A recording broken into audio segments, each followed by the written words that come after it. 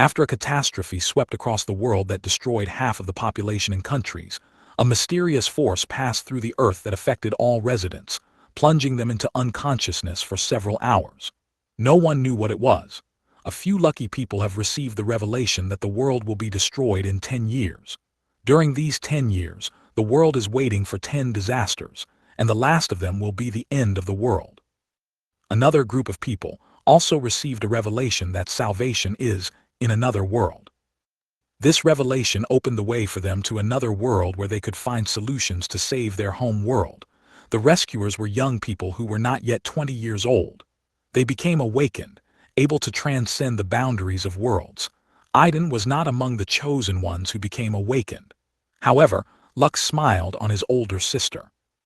A year after the world experienced its first disaster, Aiden accepted an invitation to attend a grand ball dedicated to overcoming the first of the 10 disasters. That day, during the ball, he met a young girl and some mysterious force chose him. He awakening a mysterious system, the Supreme Husband System. In turn, the girl also received her own system, the Supreme Wife System. And so the first task he received from his system was to propose marriage to his future wife within one day. Chapter 1: Disaster. The world of Aiden and his family changed overnight when he was barely 18 years old. He had just graduated from high school and was going to go to college to continue his education. He remembers well the day when large-scale earthquakes, tsunamis and volcanic eruptions took place all over the world. Aiden was sure that the end of the world had come, which had long been predicted by clairvoyants and scientists. However, no one expected it to come so suddenly and out of nowhere. The first days were full of difficulties. Many people lost their loved ones that day. Aiden also lost his father and many friends in this disaster. The world's population has halved, and many cities have been destroyed. The world plunged into chaos. However, the governments of the countries quickly took control of the situation and suppressed the chaos, restoring order. Many countries were wiped off the face of the earth, and those that remained suffered significant damage. In the face of disaster, the countries united and created a united federation. Aiden miraculously survived the day of the end of the world and was able to reunite with his mother and older sister. The loss of his father was a heavy blow for the whole family. Aiden's mother could not recover from the grief of losing her beloved husband. The situation was aggravated by the death of her parents, and now she has only a daughter and a son left in this life. Aiden and his sister were also deeply saddened by their father's death. He was the breadwinner and support of the family, and now, in this difficult hour, they realized that they had to be strong and help their mother through this grief. The city in which they lived was destroyed, and the government decided to relocate them to the nearest city, which more or less survived and continued to function. For the first few days, Aiden and his family lived in a small room in a dilapidated building that was provided to the surviving refugees. The government did not leave the refugees without help in difficult times. They provided free food and water, which allowed Aiden and his family to survive this difficult period. A month has passed. Aiden worked as a handyman in the reconstruction work, helping the military and other volunteers to clear the rubble to earn food stamps. His sister, who used to study to be a doctor, got a job as a nurse in a medical staff unit. In the first days after the loss of all her loved ones, Aiden's mother could not find the strength to work due to deep depression. However, over time, she pulled herself together and began helping other refugees who arrived in the city every day. Everyone thought that the disaster was over and life was starting to return to normal. But this was only the beginning of new challenges. Exactly 1 month after the start of these events, a deafening noise was heard in the sky, which made all the inhabitants of the world lose consciousness. Due to this sudden loss of consciousness, many accidents have occurred, not without casualties. It was only after a few hours that people began to come to their senses. No one could understand what had happened, and everyone was in a panic. However, the government of the United Federation quickly dealt with this situation, returning calm to the minds of citizens. Aiden was at work at the time and miraculously survived again. He was very worried about his loved ones, his mother and sister, and could not calm down until he was sure that they were safe and sound. Fortunately, his loved ones were not injured. There was a long-awaited silence, and peace gradually returned to the refugee city. But there was a heavy atmosphere in the air. No one was sure that everything was over, and everyone was dreading a new catastrophe. So another 10 days passed. That day, Aiden helped clear the rubble in another destroyed area of the city. He was not alone. Many young and old people worked, striving to contribute to the restoration of the city. While working, there was a rumor among the workers that a large group of military and medical personnel had arrived in the city on equipment. An hour later, the group leaders announced that all young people under the age of 20 should approach a certain place without any questions. It was a direct order from the government of the United Federation. Aiden recently turned 18, and he, like other young men his age, obeyed the order and followed the others to the designated location. There they found a lot of military and medical personnel who had already deployed huge tents and equipment there. Aiden's group wasn't the only one gathered here. There were many young people under the age of 20.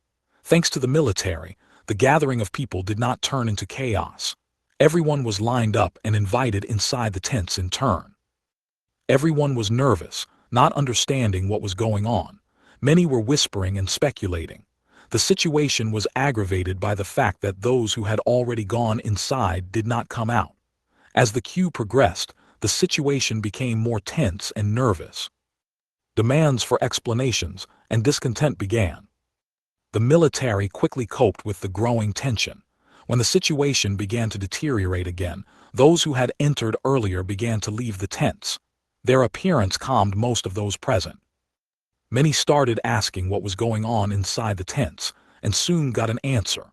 It turned out that everyone who entered was injected with an unknown serum and asked to wait until the body absorbed it. After a while, they were released after a quick check of their condition. Most of the people were released, but some were asked to stay and were escorted to another location.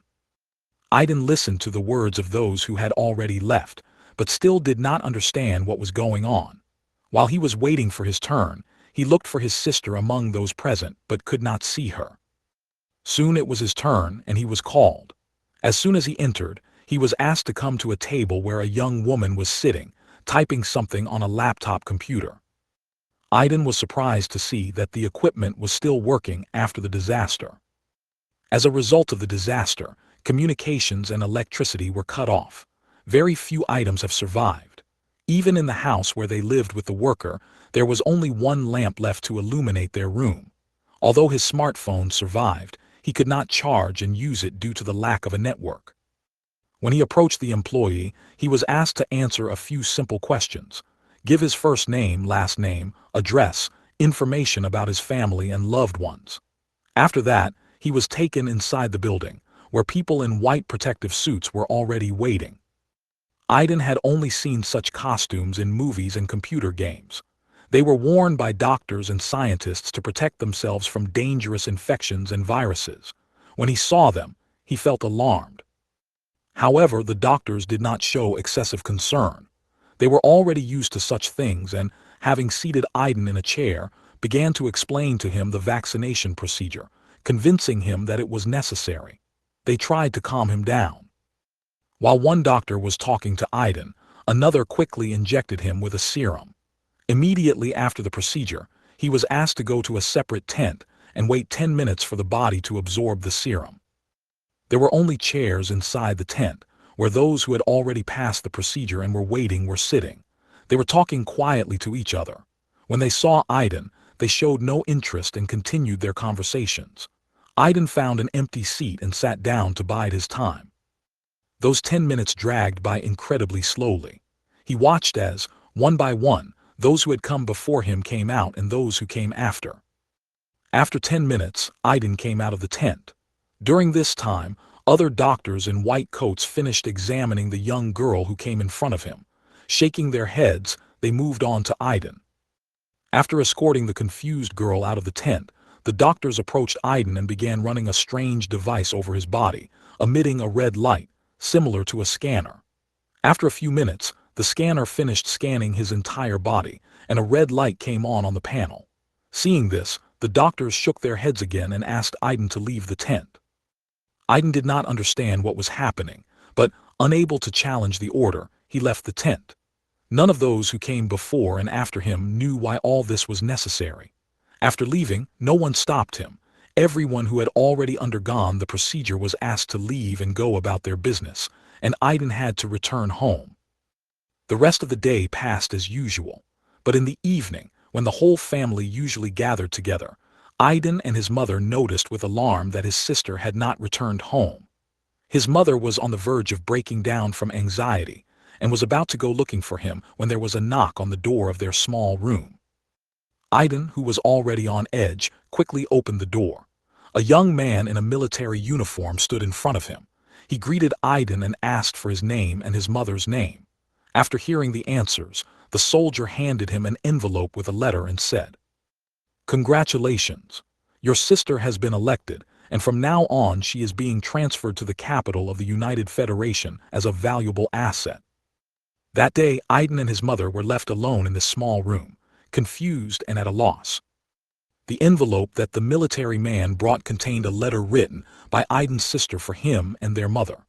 In the letter, she asked not to worry about her and asked Aiden to take care of their mother. She promised that she would come back soon after completing her studies and help them. She did not explain why she was chosen or why. Aiden had a lot of questions, but he didn't know how to answer them. He could only accept his sister's decision and take care of his mother. The days passed, and it had been a month since his sister had left the city. During this time, the city began to change and recover. Electricity returned, and with it the connection between the cities. A month later, the production chains of essential equipment and communications were restored. Smartphones, radios, and televisions. The world was slowly coming back to life. The most notable event in the city was the appearance of a huge screen on the roof of the tallest building. It could be seen from almost anywhere in the city. And even the dilapidated building where Aiden lived with his mother has been restored. All this time, Aiden and his mother lived in that small room. He went to work as a handyman every day to earn a living, and his mother got a new job. Although they had the opportunity to change their place of residence, they did not dare to leave this room in the hope that his sister would return. 2 months have passed, but there has been no news from her. Aiden and his mother began to worry. And so, on one of the usual days, when Aiden was working at his job, a siren sounded throughout the city, which alerted all residents.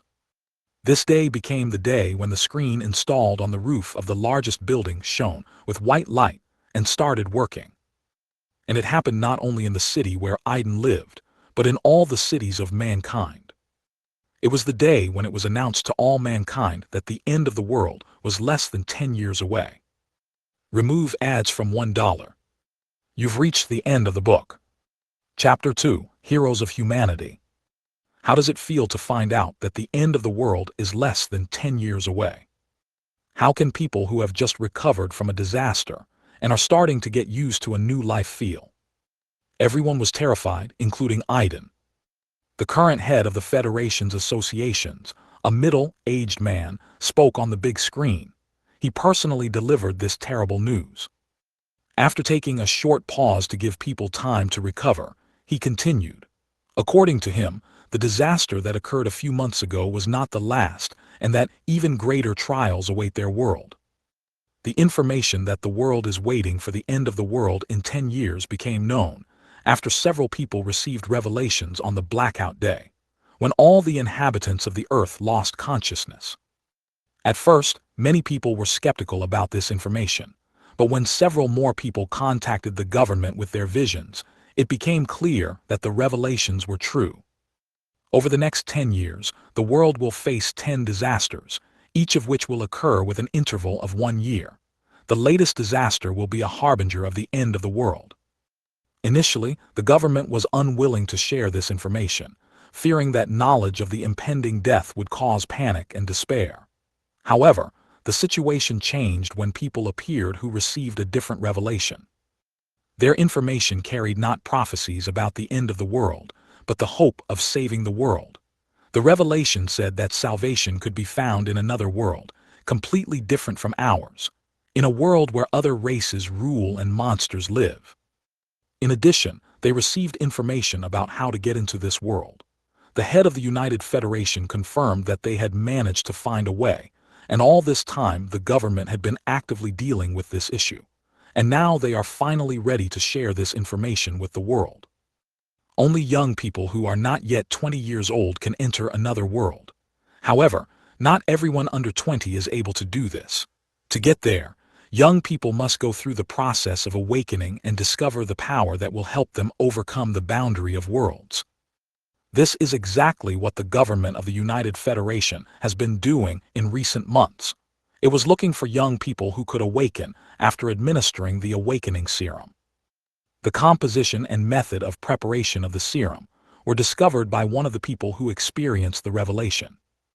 The serum can only be administered to people under 20 years of age, as it becomes a deadly poison for more adults. However, its effect does not apply to all young people, but only to those who are destined to save this world.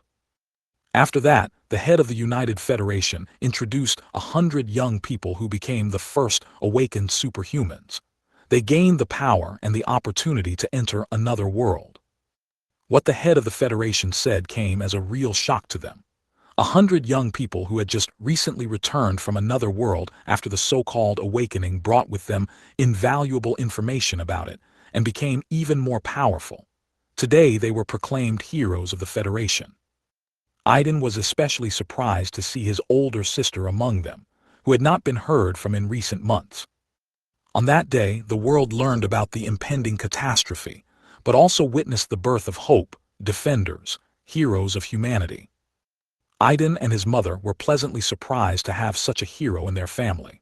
Like many young people who received the serum but were unable to awaken, Aiden envied these heroes, who wouldn't want to gain power and become famous. The only thing that comforted them was the opportunity to get a second injection of the serum a year later and try to awaken again. One person can receive a maximum of 3 serums in their lifetime.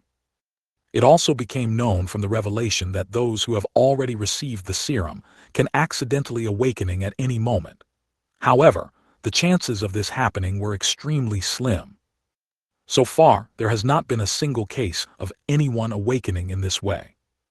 As time passed, all the young people who were shown on TV became celebrities, including Aiden's older sister. A month after that performance, she returned to them and, having become awakened, moved her mother and brother to the capital of the Federation. Aiden did not resist his sister's actions and followed his mother. His sister had acquired a large house compared to their previous small room. Everyone has their own room and all the necessary things for everyday life. His sister persuaded mother not to go to work, but just to enjoy life. She also tried to persuade Aiden, but he flatly refused. He didn't want to depend on his sister all his life. He wanted to stand up for his own life.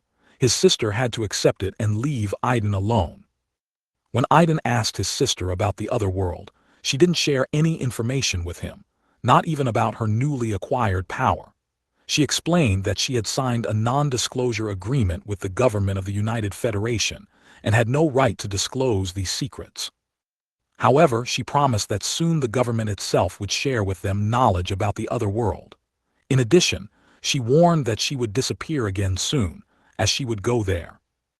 The Federation capital had everything Aiden considered lost after the disaster: communication, food, technology, and entertainment. He felt the same way here as before the cataclysm.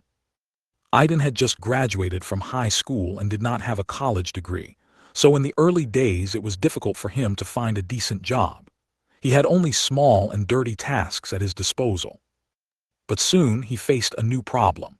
People began to recognize him and persistently tried to attract him to themselves. Aiden immediately tried to avoid such employers. Only later did he realize that he was recognized as the younger brother of one of the heroes of mankind, and this became a source of constant concern for him. Everywhere he went, he was recognized and pointed at. Such popularity was unpleasant to him. The situation was aggravated by the fact that his sister, as the deadline for the first disaster approached, became more and more famous. And the more famous she became, the more he felt like a loser. Not only her looks, but also the strength she possessed set her apart from the rest of the heroes. All the media in the capital discussed the abilities of the heroes and compiled a list of the strongest, where his sister was in the top 10. Over time, even his own mother started comparing him to her sister, and he began to feel more and more hurt. This infuriated him, and he became very irritable. Eventually, he locked himself in his room, started drinking out of boredom, and rarely left the house. On the day when the world faced the first of 10 disasters, he was lying in his room in a state of heavy intoxication, unaware of what was happening around him. It wasn't until a few days later that he was woken up by a cold shower that his older sister gave him, looking at him with disapproval. Remove ads from $1. Chapter 3: System Awakening. That day, Aiden encountered his older sister's displeasure for the first time. She had never physically hurt him in her entire life. Before leaving, Aiden noticed only disappointment in her eyes. He just smiled sadly to himself. After she left the room, Aiden got up with difficulty and went to the bathroom to tidy himself up. During his seclusion, he developed stubble and long, disheveled hair, in which he could even notice a stick of chewing gum. He washed his face thoroughly and changed into new clothes before leaving the room. Only his mother was in the house, and his sister was nowhere to be seen. Aiden realized that she had already left. His mother also looked at him with disappointment. Compared to her daughter, her son, who used to be a diligent boy, has become like this. Aiden didn't want to blame his mother. He was well aware that he had become a source of disappointment in their eyes. His mother looked from him to the TV, where they were talking about the events of the past few days. Aiden had missed the first disaster, which he now found out about. From what he heard and saw, it became clear that the first disaster was the opening of rifts and the invasion of alien monsters. Thanks to the heroes, we managed to minimize the damage caused by the monsters. However, due to the limited number of heroes, there were casualties. Several cities and hundreds of thousands of people were lost. Even with the heroes, it wasn't possible to protect everyone. It became a bitter truth. Everyone was talking about the lack of heroes. In addition, the rift introduced a strange energy that flooded the entire Earth. This energy did not affect humans, but it did affect animals. Animals began to evolve rapidly, and the entire animal world entered the process of transformation and struggle for dominance. The world used to be a dangerous place, but now it has become even more threatening. "Your sister left this," said Aiden's mother, handing him the invitation card. "A gala ball in honor of overcoming the first catastrophe," read Aiden on the ticket. "All the influential people of the Federation will be there, all the heroes and their loved ones. Thanks to your sister, we can attend this important event. This is the first time your sister has decided to invite us. At least don't disappoint her today, Aiden," his mother begged. Aiden was holding an invitation card with a complicated expression on his face. He didn't want to go there, but he couldn't disappoint his sister either. Sighing heavily, he took the ticket and headed back to the room. "Aiden," his mother called. "Don't worry, Mom, I will come. But first I'll go and clean myself up," he said, giving her the floor. After hearing her son's answer, Aiden's mother finally relaxed. At that time, she missed her husband. His husband was a pillar of support for everyone. He could take everything into his own hands, and perhaps her son would not have become the way he is now. The capital of the Federation was generally a safe city, but it, like any other, had its own dark side. Aiden, taking money and a smartphone with him, left the house and went to the nearest hairdresser. The hairdresser he visited was a middle-aged man and did not recognize Aiden. Finally, he could enjoy a calm and relaxed time while the master tidied up his hair and beard. Half an hour later, he left the barbershop like a completely new person. His next step was to buy clothes for the evening. After going to the nearest boutique, he chose a casual suit and returned home. In the evening, after changing his clothes, he and his mother called a taxi and went to the ball. They didn't talk on the way. Aiden was in a bad mood. He didn't want to attend such events, especially today, when everyone would be paying attention to him and comparing him to his sister. The venue of the ball was chosen to be the largest and most famous, where the largest and grandiose celebrations were held. Fences were set up next to the building to keep out those who did not have invitation cards. There were reporters and cameras everywhere. Looking at them, Aiden felt annoyed. Thanks to his sister's invitation card, he and his mother passed through the registration office without any problems. As soon as they entered, they were blinded by the flashes of cameras and cameras. Aiden's face turned sour with anger, and he barely restrained himself from cursing. But before the reporters could run up to them and ask their annoying questions, several people hurried to them and fenced them off from the journalists. "Sir Aiden and Madam, this way, please follow us. Ms. Irene asked me to meet you at the entrance," said a young girl dressed in a black suit like a security officer. Upon hearing their older sister's name, Aiden and his mother followed them, and they were led to a private room where Irene was already waiting for them. Irene greeted her mother with a smile, but her smile quickly disappeared when she noticed her younger brother's annoyed look. She understood that her popularity had caused difficulties in her brother's life. Everyone around them compared them, and this caused him great dissatisfaction. Irene couldn't do anything about it. "Sit down and rest for a while. We will be called when the event starts," Irene suggested to her family. There was a table in the spacious room, set with treats and drinks. Aiden poured himself a drink and sat down on the couch without ceremony, waiting for the start while his sister and mother talked. From their conversation, he learned that his mother had asked his sister if she had found a mate and when she was going to get married. Her sister categorically denied it, but her mother was persistent and began to preach to her about how she wanted to see her grandchildren. Aiden sighed heavily and prayed inwardly that his mother would not start talking about his impending marriage. Soon they were notified about the start of the event, and everyone was invited to the main hall. Aiden was stunned by the number of people gathered here. The hum of voices and music created a festive atmosphere. His sister was quickly pulled aside, and his mother, having found a group of peers, began to communicate with them. Left alone, Aiden found the farthest and quietest place with a table where he could quietly watch what was happening.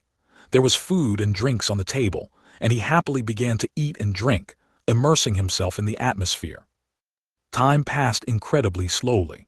The head of the United Federation addressed the audience, delivering a solemn speech and praising all the heroes. Aiden noticed his sister among the crowd, surrounded by many young men who were trying to attract her attention. This only increased his irritation, and he snorted softly. Suddenly, a single girl with long red hair and a red evening dress sat down next to him. Her face showed the same annoyance as Aiden's, and she was muttering softly, as if scolding someone. No one in the hall was paying attention to them, except for two people. One of them was Aiden's older sister, Irene. The second was a young man with red hair like the girl who sat next to Aiden. Young girls hovered around him, trying to attract his attention. Aiden and the girl in red didn't notice each other because of their irritation. They reached for a drink on the table at the same time and accidentally touched each other. Only then did they notice it and stared at each other. When their eyes met, Aiden heard a sudden monotone voice. "Ding, the perfect user has been found, and the activation of the Supreme Husband system has begun. 5%. Ding, the Supreme Husband system has been activated. Ding, the perfect partner has been found, and synchronization with the Supreme Wife system has begun. 1%. Ding, the system is synchronized with the Supreme Wife system. 100%. The first task of the system has been issued. Propose to your future wife within 1 day. Failure of the task, deleting the system, and losing the opportunity to awakening." What? Aiden heard deafening sounds and voices. He stared straight ahead at the young girl in front of him, who was also staring at him in disbelief. The two of them stared at each other for a while longer, and then exclaimed at the same time. "What the fuck?" Remove ads from $1. Chapter 4, the second half of the system. Arable and her twin brother Arslan were 17 years old when the world around them plunged into chaos and destruction.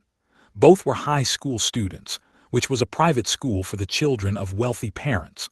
All the students, with the exception of Arable and her brother, were spoiled children who had been surrounded by luxury and privilege since childhood.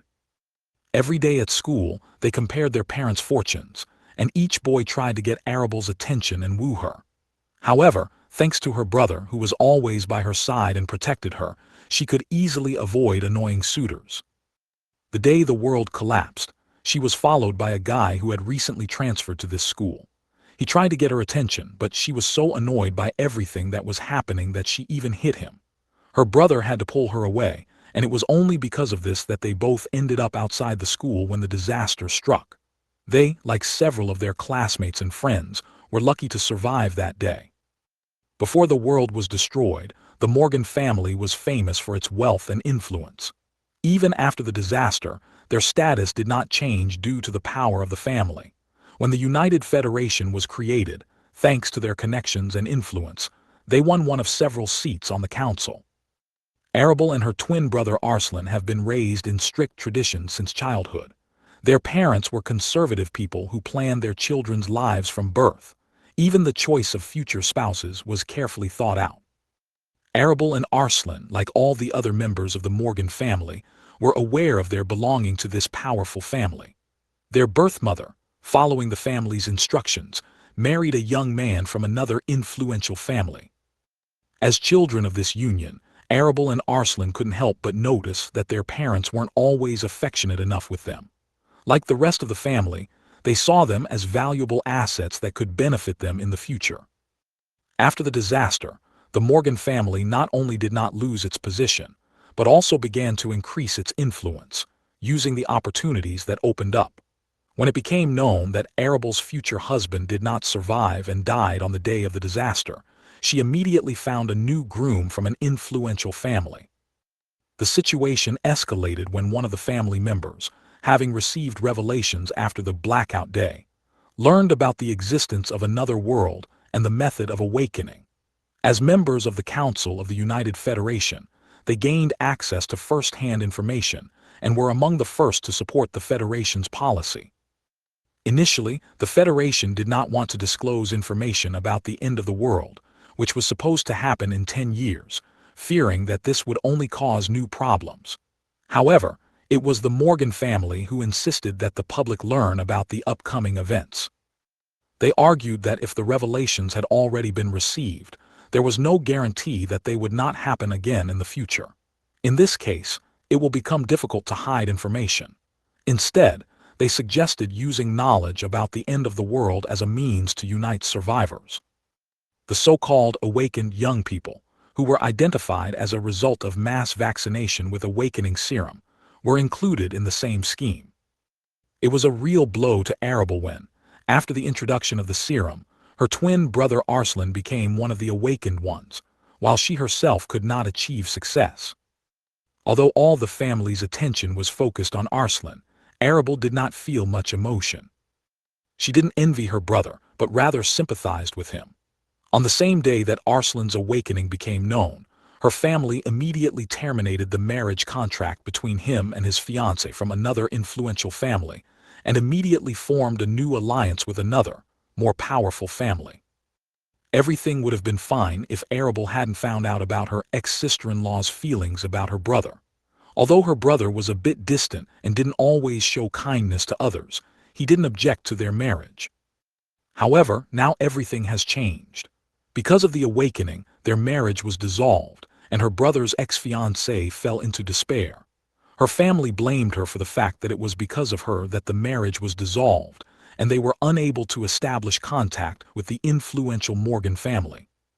It soon became known that she was unable to awaken and eventually committed suicide, unable to withstand the pressure from her family. Time passed and Arable and her brother turned 18. They were in no hurry to marry her off, hoping that she would also be able to awaken, just like her brother. So far, they have not dared to use it for their own purposes. Arable soon heard rumors that the family was looking for a new suitor among the so-called awakened ones. They wanted to use her to attract a young man who does not belong to an influential family, but has an awakened gift. These intrigues began to irritate her. Since birth, she and her brother have been just useful tools for their family. Another cause for concern was the dissolution of the marriage that had been arranged for her brother after he became an awakened one. Now they were trying to arrange her brother's marriage to an awakened girl from an ordinary family. She was so disgusted by the family's politics that she even considered running away. She was also worried about her fiancé from another influential family. His antics and frequent visits became the reason for her discontent. Although this young man was unable to awaken, he was a descendant of an influential family equal to the Morgan family, so the family had not terminated their marriage contract yet. Things might have turned out differently if she hadn't found out what a lecherous and wayward man her boyfriend was. She hated such people with all her heart, and every time she caught his lustful gaze, she wanted to beat the crap out of him. Due to her awakening, her younger brother Arslan was no longer there to protect her from her fiancé's attacks. Her patience was running out, and she was on the verge of breaking down. After the world experienced the first invasion of alien beasts, she was forced to take part in a gala ball dedicated to this victory. She needed to demonstrate her abilities in front of all the influential people in the Federation. She was bluntly told that she had to attract the attention of awakened young people, and this disgusted her. At the ball itself, she came early and met with her brother. Although they couldn't see each other as often as they used to, even these rare meetings were of great importance to both of them. Her brother Arslan shared his problem with her. His family tried to get him married to a girl who had awakened power. Everything would have been fine, but this girl, even though she was born into an ordinary family, had a strong character. She resolutely refused the offer and even openly attacked Arslan to express her position. Although Arslan did not try to get close to her, he understood that it would not be easy for him to defeat her in a direct fight. When she saw her brother complaining to her, she couldn't help but smile.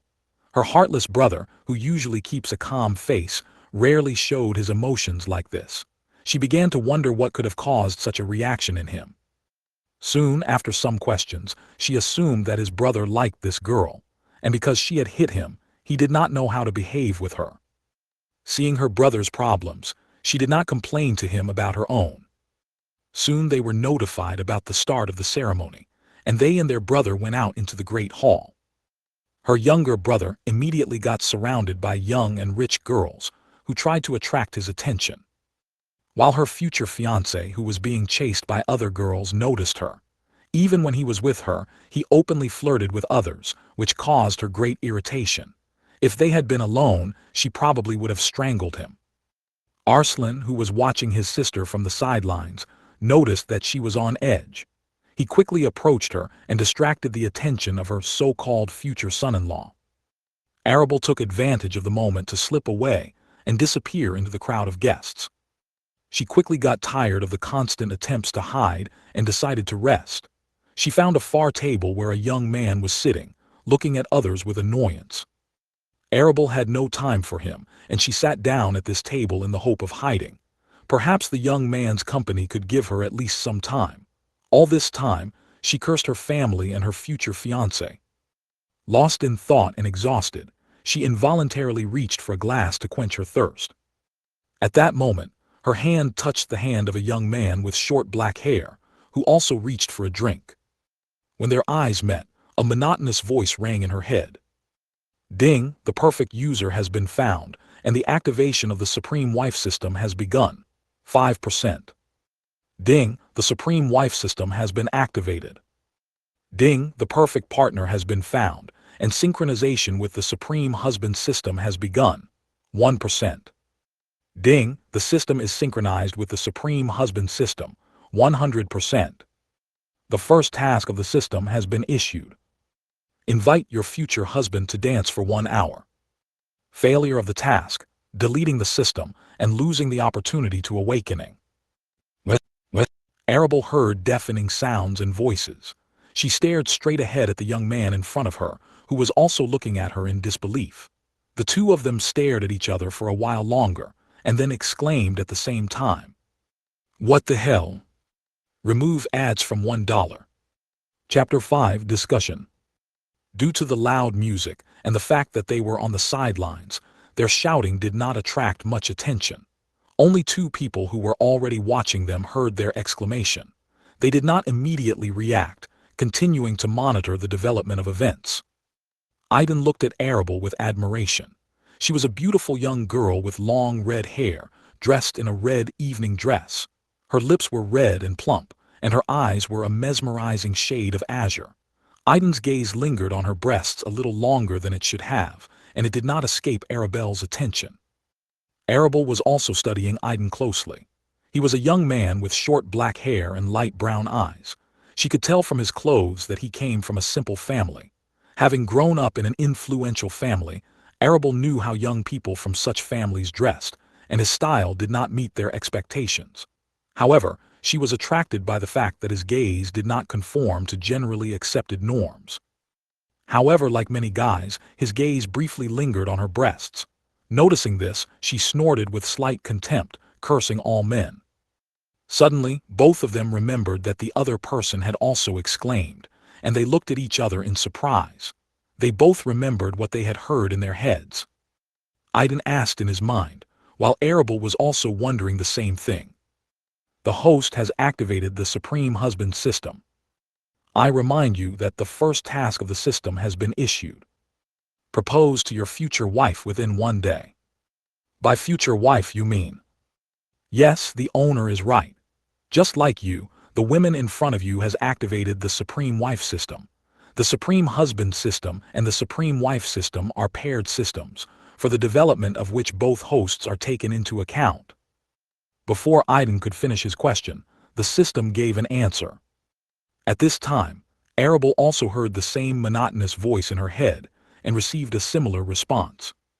Both of them stared at each other in shock. Oh, no way, before I know it I've already got a wife, exclaimed Aiden in his heart, amazed by the suddenness of what was happening. Husband, how is this possible? I already have a fiancé. If my family finds out about this, they will be furious and kill both me and him.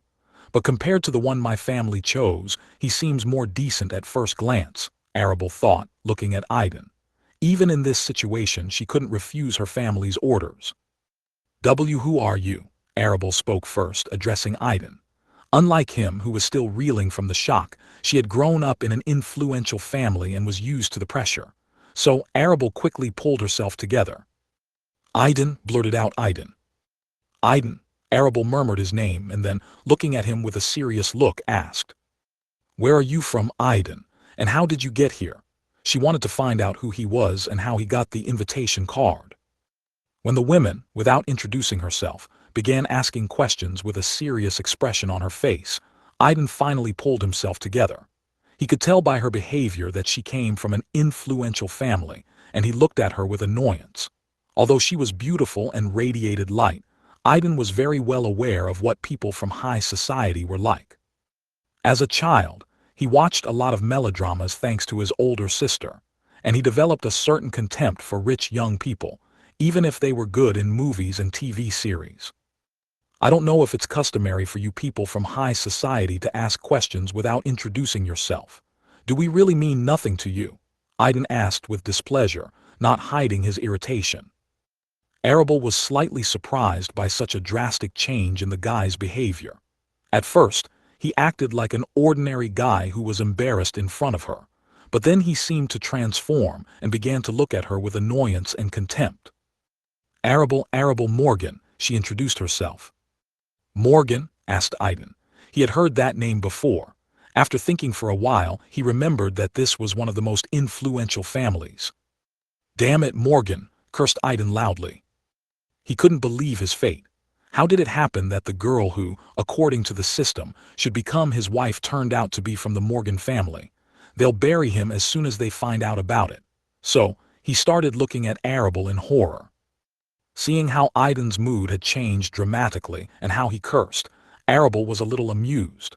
But then she remembered that his behavior had changed only because of the influence of her family, and her mood immediately soured. She snorted with displeasure. While Aiden was wondering what to do, someone appeared next to him.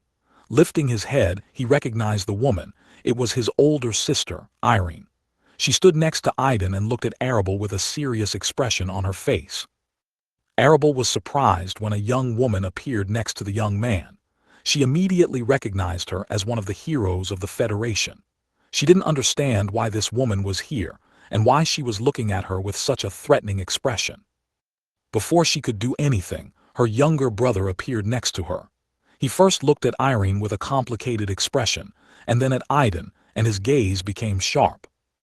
Heh, I was wondering why she reminds me of someone. It turns out she's also a Morgan. Has your family, having achieved nothing in relation to me, decided to take on my younger brother? Irene asked Arslan with contempt. Hug, hug, hug. The three of them, Aydin, Arable and Arslan, exclaimed at the same time and stared at Irene. Was the Morgan family trying to do something to Irene? Thought Aydin when he heard Irene's question. Is she the girl they're trying to marry Arslan to?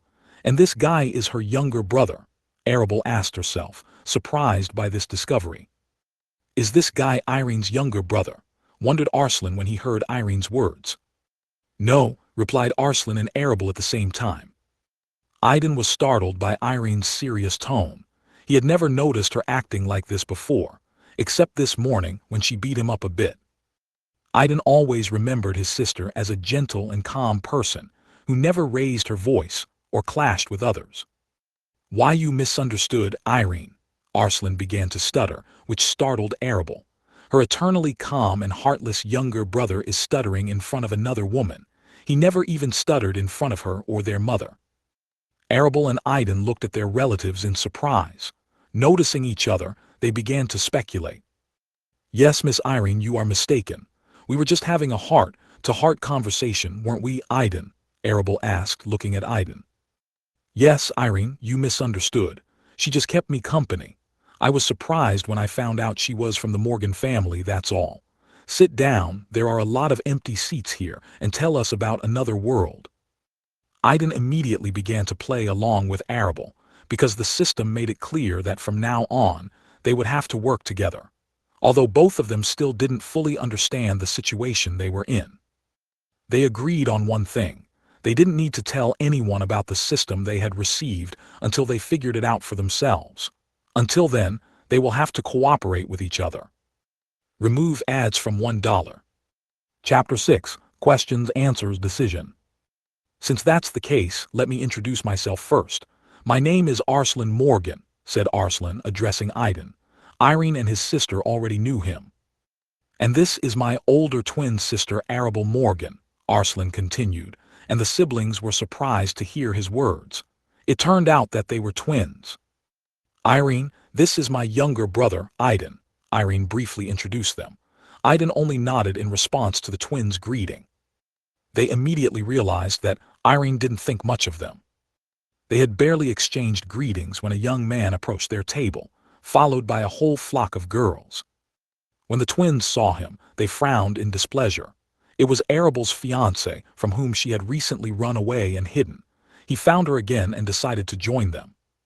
The brother and sister, seeing the new guest, also frowned and stared at him with displeasure.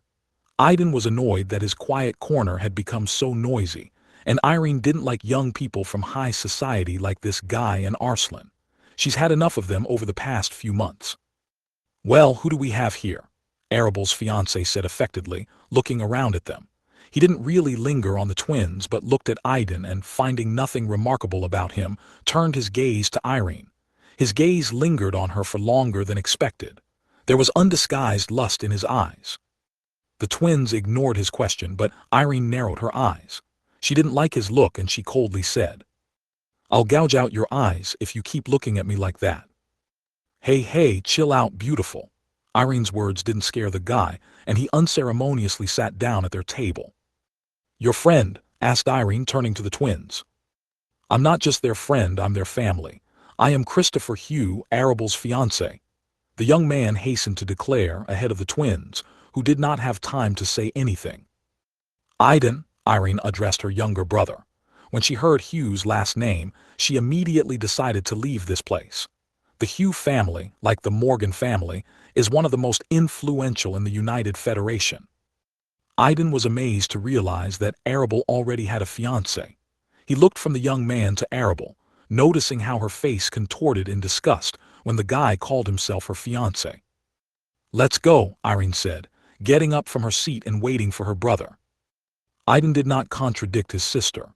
After taking one last look at Arable, he silently followed Irene, thinking about how to proceed. He did not want to interfere in the affairs of high society and attract attention to himself. No one stopped them. Christopher kept his predatory gaze on Irene, ignoring the guy who followed her. No one knew what he was thinking at that moment. Arable realized that Irene, like Aiden, had a dislike for people from high society like her. Arable's emotions were mixed right now. She glanced at the timer that appeared after activating the so-called system and receiving the task. There were less than 50 minutes left, and she had to complete this task if she didn't want to lose the chance to awakening and delete the system. Of these two options, awakening was the most important. She didn't know if she would have another opportunity if she abandoned the system and didn't become Aiden's so-called wife. Arable thought about it and came to the conclusion that even this so-called system, like her family, seeks to impose its decisions on her without taking into account her opinion. This made her unhappy. She silently cursed both her family and the system. The host shouldn't scold the system. The first warning is issued. After the third warning, you will be punished. Arable cursed to herself as she heard a monotonous voice in her head. At that moment, she noticed that his brother and the so-called fiancé, Christopher Hugh, were looking at her strangely. "I need to go to the restroom," Arable said, finding a simple excuse and getting up and heading towards the restroom. No one followed her. "The system? How about you? What are you?" Arable had a lot of questions about the system, but she decided to start with the simplest and most obvious. What is the system? Answering the host's question, "I am one of the many systems created to help their owners develop and fulfill their desires. I am the supreme wife and supreme husband system." "Huh, one of the many. Are you saying that there are many systems like you?" asked Arable in surprise. "The number of systems is limitless, but the supreme wife and supreme husband systems no longer exist. There is only one such system, and that's me." Upon hearing this answer, Arable felt even more confused. "To dispel your doubts, host, the system will be happy to provide information that there are about 100 users of other systems near you at the moment. Your twin brother is also a user of one of them." "Huh?" exclaimed Arable, startled by the system's response. "Are you saying that the so-called awakened ones are system carriers?" she asked, reaching the bathroom where she found an empty stall and closed the door behind her. "The answer is yes." "So if I don't complete the task, I won't be able to awaken, and will I have another opportunity?" Arable asked the question that was bothering her. "Failure of the quest means that the chance to awaken will be missed. The system will be deleted and disappear, going in search of a new suitable host. The host will no longer be able to activate another system. Other systems won't choose the one the previous one rejected as the host." Upon hearing the system's response, Arable laughed softly and bitterly. "And I thought I got something unique, but it turns out it's just an ordinary thing that everyone has." She sat in silence for a while, thinking about the system's response. Time was running out, and the timer was already showing that there were less than 40 minutes left. Arable was still confused and couldn't make a decision. Everyone around her looked at her as a tool. Even this so-called system chose a husband for her without her consent, and most importantly, it was her only chance to awaken. No one asked her opinion, and she didn't know what to do. "Host, let me dispel your doubts. Not all systems are the same. Even among them there is a hierarchy. This system is unusual, it is paired, and it requires two hosts to function. Even among systems, paired systems are considered rare. Yes, there are other systems similar to this one. The husband system and the wife system, which function separately. There is also a paired system of wife and husband, as well as a system of an unfaithful husband and an unfaithful wife. But even among similar systems, there is no system higher than the system of the supreme wife and the supreme husband.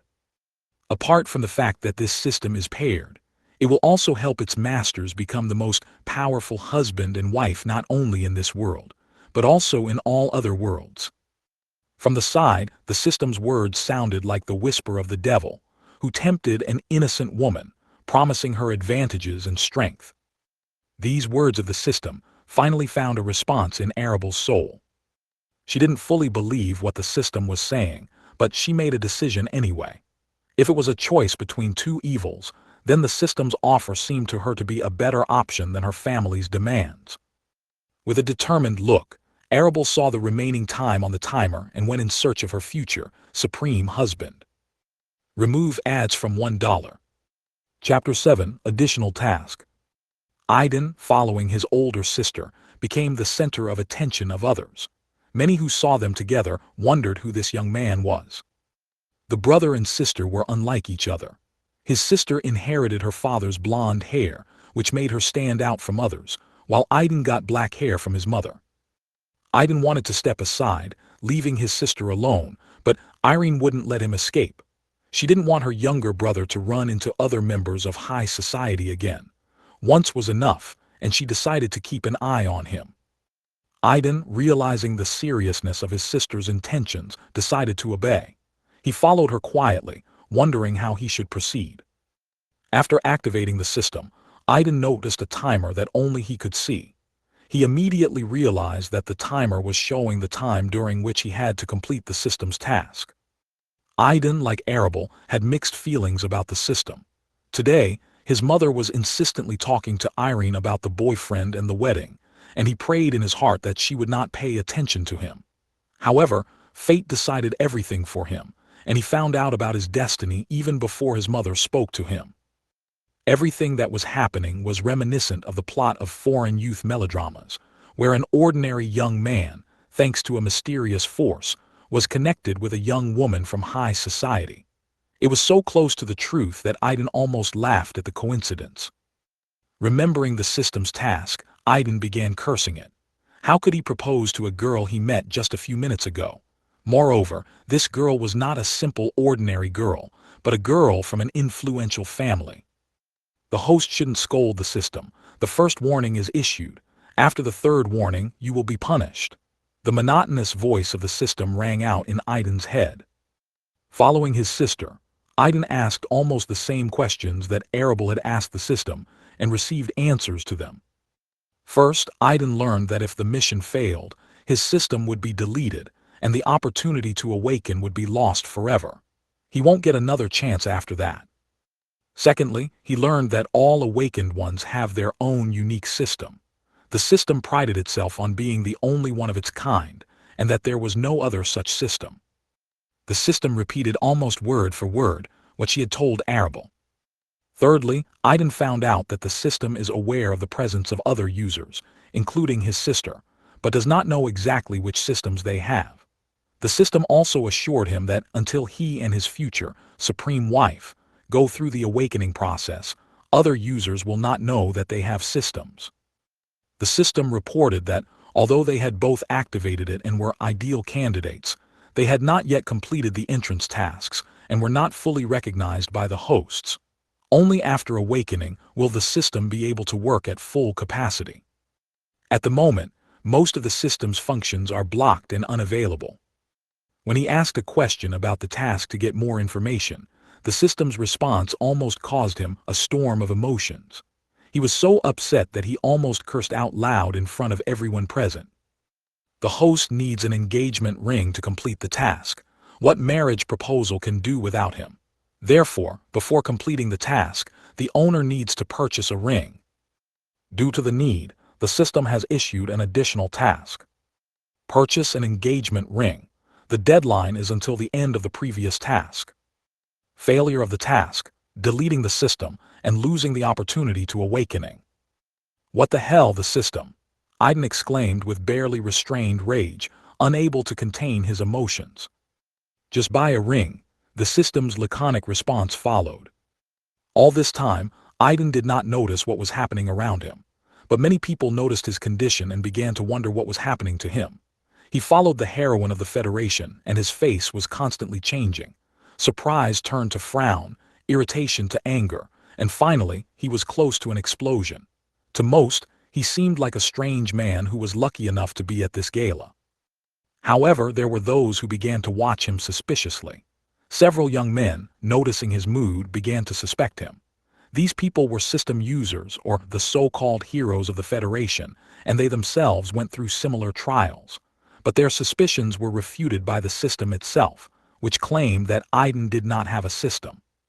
The second wave of vaccination has not yet begun, and so far, There has not been a single case of awakening without serum after such a long period.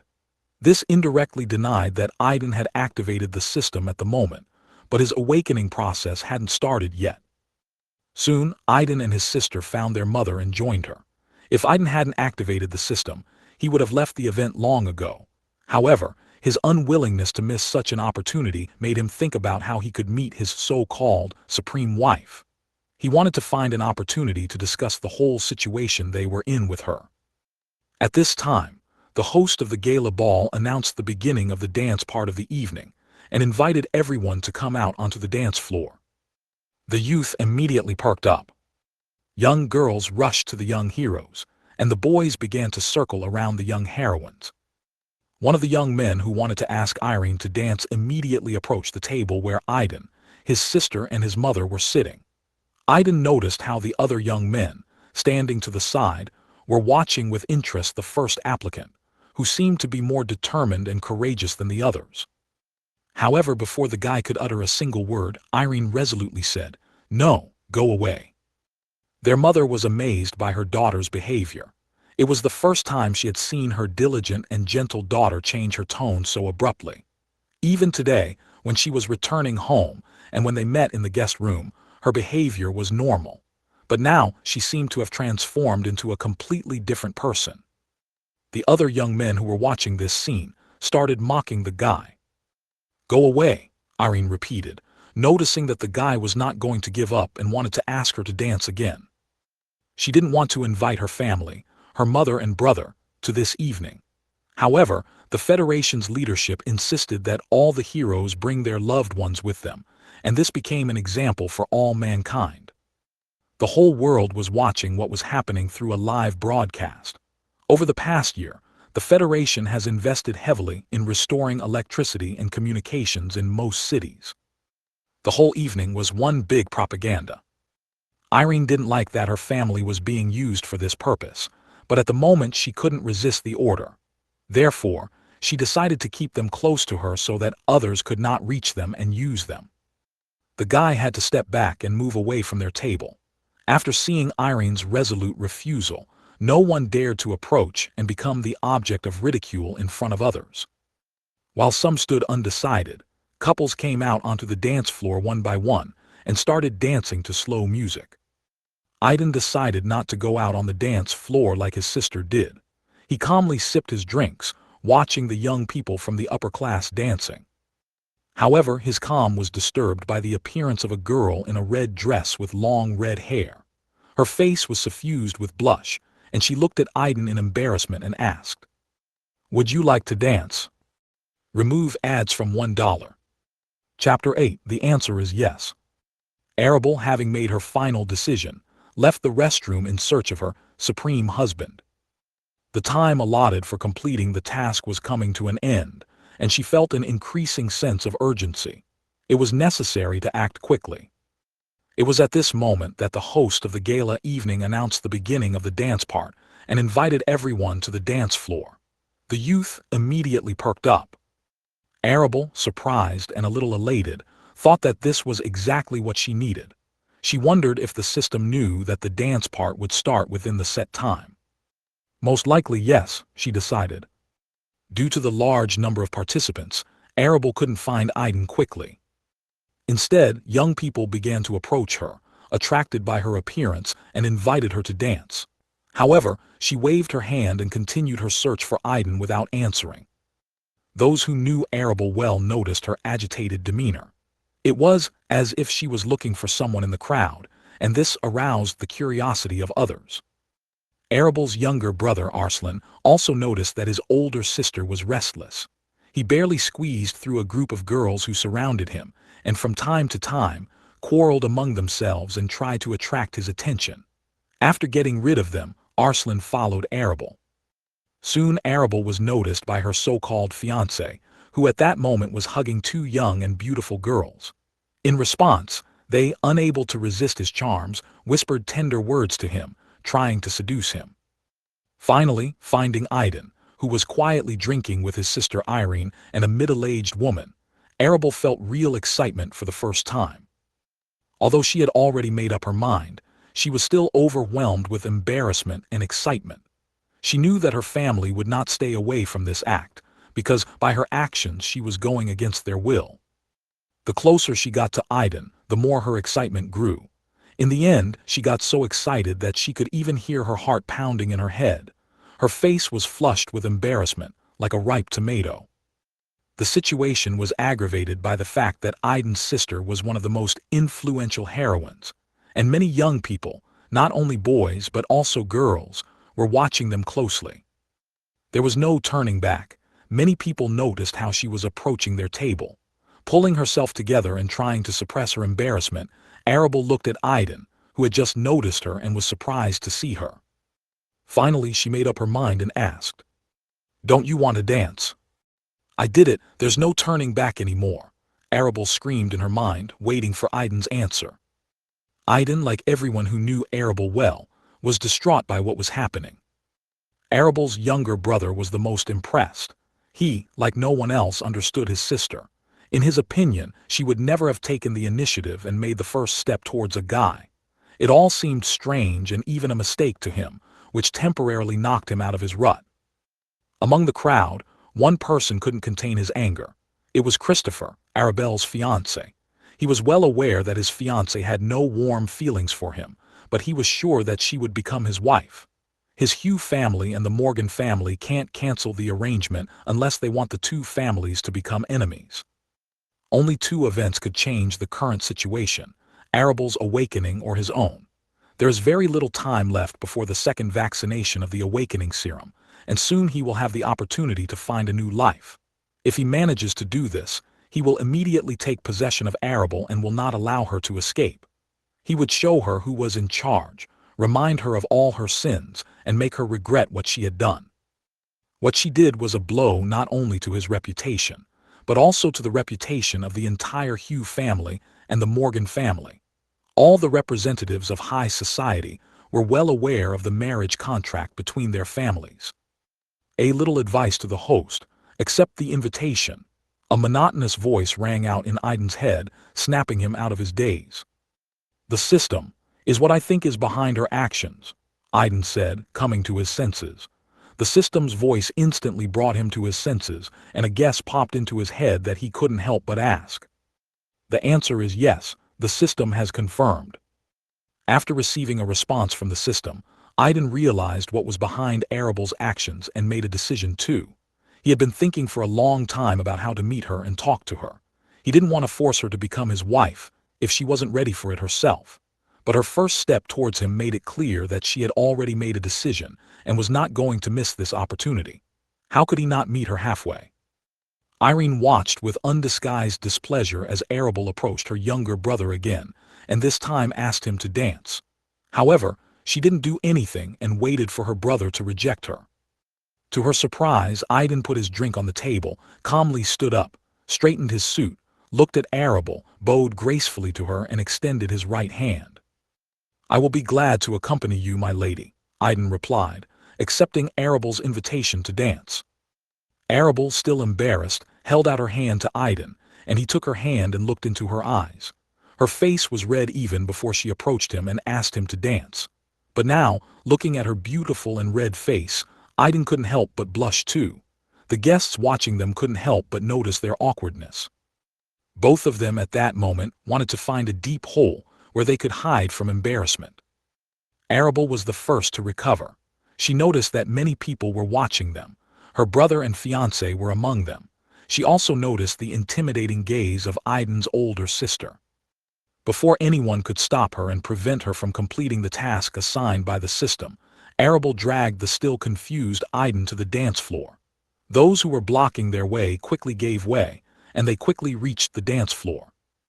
Aiden finally came to his senses and realized that he actually couldn't dance. Remove ads from $1. Chapter 9. The system is currently developing.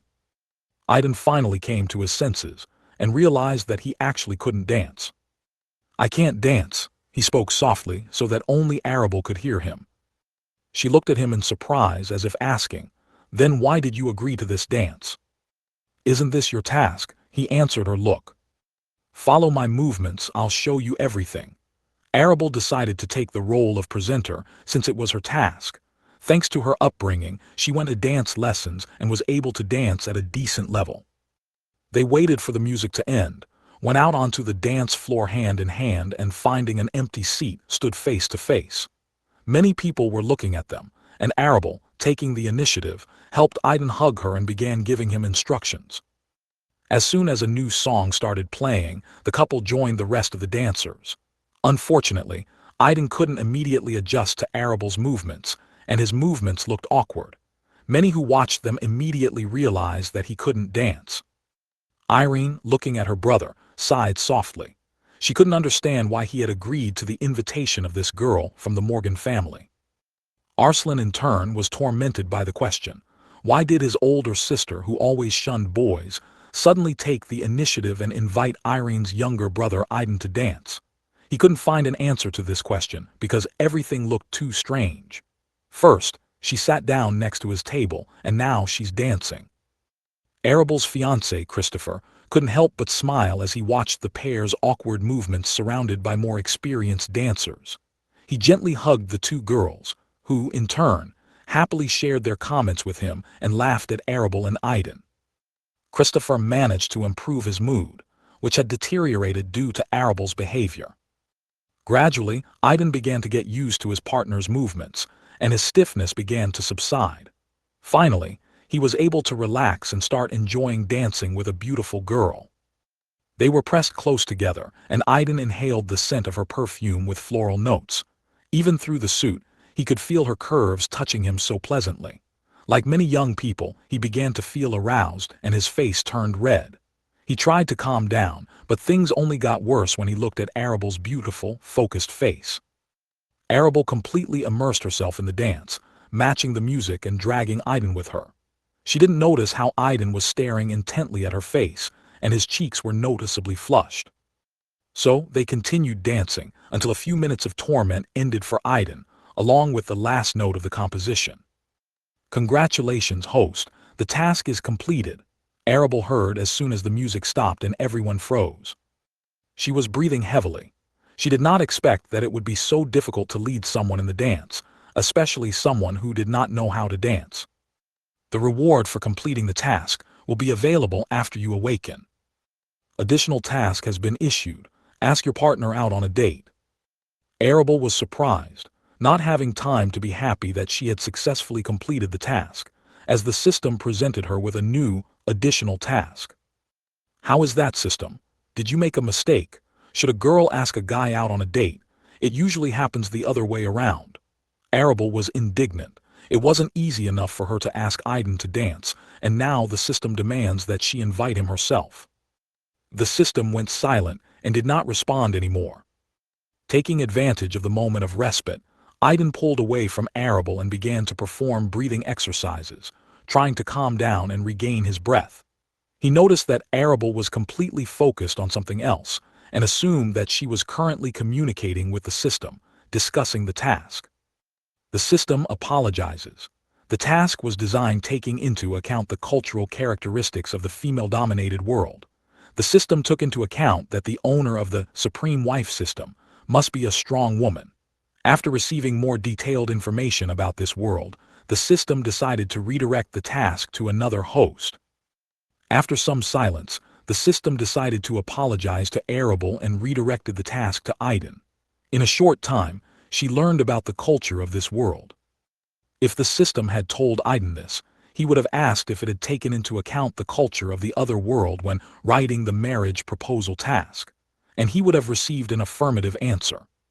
For Aiden, the system took as an example the culture of the world, where a strong man should immediately propose to his beloved woman on the same day, and challenge all other men who are against it. And for Arable, the system used a world ruled by women as an example. However, given the differences in the cultures of the two worlds, which she took into account, these examples began to come into conflict. The system decided to change its approach and address the culture of the host world. Due to the restrictions, she could not change the content of the tasks already issued, but she could redirect them. Arable didn't know what Aiden's task was, and it didn't bother her too much. She was glad that she was able to get rid of her assignment by forwarding it to Aiden. At the same time, she began to mentally prepare for the fact that Aiden would ask her out on a date, and she would not be able to refuse him. Additional task has been issued. Ask your partner out on a date. Aiden suddenly heard the system's voice in his head. This news came as a complete surprise to him, as if someone had poured a bucket of cold water over his head. What the hell, the system, swore Aiden. This was the third task he had received. This task was originally intended for your future wife, but after the system learned about the culture of relationships in this world, she decided to hand it over to you.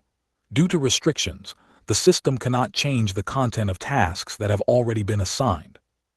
Hey system, repeat what you said. Aiden could not believe what he had heard. The system fell silent and did not respond. Damn it, the system. Are you saying that the first task you gave me was a mistake? The system is currently developing, was the simple and evasive answer after some time of silence. Damn it, Aiden's mood worsened. Arable, who was watching Aiden, couldn't help but notice his expression change. This caused her to have a fit of laughter. Remove ads from $1. Chapter 10, An Invitation to a Date. Arable couldn't help but laugh, and it burst out of her mouth. The crowd couldn't help but pay attention to her laughter. No one knew what they were talking about, or even suspected the existence of the system. From the outside, it might seem that the girl was laughing at the clumsiness of a young man who did not know how to dance. Aiden's displeased and sour expression perfectly matched this image. Irene, looking at them, clenched her fist and glared at Arable with hatred. She thought that the girl was laughing at his younger brother, even though she was the one who invited him to dance. Arslan, in turn, was surprised to see his sister in such a state. Due to the strict upbringing and demands of their family, Morgan Arable was always serious and depressed. He had rarely seen her like this. With even more interest, he looked at the young man in front of her.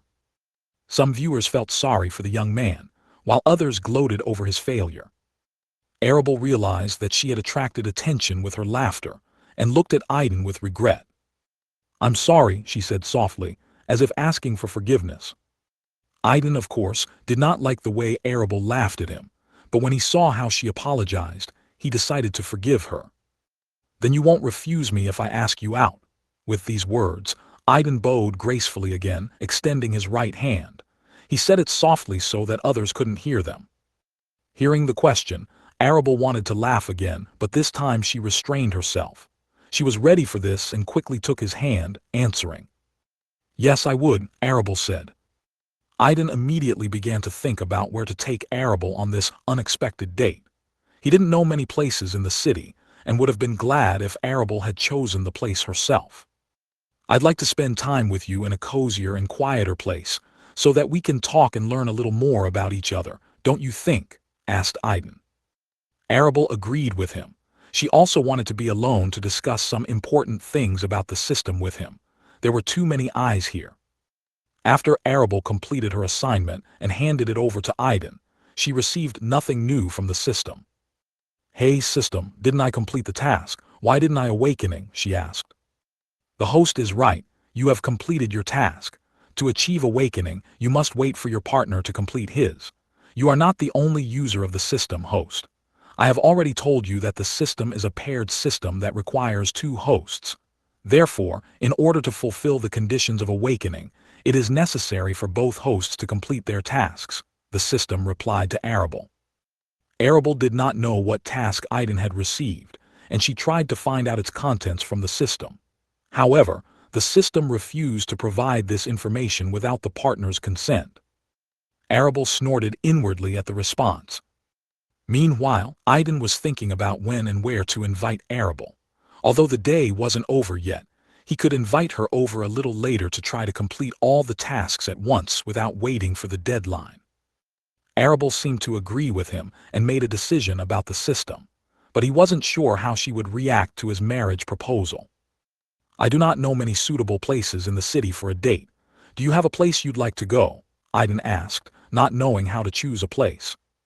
"Yes, I have in mind a cozy cafe where you can sit and talk quietly," Arable replied after some thought, choosing one of her favorite places where she could retire from prying eyes. "And when do you want to?" "I mean, I don't think I'll be able to find time tomorrow. Arable said with a slight sadness, looking around at the crowd, who were still looking at them, not understanding what they were talking about. My family is unlikely to forgive me for this act and will probably punish me for it, Arable said softly, making it clear to Aiden that she was going against the family's will with her actions. After hearing Arable's reply, Aiden was even more convinced of the correctness of his decision. He decided to ask her out tonight so that he could finish everything right away. How about we meet at this cafe in an hour or two, suggested Aiden. Arable was surprised that Aiden had decided to invite her today. She did not notice that the timer indicating the time appeared when she received this task. Although she didn't mind spending time with him today, she still agreed. She shared with Aiden the location of this cafe and its name. Then they decided to disperse and meet there in 2 hours. Arable chose a place that was slightly away from the main part of the event. It took them a while to get there and not attract the attention of others when they left. They didn't want the guests to start making ridiculous assumptions and rumors. However, despite their desire, Arable's act has already become public knowledge, and various versions and speculations have begun to appear. In addition, it was quickly established that Aiden is the unawakened younger brother of the heroine Irene, who has not had the best reputation in the last few months. Soon the rumors reached the top of 2 families, Morgan and Hugh. Aiden returned to his family's table and noticed that his sister was looking at him with pity and condemnation. Why did you agree to her invitation? And why her, and not some other girl? Irene asked questions. Aiden didn't want to lie to his sister. Instead of answering her questions, he decided to ask for help. Their mother, having decided to leave the children alone with their problems, was happy to watch her son show interest in the girl. She didn't know which family this girl was from, but her beauty couldn't leave anyone indifferent. Sister, can you help me leave this place unnoticed? Asked Aiden. What's going on? Irene was surprised. Don't walk away from the question, answer my questions immediately. I'm sorry, sister. I can't give you an explanation right now, but I promise I'll explain everything later. So will you help me?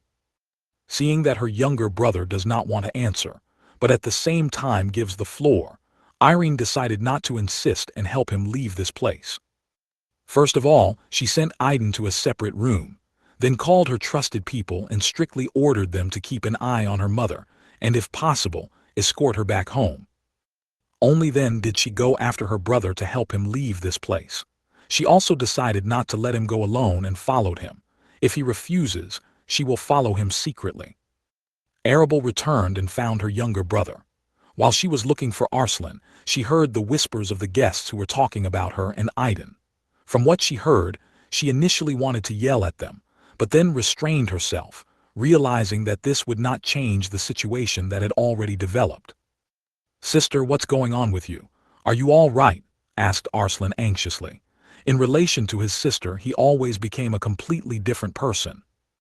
Arable couldn't help but smile at her younger brother's concern. Only he could make her feel that way. I'm fine, brother, Arable reassured him. Brother, I know you.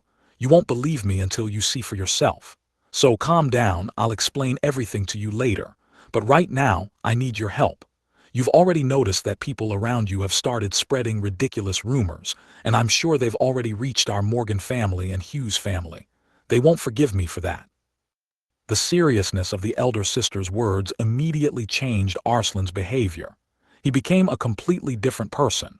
His eyes quickly scanned over the people who were watching them, and he confirmed his sister's guesses. What do you want me to do, sister? Asked Arslan. Seeing the changes in her younger brother's behavior, Arable began to be even more proud of him. Help divert the attention of the family, Christopher and his family, Hugh. Buy me some time. The more you win, the better, Arable said. Arslan, like a caring brother, immediately got down to business. Like Irene, he summoned his trusted people, whom he had become close to after becoming an awakened one, and began giving them orders. Arable lingered in the hall for a while so that others would notice her presence, then quietly and imperceptibly left it, heading for her break room. There she quickly changed her clothes and hurried away. Unlike Aiden, Arable knew well how this place worked, so it wasn't difficult for her to leave it without attracting too much attention. She thought she had done everything right, and no one noticed her departure. However, as it turned out, she was being followed at some distance by a young man with the same red hair as hers. It was her younger brother Arslan, who decided to follow his sister to calm her nagging anxiety and make sure she was okay. The couple that the system called Supreme Husband and Supreme Wife left the ball venue at different times and went to the designated location. Each of them was secretly followed at some distance by their relative, who couldn't help but worry about them. Remove ads from $1. You've reached the end of the book. Chapter 11, Buying a Ring. Aiden, with the help of his sister Irene, was the first to leave the event, trying not to attract attention to himself.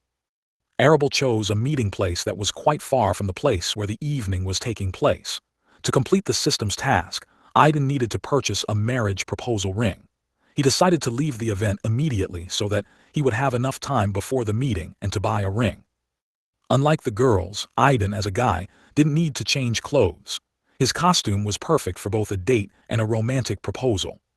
Fortunately, it wasn't very late yet, and most of the shops were open. Catching a taxi, Aiden gave the address of the cafe, pulled out his smartphone and began searching for information about the cost of engagement rings and places where they can be purchased. When he saw the price of the rings, he was stunned. At the moment, he did not have such an amount with him or on his electronic account. He had not worked for several months and was living off his sister, and he was very ashamed of it.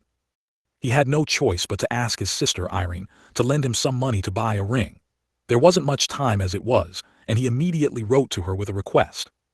Irene, who had been following him in another taxi all this time, received the message and was surprised by his request. She wondered why he needed so much money.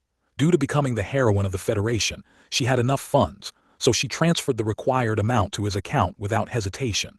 She was sure that she would soon see what he needed the money for. Aiden felt some relief when Irene handed him a little more money than he had originally asked for. Thanking his sister to himself, Aiden asked the driver to stop at the store on the way to the designated address. He offered an additional fee for this. The driver did not object, but, on the contrary, was glad to have the opportunity to make additional profit. They soon arrived at their destination, and Aiden got out of the car and entered the jewelry store. He chose the nearest store at random, and upon entering, was pleasantly surprised by the luxury of its decorations. He was met by a young female employee who asked if he needed help. Aiden immediately announced the purpose of his visit. He needed an engagement ring. He was immediately escorted to the ring department. The young employees, appreciating Aiden's appearance and his clothes, began to be slightly jealous of the girl who was lucky enough to meet such a guy. Aiden looked especially presentable today, thanks to the fact that he cleaned himself up and put on a suit. In the eyes of girls like these employees, he seemed to come from a wealthy family. They were especially impressed that Aiden came to buy an engagement ring. In their minds, he looked like a decent and romantic young man. Meanwhile, Irene was sitting in the car waiting for Aiden to come out of the jewelry store. She decided not to go inside. She was becoming more and more anxious, and she wondered why Aiden needed to buy something in this store. Did he ask for money to buy something? What is it? She asked herself. What is he hiding? Whispered Irene, still looking at the entrance to the store. She knew that her brother had been deeply depressed for the past few months and had not left the house, drowning in alcohol.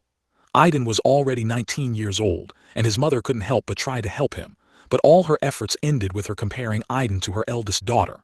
This only worsened his mood, plunging him into even deeper gloom.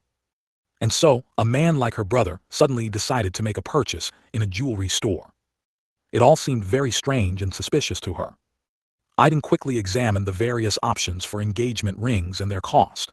The price range scared him a little, but he knew his budget and chose a ring with a small diamond that fit perfectly into his frame.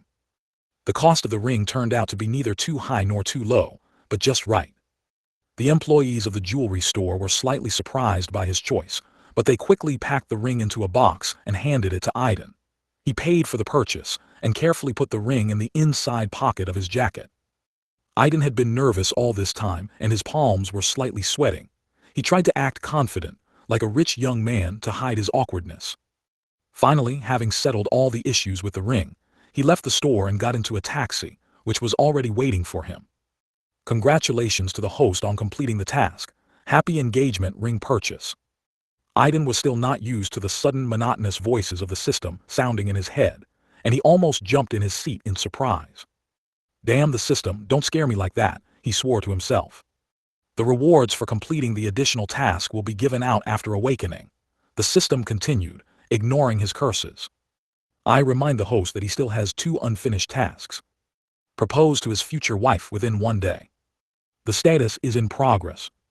Time left just under 1 day. Invite your partner on a date. The status is in progress. Time left a little less than 1 day.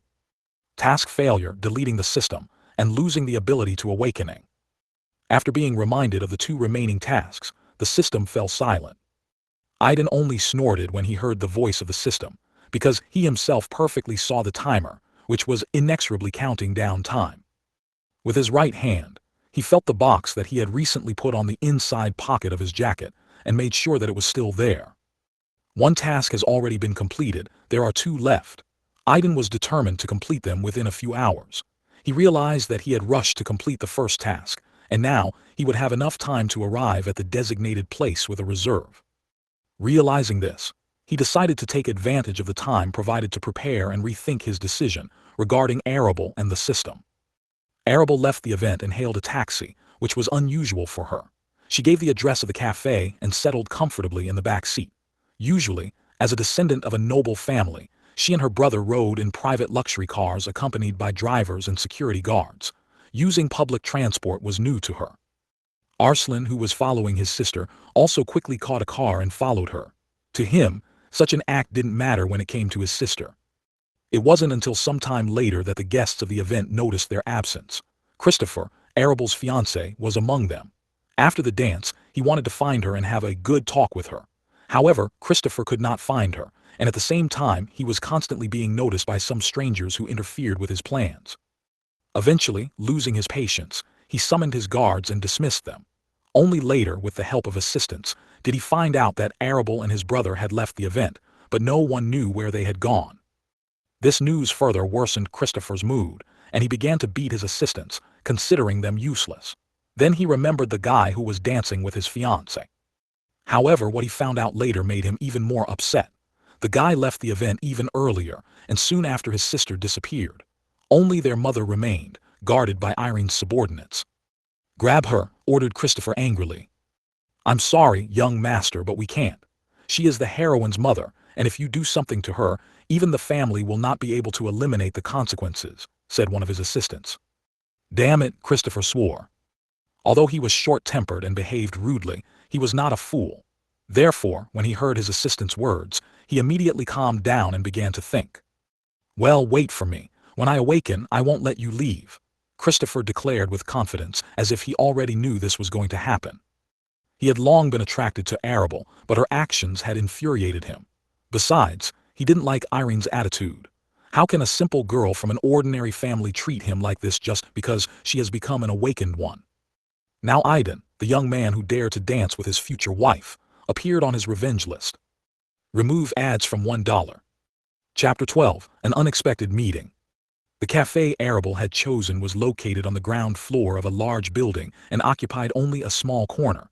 Most of the seating was outdoors, and the smaller part was inside the cafe itself.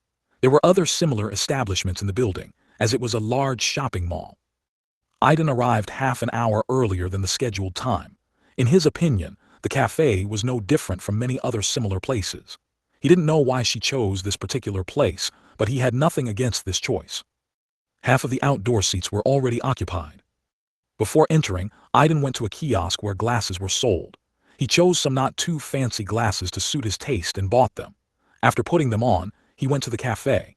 He didn't want to be recognized as the younger brother of the heroine of the Federation, and the glasses could at least slightly change his appearance. As soon as Aiden crossed the threshold of the establishment, he immediately turned to the staff and asked if there were any empty seats in a separate booth. Unfortunately, the answer was no. All the seats were occupied. Aiden wasn't surprised. He quickly booked a private booth for a certain time, which he hoped would be vacated by then. Finding an empty seat, he ordered tea and waited. Meanwhile, Irene found a small place that overlooked the cafe where Aiden was sitting. She took a seat and ordered coffee. She still couldn't figure out why her younger brother had come to this place. While Aiden was waiting, he thought a lot, and the time flew by unnoticed. 10 minutes before the appointed time, a stylishly dressed young girl with long red hair, whose face was hidden by a small hat, entered the cafe. Aiden immediately recognized Arable in her and, rising from his seat, waved at her to get her attention. Arable, noticing Aiden, quickly approached him, took off her hat and smiled. Aiden, fascinated by her smile, froze for a few seconds, mesmerized by her beauty. Arable, seeing him frozen, was pleased. What girl wouldn't be happy if a guy froze at the sight of her? Gathering his thoughts, Aiden invited Arable to sit down and told her that he had taken a separate seat, which would soon be vacant. Arable ordered regular water, and they waited in silence until a booth was vacated before starting a conversation. Irene, who was waiting quietly in another establishment, noticed a girl with long red hair approaching Aiden's table. She didn't recognize her at first, but as soon as Arable took off her hat, Irene immediately recognized her as Arable Morgan. Seeing her younger brother with her, Irene was stunned. While she was in a state of shock from this discovery, a young man with red hair entered the establishment. He did not pay attention to those who were already inside. All this time, Arslan's attention was focused on his older sister, who entered the cafe opposite and approached the young man. Arslan recognized Aiden immediately and was just as surprised as Irene. He silently sat down on an empty seat and watched the couple in disbelief. It wasn't until some time later, when the surprise had subsided a little, that he turned his attention to those around him. Irene also came to her senses and noticed an acquaintance who entered the establishment and sat down at the table next to her. She looked intently at Arslan, and at that moment he also paid attention to her. Both were silent, not taking their eyes off each other. The atmosphere between them began to heat up quickly. Damn it, Arslan swore softly. He couldn't even imagine meeting Irene while following his older sister. He still couldn't forget how she had beaten him up because of his family's attempts to woo them. Although he wasn't involved in it himself, the people from his family annoyed Irene so much that she thought he was the one who sent them and stabbed him. No matter how he tried to justify himself, she didn't believe him. And in this situation, he was sure that she would not even listen to his excuses, but would immediately use force. Irene was furious. Previously, Morgan's family had been very annoying to her, and they had even tried to threaten her by involving his family members. She couldn't stand this kind of attitude. She had only her mother and younger brother left, and the attempts to threaten her and drag them into this farce were unbearable. She made it clear to the Morgan family what would happen if they raised their hand against them by beating up their only awakened one, whom they had pinned all their hopes on. Irene, analyzing the events that took place between her and the Morgan family, came to the conclusion that they decided to use her younger brother to their advantage. To this end, they sent Arable Morgan to manipulate her younger brother. The situation between them escalated, and few visitors to the establishment paid attention to them. Recognizing them as the heroes of the Federation, they started making noise and taking out their smartphones to take photos. The sudden change in the situation brought Irene and Arslan to their senses, and they immediately decided to use their abilities. Irene closed her eyes, and when she opened them, they turned into purple-pink rotating spirals. Everyone who saw her eyes froze, and their eyes lost color, becoming white without pupils. Under her spell, all the visitors put away their smartphones and returned to their seats as if nothing had happened. Arslan did not stay away. He created an invisible barrier around the establishment so that no one would notice what was going on inside. From the outside, it looked like nothing had changed. Arslan shuddered slightly when he saw Irene's eyes. He still couldn't forget that look. Even he couldn't withstand her power. His abilities weren't designed to defend against such attacks, and her other abilities only increased his helplessness. If he found a way to counter this ability, he was sure he wouldn't be able to handle her other skills. Irene, realizing the situation, closed her eyes. After a moment, she opened them, and her gaze returned to its normal state. She looked at Arslan, then looked around the innards of the establishment, closely examining his sealing abilities. Thanks to her skills, Irene could distract other people's attention and remain unnoticed. Arslan's appearance unsettled her, and she was noticed with him.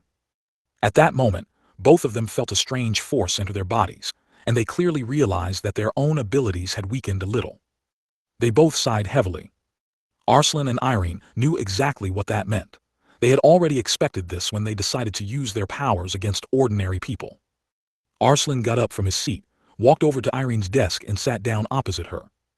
He decided to try to talk to her, explain his position, and find out how her older sister and younger brother Irene were related to each other. Irene decided to listen to his words before answering. When Irene and Arslan finally started talking, Arable and Aydin had already taken the vacant booth. Remove ads from $1. Chapter 13. Learn about each other. Finally, Aydin and Arable were alone, ready to discuss the current situation. However, left alone, they didn't know where to start a conversation. Maybe we should start by getting to know each other. My name is Aydin Fane. Aydin finally decided to take the initiative, introducing himself to Arable. Last time they were introduced by his sister Irene, but then she told the twins only their first names, without mentioning their last names. My name is Arable Morgan. As you already know, I am the older twin sister of Arslan Morgan, the only awakened one in the Morgan family at the moment. Arable introduced herself. I've heard a lot about the Morgan family, Aydin said with a slight smile. Who doesn't know about the famous Morgan family? I don't think you have a good idea of what our family is capable of, objected Arable, who grew up in the family itself and knew well how it works. Okay, let's leave it at that for now. What do you think about the system? Aydin decided to change the subject and ask the most important question that connected them together. To be honest, it's hard for me to talk about her. On the one hand, it may seem like a possibility, but for me it's like a new shackle. You may not know this, but from the moment I was born, my life and my brother's life were mapped out. Even our companions in life were chosen by the family. We didn't have the right to vote, and it was already decided for us what kind of life we would live. And how does this system differ from what it was before? She also makes us choose each other without even asking for our opinion. For me, the opportunity that this system provides is no different from what a family does. Arable did not hide her doubts about the system and shared her concerns with Aydin. She didn't know why she decided to tell him all this, but after she expressed her thoughts, she felt a little better. The system also came as a surprise to me. Today, my mother was asking my sister questions about her boyfriend and possible marriage, and I was secretly praying that she wouldn't pay attention to me. And so, less than an hour later, this system appeared that connected us with you, Aydin said with a slight sadness. To be honest, I didn't want to come to this evening. If it wasn't for my desire not to let my sister down, I wouldn't be here. I never thought that I would be able to fit into this environment. I didn't have any big ambitions or aspirations. Although I was a little jealous of my sister after she awakened and became famous, I always knew it wasn't mine, Aydin continued. However, one thing is clear. Today we need to decide how to act. We can abandon the system and disperse, missing perhaps the only opportunity to awaken. Or we can accept the terms of the system and try to cooperate, is how Aydin formulated the main question. Both of them have to make a decision. Without a common agreement, they will not be able to move forward. On the one hand, the system, like my family, does not take my opinion into account. But I don't want to miss this possibly the only opportunity because of my fears and prejudices. Therefore, I suggest learning more about each other before making a decision. What do you think? If we agree with the system and decide to continue, we will be connected to each other, and there is no getting away from it. I don't know what lies ahead, but it's obvious from the name of the system itself that our relationship will be more than just friendly. I don't know what else the system itself can lead to, if at the very beginning it already calls you my husband, and probably tells you that I am your wife. Arable wanted to learn more about Aydin, and only then make a final decision. Aydin fully supported Arable's suggestion to get to know each other better first before making a decision, so that later, after they make a decision, there will be no regrets. Arable, who offered to be the first to learn about each other, began her story about herself and her family. She shared general information about her parents, their relationship, and the politics of the Morgan family. She also talked about her brother, the school where she studied, and her relationships with others. Without hiding her feelings, Arable mentioned her ex-fiancé, who died on the day of the disaster. She said that her family, having learned about the incident, found her a new fiancé, Christopher Hugh. Listening to Arable's story, Aydin became even more convinced of his rejection of the upper families. He was sure that he would never be able to find a common language with their representatives. Arable also shared information that Arslan's fiancé had committed suicide, and about the family's attempts to arrange his brother's marriage with another awakened girl. Aydin was very surprised when he found out that, most likely, this awakened girl was his older sister Irene. Now he finally understood why Irene treated Arslan and Arable the way she did. He just laughed bitterly. After Arable's story, it was Aydin's turn to share his story. Before the disaster, Aydin lived a normal life, like many other people. He talked about his family, his father, mother, and older sister, who forced him to watch melodramas. It was these series that formed his strong aversion to rich people. During the disaster, Aiden lost his father. He shared how their family tried to come to terms with this loss, and how they survived in the first months after the tragedy. Then his sister awakens and left them alone. It wasn't until several months after the end of the world, and the awakened were announced that they found out that she had become one of the heroes of the Federation. Thanks to this, they were able to move to the capital and start a new, more comfortable life. And it's all thanks to his older sister. However, his sister's popularity had a negative effect on him. When he was trying to find a job, people began to recognize him. No one wanted to hire an unknown person, so after digging into his information, everyone found out that he was the younger brother of the heroine of the Federation, and tried to establish a relationship with him. Everyone compared him to his sister, which was very annoying. He had been living in his sister's shadow for the past few months and was suffering from depression. Everything changed when his sister showed her concern and beat him up a bit. Because of this, he even missed the first of the 10 disasters. At first, he didn't want to talk about this part of his life, but then he decided it was better to share it. He shared this information with some embarrassment. At the end of his story, he explained why he decided to take part in today's event. After Aiden finished his story, silence fell in the booth. Each of them was preoccupied with their own thoughts and made an important decision that could radically change their lives. Aiden has long since decided on his position. He couldn't miss this opportunity and decided to try to adopt the system. It was up to Arable now. If she refuses, he won't force her and will accept her decision. But if she agrees, then so be it. Holding his breath, he waited for her answer. Besides, her good looks also played a role. Who wouldn't want to date such a beautiful girl? Arable, for her part, couldn't stop thinking either. From Aiden's stories, she was able to get some idea of him. What she found out about him did not cause her strong rejection, as it was with Christopher or others. He wasn't from a rich family, but he wasn't from a poor one either. They lived in different worlds, and if it weren't for the system, they probably would never have met. Realizing that it was better to be free from her family than to remain their pawn, Arable made a decision. She will try to accept Aiden and find out what trials fate has prepared for them. Good, I've made a decision, Arable said confidently, as if putting an end to her doubts. I agree to try to accept the system and awaken, and I hope my choice was the right one to agree to cooperate with you, Aiden. Don't give me any reason to think I was wrong, Arable said, looking into his eyes. Hearing Arable's agreement, Aiden breathed a sigh of relief. In truth, he was very glad that she had made a decision. He was ready to try and establish a relationship, despite the fact that the system forces them to be together. Aiden stood up from his seat, slightly nervous about how Arable would react to his actions. He walked up to her, put his right hand into the inside pocket of his jacket and felt for the ring box, preparing to propose. This was supposed to help him complete the system's task. However, before he could take out the box, the monotonous voice of the system rang in his head. The system would like to remind the host that marriage proposals require witnesses. You have to show everyone that she is your future wife.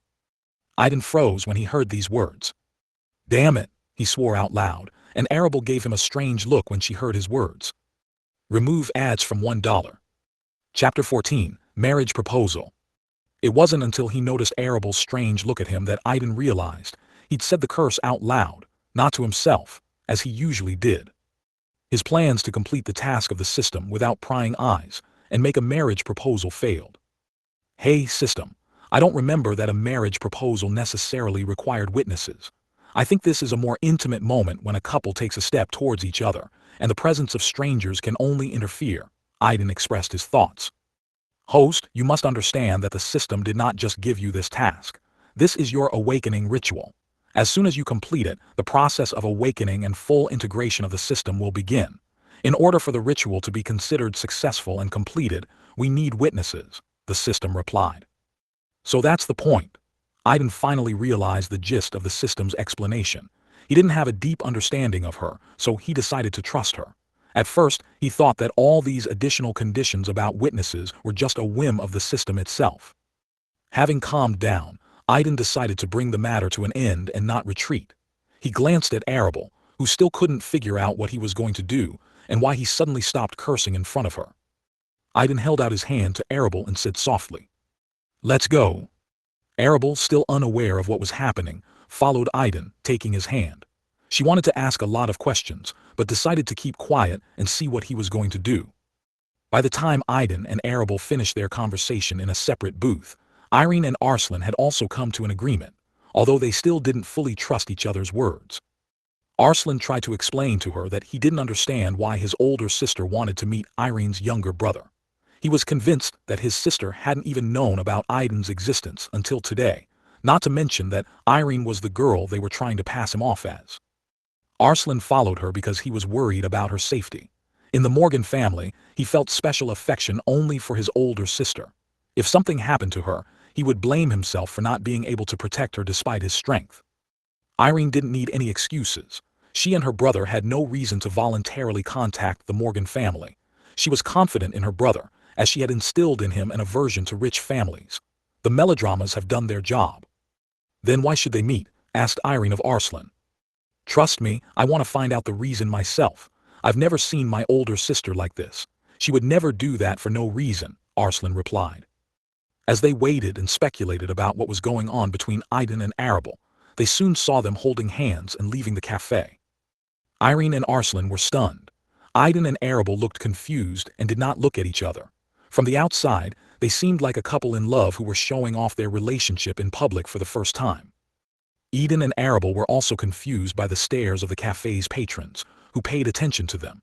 Some even started whistling, which only increased their awkwardness. Following Iden, Arable looked at him out of the corner of her eye and noticed that he was also confused, just like her. It made her smile, and she realized that she wasn't the only one feeling awkward right now.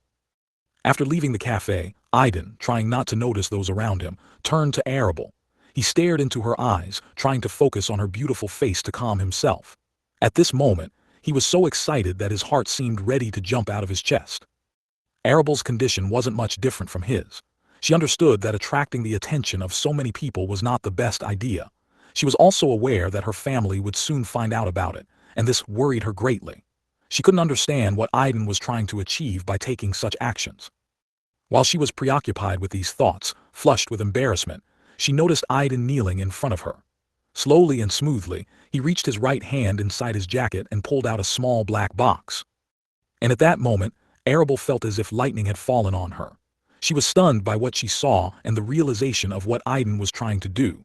Her thoughts drifted away from the shock she had experienced, and she watched Iden's actions as if spellbound.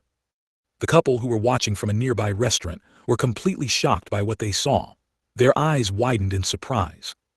Iden, his hands trembling with excitement, presented a small black box to Arable and opened it. Inside was a small diamond ring that he had bought just a couple of hours ago. "Arable Morgan, will you marry me?" he said, gathering his courage and taking a deep breath. The crowd watching the event was excited. It's not often you see this after a disaster. Some people took out their smartphones and started filming what was happening. Many began to support Iden and cheer him on. Arable was still in shock and stared at the ring. "Ding, a task has been issued. Accept your future husband's marriage proposal. Put on the ring and kiss it, confirming your consent. Attention! The system warns that in case of failure, the task will be considered failed, and the system will be deleted, and the chance to awaken will be lost. Attention! If the task is completed, the awakening process will begin. Both hosts will be teleported to a connected world to confirm their classification as awakened and begin searching for a way to save this world." A series of messages from the system brought Arable to her senses. She finally realized what was behind Iden's act. That was his task. Realizing this, she laughed. She was laughing at Iden, who had received an absurd task from the system again. Iden, in turn, also received a message from the system about the beginning of the process of awakening and teleporting to another world. He was very surprised by this news. He didn't expect them to be teleported to another world so soon. He knew almost nothing about the other world, expecting the government of the United Federation to share this information with him, but he never did. His sister hadn't told him about it either. And now, as soon as Arable accepts his offer, they will be teleported to another world. They were both unprepared for this turn of events, but they couldn't turn back. Arable realized it too and couldn't help herself. She noticed that some of the audience were filming them, and she was sure that her Morgan family would soon find out about it. Just the thought of being teleported to another world calmed her down a bit. She had already made her decision, and there was no turning back. Arable held out her left hand, indicating her agreement.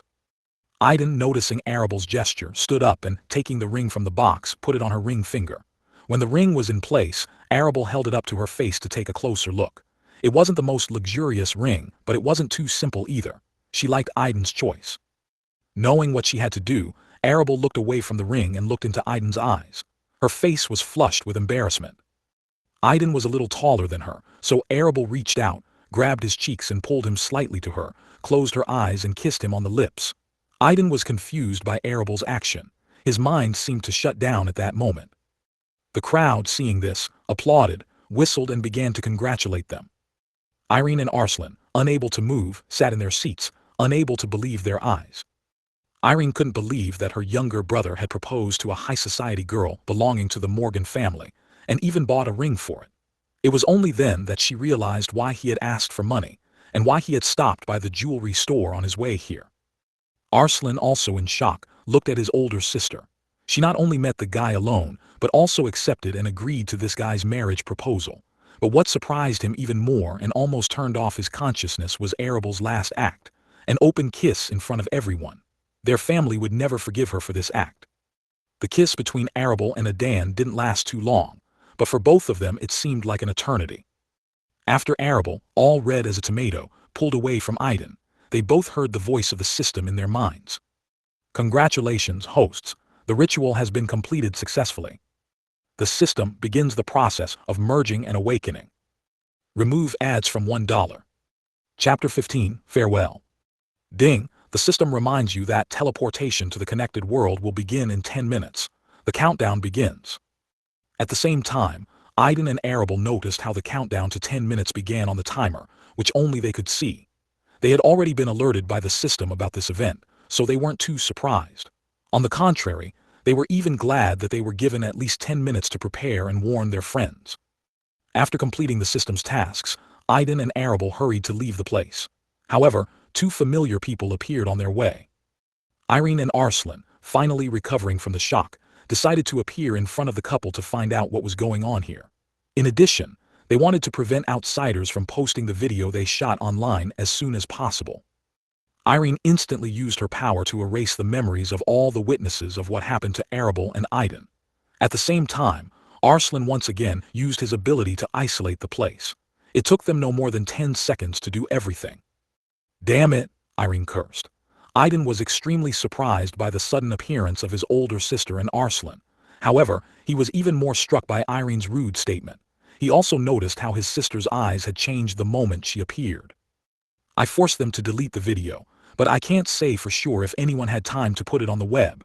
It's best to prepare for the worst and assume that the recording has already appeared online, Irene told Arslan, closing her eyes. Arslan, annoyed by the upcoming problems, started rubbing his temples. He stared with displeasure at his older sister, who, seeing her younger brother, became confused and, lowering her gaze, stared at her feet. Aiden also felt awkward when he met his older sister's disapproving gaze.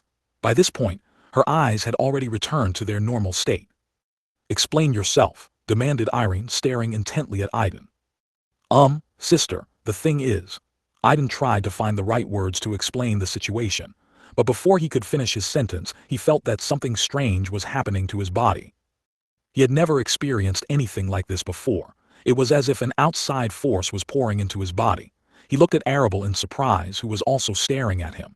At that moment, they both realized that they were experiencing the same thing. Noticing each other's surprised looks, they came to the same conclusion. They have begun their awakening process. Irene and Arslan also noticed how Aiden suddenly stopped talking and stared at Arable in disbelief, while Arable stared at him in amazement. What happened? Irene did not have time to ask Aiden, as the monotonous voice of her system sounded in her head. Attention, host, the activation of a unique system has been detected. A what? Exclaimed Irene, surprised. Arslan also heard something similar from his system and, looking at Irene, noticed her puzzled look. They exchanged glances, and finally their attention was caught by Aiden and Arable, who had already turned their gaze on them. I think that seeing your amazement, I don't need to explain, Aiden said with a slight smile. How? Asked Irene, turning to her younger brother. Arslan, equally surprised, also fixed his gaze on Aiden. They both focused their attention on Aiden, completely forgetting about Arable. Their systems reported only that the system had been awakened, in the singular. Therefore, they mistakenly assumed that it was Aiden who had awakened the system, and not Arable, since he had started the conversation first. Sister, I really would like to explain everything to you, But unfortunately we don't have much time, Aiden replied with the same slight smile, realizing that time was inexorably running out. What are you talking about? Why don't you have enough time? Asked Irene, perplexed. What kind of strange things is her younger brother saying, claiming that he doesn't have much time? Suddenly, she got a response from her system. Host, your brother has awakened a unique system. The unique system differs from this and the others in that it has a large set of privileges. Unique systems have no limitations like this one. Most likely, your brother will be teleported to the connected world within a few minutes. What? Irene exclaimed after hearing the explanation from her system. She was already amazed that her brother had awakened the system so long after the injection of the serum. She had never heard of anyone successfully awakening like him after so long. She knew that the government was already preparing for the second wave of serum vaccination, and she hoped that her brother would be lucky enough to awaken after that. Thanks to the system, she, like the rest of the already awakened ones, had insider information about what was happening. However, the mention of her system's unique system came as a surprise to her. She already knew from her own that the systems were classified by rarity: ordinary, rare, epic, and legendary. Her system was considered rare from the moment of awakening, as were the systems of Arslan and other awakened ones who were among the 10 strongest heroes of the Federation. She had never heard of the awakening of epic or legendary systems, let alone unique systems. Are you sure? Irene asked her system. Host, unique systems are unique because they have special and distinctive waves of presence from conventional systems, which systems such as this can accurately identify. This system is only able to determine whether a system is unique or common, but it cannot reveal the rest of the information about another system. I apologize for my uselessness, host, Irene's system replied. Aiden noticed that his sister had calmed down a bit and decided to ask the most important question before they were teleported away. Arable, who was standing next to them, watched them closely, realizing that time was rapidly running out. Sister, what should we consider, and what should we pay attention to when we find ourselves in another world? Asked Aiden. When Irene heard her brother's question, she realized that her system was right. Judging by the way Aiden was in a hurry to ask this question, he would be teleported soon. I can see that you're in a hurry, so let me tell you about it. When we first found ourselves in another world, we were all scattered in different places. Even after a while, we couldn't meet each other. Irene began to share her experience. When you find yourself in another world, Aiden, the first thing to do is look around and try to gather as much information as possible. The government still has not been able to fully analyze the data received from all of us and get at least a rough idea of this world. It's too vast and diverse, Arslan chimed in, offering his advice. Irene was unhappy with his intervention, but realizing that her brother had little time left, she did not argue with him. I want to discuss a lot with you, Aiden. Since you've awakened the system, I have no reason to hide information from you anymore. But considering that you don't have much time, I can only wish you to be safe, she said, hugging her younger brother. Try not to attract attention and be as inconspicuous as possible. Don't get involved in conflicts that don't concern you and avoid big cities. And most importantly, come back alive, added Irene. Watching the siblings chatting and realizing that the time had almost come, Arable decided to approach her younger brother. Arslan noticed how his older sister approached him, with a strange expression on her face. Brother, I hope that you will manage and take care of the problem that I have created. I'm counting on you very much. I'll explain everything to you later. I understand that you will have a lot of questions after all this, but I thought about it and decided at least once to consider my desire and not miss this opportunity, despite the decision of the family, Arable said quietly, looking at her perplexed younger brother. Then she hugged him tightly goodbye. Arslan was at a loss. Why was his older sister talking to him like she was saying goodbye to him? After saying these words, Arable released her brother and returned to Aiden. He, in turn, also finished saying goodbye to his older sister. They both realized that the time had almost come. Irene, like the others, couldn't understand what was going on. She saw Arable walk up to Aiden and stand next to him. Irene's first thought was that Arable had come to say goodbye. But what happened next completely destroyed her guess. The timer ran out and the space around Aiden and Arable began to twist and tear. The rift in the shape of a circle, rotating, increased in size, reaching about 3 meters in diameter, forming a portal to another world. A pulling force that only affected Aiden and Arable burst out of the portal. Realizing that they were about to be sucked inside the portal, Aiden extended his hand to Arable. She immediately understood his thoughts and held his hand tightly in response. They looked at their relatives at the same time and said, "See you soon," and with those words they were both sucked into the rift. It was only when the couple disappeared that Arslan realized that his older sister had also disappeared into the portal, leading to another world. It was only then that he realized that his sister was saying goodbye to him and leaving him to deal with all the troubles she had created. Not only he, but also Irene was surprised by what had happened. She stared in shock at Arslan, who, in turn, stared at her in shock. From the author. This ends the short opening arc. It turned out to be a little longer than I had planned, but I'm still happy with the result. I hope you enjoyed it, and I will be glad if you continue to follow the adventures of this couple with me. Remove ads from $1. Chapter 16, After the Departure. Congratulations, host. Your brother is incredibly lucky. I can say with certainty that with a probability of more than 90%, he awakened not only a unique, but also a paired system. The congratulations of the system brought Irene out of her reverie. Previously, the system had already said that her brother Aiden had awakened a unique system, and now, she was saying that in addition to the unique one, he had also awakened a paired system. What does a paired system mean? She immediately asked a question that interested her very much. Unique systems differ from ordinary ones in that they have a title. It is this title that makes them unique, endowing them with special features and strength. At the same time, the paired system is even rarer. It is called a paired system because it is a combination of two separate systems. In your world, it can be considered as two in one. Irene had never imagined that systems could be so different.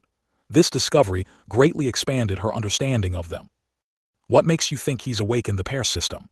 Earlier, you claimed that he had awakened a unique one. Is it because of the girl from the Morgan family? Irene was puzzled by the system's decision. There's no doubt that your brother has truly awakened a unique system. The system was not mistaken in this matter. The unique aura of his title confirms this 100%.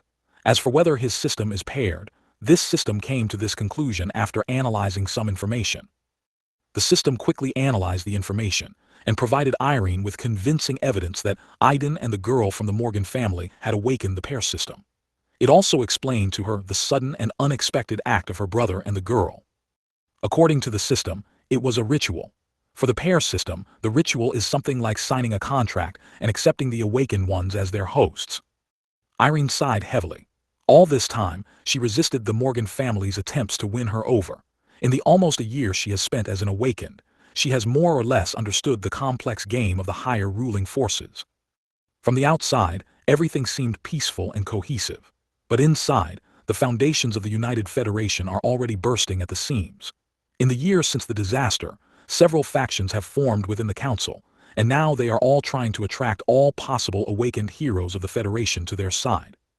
The situation became even worse after overcoming the first of the 10 disasters. Now, despite her best efforts to avoid being involved in the events that were about to happen, her younger brother had become an awakened one, connected to the Morgan family. This indirectly makes her part of the Morgan family's strength. Irene looked at Arslan, who was deep in thought at that moment. Arslan, who had just finished talking to his system, like Irene, began to understand what was going on. He found out about his older sister and Aiden, as well as how they both awakened the pair system that bound them together. This is the only explanation that justifies his sister's unexpected actions. Arslan rubbed his temples with irritation and looked around. The space around him was still sealed, and ordinary people could neither enter nor leave this place. Even communication was unavailable to this place. Thanks to Irene's ability, they deleted all records except those that could have been online before they took their actions. As soon as Arslan dispelled his abilities, he and Irene felt a mysterious force enter their bodies for the second time that day, and their strength weakened. Unlike last time, this time the weakening was significant. "Damn sister, she's nothing but trouble," swore Arslan aloud. He pulled out his smartphone and started browsing the news, hoping that no one had posted the information. However, to his horror, there was already this news on the web. There was so much information and rumors about the couple online that it was difficult to figure out what was true and what was fiction.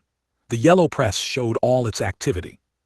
The journalists quickly gathered a lot of details about Aiden and Arable. The news reported about their meeting at the gala, and how the heiress of the Morgan family personally invited the unawakened younger brother of the heroine of the Federation, Irene Fane, to dance. despite the fact that she already had a fiancé, the heir to the famous and influential Hugh family. Now, shocking information has been added to this news that Aiden Fane proposed marriage to Arable Morgan. And the most amazing thing is that Arable accepted the offer, put on a ring and gave her partner a kiss as a sign of agreement. This news was accompanied by a high-quality video shot on the spot. The cameraman did not miss a single important moment, and Aiden's voice, offering a hand and a heart, was clearly heard in the frame. At first, the Morgan family tried to deny this news, claiming that it was a provocation by competitors aimed at undermining their reputation. However, the presence of the video completely refuted their explanations. As Arslan read this information, his face distorted with anger. He wanted to find his older sister and scold her severely. We've only wasted our karma, Arslan said, realizing that their attempts to conceal the truth had failed. Irene, who was watching Arslan's constantly changing expression, didn't say a word. She realized that they had failed to hush up the matter. The second wave of vaccination is expected to begin soon. I assume you've already received information about the first seal, asked Irene, turning to Arslan. In response, he just nodded, confirming that he knew everything. I doubt that our relatives will have time to return by this time. As far as I understand from the information received from the system, their system is different from ours and has more privileges. Therefore, they do not have to wait until there are enough awakened ones for the next transfer to the connected world. And I don't think we'll be able to find them there, said Irene. Arslan also agreed with her conclusions. Unlike the Eden and Arabelle system, their own system had certain limitations. They couldn't cross the borders of the two worlds freely. They needed enough energy and strength to open the portal there. I can't say how much time is left before the world descends into chaos, but you have something to do in the near future. If you need any help, you can contact me. I'll help if I can. However, I want to warn you right away, don't get your hopes up. I only decided to help you because of my younger brother who unfortunately contacted your family. With these words, Irene turned around and left. Arslan remained standing in place. No one knew what he was thinking at that time. He silently looked in the direction where Irene had gone. Remove ads from $1. Chapter 17. Arrival in Another World. In a deserted area, in the heart of a mysterious dark forest, in a small clearing with a stream, while the sun was already beginning to sink below the horizon, space began to distort and tear. Soon, a spatial hole with a diameter of about 3 meters appeared in its place. Two creatures flew out of this rift with force, which fell to the ground with a thud. Damn it, a young guy with black hair, dressed in a black evening suit, swore. His clean suit got dirty from hitting the ground. The second creature turned out to be a human girl with long red hair. Unlike her companion, she only moaned slightly from the pain of falling and remained silent the rest of the time. Her long red hair was also covered in dirt, and she looked disheveled. These two were Aiden Fane and Arable Morgan, outsiders who had arrived in this world through a spatial rift. After the rift spat them out, it slammed shut, leaving them alone in an unknown world. Aiden and Arable tried to get to their feet, but their bodies seemed incredibly heavy to them. They could barely stand, let alone keep their balance. Their heads were spinning, and they lost their coordination and fell to their buttocks on the ground. It was a strange feeling, as if they were not in their own bodies but in someone else's. It was only now that they realized that it was difficult for them to raise their hands, clench their fists, and even breathe. The system, what's going on? Aiden asked mentally. At that moment, Arable, who was sitting next to him, heard his voice in her head and was amazed. She was sure that Aiden hadn't said those words out loud. How did she manage to hear his thoughts? Congratulations, hosts, on your awakening. At the moment, your bodies are undergoing changes, and your old reflexes and understanding of your body are in conflict with new sensations. It will take some time for your brain to adapt to these changes. As always, the system quickly and clearly explained the reasons for what was happening. That's it, Arable said in her mind. Aiden, hearing her voice in his head, looked at her in surprise. What's going on? He asked aloud. I do not know, but I began to hear your voice in my head, Arable replied, and Aiden clearly heard her thoughts.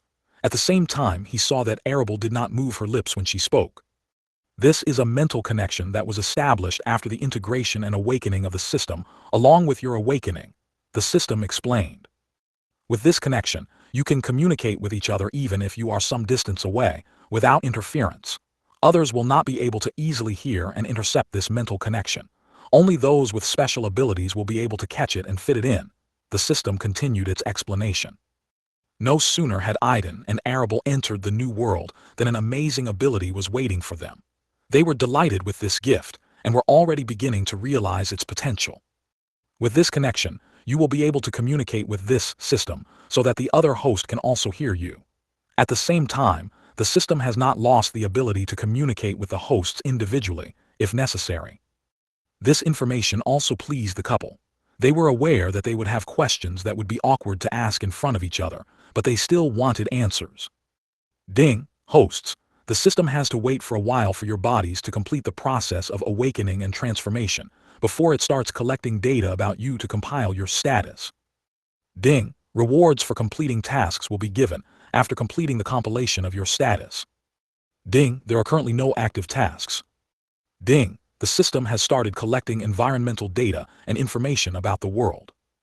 Ding, error, the system cannot establish a connection with. Ding, the system found that due to the uniqueness of this system, the spatial coordinates of the fault were changed. The privilege of uniqueness came into effect, and the hosts were teleported to a special and unique world.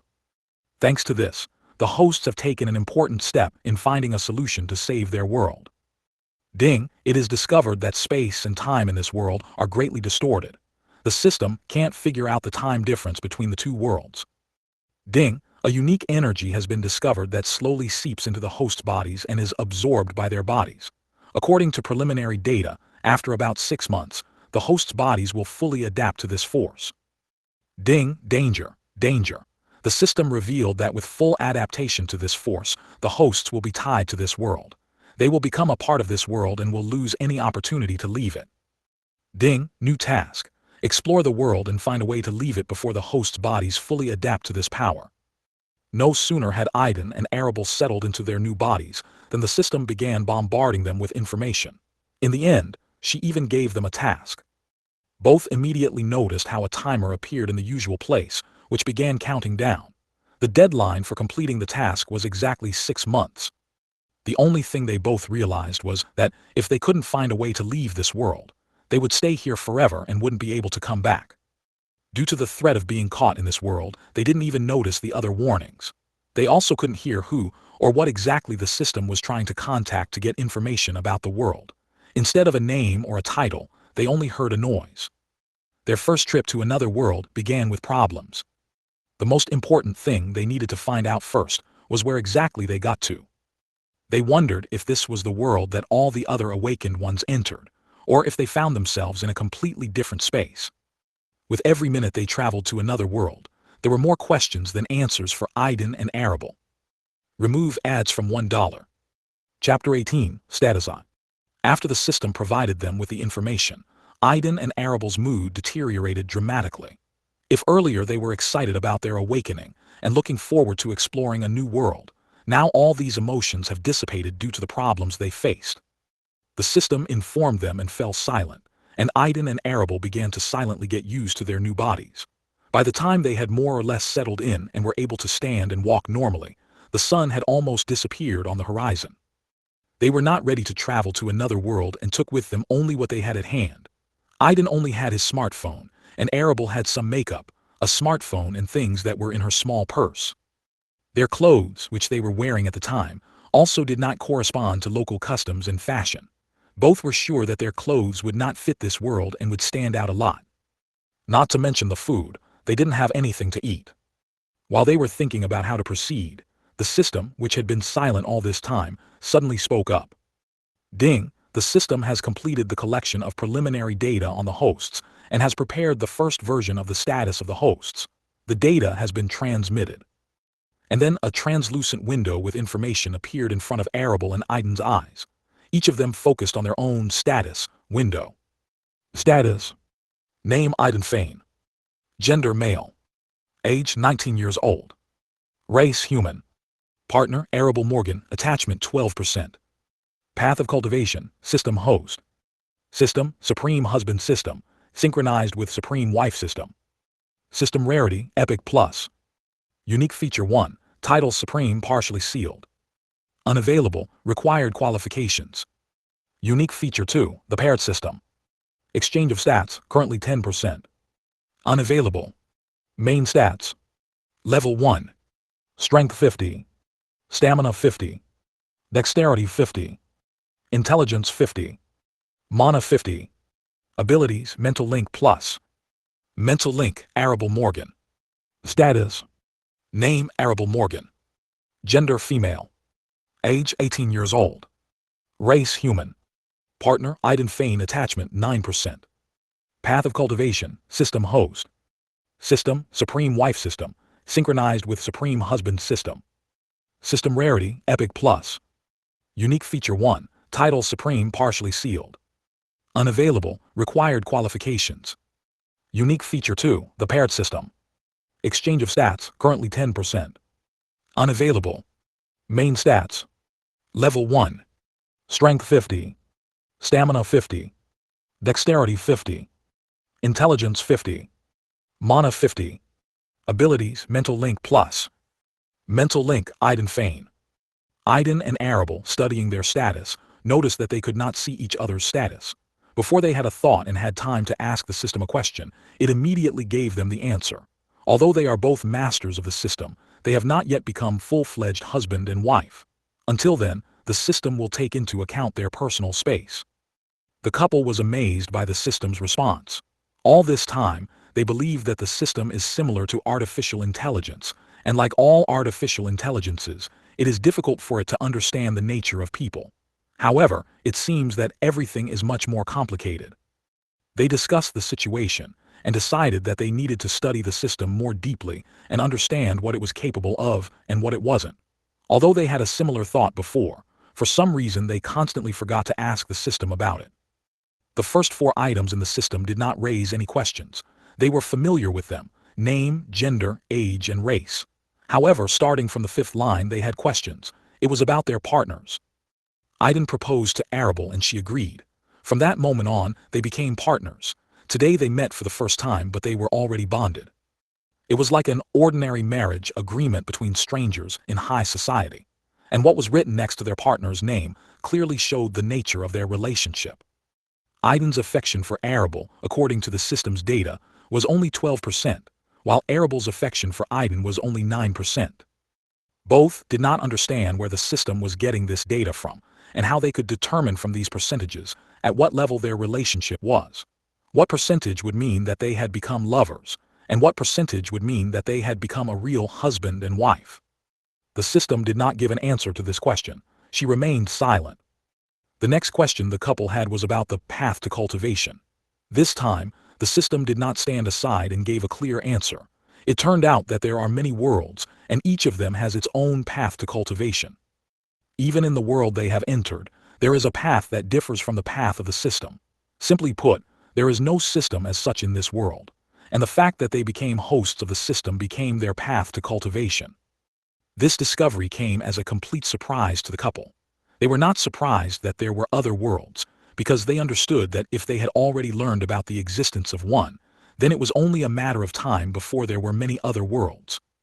However, they were more struck by the fact that there are other paths to cultivation, and that the path of their world is the path of systems. The way the system was named was already clear to them, as was the fact that it was synchronized with another system. But it was the first time they learned about the rarity of the system. According to the system, their system was an epic rarity.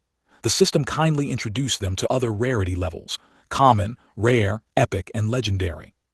The plus sign next to the rarity of their system indicated the possibility of increasing the rarity of the system. If click on this plus, the requirements necessary to increase the rarity will appear. Out of curiosity, both pressed the button, but what they saw did not come as a big surprise to them. Most of the demands were beyond their strength. They lacked the experience, knowledge, and resources to carry them out. Currently, they were just starting their journey, and the chances of increasing the system's rarity in the near future were practically zero. Remove ads from $1. Chapter 19, Status II and Rewards. Iden and Arable also found out that Irene and Arslan are the owners of rare systems. The system proudly informed them that it had not discovered any epic rarity systems in their world when all the awakened ones were gathered at the gala.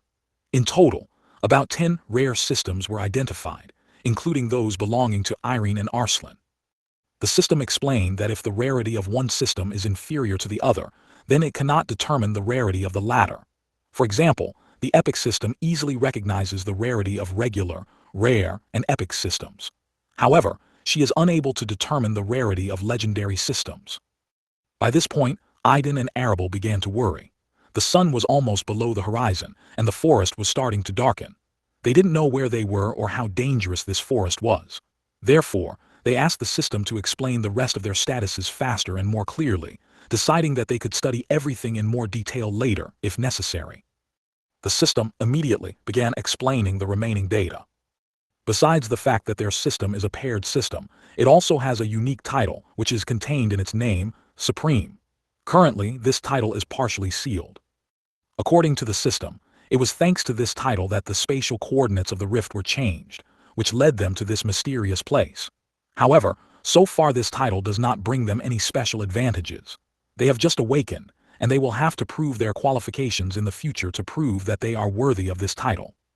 Otherwise, another owner of such a system, who turns out to be more qualified, can take away this title from them. By such a system, she meant the usual husband system and the wife system. The second unique feature that they already know about is the pair system. It was thanks to this uniqueness that they discovered the ability to mental link. In addition, this feature gives them a unique skill, the exchange of stats. This skill allows them to exchange or share their stats for a short time. The number of stat points they can exchange depends on the level of their relationship. The higher the percentage of relationships between them, the more stats points they can transfer to each other. The uniqueness of the paired system hides several more abilities that are not yet available. To open them, they need to complete certain tasks and increase the percentage of relationships to a certain level. And finally, there were only their level, which is 1, and the main stats that were the same for Aiden and Arable. The system simply informed them that they had just awakened and started their journey, and their stats would gradually change, adapting to them. This meant that the stat points would be redistributed between different parameters, and would no longer remain the same as they are now. Ding, the system starts counting completed tasks and giving out rewards. Aiden and Arable perked up a bit after hearing these words. They were curious about the rewards the system had prepared for them. Ding, due to the situation the hosts were facing, the system decided to adjust its rewards. Ding, the task is, invite your future husband to dance for 1 hour. Done. Ding, the reward in the form of a beauty pill for completing the task was replaced with a kitchen set, spices, and a coupon from a regular customer from the Supreme Merchant system. Aiden and Arable were completely perplexed by what they had heard. System, you're joking, right? Asked Aiden, still reeling from the shock. At this time, Arable came to her senses and turned to the system in a panic. Wait a minute, I want a pill. What kind of woman wouldn't dream of such a pill? However, the system did not pay Arable any attention. In front of the couple, a small rift formed in the space, from which various kitchen utensils and spices began to fly out. The last one to appear from the rift was a small coupon, which flew up to the stunned Arable and hovered in front of her. It was written on the coupon, a regular customer of the Supreme Trading Company, and the coupon number. No, I don't need this coupon, I need my pill, Arable exclaimed, unable to accept what was happening. She began to protest. Damn you, the system, give me back my pill. The host shouldn't scold the system. A second warning is issued. After the third warning, you will be punished. Hey, calm down. Aiden interjected. He understood how important such a pill was to women, so he wasn't surprised by Arable's reaction. If the system was able to give out such a pill for completing the task, then most likely we will have the opportunity to receive it in the future. I'm sure of it. And if not, then I give you my word that I will personally get it for you, said Aiden solemnly. It was only after these words that Arable calmed down and was a little embarrassed by his words. Then both of them turned their attention to the many objects in front of them. They had only one thought, how and what to do with this wealth. When Arable touched the coupon that was hanging in front of her, it disintegrated into particles and entered her body. At that moment, she heard the monotonous voice of the system in her head. Ding, the coupon of the regular customer from the Supreme Merchant system has been applied. The trading function is open. The host can bargain with the Supreme Merchant system. The discovery of the trade function surprised Aiden and Arable. Ding, the trading function is limited by the host level. Only those items that meet the current needs of the owners are available in the store. The currency for trading is system points. Aiden and Arable noticed that a new line appeared in their status at the bottom, trading, as well as an indicator showing the number of system points in their account. At the moment, the indicator was displaying 0. Ding! System points can be earned by completing system tasks or by selling items to the Supreme Merchant System. Everything can be sold to the Supreme Merchant System. Things that are not needed by the owners can be useful to others, and the system will easily find buyers for such goods. Curiosity got the better of them, and they opened the trading feature to find out what products were available. Their eyes widened at the abundance of goods. There was almost everything from food, clothes, weapons, and armor to recipes. However, after seeing the high prices and realizing that they had no points, the couple felt disappointed. However, they realized that this feature could be useful in the future, despite the high prices. Ding! Purchase an engagement ring. The deadline is until the end of the previous assignment. The task is completed. Ding! The reward of the 5 elements ring for completing the task has been replaced with a small independent shared storage space. The system continued to make its report and give out rewards. After hearing the second award, Aiden and Arable were amazed again. In front of them, 2 identical rings flew out of the resulting small spatial rift and hovered in front of each of them. These rings are the key to a small independent shared storage space. To access it, link the rings to yourself. The voice of the system sounded. Yes, finally exclaimed Aiden. This was exactly what they needed after receiving the reward for the first task. Arable, sharing his joy, enthusiastically began to tie the ring to herself, putting it on the middle finger of her right hand, just like Aiden. Remove ads from $1. Chapter 20, Rewards. Aiden and Arable easily followed the system's instructions and tied the rings to their hands. Now there was only one question: how to use them. And once again, the system came to their rescue. After awakening, each system host awakens his soul. It is with the souls of the hosts that the connection with the system is established. As the hosts of the system, you can use your soul force to control the ring. It was something new that they had never heard of before. At first, they were at a loss how to apply this mysterious soul force, but when they tried, they could easily use it. It's hard to describe what that feeling was. The force flowed so smoothly, as if it was a part of themselves, like arms or legs. Testing their newfound strength, Aiden and Arable soon felt heavy all over their bodies. It didn't feel like physical fatigue, but rather something else. Due to overexertion, they had used up too much soul force, and their soul was overextended, which was what caused this fatigue. It's strange. Why is there no information about the soul force in my status? Asked Arable, checking her status. If it's their own power, then why doesn't the system show it? In addition to the main stats, there are hidden stats that the system cannot display numerically. These hidden stats include luck, charisma, karma, and soul force. Although the system is not able to show the exact values of these parameters, it can track their changes.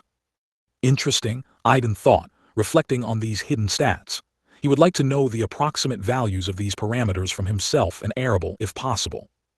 When the couple mastered the art of using the soul force, they quickly understood how to control the ring.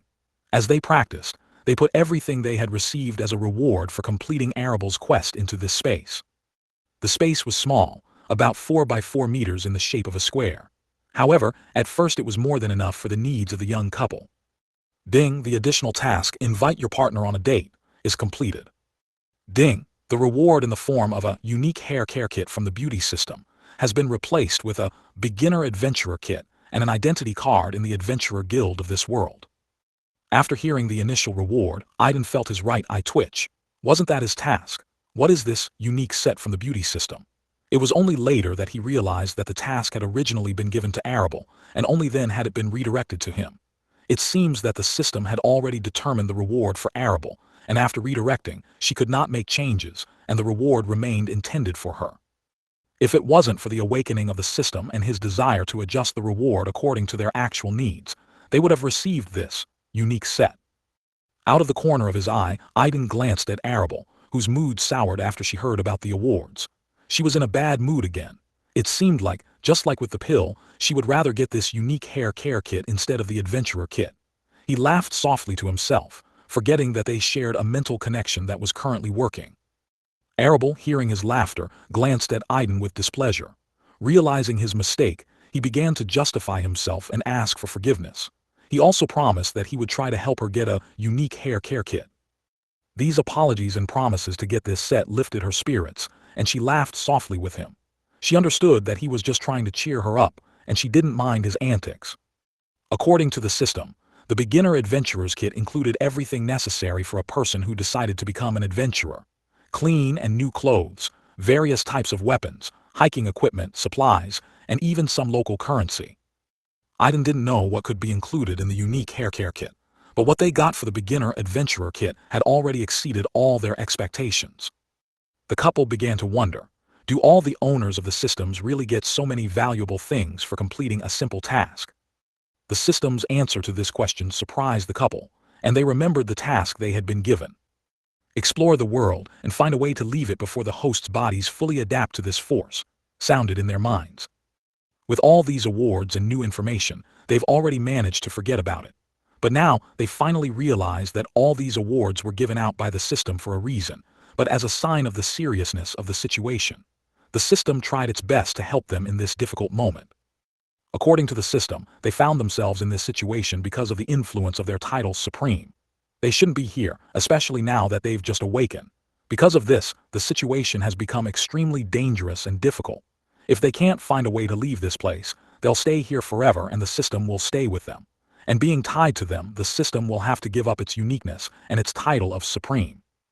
In this regard, the system had good reasons to adjust the rewards and give them what was needed at the moment. They didn't mind it, although they were a little embarrassed to receive such magnificent rewards for seemingly simple tasks. They quickly put everything in a ring, deciding to deal with everything later.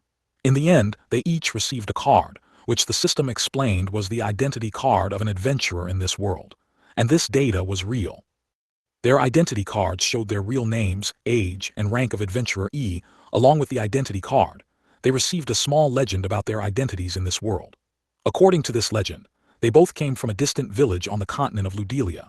They were childhood friends who decided to become adventurers, and like all of them, went to the famous dilapidated labyrinth continent to try their luck and try to conquer the famous dungeons. This mysterious legend had already given the couple some clues, but they still weren't sure where they were. The system couldn't pinpoint their location either. All she was sure of was that they were in a connected world, but exactly where remained a mystery. The system assumed that they were in a separate, independent space. Ding, the assignment is, accept your future husband's marriage proposal. Put on the ring and kiss it, confirming your consent, is completed. After these explanations, the system continued its reporting and awarding process. Arable blushed with embarrassment and covered her face with her hands. Aiden grinned softly at her. He had already suspected that the kiss was part of a mission from the system, and now he was convinced of it. This time, she was assigned to perform a rather ridiculous and embarrassing task. Ding, the reward in the form of a set of sexy clothes from the Lust system, has been replaced with a ghost mask. Arable was glad that she did not receive this award. She felt awkward when she noticed how shocked Aiden was looking at her. The new award, the ghost mask, was intended only for Arable. Aiden was excluded from the list of her recipients this time. With this mask, Arable could change her appearance, hiding her beauty and becoming less noticeable. The system gave her this reward to protect her from possible problems. According to the system, her master's beauty is not yet capable of destroying kingdoms, but it can attract potential danger. Aiden completely agreed with the system and was glad that it took this into account. Arable was initially unhappy with the system's explanation, but after some thought, she also came to an agreement. She decided to always wear a mask when they were surrounded by other people. Ding, the task of the ritual to propose to the future wife within 1 day, is completed. Ding, mistake. The system cannot adjust the reward. Attention. Interference of the title Supreme has been detected. The original reward, it was deleted, and potions for changing the bloodline of alphas and valkyries were selected instead. Immediately after the system's words, a rift opened in front of Aiden and Arable, and potions fell on their hands. Aiden got the alpha bloodline change potion, and Arable got the valkyrie bloodline change potion. The couple was completely shocked and looked at the potions in their hands in surprise. They didn't know what to do with them or what it might mean. From the author. And now I've finally almost finished the story about the status and rewards of the system. I hope you are not tired of this detailed and descriptive part of the story. If possible, let me know your opinion. It is important to me. And thank you all for reading this chapter, and I hope that you will continue to follow the story. Remove ads from $1. Chapter 21, Alphas and Valkyries. Bloodline Change Potions. Arable and Aiden were amazed when they received this award from the system. They realized that the system had not planned to issue it initially.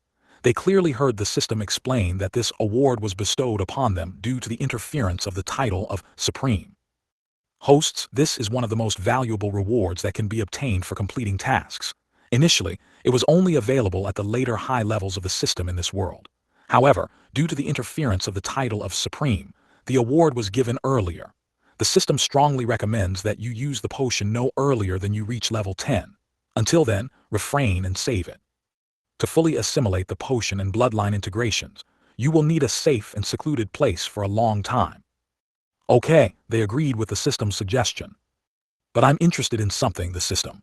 What are the bloodlines of alphas and valkyries? Asked Arable, curiously examining the potion that could change her into a valkyrie. The potion was enclosed in an exquisite and luxurious opaque vial. Because of her curiosity, she almost opened the bottle to inhale the fragrance of the potion, as she did with perfume. There are many different races in this world. Humans, beastmen, dragons, elves, dwarves, and many others. Unlike in your home world, there is diversity here. To understand the reason for this diversity, you will have to investigate this issue yourself. This question concerns the secrets of the world that the system is forbidden to talk about. From this explanation, the couple realized that the system could not provide them with any information. Now they have to figure out how much information the system is capable of providing. It's no secret in this world that the main path of cultivation is based on bloodlines. Among the many different bloodlines, the bloodlines of alphas and valkyries hold a special place as one of the most powerful. A path of cultivation based on bloodline. I wonder if we can follow this path if we drink this, interjected Aiden, hearing something that intrigued him. Yes, after consuming the bloodline potion, the system integrates the bloodline-based cultivation path as a secondary path, making it an integral part of its structure. The system replied to Aiden's question. The thought gave the couple anticipation and some temptation to immediately drink the potion and change their bloodline, but they held back. Alphas are a race of superior humans born of magic. They are the ones who have comprehended magic at the highest level, and there is no race more talented in magic than them. Valkyries, on the other hand, are a race of warrior maidens made up exclusively of women. Arable was surprised and didn't quite understand. What do you mean only women? What about them? How are they born? Asked Arable, puzzled. Valkyries can choose their mates from any race, but due to their strength and background, they are able to give birth to no more than 2 children in their entire lives, and all of them are born only girls. After hearing the system's explanation, Arable looked at the potion in her hand with a complicated expression. Her mind was preoccupied with what she had just learned. Just 2 kids, are they all girls? Although Arable recently turned 18, she has not yet thought about starting a family and having children. She had just begun to develop an unusual relationship with Aiden, and she had no far-reaching plans. She wanted to see if something would work out between them first. However, even so, the thought that after consuming the potion in the future she would have a maximum of 2 children, and only girls, did not make her optimistic. She didn't want to take on such limitations for the sake of strength. Host, be at ease. After you take the potion, the system will integrate the bloodline into your body and prevent any restrictions from negatively affecting your body. You will not change your race completely. So don't worry, you won't have any such restrictions in the future, the system said, addressing Arable privately, as if reading her mind. Hearing this, Arable felt inspired. She put the potion in the storage space and looked at Aiden, who also put the potion away and turned his gaze on her. The system has finally finished counting completed tasks and giving out rewards. Now they had only one active task left for the 2 of them, which they were given 6 months to complete. Their main task now was what to do next. They were standing in the middle of a clearing in a mysterious forest, in a place that was unknown to them. The sun had already set, and it was dark all around. Since their appearance, they have remained in one place, and so far no one and nothing has attacked them. This, of course, did not mean that the forest was not dangerous. However, wandering through the forest in such darkness was not the best option. Therefore, the couple decided to wait out the night in this clearing. Fortunately, they were rewarded with everything they needed. After briefly discussing the situation, they took out a tent from the adventurer's kit issued by the system and set it up with great difficulty. Aiden and Arable were city dwellers who grew up in large metropolitan areas. They didn't leave the house very often, and spending the night in an unknown world where danger could lurk around every corner was a real challenge for them. That's not to say they weren't scared. The first thing they decided to do was change their clothes. Arable went into the tent to change her clothes, and Aiden stayed outside. He didn't wait for her to finish changing and come out, and started undressing right there. He pulled out the set of adventurer's clothes that was meant for him and happily donned it. The size turned out to fit. The set consisted of leather trousers, belts with multiple fasteners for small items, a dark shirt, a leather vest with pockets, a dark raincoat and comfortable boots. On top of these clothes he put on small bracers made of an unknown metal. Aiden chose a sword as his weapon. In his entire short life, apart from a knife, he had never held anything more dangerous in his hands. Shortly after he finished changing clothes, Arable came out of the tent. She was wearing adventurer's clothes which were similar in style to his own. She was wearing boots almost to her knees, tight trousers, belts, a black shirt with a vest and a raincoat in dark colors, the same as Aiden's. She had a sword on her belt. Now that they had changed their clothes, they really looked like a real couple. Remove ads from $1. Chapter 22, The First Night and the First Steps. The first night in the woods for a couple who grew up in the city passed very slowly. They spent the whole night without closing their eyes. In their memory, this night remained as the longest in their lives. Fear did not allow them to take turns keeping watch, and even if they could, they would not be able to rest or sleep properly. The silence of the night, which came with the setting of the sun, made them very nervous and scared. They didn't dare build a fire. In this world they couldn't follow the established rules of their world. It was unknown whether their campfire would attract uninvited guests or not. The deeper the night fell, the colder it became, and the couple began to freeze. There was a winter set of clothes in the beginner adventurer's kit, and thanks to that, they were able to find something to cover themselves with. Time passed very slowly, and when they noticed the first rays of the rising sun in this world, they were already sitting back to back, huddled together. Neither of them noticed how close they had become during that first and long night in another world. Only then could they breathe out a sigh of relief, and their tension eased a little. While they were waiting for morning, they didn't just sit there. They communicated through a mental link with each other, retelling about themselves but in more detail. From time to time, they asked questions to the system, which answered them, and some questions were not answered. Aiden and Arable still didn't fully understand how the system worked. Sometimes she was generous with answers, and sometimes she was silent, unable to help even the simplest questions. With the first rays of the sun, the air began to gradually warm up, and the first signs of the forest awakening appeared. Birds could be heard starting their morning concert everywhere, and the noise of the forest became more polyphonic. Aiden and Arable were incredibly grateful to the system for the reward of beginner adventurer's kit. In these last hours of his life, he became their salvation. At night, they managed to get hungry and were able to satisfy their hunger by finding a small set of smoked meat, which was included in the adventurer's set. When the sky brightened, the couple dismantled the tent, put it in storage and asked the system in which direction they should move. Having received no answer, they randomly chose a direction and set off towards the unknown. With each step, moving away from the clearing and deeper into the forest, the couple slowed down their pace. The fear of the unknown possessed them, and they moved through the unknown forest with extreme caution. At first glance, everything seemed familiar, just like in their home world.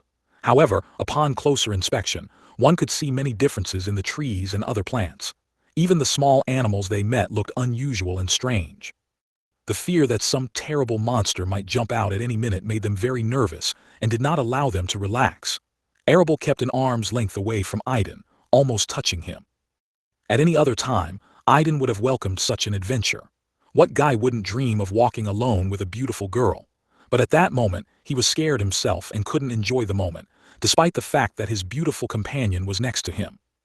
As soon as they set off, Arable donned her ghost mask to hide her appearance. This mask looked like an ordinary wooden mask with two eye slits. As soon as she put on the mask, it seemed to merge with her face and become like a second skin. Arable's beautiful face turned into a plain and unattractive one. Even her long red hair was shortened to her shoulders, and its color turned black like Aiden's. Aiden was amazed at how quickly and dramatically Arable had changed. He was clearly aware that if they were in a crowd or any other place where there were many people, no one would pay attention to her. The mask not only hid her appearance, but also absorbed the aura of her presence. Aiden was amazed that he couldn't sense her with his soul force. This discovery was a real revelation for both of them. Aiden asked Arable to always wear it in places where there are other people because she looked too attractive. Even without seeing the locals, he could tell that without this mask, she would stand out among them, and this could lead to potential problems. Arable was glad to hear his praise and concern for her safety. She promised that she would always wear a mask, except when they were alone. She also told Aiden that maybe he would stand out among the locals too. In her opinion, he looked pretty good, although not as attractive as the stars and young people from the upper society of their world, who from birth take care of their appearance and use all available means to look perfect. As the system said, as their level increases, their attractiveness will grow, and they will become even more beautiful. And she was convinced that he would turn into an attractive young man. Even now, she liked his appearance, and she didn't have any negative feelings for him. The couple slowly moved deeper into the forest, not realizing where they were going.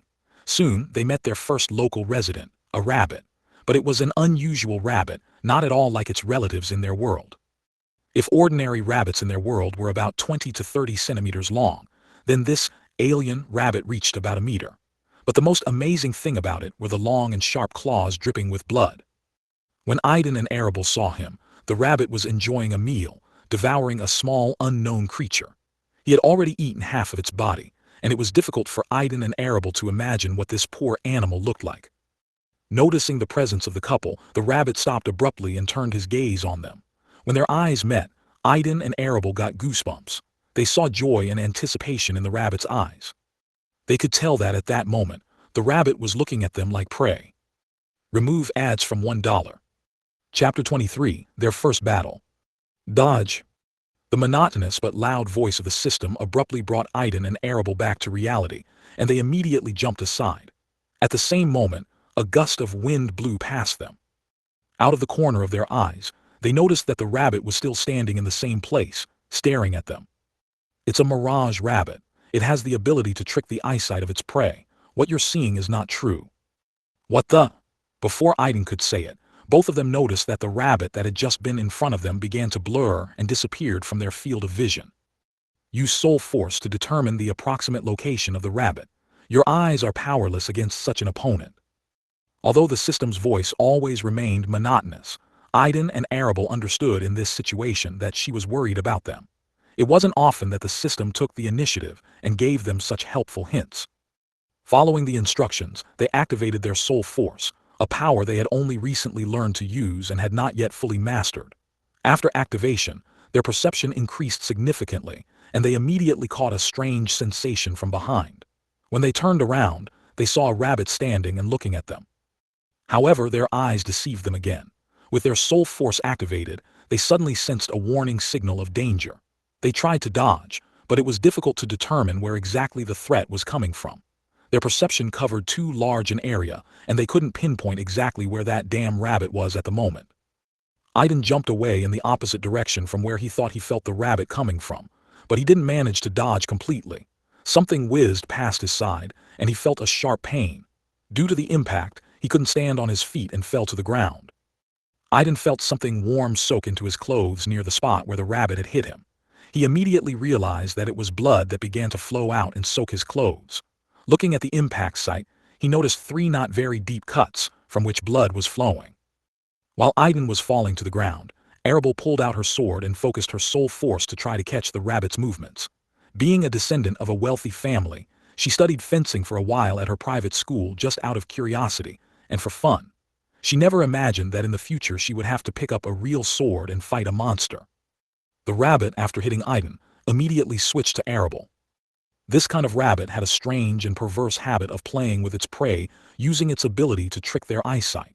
The rabbit got great pleasure from this and could not get rid of this habit. Out of habit, after the rabbit wounded Aiden, he left him alone without finishing him off and switched to Arable.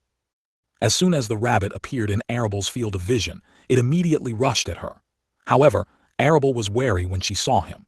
Her perception told her that the rabbit that appeared in front of her was just an illusion created to distract her attention and deceive her.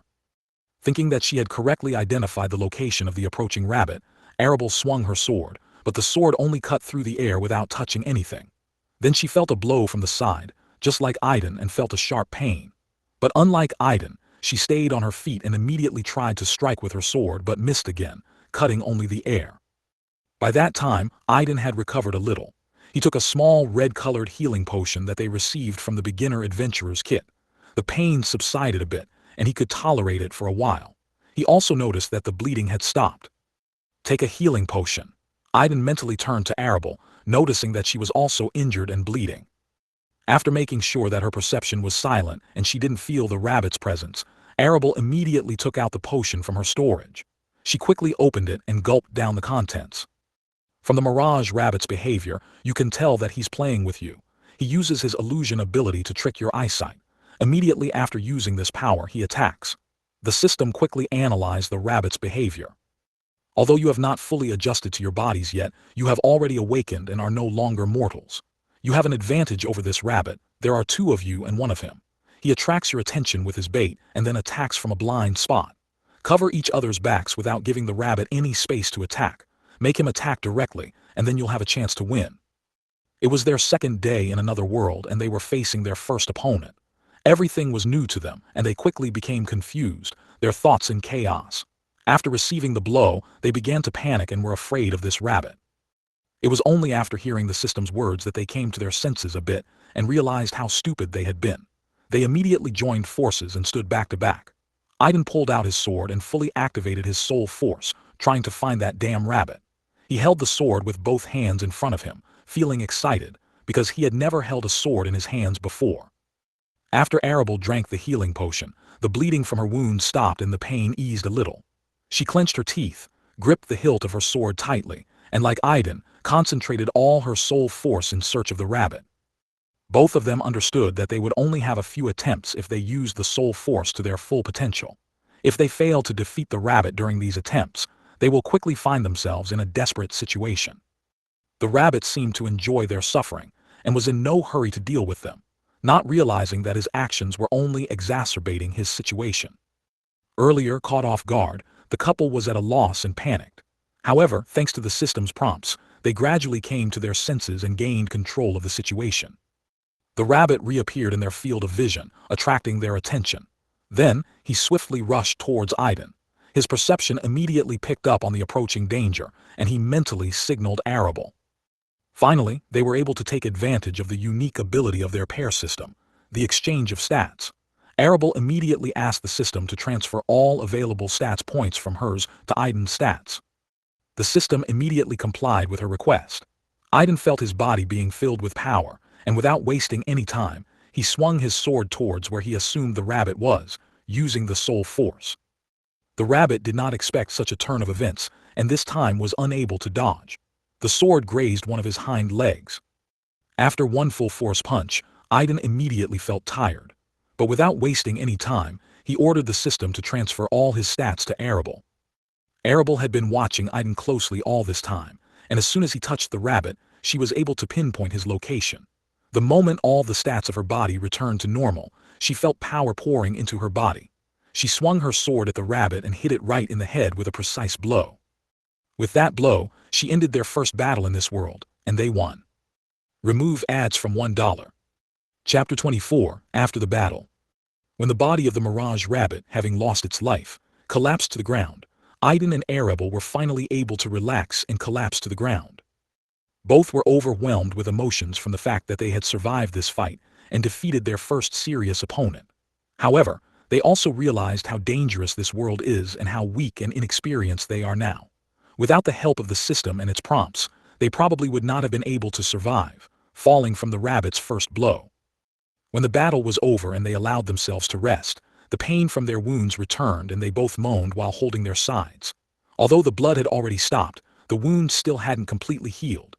Due to the adrenaline in their blood and the effects of the potion, the pain was bearable, but after they relaxed, it returned, and now they could hardly move without suffering. Great strike! Aiden exclaimed in his mind, looking at Arable. Her manner of handling the sword was completely different from his. He realized that perhaps she had learned to wield a sword in their home world, while he had not had the opportunity. He felt ashamed of his inexperience. Thanks. Your strike was good too. If you hadn't hit him, I probably wouldn't have been able to pinpoint his exact location, Arable replied with a smile. She was glad to hear his praise and also noted his contribution to their victory. Did you learn swordsmanship? Asked Aiden with genuine interest. When they were talking earlier, he hadn't heard her mention it. In response, she just nodded, confirming his guess. If you have time, can you teach me? Aiden asked, driven by the need to become stronger and stand up for himself. Of course, Arable agreed, although she did not consider herself a real expert in this art. However, she knew the basics of proper sword technique, and this knowledge could help Aiden at first. After making sure that there was no danger around them, they decided to rest. The system confirmed that there was nothing nearby that could threaten their lives. Exhausted from the battle and using the soul's force to the limit of their abilities, they felt very tired. Besides, the lack of proper sleep last night had made itself felt, and fatigue was creeping over them. They wanted to fall asleep, but they knew they couldn't do it at the same time. After a short rest, Aiden got up and, going to the rabbit carcass, asked the system one of the most important questions. Is it edible? The system's answer was simple, yes. Do you know how to carve it? Aiden asked Arable. She shook her head. How would she know how to butcher a carcass? Sighing, Aiden pulled out a small knife designed for butchering corpses. He had never done this before either, but for the sake of food and meat, he had to take on this task himself. After making sure that the rabbit's blood had not completely clotted, Aiden wanted to make an incision in the neck and hang the rabbit from a branch of a nearby tree using a rope found in the storage. However, he stopped and thought about it. System, can blood attract monsters? Asked Aiden, remembering that in their world predators could smell blood from a great distance. Yes, the system replied. Damn it, what should I do? Is it possible to use meat without releasing blood? Asked Aiden, cursing. The system suggests storing the corpse in storage. Inside it, the corpse will not deteriorate and the blood will not clot. In addition, the system offers to purchase a monster carcass cutting service in the trade function. You can also sell unnecessary monster parts to the Supreme Merchant system for system points. After hearing the system's suggestions, Aiden felt some embarrassment, realizing that he had completely forgotten about these options and had not even considered them. This only confirmed that they had no experience of surviving in such conditions. The system suggests this because the hosts need to leave this place at the moment, and they don't have time to do the carving on their own. In the future, the system recommends that hosts learn how to carve carcasses themselves and not rely solely on the system. The system continued. Aiden, taking into account the system's words, touched the rabbit's body with his right hand, which had a ring on it that served as the key to the storage space. He put the corpse inside. After resolving this issue, he returned to Arable, and they both decided to get away from this place and find a place to rest. The sun was still hanging over their heads, and they had plenty of time before it disappeared below the horizon again. Moving with difficulty, they found a small cliff with a waterfall. After carefully examining the surroundings, they did not notice anyone alive nearby and decided to settle down here for a rest. They didn't have the energy to set up a tent and other things, so they agreed that Arable would rest first, and Aiden would stand guard. Arable took out a small bag, put it on the ground, and having settled down comfortably, immediately fell asleep. Aiden, in order not to fall asleep himself, decided to slowly set up a tent. He pulled it out of his backpack, not straying far from Arable, and began to install it. He already knew how to do it, but due to fatigue, the process took a long time. After the tent was set up, Aiden decided to check his status. He discovered that his status hadn't changed much after the battle. The first thing he noticed was that his relationship with Arable had increased from 12% to 15%. Along with the increase in their relationship score, the percentage of the unique exchange of stats skill increased from 10% to 12%. The increase wasn't that significant, but Aiden was still happy about the progress. But most of all, he was surprised by the changes in the main stats. Previously, all of them were equal to 50, but now they have been redistributed among themselves. The inscription in the process of adaptation appeared above the name Main Stats. His updated status looked like this. Partner, Arable Morgan, attachment, 15%. Unique feature 2, the paired system. Exchange of stats, currently 12%. Unavailable. Main stats, in the process of adaptation. Level 1. Strength 53. Stamina 54. Dexterity 45. Intelligence 50. Mana 48. There was nothing new in the list of abilities, except for Mental Link. Aiden was sure that Arable's status was not much different from his own. Aiden was still wondering how they could level up. No matter how many times they asked the system about this seemingly most important issue, it remained silent. There were many contradictions in the system. On the one hand, she was generous with questions and helped them. On the other hand, she also remained silent on simple and important questions, as if she herself decided what to answer and what not to answer. And when it came to how to become stronger, she preferred to remain silent, leaving them to deal with this issue on their own. Aiden and Arable made sure that the system did not have a clear algorithm. It was as if she was living her own life and answering their questions when she was in a good mood, and when she didn't want to, she was silent. Aiden could barely stand on his feet, and after a few hours, thanks to the potion Arable had taken, she felt better and was able to wake up. The sun had not set yet, but the first signs of its approach to the horizon were already visible. Aiden wasted no time entering the tent and, leaving Arable on guard, fell asleep instantly. They both knew that it would be just as difficult for them to fall asleep that night as it had been the night before. Remove ads from $1. Chapter 25, Strange Tasks and Suspicions. 3 days have passed like this. During this time, the couple was very tired, and their mood was no longer as rosy as at the beginning of the journey. They stayed awake every night, afraid of the night creatures. They didn't even dare to light a fire. In the afternoon, they went deeper into the forest, leaving some time for a short nap and rest. These days, they had encountered many monsters in this mysterious forest. They had encountered mirage rabbits like their first opponent a couple of times. Knowing the characteristics of these rabbits, they were able to kill them with little effort. Also among the monsters were the spiked wolves, as the system called them.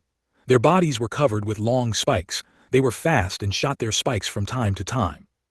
The battle with these wolves, as well as with their first opponent, was not without injuries and some panic. Thanks to the prompts of the system, which arrived on time, they were able to get rid of them with great difficulty. From the second day, the system began to issue unusual tasks. Aiden was tasked with butchering the corpses of 20 monsters. The reward for completing this task included a certain amount of local currency and system points.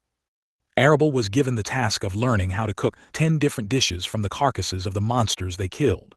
The reward for this was also in the form of local currency and system points. Aiden did not object to such an assignment, but Arable was surprised at first, and then confused, realizing that she had never cooked in her entire life.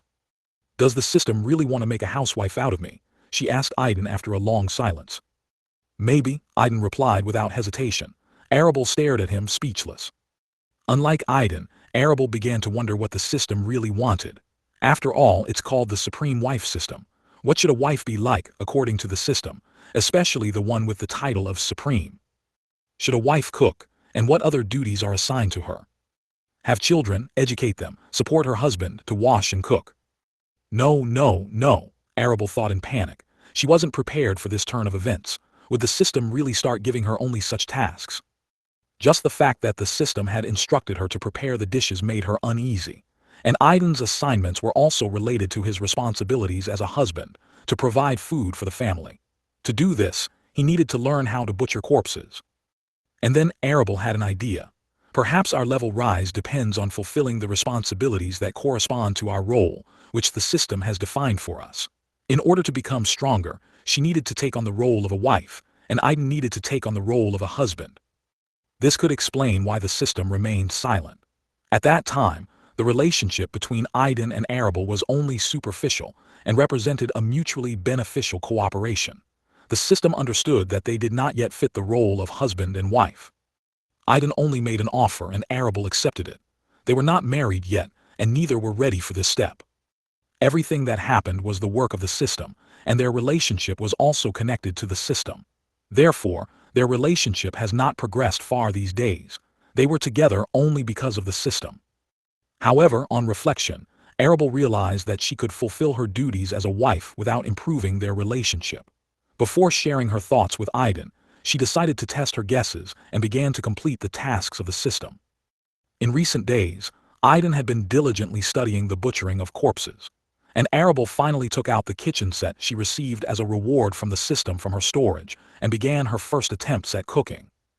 The first results of both were far from perfect. None of them expected that the system would evaluate their work and reject all their initiatives.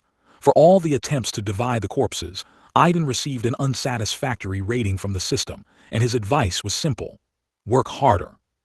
Arable also tried to cook, but her first courses often turned out to be unsuccessful. Some burned, others were oversalted, and others overcooked or undercooked. The system was stricter with her than with Aiden, and constantly pointed out her mistakes without considering the emotions she was experiencing at that moment. Because of this, The couple's mood has been depressed over the past 3 days. And now it was their 4th day in this world. As usual, they did not sleep all night, and moving deeper, they were no longer the inexperienced beginners they were on the first day. During these couple of days, they began to get used to it and behave more confidently, but because of the task of the system, their mood remained gloomy. Soon they came to a small, clear clearing. Admiring her beauty, the couple began to cross the clearing. Everything was quiet and peaceful, but when they reached the middle, they noticed that a couple of people came out of the forest right in front of them. When the couple saw the silhouettes of 2 people, they were surprised. But when they took a closer look, they fell into a state of deep shock. This couple was wearing the same clothes as them, their faces were identical to their own, and they were walking in the same rhythm. Aiden and Arable stared in amazement at the people who looked like them, who stopped a few meters short of them, and began to study them with the same expression of shock on their faces. Aiden and Arable felt as if they were looking at themselves in a mirror, but what struck them the most was the expressions on the faces of their doppelgangers. They were calm at first, but when they stopped, their faces contorted in shock, just like theirs. "Who are you?" asked Arable, looking at their doppelgangers. In response, her doppelganger only moved his lips, but there was no voice. Arable immediately realized that her doppelganger was imitating her movements and facial expressions, but unlike her, she couldn't speak. She mentally commanded Aiden to step back, and they both took a step back. However, their doppelgangers, instead of repeating their movement, stepped forward, approaching them. Arable looked at Aiden in surprise, as if wanting to say something, and averted her eyes from her double. As she did so, a sinister smile appeared on her doppelganger's face, which Aiden immediately noticed. Aiden immediately realized that their doppelganger had ill intentions. He immediately warned Arable about this, and the 2 of them, without waiting for the attack, drew their swords and rushed into battle. The doppelgangers, copying their movements, also drew their swords and rushed towards them. While the couple and their doppelgangers engaged in a confrontation, a silhouette was quietly watching them from a branch of a large tree. The observer's clothes were similar to those of adventurers, like Aiden and Arable.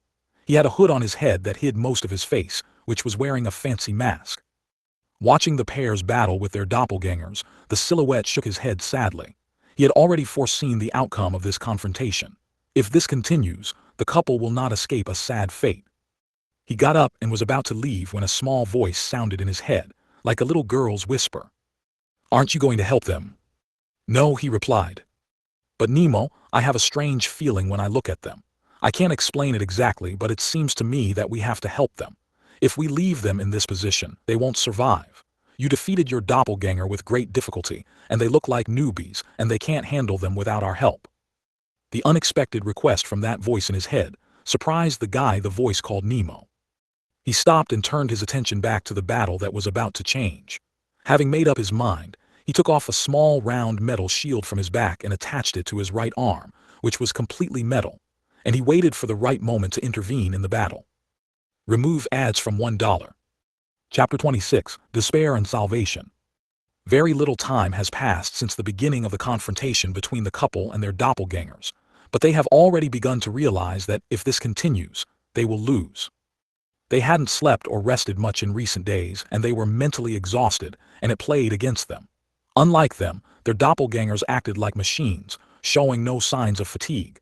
They perfectly copied their movements and could easily resist them. When the couple wanted to retreat, the doppelgangers would immediately block their path, blocking their escape route. They moved and intercepted all their attempts to escape. The couple began to panic and their pace faltered. They started missing punches and failed to dodge several times, getting slashed.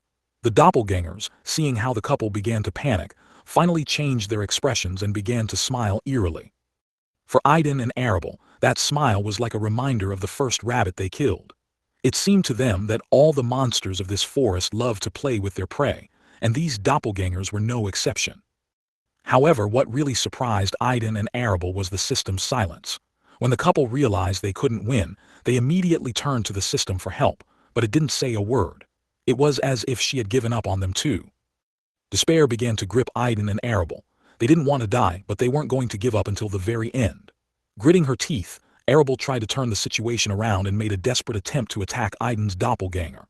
At this time, Aiden asked the system to transfer his stats to her, but even this request was not answered by the system, and what they were counting on, as in previous battles, did not work. Aiden's doppelganger, being in excellent shape, easily dodged Arabelle's blow. After he avoided the attack, he kicked Arabelle in the side, sending her flying towards Aiden, who was distracting Arabelle's doppelganger at the time. Arabelle suddenly appeared, knocking Aiden off his feet, and they both rolled on the ground. In surprise, Aiden dropped his sword, but when he tried to pick it up, his doppelganger was already standing next to him and stepped on the sword, not allowing him to reach it. Then he kicked Aiden in the face with all his might. The blow was so strong that Aiden almost lost consciousness. For a moment, his vision blurred, and he felt a sharp pain on his right cheek and a metallic taste in his mouth. Several of his teeth were knocked out. Arabelle's doppelganger also appeared next to her and hit her on the head. The blow was so powerful that it almost knocked off the ghost mask she was wearing. The couple was defeated, and both of them couldn't find the strength to stand up, let alone face them.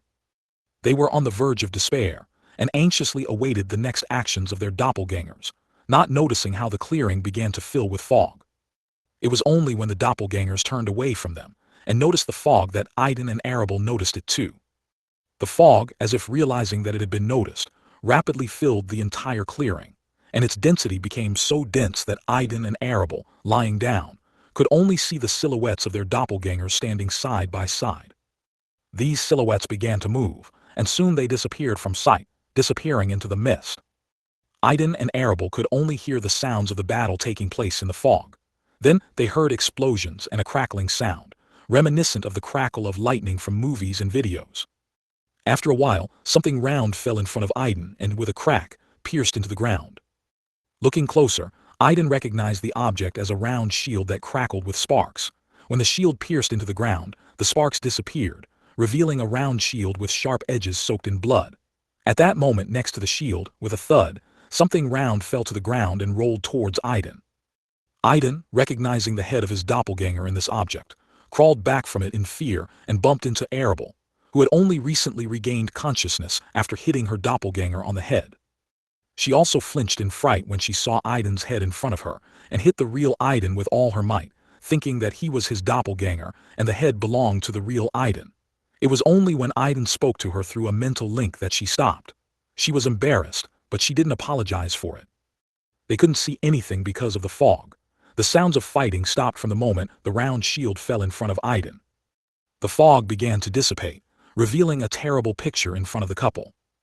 The bodies of the doppelgangers of this couple were in terrible condition. Aiden's doppelganger was missing not only his head, but also both his arms. Arabelle's doppelganger lost his right arm, and her body was split in two. The whole clearing was covered in blood. In the midst of this chaos, there was a man wearing clothes very similar to those of adventurers. His face was hidden not only by a hood, but also by a bizarre mask that seemed to have a life of its own and was constantly changing its shape. In his left hand, he held a short sword soaked in the doppelganger's blood. When the fog had completely cleared, the stranger raised his right hand, hidden under his cloak. At that moment, the shield stuck in front of Aiden trembled. Then it flew out and flew at the stranger with great speed, attaching itself to his right arm with a thud. Aiden and Arabelle realized that this man in adventurer's clothes had saved their lives, but they didn't know if he was friend or foe. Pulling himself together, Aiden decided to thank him. "Thank you for saving our lives. If it weren't for you, we would have died today. I do not know how to thank you for saving our lives, but I promise that we will do it," said Aiden with sincere gratitude. "I'm also very grateful to you for saving our lives. I promise that we will definitely repay you for this together," Arabelle echoed, also with sincere faith that they will fulfill their promise. The stranger, having heard the words of gratitude, did not answer anything. He returned his sword to its scabbard and was about to leave, but suddenly stopped, turned around and motioned with his left hand for them to follow him. Aiden and Arabelle exchanged glances, spoke quickly, and, lifting their wounded bodies, followed the stranger. At that moment, they could not have imagined that this meeting would become one of the most important memories in their lives. Remove ads from $1. Chapter 27, A Group of Adventurers. The couple was still in a state of shock from the recent incident. The scene they witnessed kept coming back to their minds. This bloodbath, where their doppelgangers became victims, deeply wounded their consciousness. It was especially hard to see an almost identical corpse. Overcoming fatigue and pain, they followed the stranger in silence. They had no idea what lay ahead, but they had no choice but to take the risk and trust him. Soon they came to a small open space where the camp was set up. There were 3 more people in adventurers' clothes waiting for them, 2 women and 1 man. Noticing Nemo and the couple, a woman with long green hair and pointed ears came out to meet them. She was dressed in adventurer's clothes in shades of green, as was her hair. Her expression was worried, but when she saw that the stranger was okay, she calmed down. Then she turned her gaze to Aiden and Arable. The woman's gaze was wary and laced with suspicion. Aiden and Arable felt as if their bodies were bound by a mysterious force, not allowing them to move. The stranger remained silent all this time. Approaching the woman, he just slapped her on the shoulder and shook his head. Only then did she calm down, and Aiden and Arable breathed a sigh of relief when the pressure eased. "Who are you?" the stranger asked. At that moment 2 more people appeared behind her.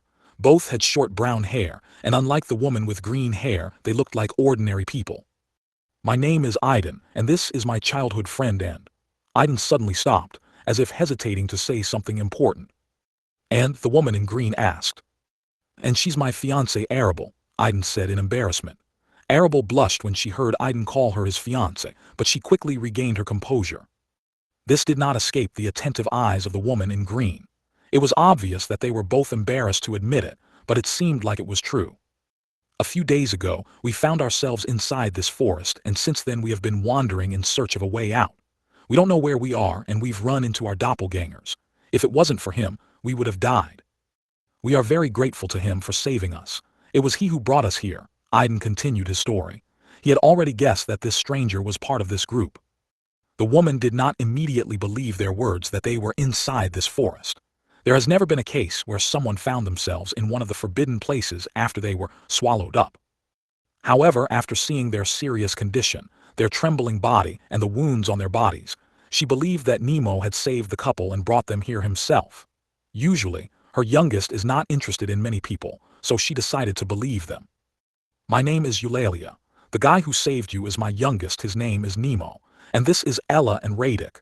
A woman named Eulalia introduced everyone else. "I see that you are injured and very tired. Rest for a while and then we will discuss our business," Eulalia said, inviting them to her camp.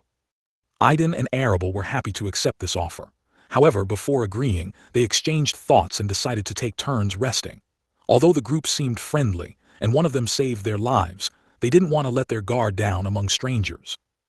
They were led to a vacant lot and offered blankets to rest on. The couple happily agreed. They didn't want to show that they had spatial storage until they were convinced of the good intentions of the locals.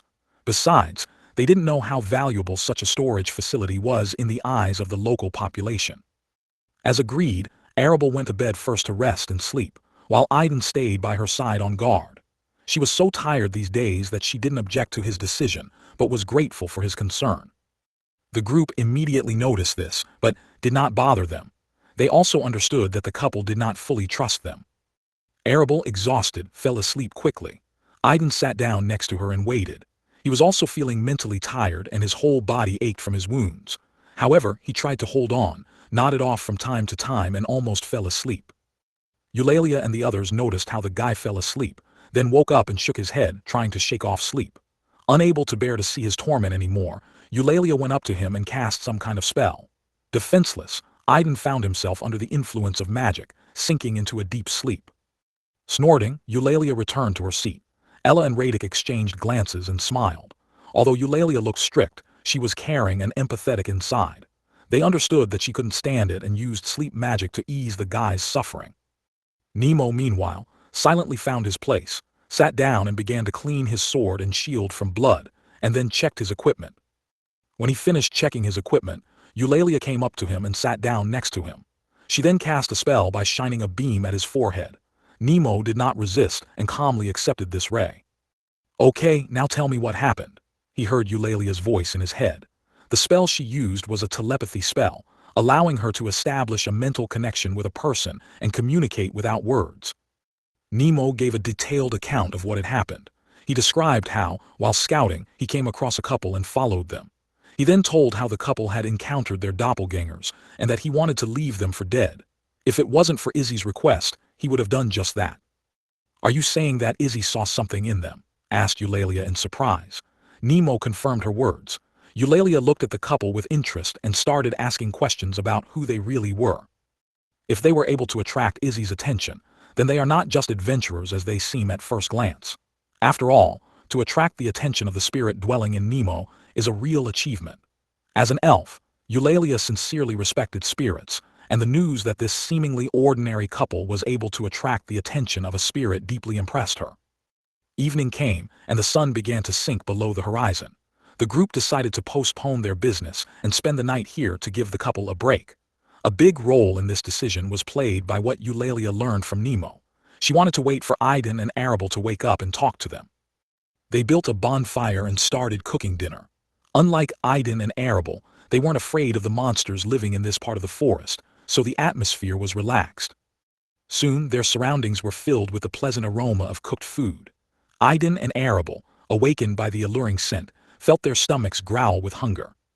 Seeing the couple wake up and hearing their stomachs rumble, the group laughed merrily. When Aiden woke up, he realized that he had fallen asleep himself. He did not remember how Eulalia had cast a spell on him, and now he felt guilty for not being able to fulfill his role and succumbing to sleep. "Come and join us," the young girl Ella suggested. "Yes, let's join in," a guy named Radix supported her. Aiden and Arable, glancing at each other, decided not to refuse their invitation and both joined the meal. They started eating in silence, and the taste of the prepared dish amazed them. For the past few days, they had been eating only smoked meat and dishes that Arable was trying to cook. But it was completely different, so delicious that they couldn't even hold back their tears while enjoying the meal. Seeing their tears, the group smiled. According to them, they guessed that the couple had been wandering through the forest for several days and had not eaten normal food. "Aiden, Arable, could you tell us in detail about your origins and how you ended up in this forest?" asked Eulalia when they finished eating. Aiden and Arable were already ready for this conversation. During the meal, they exchanged thoughts and decided to hide their true identity, and instead tell the legend they had made up for them in the identity card they had received in the adventurer's kit. "We come from a small village on the continent of Ludelia. Since childhood, we dreamed of becoming adventurers, and finally our dream came true. We came to the continent of labyrinths to try our luck, conquer dungeons and earn a living," Aiden said sheepishly. He was overcome with a sense of unease that he had so blatantly lied to his rescuers. "And how and when did you end up here?" asked Eulalia curiously. The others were also looking at them with interest. "We fell into a spatial crack and ended up in this forest 4 days ago, without even realizing what had happened. We don't know where we are. Can you tell us?" Aiden asked, asking the question that had been bothering them since they arrived at this place. After hearing their story, the whole group was amazed. Aiden and Arable couldn't understand why they were looking at them so strangely. "How is this possible?" blurted out Ella when she recovered from her surprise. But noticing Eulalia's stern look, she quickly covered her mouth with her hands. Eulalia glanced at Ella and turned to the couple. "I don't understand why you're lying to us after all we've done for you. One of us even saved your life." The abrupt change in Eulalia's behavior startled Aiden and Arable. "This place is called Limbo. It is a vast space, independent of the rest of the world, and all this space is a prison. The only way to end up here is to be engulfed by the dungeon on the Labyrinth continent if you don't manage to leave it before the reset moment. Locals claim that there is no way out of here. No one has ever managed to leave Limbo." Silence fell after Eulalia's words. Aiden and Arable finally found out the name of the place they were in. As the system said, it was an independent space, but they could not even imagine that they would end up among the prisoners of the dungeon. Remove ads from $1. Chapter 28, Limbo. It took the couple some time to process what they had heard. They had a lot of questions they wanted to ask Eulalia, but they held back. They understood that if they asked the usual, banal questions that are known to all the inhabitants of this world, it could arouse suspicion. In addition, they began to worry about the silence of the system. Since they had woken up, they had repeatedly addressed her, but she had remained speechless.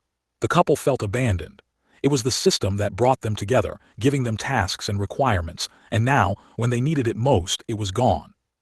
The system's silence was a real blow to them. At the same time, they did not believe that she could leave them. They were inclined to believe that something had happened to the system. The couple couldn't say exactly when something happened to the system. The last time they had talked to her, she had pointed out the mistakes in Arable's cooking. But the system couldn't have been disappointed in them and refused to cooperate further, right? The proof that something really happened to the system, and it didn't leave them, was access to their status. The information about the system was still present in this status. The system was unpredictable before, giving out strange tasks, and even its initial rewards were strange. I wouldn't be surprised if her current silence turns out to be another test or something like that, Aiden Arable mentally said after the discussion. Arable looked at him in disbelief. Except for one award, all the others were just right. Arable disagreed with his arguments. She still remembered how she didn't get the beauty pill. Aiden didn't argue with her. All this time they were communicating using a mental link, and no one could hear them. However, the way they looked at each other, and the way they sometimes couldn't control their emotions, had already aroused Eulalia's suspicions. Eulalia, being more experienced and versed in magic, began to suspect that something was wrong with these two. Although they looked like ordinary adventurers, not very strong, but the fact that they had attracted the attention of a spirit and could possibly communicate with each other through a mental link was suggestive. She decided not to insist and not to ask about it directly. Instead, she decided to gradually and carefully find out everything that interested her. She knew better than to pry into other people's secrets. No one likes it when someone tries to reveal their secrets. Let's say you're telling the truth, that you got into limbo by accident, not like everyone else. What are you going to do and what are your plans? Asked Eulalia. Aiden and Arable were pleasantly surprised by the question. They expected to be thoroughly interrogated, trying to find out the truth. Can you tell us more about Limbo and this forest? We don't know anything about this place at all. For the past few days, we have been wandering aimlessly through the forest, not knowing where to go or what lies ahead, Aiden asked, showing that they were completely unaware of the terrain. Eulalia did not object. Before sharing the information, she informed the couple that they would spend the night here and set off in the morning. The couple could have followed them or gone their own way, but Eulalia strongly recommended joining them, citing their ignorance of the area and Limbo.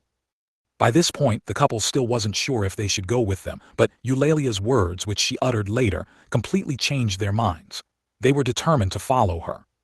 According to Eulalia, the so-called reset of the surrounding world takes place in Limbo every 7 days. With the exception of the 3 existing cities, everything else in this space will be transformed and changed.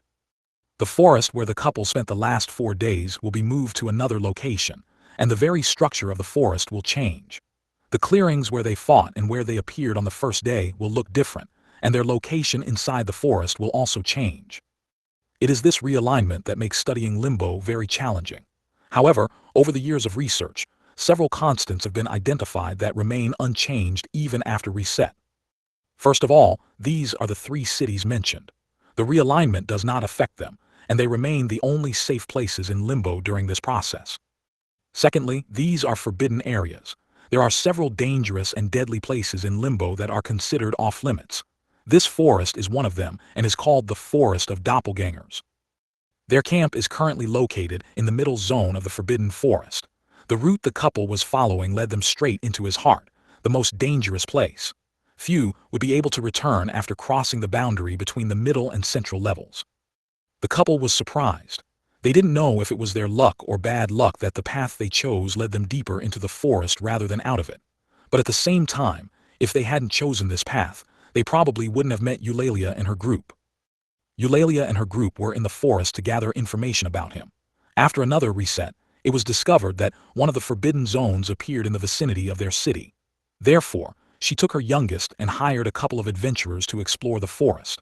Their group had enough strength to explore its outer and middle levels comfortably and without risking their lives.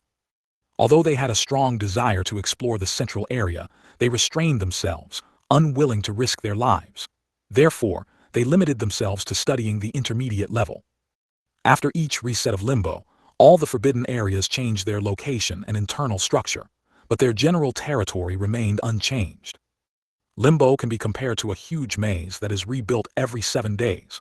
The forbidden areas are also mini mazes that change along with the general reset. It's like mazes inside a maze. Many of those who find themselves in Limbo are sure that the secret to getting out is inside the forbidden areas. However, over the years, no one has been able to find an answer or even a hint of a way out. Many have already given up and decided to settle in Limbo, and some have been absorbed into Limbo and become a part of it. Eulalia was one of those who had not yet given up hope of leaving Limbo. After learning the details about Limbo, Aiden and Arable made a firm decision to join Eulalia in her search for a way out. Their goal of leaving Limbo was exactly the same as Eulalia's, and they had less than 6 months left to find a solution. Remove ads from $1. Chapter 29, Leaving the Forest. The next morning the group, along with Aiden and Arable, left the camp and headed for the exit from the forest. This was the first night for Aiden and Arable when they were able to get a good night's sleep and rest. The most amazing thing happened to their bodies. After awakening, their recovery speed increased significantly. All the cuts and injuries received earlier had almost completely disappeared after a night's rest. This came as a real surprise to Arable. Not even the scars from the cuts remained on her body. This discovery was of great importance not only for her, but for all women. She was afraid that as she got injured, her body would be covered with scars. After a rest, a good night's sleep and a hearty breakfast, the couple's mood finally improved. They followed Eulalia's group with great enthusiasm. The only thing that marred their joy was the silence of the system. Even after the night, the system did not make itself felt. The first hours of the journey passed calmly, and the group confidently moved forward. According to Ella, after lunch they were supposed to reach the border of the middle and outer parts of the forest, and by evening they would reach its edge. Nemo was silent all this time, leading the group. Aiden and Arable were curious about their savior, and they asked Ella what he looked like under the mask. However, all they got in response was silence. Ella herself didn't know what Nemo looked like and was intrigued by it. She turned to Eulalia for help, who said that Nemo was her youngest. All Eulalia could answer was that Nemo is not an elf and wears a mask not because of shyness, but because of an injury that disfigured part of his face. Unlike normal wounds, his injury was magical in nature, which prevented his body from fully recovering. Due to the same injury, he was still unable to speak. He was her junior, as they both studied under the same mentor. After a while, the group finally encountered the forest dwellers. Among them were both familiar monsters such as the mirage rabbit and the spiked wolf, as well as strange creatures that Aiden and Arable could not recognize and relate to animals from their world. As expected, the local monsters enjoyed playing with their prey. This is what the inhabitants of the forest of doppelgangers were famous for. Many of those who ventured to explore the forest fell from their clutches, suffering terrible torments. However, over time, strange things began to happen. As they moved through the forest, they encountered monsters more and more often. Usually, Eulalia and Nemo dealt with them, but sometimes Ella and Radit got involved. Aiden and Arable initially only watched what was happening, but soon, when the number of monsters increased significantly, they decided to join their comrades in order to at least slightly weaken their onslaught. They had already gained some experience in battles, so it wasn't difficult for them to distract the monsters. "Something's wrong," said Eulalia when the last monster fell. Everyone agreed with her. They have been in the forest for several days now and have not encountered such strong resistance until today. It seemed that the monsters were purposefully attacking them, and not just because they encountered them by accident. It wasn't until late afternoon that they were able to reach the border of the middle part of the forest with the outside, and only then did they finally realize the situation they were in. Although all the monsters that periodically attacked them were not strong, the group spent some time destroying them.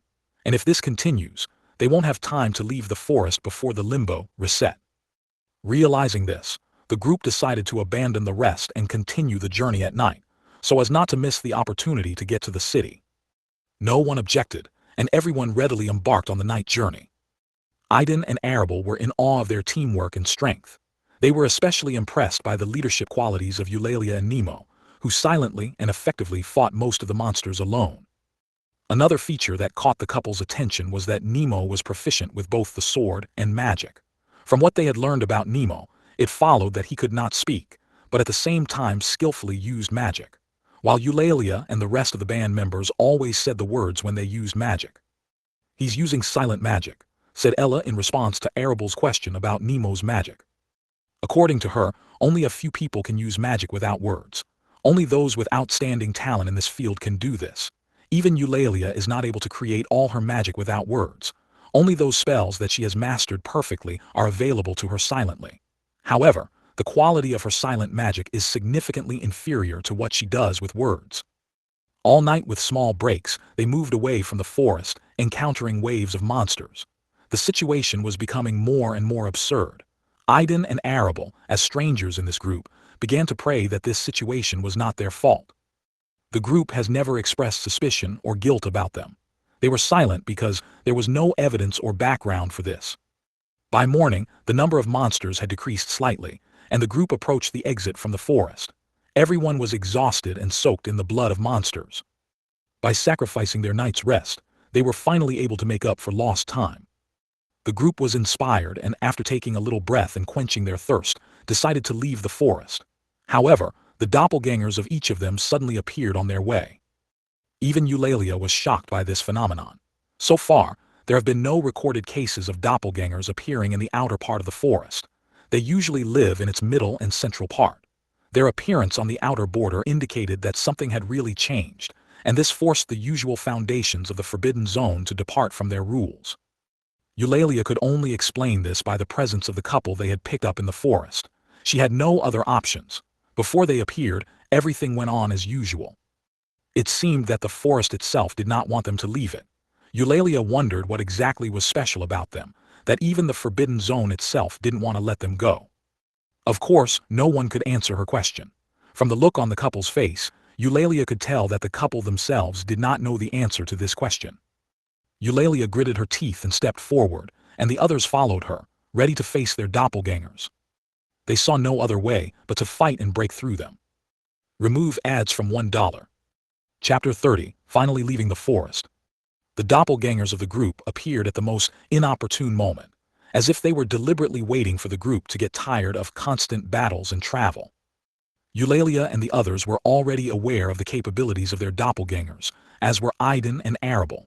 The doppelgangers copied the originals almost perfectly, including their equipment and skills. However, there were several ways to defeat them.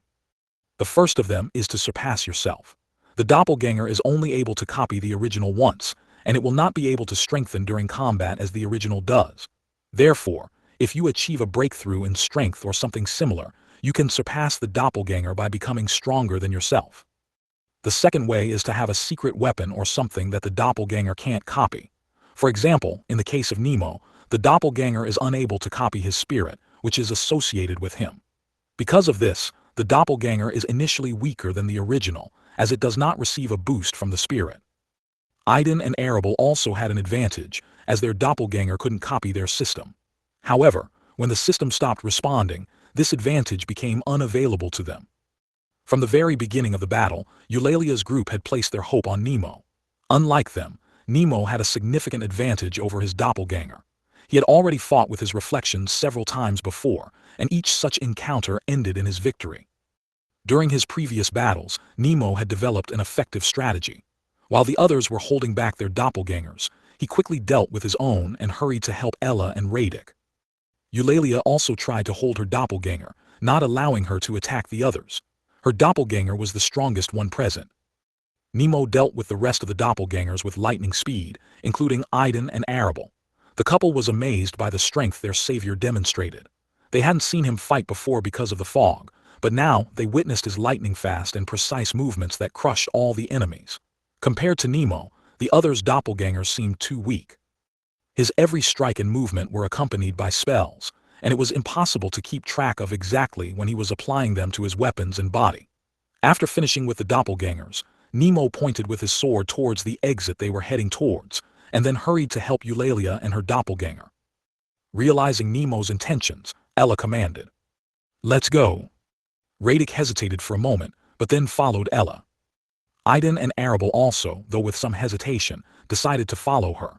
They were too weak in this situation, and understood that they would be of no use except to become a burden to others. The group, leaving Eulalia and Nemo behind, was heading swiftly towards the exit of the forest. The sounds of fighting gradually faded and disappeared into the distance.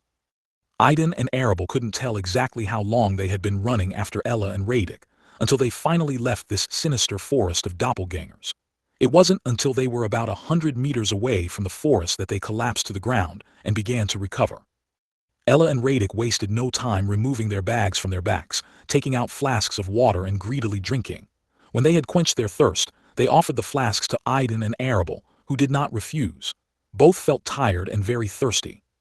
When they woke up in the morning, Aiden and Arable noticed that each of the group members had a small bag in which they carried all their belongings. Although the bag was small, the number of things it contained clearly indicated that it possessed unique properties resembling spatial ones. After quenching their thirst and returning the flasks, the group waited for Eulalia and Nemo to catch up with them. Eulalia and Nemo did not take long to wait and soon caught up with the group. They were both breathing heavily, and from their appearance, one could tell that they were injured and very tired, ready to fall at any moment. When they reached the group, they abruptly turned their heads and looked at the edge of the forest. There at the edge of the forest stood Eulalia's doppelganger, covered in blood, and watching them with a creepy grin. "Calm down," said Eulalia, seeing the panic in the eyes of her comrades. "It won't leave the forest boundary." Only then did they realize why the doppelganger had stopped and wasn't moving in their direction. After calming down and realizing that they had finally left the forest, Ella took out healing potions and stamina recovery potions and handed them to Eulalia and Nemo. They gratefully accepted them and immediately drank them. The group decided to rest for a while and then head towards the city. There was still plenty of time left before the reset. While they were resting, Eulalia couldn't take her eyes off Aiden and Arable. She had serious suspicions about them. After the monsters started attacking them, she began to think that this couple might be related to the forest. To test her guesses, she decided to see if they could leave the forest. To her surprise, they walked out of the forest without any problems. This dispelled her doubts. The couple was not connected to the Forbidden Zone and was not part of it. But then how did this strange couple end up in one of the Forbidden Zones? Eulalia had a lot of questions, but she decided not to ask them yet, but to take the couple to her mentor. Her mentor was a powerful high elf and knew many of Limbo's secrets. Eulalia hoped that her mentor would help her uncover the origin of this couple. Aiden and Arable felt uncomfortable under Eulalia's gaze. They weren't sure if it was their fault that the monsters started attacking them. They wanted to ask the system, but it was still silent, and there was no way they could find out the truth themselves. After Eulalia regained consciousness, she looked away from the couple, which brought them relief. Finally, they were able to breathe a sigh of relief. "Well, stop resting. It's time to return to Usuria," commanded Eulalia, getting up. Everyone followed her, and the group headed towards one of the 3 cities in Limbo, namely the 3rd city, Usuria. Remove ads from $1. Chapter 31, Usuria. Usuria is the 3rd largest city in Limbo, located between Astakis and Ikis. Astakis is the largest and first city in this region, and Ikis is the 2nd largest. All 3 cities are equidistant from each other, forming a perfect triangle. As explained by Eulalia, the names of cities come from the ancient language and simply indicate an ordinal number, from 1 to 3. After leaving the forest, the group did not encounter any difficulties or obstacles and reached Usuria safely. When Aiden and Arable heard about the existence of cities in Limbo, they immediately imagined cities from their world. However, when they saw Usuria, they were somewhat disappointed. They turned out to be too optimistic. The size of the city did not meet their expectations. Compared to the cities of their world, Usuria was a small town with a population of no more than 50,000 inhabitants. The city was surrounded by high stone walls, and it could be entered through several gates from different directions. The architecture of the houses resembled a couple of places from various fantasy films and short stories. Both stone and wooden buildings could be seen in the city, but there was not a single building taller than 5 floors. Most of the houses were 1-story or 2-story. There was a guard at the gate leading into the city, who carefully checked everyone entering to establish their identities. Each city had its own way of verifying people and adventurer IDs. Their group was local, so they easily passed the inspection. When Aiden and Arable showed their IDs, the guards used a small crystal to determine their authenticity. Thanks to their adventurer IDs, they were able to enter the city without undue attention. "We came just in time," Ella said when their group finally entered the city. Soon after they were inside, the guards began to close the gate. The city was bustling with life. It was the first time Aiden and Arable had been in such a place, and they were so excited that they couldn't hide their feelings from the rest of the band. It was a real tour and a real discovery for them. To see the fantasy world and the city with my own eyes, where not only people live, but also representatives of other races, it was like a dream come true. They looked at everything around them in awe. Eulalia, of course, noticed the couple's excitement but could not understand its reasons. Usuria was not too different from many cities in the outside world. There have been places more majestic and unique than this one. Compared to them, Usuria seemed like just a small village. With the intention of taking the couple to her mentor, Eulalia came forward and led her group towards the city center. On the way, they said goodbye to Ella and Radic. Both of these companions joined Eulalia and Nemo as part of a quest given by the Adventurers Guild. After returning to the city, their mission was considered accomplished. Eulalia did not detain them. After confirming that they had completed the task, she released them, paying the promised reward, adding to it an additional amount for an unforeseen situation with monsters. After receiving the money, Ella and Radek thanked everyone, said goodbye to the group, and went to the Adventurers Guild to confirm the completion of the task. After seeing them off, the group had walked quite a bit when Eulalia stopped and raised her head. "It's starting," she said, looking up at the sky. Aiden and Arable followed her gaze, but saw nothing but a clear sky without clouds. The sun was at its zenith and shone brightly on Limbo. Only now, looking at the sun in the sky, Aiden wondered, is this really the sun? He remembered his native star, which they called the sun, and wondered if there was anything in common between it and this star. Or is it just artificial lighting, and the sky around them is fake? He hadn't asked such questions since they'd arrived in this world. They saw it as their own. But now, as a modern man, Aiden began to look for answers from a scientific point of view. As they watched the sky, a translucent dome appeared above the city, completely isolating them from the outside world. After a minute of silence, there was a deafening crash. The world outside the city began to collapse before the group's eyes. There was chaos. Soon, everything was swallowed up by darkness and emptiness. "What the?" exclaimed Aiden and Arable in shock. "It's a reset," Eulalia said softly. "Limbo is being rebuilt." "What will happen to those who remain outside the city during rebuild?" Arable asked Eulalia. If they hadn't met them, they probably would still be wandering in the forest or would already be dead. And if by some miracle they had managed to survive, they would have faced this restructuring. Eulalia looked at Arable and just shrugged her shoulders in response. "Who knows? No one has returned yet and has not told what happened to them after they were swallowed up by rebuilt. They probably all died or became part of Limbo, just like the locals," she said. "The locals?" asked Arable, puzzled. She had heard Eulalia mention locals before, but she thought they were the same as them, the ones who ended up in Limbo and decided to stay here. However, it seemed that wasn't quite the case. "These are residents of Limbo. They were born and live here, considering Limbo their home. Unlike us, who came here from the outside world, Limbo considers them his own," replied Eulalia. "There are certain boundaries and rules that define the relationship between locals and outsiders. Locals have no right to harm us, strangers, for no reason, just as we are forbidden to harm locals. Otherwise, Limbo will take action and, as a last resort, absorb any violator. However, this does not apply to battles between outsiders, as well as to battles between locals," Eulalia continued. At this moment, a new environment began to appear outside the barrier. The sight was so mesmerizing that Aiden and Arable couldn't believe their eyes. Out there, a completely different environment has already appeared. But before they could enjoy the view, suddenly, after the barrier began to disappear, they felt a sharp pain in their head. Both clutched their heads and fell to the ground, screaming in unbearable pain. The pain was so intense that they could hardly stand on their feet. Eulalia and Nemo, who were standing next to them at that moment, were frightened by the sudden change in the situation. The couple couldn't figure out what was going on. The pain was so intense that they couldn't bear it.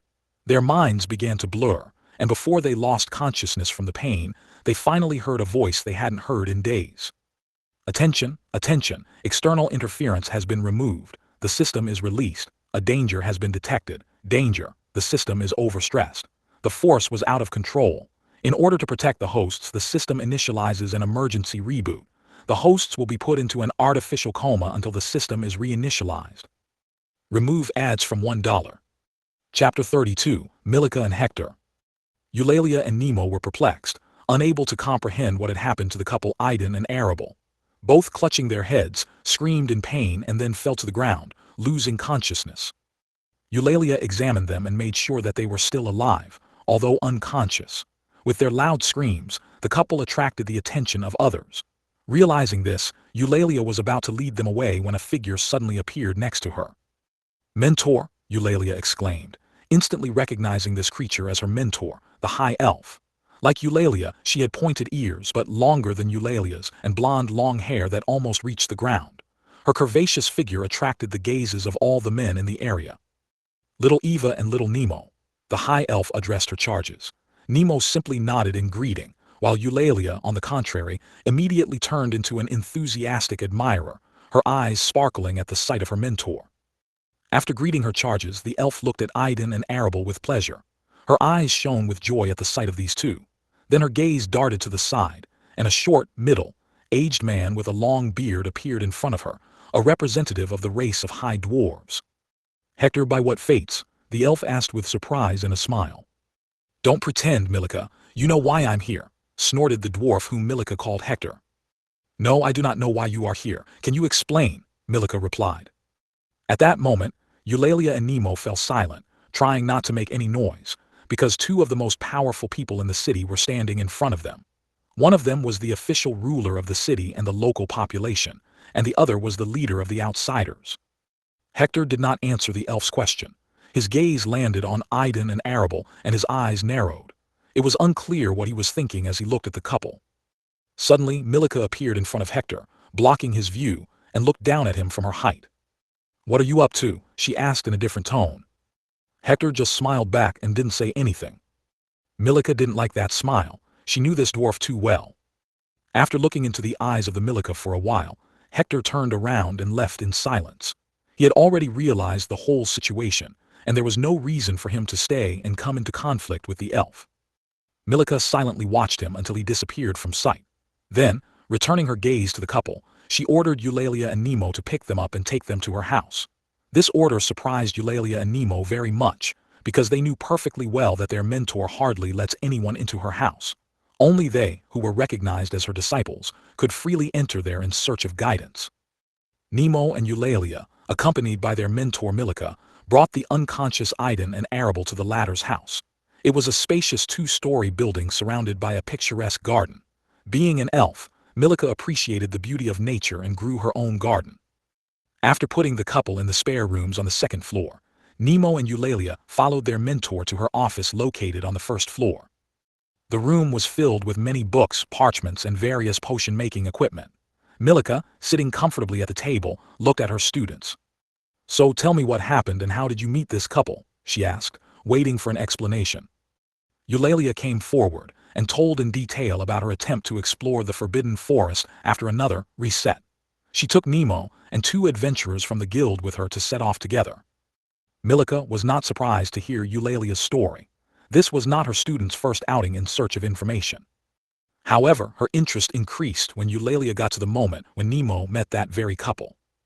Eulalia described all the details in detail and concluded her story with how suddenly the couple clutched their heads and screamed in pain, fell, and lost consciousness. "Interesting. It's very interesting," said Milica enthusiastically, a smile playing on her face. Eulalia, who was under the tutelage of her mentor, was surprised and hypnotized by this smile. In all the time she had spent under Milica's guidance, she had almost never seen her so joyful. Nemo just looked at her with admiration. For him, Milica was the most beautiful woman in this city, but something inside him told him that she was not the most beautiful in the world and that there was a woman who was more beautiful than her. He didn't know who it was, but he was convinced it was. "Mentor, do you know who they are?" asked Eulalia. "Of course not," replied Milica with a smile, "but I have a rough idea of where they came from." "What, do you know where they come from?" asked Eulalia, surprised. "Well, only approximately," said the militia. Looking at her students, Milica continued with a smile. "From now on, everything you hear must not leave this room. Am I making myself clear?" "Yes, mentor," confirmed Eulalia, and Nemo just nodded. "Good, let's start with what you said, Eulalia. The couple wasn't lying to you when they said they got into limbo through a rift." These words of the mentor surprised Eulalia.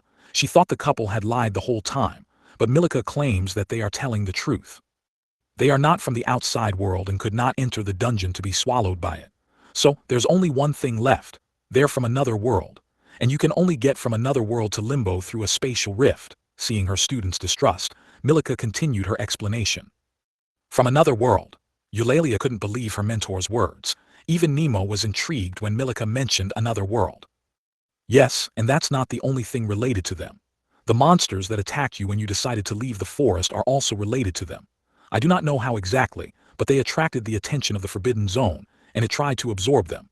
Normally, Forbidden Zones don't show such aggression against ordinary outsiders, but if the zone finds out that the outsiders are not from the outside world, but from another, it will make every effort to take them over," suggested Milica. After a short pause to reflect on her words, she continued. "However, I'm a little confused by the fact that the zone didn't unleash the full power of the forest on you, as if she underestimated you or something was holding her back. Otherwise, I don't think you would have been able to leave the forest. After hearing about their mentor's suspicions, Eulalia and Nemo felt uneasy. They barely made it out of the woods, and if they had stayed any longer, they wouldn't have made it back to the city before the reset. Not only is the Forbidden Zone, but Limbo has noticed their presence. However, unlike the Forbidden Zone, Limbo won't act until the couple breaks his rules. I'm more worried about Hector.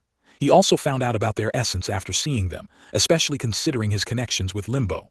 With these words, a smile appeared on Milika's face, which grew wider. After so many years of waiting and monotony, everything is finally getting more interesting, she thought. Remove ads from $1. Chapter 33, MILIS. MILIS, could no longer say for sure how much time she had spent in Limbo. In her attempts to uncover the secrets of the Forbidden Zones and Limbo herself, she experienced many dangerous situations that almost cost her life. Due to her injuries, she repeatedly found herself on the verge of death, and numerous losses of consciousness confused her, making it difficult to understand the passage of time. As a high elf, she was long-lived, and by the standards of her kind, she was still young and full of life. However, she was marred by only one thing, the inability to leave Limbo. Over the years, her existence has half merged with Limbo. Then she discovered that Limbo has his own primitive consciousness, which follows special rules. It was only because of her strength that she hadn't completely assimilated into Limbo yet, and that angered him. Some of Limbo's secrets leaked out, and the elf took possession of them. Limba's mind wanted to consume her, but it couldn't do it for no reason. As long as Milika didn't violate Limbo's rules or as long as she was in a safe city, Limbo couldn't do anything against her. This restriction deprived the Milika of the opportunity to independently seek a way out of Limbo. She could only hope and pin all her hopes on her students and subordinates. Knowing that he couldn't absorb her, Limbo turned his attention to Milika's students and subordinates. Through its associated local resident and city leader Hector, it manipulated other outsiders from other cities to attack and eliminate them. All these attempts were aimed at forcing the Milika to break the rules of Limbo or leave the city. Over the years, Milika has lost many of her loyal followers and students in this city. She even thought about giving up and stopping looking for a way out. For many years, she refused to take students, until she met a young elf who was in Limbo. Because of her proximity to her race, she took her under her protection. Milika did not succumb to Limbo's provocations. As a result, they came to a truce. Limbo stopped attacking her students and subordinates, and Milika pledged not to leave the city and not share Limbo's secrets with outsiders, including her students and subordinates. If she breaks these rules, Limbo will have every right to devour her. Now Milika has only 2 students and a few loyal subordinates. She had recently taken Nemo, her last student, less than a month ago, so their relationship was shallow and not as strong as between her and Eulalia. Nemo was full of mysteries. She had high hopes for him, believing that he would be able to find a way out of Limbo, as she had failed. However, the appearance of the couple Aiden and Arable changed all her plans. Due to her connection with Limbo, she knew for sure that these two came from another world, and not from the outside, like other outsiders like her. Realizing this, she immediately made the decision to take them under her protection from Limbo. Now that they were her charges, Limbo's hands were tied because of the agreement between them, and he couldn't directly try to get to them. Limbo could use locals like Hector to manipulate other outsiders to get to them, but they could handle it. The most important thing was that now the Forbidden Zones wouldn't fiercely hunt the couple if they went to those zones in search of information. "Mentor, why are you so sure that they came from another world?" Eulalia asked curiously, wanting to understand where her mentor got such confidence in this. "It's a secret," Milika replied with a slight smile. "Don't doubt me, little Eva, I'm absolutely sure that they really came from another world." Although Eulalia was not completely satisfied with the answer, she did not insist. "I understand that you have a lot of questions, but we will discuss everything later. Go and mind your own business now, if you have any." The Milika sent his charges about their business. Nemo, having received permission, immediately left the office. Eulalia, after lingering a bit, also decided to follow his example. However, before she could reach the door, she heard her mentor's voice. "Take care of them, little Eva, and as soon as they wake up, let me know. I want to talk to them personally." "Okay, mentor," Eulalia replied before leaving. She went to check on Aiden and Arabel's condition, as requested by her mentor, and then went about her business. Milika, left alone in her office, took out her personal diary, and immersed herself in thoughts about the upcoming events that would inevitably come with the appearance of this couple in limbo. Meanwhile, Nemo had already left his mentor's house and was heading to the neighboring house, where he was allocated a small room. In addition to him, several other outsiders who were subordinates of the Milica lived in this house. Upon reaching his room, Nemo dropped his bag next to the table, took off his sword and shield, and then got rid of the cloak that hid his body. Then he fastened the straps attached to his right arm, and with a thud, the metal prosthesis fell to the floor, leaving only his shoulder and elbow. After that, he took off his mask and looked at himself in the mirror. The right side of his face was disfigured. His right ear and hair were missing. His right eye was completely white, and part of his cheek was missing, revealing his teeth. Nemo stared at himself in the mirror for a while longer, until he was distracted by a spirit appearing in the room in the form of a white lump of light. "Don't worry, Nemo. We will definitely find a way to heal your wounds. The most important thing right now is to find a way out of this place and figure out who you really are." A spirit named Izzy tried to comfort Nemo. She was connected to him and understood his feelings, so she was acutely aware of his mood. Sighing, Nemo put the mask back on, unable to look at his ugly reflection anymore. Then he noticed the pendant that hung around his neck. Clutching it tightly, he tried to remember where he got this thing from. Nemo couldn't remember anything about the pendant, but he knew it was very important to him. Milica's words came back to him when she saw the pendant. "Who would have thought that you have such an amazing thing?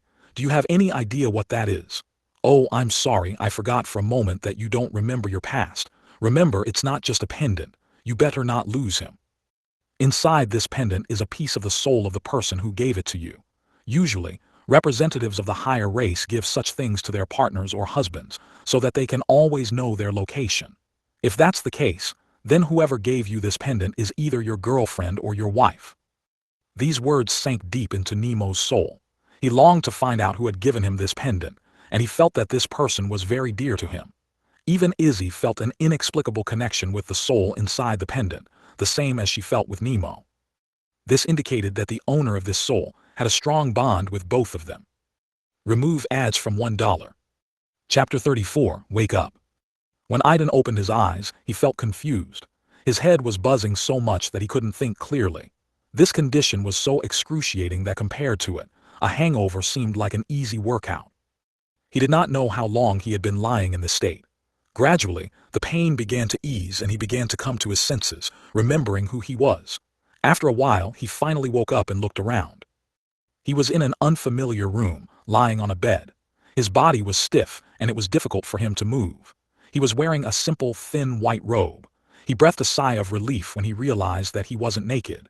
He noticed his adventurer's clothes neatly folded on the chair next to the bed.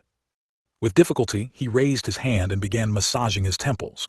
While he was doing this, he had a strange feeling that he had forgotten something very important, or rather someone. Then he began to remember who he was. Images of his family surfaced in his memory, his mother, father, and sister. Then he remembered the disaster their world had faced, the awakened and the heroes of the Federation. And finally, an image of a girl with long red hair and a system appeared in his mind.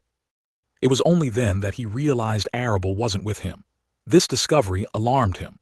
He struggled to his feet and tried to stand up. His legs wouldn't obey him, and his attempts to get up were unsuccessful. After a while, he felt the tingling sensation returning to his legs. After a while, he managed to get to his feet and staggered towards the door. The door was unlocked, and he easily opened it, finding himself in a small hallway. At that moment, he saw the door of the next room open, and a figure came out with a slight limp. After taking a closer look, Aiden recognized Arable in her and breathed a sigh of relief. She was wearing light white clothes that covered her entire body. Arable, coming out of her room and still adjusting to her body after a long sleep, also saw Aiden and breathed a sigh of relief, making sure that he was okay. At that moment, both were thinking about the same thing. After they woke up and remembered everything that had happened to them, and realizing each other's absence, the first thing they decided to do was make sure their partner was safe. Although they were connected thanks to the system, the few days they spent in the forest trying to survive had already strengthened their bond a little. In this unfamiliar world, they were the only people close to each other. "Oh, look, what do we have here? It looks like someone is not fulfilling their duties," a playful female voice rang out from the far end of the corridor. When Aiden and Arable heard the voice, They turned around and saw a smiling elf woman in front of them, who was watching them intently. "Damn it, what's wrong with this elf? Why is she so beautiful and why does she have such a curvy body?" thought Aiden, unable to take his eyes off her. At that moment, he forgot that he was connected to Arable, and when she heard his thoughts, instead of getting angry, she completely agreed with him. Even she, being a woman, was fascinated by the elf's appearance and felt envious. "Don't drop your jaw, boy," Melissa said to Aiden, noticing his astonished look. She was already used to such displays and did not say anything. I'm sorry," apologized Aiden, looking away in embarrassment. "It's okay, I'm already used to it. I see you've just woken up, so feel free to rest a little more. As soon as you're ready, come downstairs and join me, I'll cook you breakfast." With these words, Melissa, without waiting for the couple's answer, went down to the first floor. The couple watched her go in silence. When she disappeared from sight, they both looked at each other and, embarrassed, looked away. Aiden felt uneasy about being captivated by the beauty of another woman when Arable was around. In turn, Arable felt embarrassed that, being a woman, she was also impressed by the stranger's beauty. Luckily for her, Aiden didn't notice her reaction. "Are you all right?" asked Aiden, pulling himself together. "My head is still buzzing, and I haven't fully adjusted to my body yet," Arable replied. Aiden felt the same way. "Let's go to my room, we have something to talk about," Aiden suggested, inviting Arable into his room. She followed him without hesitation. When they got inside, Aiden invited Arable to sit on the bed, and he took off his adventurer's clothes from the chair and sat on it. As the two sat down and looked at each other, Arable realized that she was still wearing the ghost mask. She took it off and put it next to her. At that moment, her black hair changed to scarlet, became longer and fell onto the bed. Aiden had not seen her real appearance for a long time, so he was mesmerized by her beauty and stared at her. Arable noticed his gaze and was slightly embarrassed, but deep down she was happy to see him like this. However, she did not show him her joy.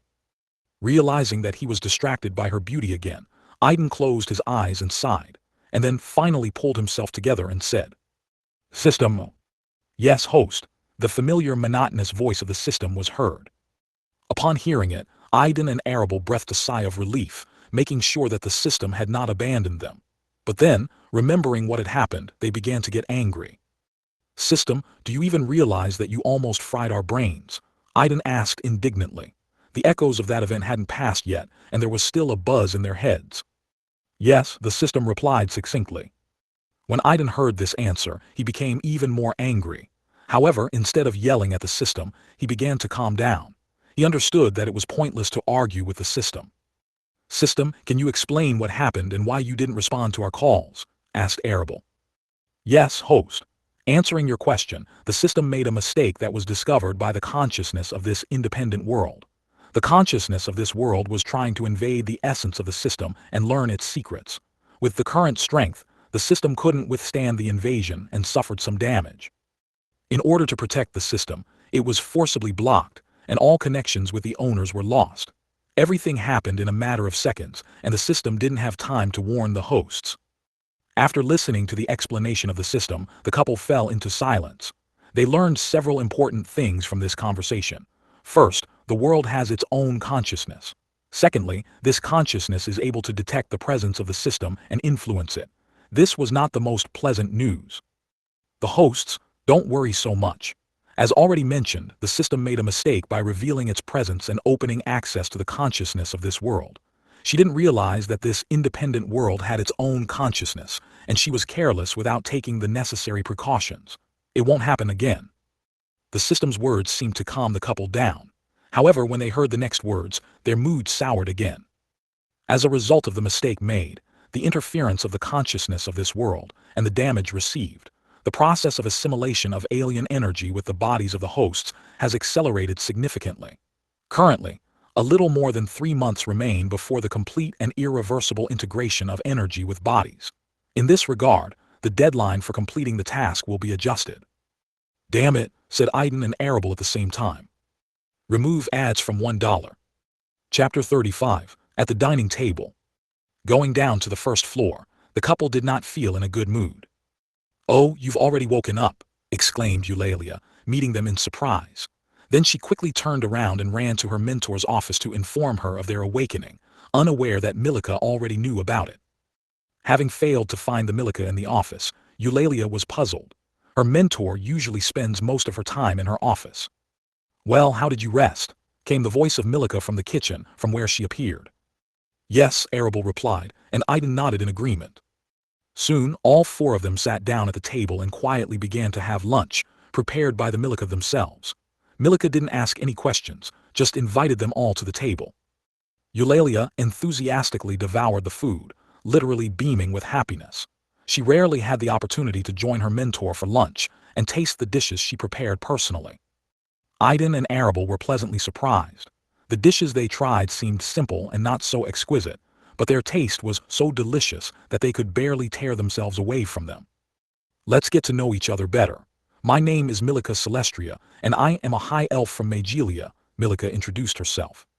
"You are already familiar with Eulalia. She's my student just like little Nemo," she continued. "Although a little late, but better late than never. My name is Aiden Fane, and this is Arable Morgan, my fiancé." Aiden took the initiative. He was already getting used to being her system fiancé, while Arable was still embarrassed when he openly declared her his bride. "Aiden and Arable, yes. Are these your real names or is that your name in this world?" asked Milika, making it clear to the couple that she already knows that they came from another world. This question, of course, surprised Aiden and Arable. "Don't be surprised, hosts. She is one of the most powerful beings in the city. The same waves emanate from it as from the consciousness of this world. It is highly likely that she has some kind of connection with this consciousness. Therefore, it's no secret to her that you're from another world," the system said, anticipating the couple's question. "That's it," Aiden exclaimed in his mind, realizing this. "The real ones," Arable replied. "In this world no one knows us and we don't need to hide." "I see," agreed the Milika. "Miss Milika, what are your intentions towards us? I don't think you just decided to take care of us and even cook dinner for us personally. Especially since you made it clear right away that you know where we're from," Aiden asked bluntly, not trying to hide or evade anything. "Straight to the point, yes. I like this attitude," Milika said with a smile. "Before we start, can I see what you look like without a mask?" Milika asked Arable. She wasn't surprised. She just turned her head and looked at Aiden, who nodded his agreement. "How interesting," whispered Milika, watching their interaction. After receiving Aiden's approval, Arable took off her mask, and her true appearance was revealed to everyone. Milika and Eulalia were amazed. Arable was even more beautiful than they had expected. "You look absolutely gorgeous. Why are you hiding such beauty?" Milika praised Arable's beauty. "Thank you, but compared to me, you are just a goddess of beauty," Arable replied, not being modest, and praised the beauty of the high elf. Then she continued. "This is just a precautionary measure. Although we come from another world, the history of our world has already taught us that beauty without the ability to protect itself can only attract trouble. You are strong, so you don't have to hide anything, and be careful. As you can see, I'm weak. You're very smart. I stopped thinking about such things from your point of view a long time ago. And yes, I agree with you, that's really the way it is in this world." Although Milika said these words, she did not specify that one of the reasons for her confidence was her origin. She was an elf. Elves are naturally beautiful, and they don't need to hide their beauty. If anyone dares to attack or kidnap them, they will instantly become the enemy of the entire elven race. Therefore, in their world, few people would risk raising a hand against elves with bad intentions. "Okay, I'm satisfied," said Milika, seeing Arable's true appearance. "I want to make an agreement with you. From Eulalia's stories, you roughly understand where you are, and I'm sure you know there's no way out of here. Knowing that you came from another world, I don't think you will give up trying to find a way out. But did you know that if you don't leave Limbo after a certain time, outsiders will become part of Limbo?" Milika said, watching the couple closely to see their reaction. Aiden and Arable already knew, so they weren't too surprised. They were surprised only by Milika's first offer of an agreement. Milika, seeing that the couple didn't show much surprise, was also a little startled. "Did you know about this?" she couldn't resist asking. "Knew about what?" "That our bodies absorb the energy of this world, and if we don't leave it before we fully assimilate, we will become a part of this world ourselves. Yes, we are aware of this. We immediately felt these changes happening to our bodies the very day we got here," Aiden said, mixing truth with lies. In fact, they didn't figure it out, but the system did. "That's how it is. That's even better. You can omit a lot," Milika said with a smile, and her smile grew wider and wider. For her, the discovery that the couple immediately recognized this feature of Limbo was significant. "Let's get right to the point. I'm offering you my help and protection, and in return, I want you to cooperate with me in finding a way out of limbo. I admit that over the many years we have spent in this place, we, the locals, have not been able to achieve significant success. However, we still haven't given up hope. Thanks to my power, not all outsiders have been completely assimilated into limbo, and they have a chance to leave it if we find a way out. All this time, Milika did not take her eyes off the couple. Aiden and Arable were surprised and delighted to hear this suggestion. They supported the idea of cooperation with both hands. They realized that they were too weak, and just the two of them would not be able to find a way out in the allotted time. Moreover, due to the error of the system itself, this period was almost halved. You're talking as if we can really find a way out. Why are you so sure? The couple asked, taking their time to agree. They wanted to hear more details before making a decision. It's pretty simple. I'm willing to take the risk, mainly because you came from another world. There have been no visitors from other worlds to Limbo yet. I think it's fate. If you can't find a way out, then I do not know who can do it. With these words, the Milika stopped abruptly, as if remembering something. Although before you appeared I had high hopes for Nemo, she suddenly said, mentioning Nemo. If you look closely, you look a bit like him. You're almost the same age. I also see that some force has tied your fate together, just like Nemo, who has a connection with 3 representatives of the higher race at once. Milika continued with a playful smile. I can't say exactly what kind of connection unites you, but I can assume that it makes you partners. That's why Aiden claims that you, Arable, are his fiancé, isn't it? Milika's question hit the nail on the head, and the couple were embarrassed that someone had guessed it so easily. They began to resent the elf's behavior, not understanding how she managed it. She seemed to learn more about them just by looking at them, as if she were reading a book. They had no idea that they were giving her the answers to her questions by their own actions. Seeing the embarrassment on the couple's faces, Milika laughed, realizing that she had hit the nail on the head. From the author, it would be great if those who have read this chapter could share their opinions about the current story. What do you like and what don't? In addition, I would like to know your opinion about the pace of the narration. Perhaps it's worth omitting some details and paying more attention to the pace, speeding it up. Without feedback, it's difficult for me to understand what exactly readers like and what doesn't. Remove ads from $1. Chapter 36, Information about Nemo. When Milika lived on the continent of Magelia, she had heard legends about how powerful beings from other worlds sometimes invaded their world. Usually, their appearance brought with it destruction and misfortune. However, looking at Aiden and Arable, who were embarrassed and amused her, she could not imagine that they could become the source of such disasters. After all, they were too young and weak. Perhaps in the future when they grew up, they would cause a lot of problems, but that didn't bother her now. Nemo has a lot of secrets, most of which he doesn't know about himself. Before he got into Limbo, he encountered something that caused him terrible injuries that disfigured his body. Because of these injuries, he lost his right arm, the ability to speak, and almost all of his memories. The Milika felt sorry for Nemo.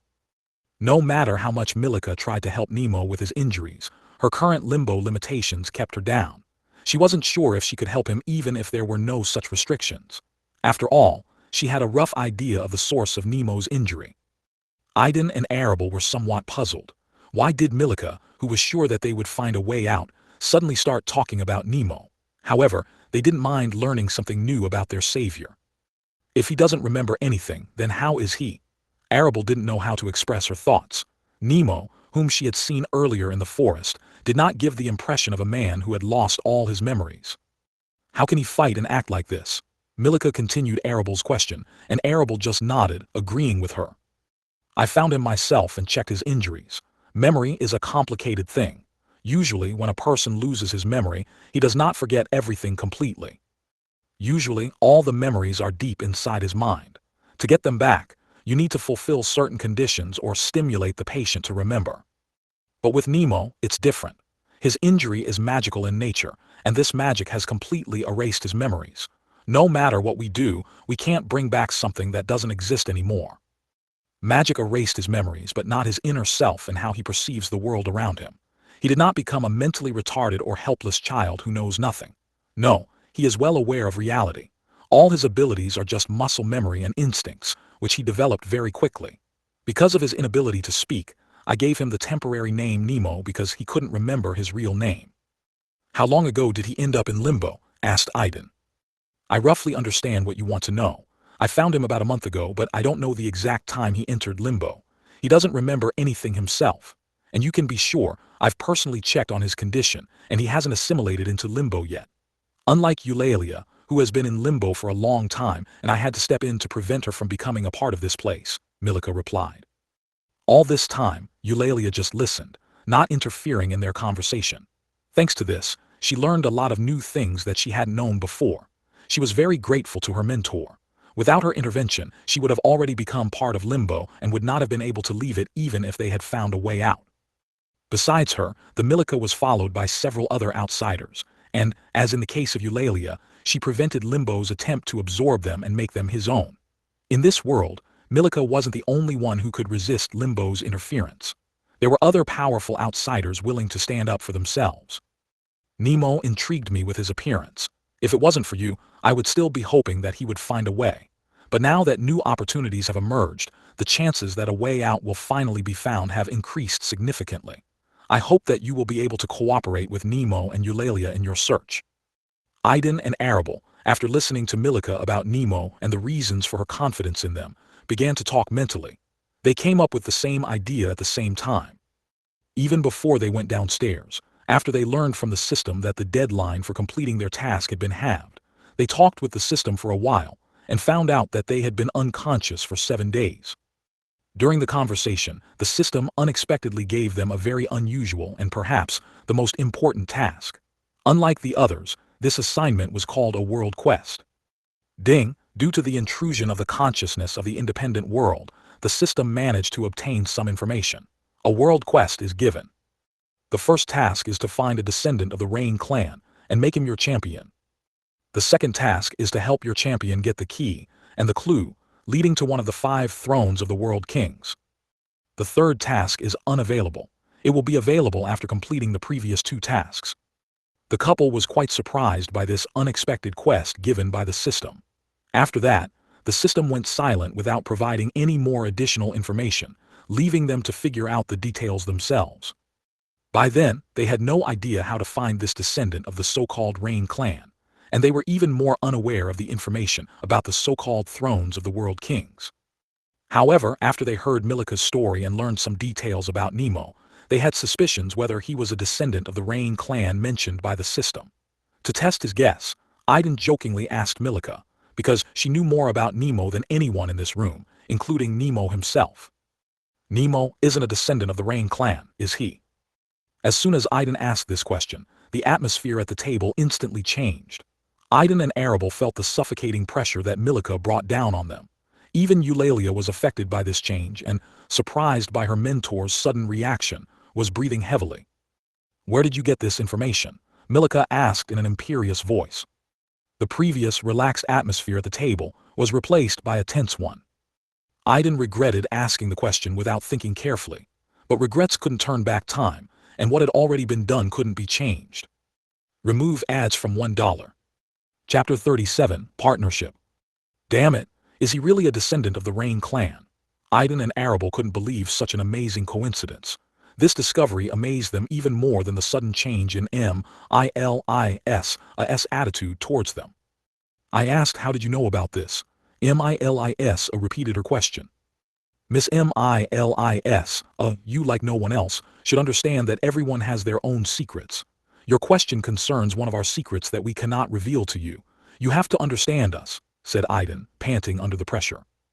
They didn't want to reveal the system, but they could only hint that they had their own source of information. No one likes it when others pry into their secrets. They hoped that such an explanation would suit the Milika.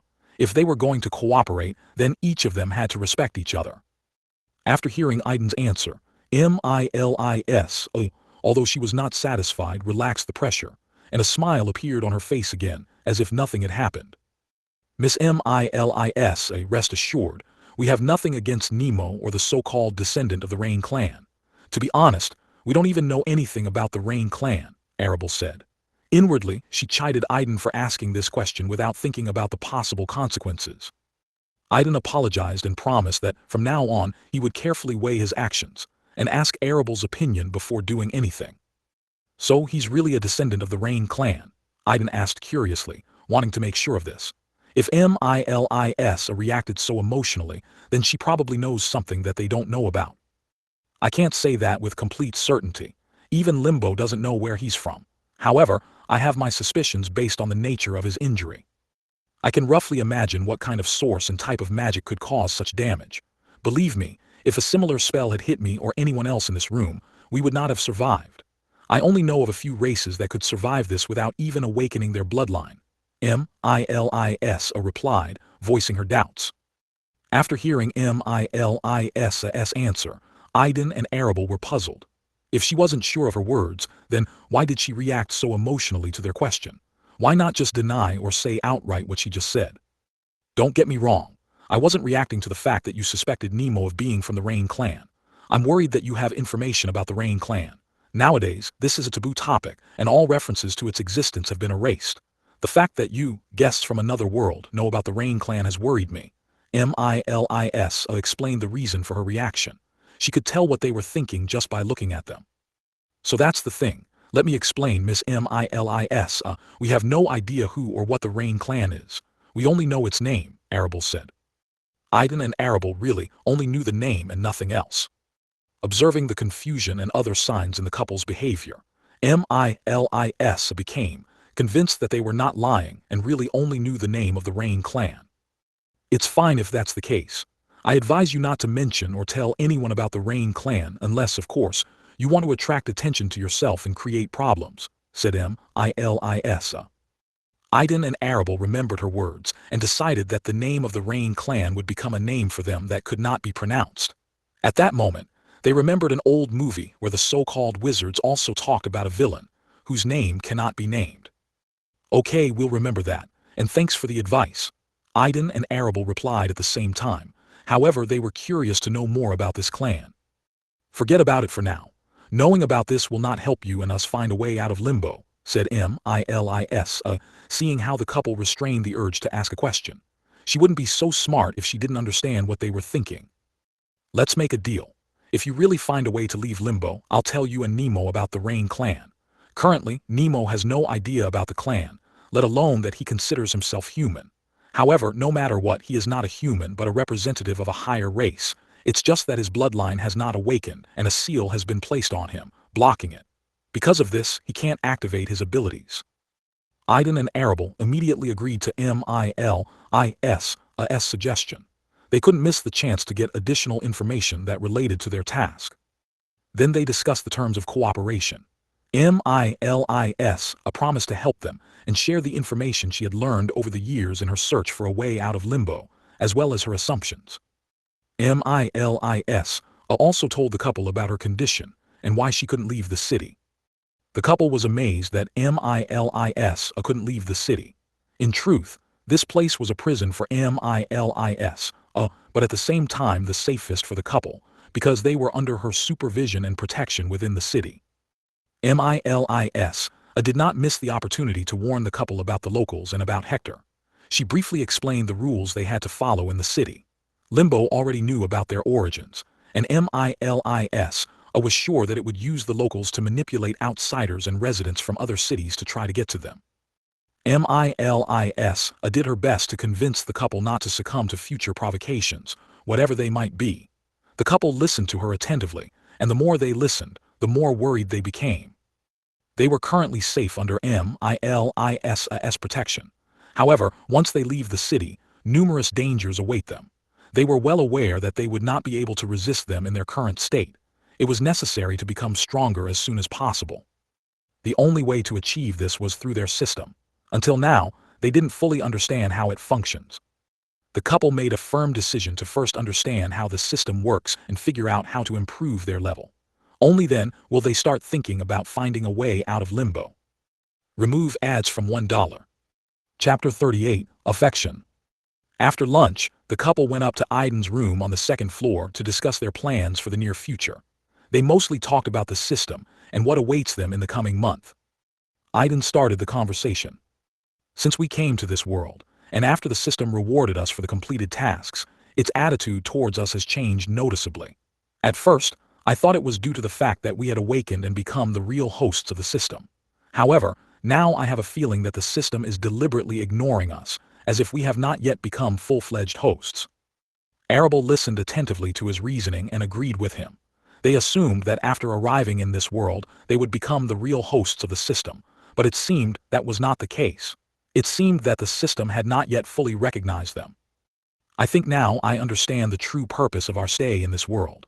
We have accepted the system and awakened, but now we need to prove that we are worthy of being its hosts. That's why systems send their hosts to another world after awakening, to test them. Do you remember the moment when you proposed to me? Arable asked, looking into Aiden's eyes. Aiden remembered this moment very well, and nodded back at her. At that moment, I was so surprised and excited that I didn't really pay attention to the system's words. But now, remembering them, I can say with confidence that we have not yet passed the classification to be considered the true hosts of the system. Because the system directly told me, both hosts will be teleported to the connected world to confirm their classification as awakened and begin the path of finding a way to save this world. That explains a lot. Not only them, but all the so-called heroes of the Federation have been through this. However, unlike the others, due to the interference of the title of Supreme, they were teleported to a completely different place. It turns out that the system has given us a choice, accept it or reject it, and after we chose to accept, she brought us here. Now we have to prove to her that we are worthy, Aiden asked, summing up their reasoning. Yes, it looks like it, Arable agreed, also coming to the same conclusion. They were still testing the system. The only question is what exactly she expects from them. How do they prove their classification? Ha ha ha, Aiden laughed, interrupting Arable's thoughts about the requirements of the system. When he had finished laughing, he looked at her with a slight sadness and said, I think I know what the system wants. All this time it was in front of our eyes, but we didn't notice. Arable was taken aback by his laughter and words. Look at your status at your partner's line, Aiden said, and Arable, following his advice, opened her status and found the line she needed. Partner Aiden feign affection, 15%. Aiden's name was on that line, and the number in parentheses indicated their level of affection for each other. The indicator has increased compared to the previous time. Arable wasn't surprised. They had been through a lot together these few days, and she would have been surprised if the level of affection hadn't changed. And then it finally dawned on her why Aiden had asked her to pay attention to this line. Now she understood what the system expected of them. The system waits for their relationship to reach a certain level. It's not for nothing that the system is called Supreme Husband System and Supreme Wife System. Seeing the surprise on Arable's face, Aiden waited a bit and continued. I think the system expects our relationship to move to a new level without its interference. You understand that we only met each other thanks to the system. We accepted her only out of fear of losing the opportunity to awaken, not because we had a good relationship. And probably the system is more aware of this than you and me. Instead of trying to manipulate us again and force us to become husband and wife, she waits for our relationship to achieve this on its own. Although Aiden expressed this point of view, he wasn't completely sure of his words. The system was too unpredictable, and he didn't dare claim to fully understand its intentions. Perhaps he is mistaken, and in fact the system is aiming for something completely different, but his assumption was still well-founded. Aiden realized that if the system offered them tasks aimed at strengthening relationships, they would not be able to refuse and would try to complete them. However, they will understand that their feelings do not develop according to their own will, but according to the will of the system. It was like coercion, and when someone is faced with pressure against their will, they instinctively resist, and as a result, nothing good will come of it. Perhaps that's why the system stopped paying attention to them after they became its hosts. She has taken a neutral position in their relationship, and is waiting for them to improve it without her interference. Arable was convinced that Aiden was right. As someone who grew up in high society, she was well aware that forced and demanding marriages rarely end well. Instead of living in harmony and love, such couples, having fulfilled their obligations, often become strangers to each other. Sometimes they even become fierce enemies. If the system continued to insist on their marriage, Arable wasn't sure if they would be able to maintain a good relationship with Aiden. Since childhood, she had been raised to marry under duress, and although she did not like it, she was ready for it. She understood and accepted that she was not destined to find a man and marry him for love. But now that she was in this situation, she didn't know what to do. There was silence in the room. Each of them plunged into their own thoughts and began to reflect on their relationship. I suggest we forget about it for now and move gradually. I think we should split up for a while and complete the tasks that the system has given us. We are more or less safe in the city thanks to the Milica. I want to find someone who will teach me how to carve carcasses, and I advise you to look for a mentor who will help you master the art of cooking. Let's focus on these tasks first and see what happens, Aiden Arable suggested. All right, Arable agreed. Besides, it will allow us to check how far our mental link will work when we are in different places. And I want to try something and see if I succeed, he added. After a short conversation, Arable left Aiden's room and went downstairs. At that moment, the couple found themselves confused. Neither of them knew how to treat each other. Both of them had no experience in such situations, so they decided to break up for a while and think about it, while simultaneously completing the tasks of the system that were assigned to them separately. Remembering the food Milika had prepared, Arable decided to ask Milika to become her mentor and teach her how to cook. Aiden, meanwhile, was wondering who to turn to, Nemo or Eulalia, so that they could help him find an experienced carcass shredder. While the couple was trying to figure out what the system was thinking and decided to act separately, many outsiders from other cities had arrived in the city over the past 7 days. Milika had noticed their movement a long time ago, but did not take any action. Milika just waited and wondered what the outsiders would do when the couple woke up, and the news spread between them. Remove ads from $1. Chapter 39, Month Progress. The month flew by unnoticed. Aiden, thanks to Milika, was able to find an experienced monster butcher in the Adventurers Guild.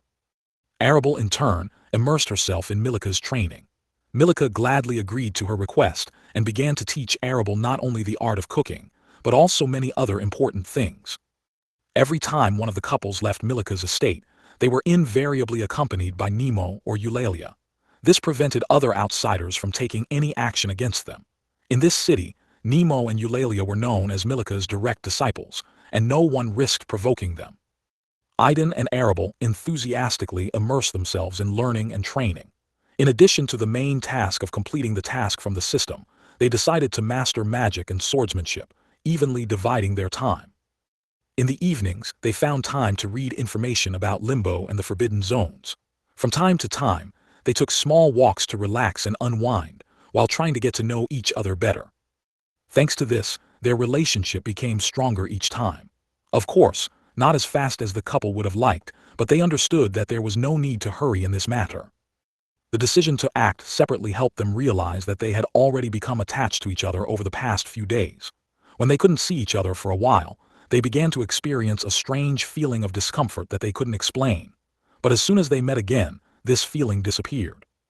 Nemo and Eulalia became ideal teachers and partners for them when it came to learning magic and swordsmanship for battles. Milika assigned the task of training to her disciples. Nemo taught them swordsmanship and acted as a sparring partner, and Eulalia started teaching the couple the basics of magic. Their status had a mana stat, but the couple didn't know how to use it, so they asked Eulalia to teach them the basics of magic to see if they could benefit from it. Nemo silently showed them the sword stances, and then made them repeat them over and over again until their bodies memorized these movements. At the end of the training, they held a small sparring session, in which the couple most often found themselves in the role of the defeated. Eulalia started learning magic by infusing her mana into their bodies. They had to sense someone else's mana first and how it circulates inside their bodies.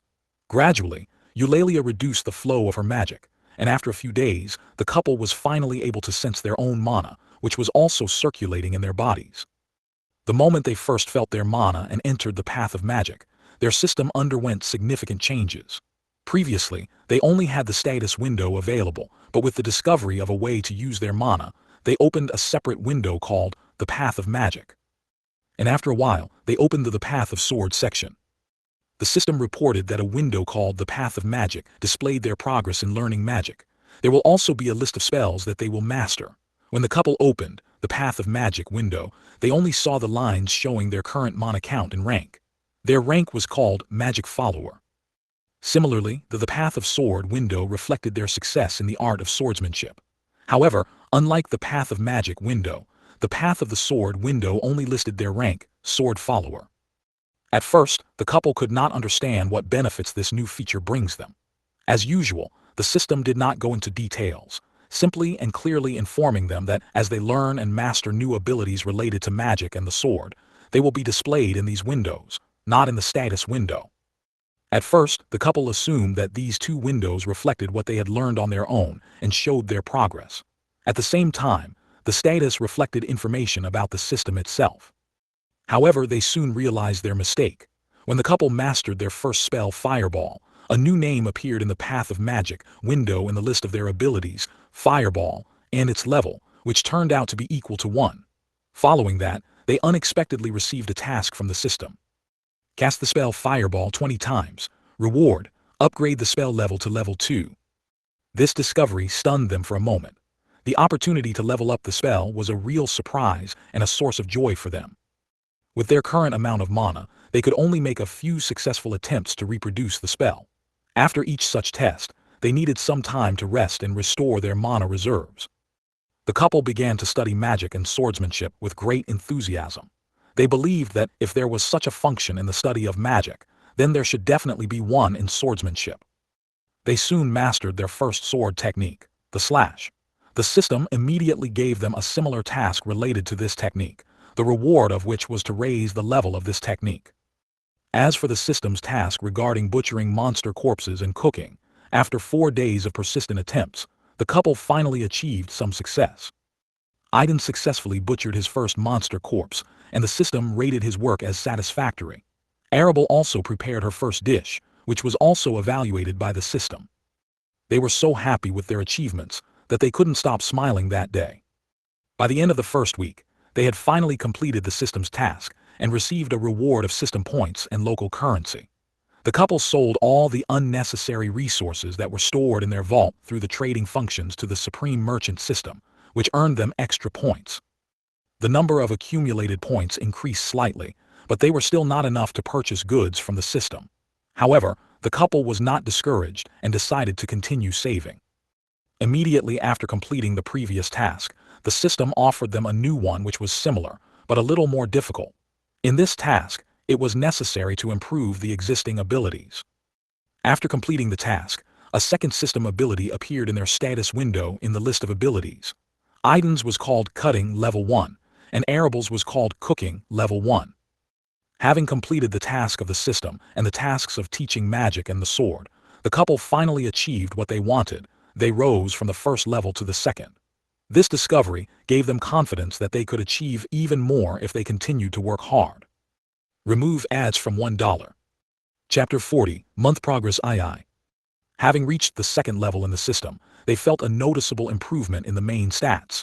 On the very first day after leveling up, during the training, they had already felt the changes. Although the increase in strength was not as obvious as they would have liked, Nemo and Eulalia noticed a significant improvement in the couple compared to the previous days. They wanted to ask what had happened, but, remembering the instructions of their mentor Melika, they decided to refrain. Melika asked them not to try to pry out the couple's secrets and to respect their privacy. In addition to improving the main stats, the couple did not receive any new features from the system. The system only asked them to work hard and reach level 10 as soon as possible. After Aiden and Arable completed the system's level-up spells and techniques, they upgraded all their abilities to level 2. The couple waited for some time until the system issued new tasks for the transition to the third level, but they did not receive anything. The system remained silent. Upgrading all abilities to the second level allowed them to reach the third level of the system. However, they had to admit that the path to the 10th level at this rate would be long and difficult. However, they were glad that they were able to upgrade all their skills to the second level. The only remaining tasks were cooking and butchering monster carcasses. This time, the system distributed them differently. Aiden got the cooking tasks, and Arable got the butchering tasks. Arable was very surprised and even a little confused when Aiden got the cooking assignments. But then she laughed and realized that the system wasn't trying to make her a housewife. The tasks of butchering monster carcasses didn't cause her much concern. On the contrary, she was glad to have the opportunity to learn this useful skill. At first, Aiden was a little unhappy with this assignment, believing that cooking was a woman's responsibility. However, after thinking about it, he realized that, like many people and men, he perceived stereotypes about the role of women in the family too narrowly. Aiden understood that the system sees the world in its own way, and its understanding of the duties of a husband and wife does not always coincide with their ideas. Having accepted this, they took up the task while simultaneously learning new spells and techniques. By the end of the first month, they had managed to reach the 10th level of the system with great difficulty. The couple could have reached this level faster if they hadn't run into the limitations of the system. They realized that they could not raise all the spells and techniques they had learned from the second to the third level yet. The couple did not know what it was related to, as the system did not share this information. Unlike each other, it took the couple longer to master the art of cooking and butchering, and raise it to the second level. They were obsessively learning new spells and sword techniques, not paying attention to their effectiveness, all in order to raise the system level to 10, and finally, it happened. By the time they reached level 10 of the system, the number of spells and sword techniques they had learned had already exceeded a dozen. They were all second level. Following this, their ranks in the Path of Magic and Path of the Sword increased and became Magic Disciple and Sword Disciple respectively. They have come a long way in a month, and their main stats have almost doubled and some even more. Nemo and Eulalia were even more impressed by such changes in just 1 month. Even Milica was surprised by their learning rate. She sometimes had the idea of catching and finding out their secret from the couple, but she could hardly restrain this desire. After this month, Aiden and Arable had just over 2 months left to find their way out of limbo. Although they had reached level 10 of the system, the couple did not feel strong and confident enough to take the next step. They still couldn't put serious pressure on Nemo, who was easily dealing with both of them, leaving them with no chance of success. Aiden and Arable were unhappy with their progress and wanted to become even stronger. And finally, when they reached level 10, the system revealed to them a secret. All the owners of the system, having reached this level, undergo ascension tests.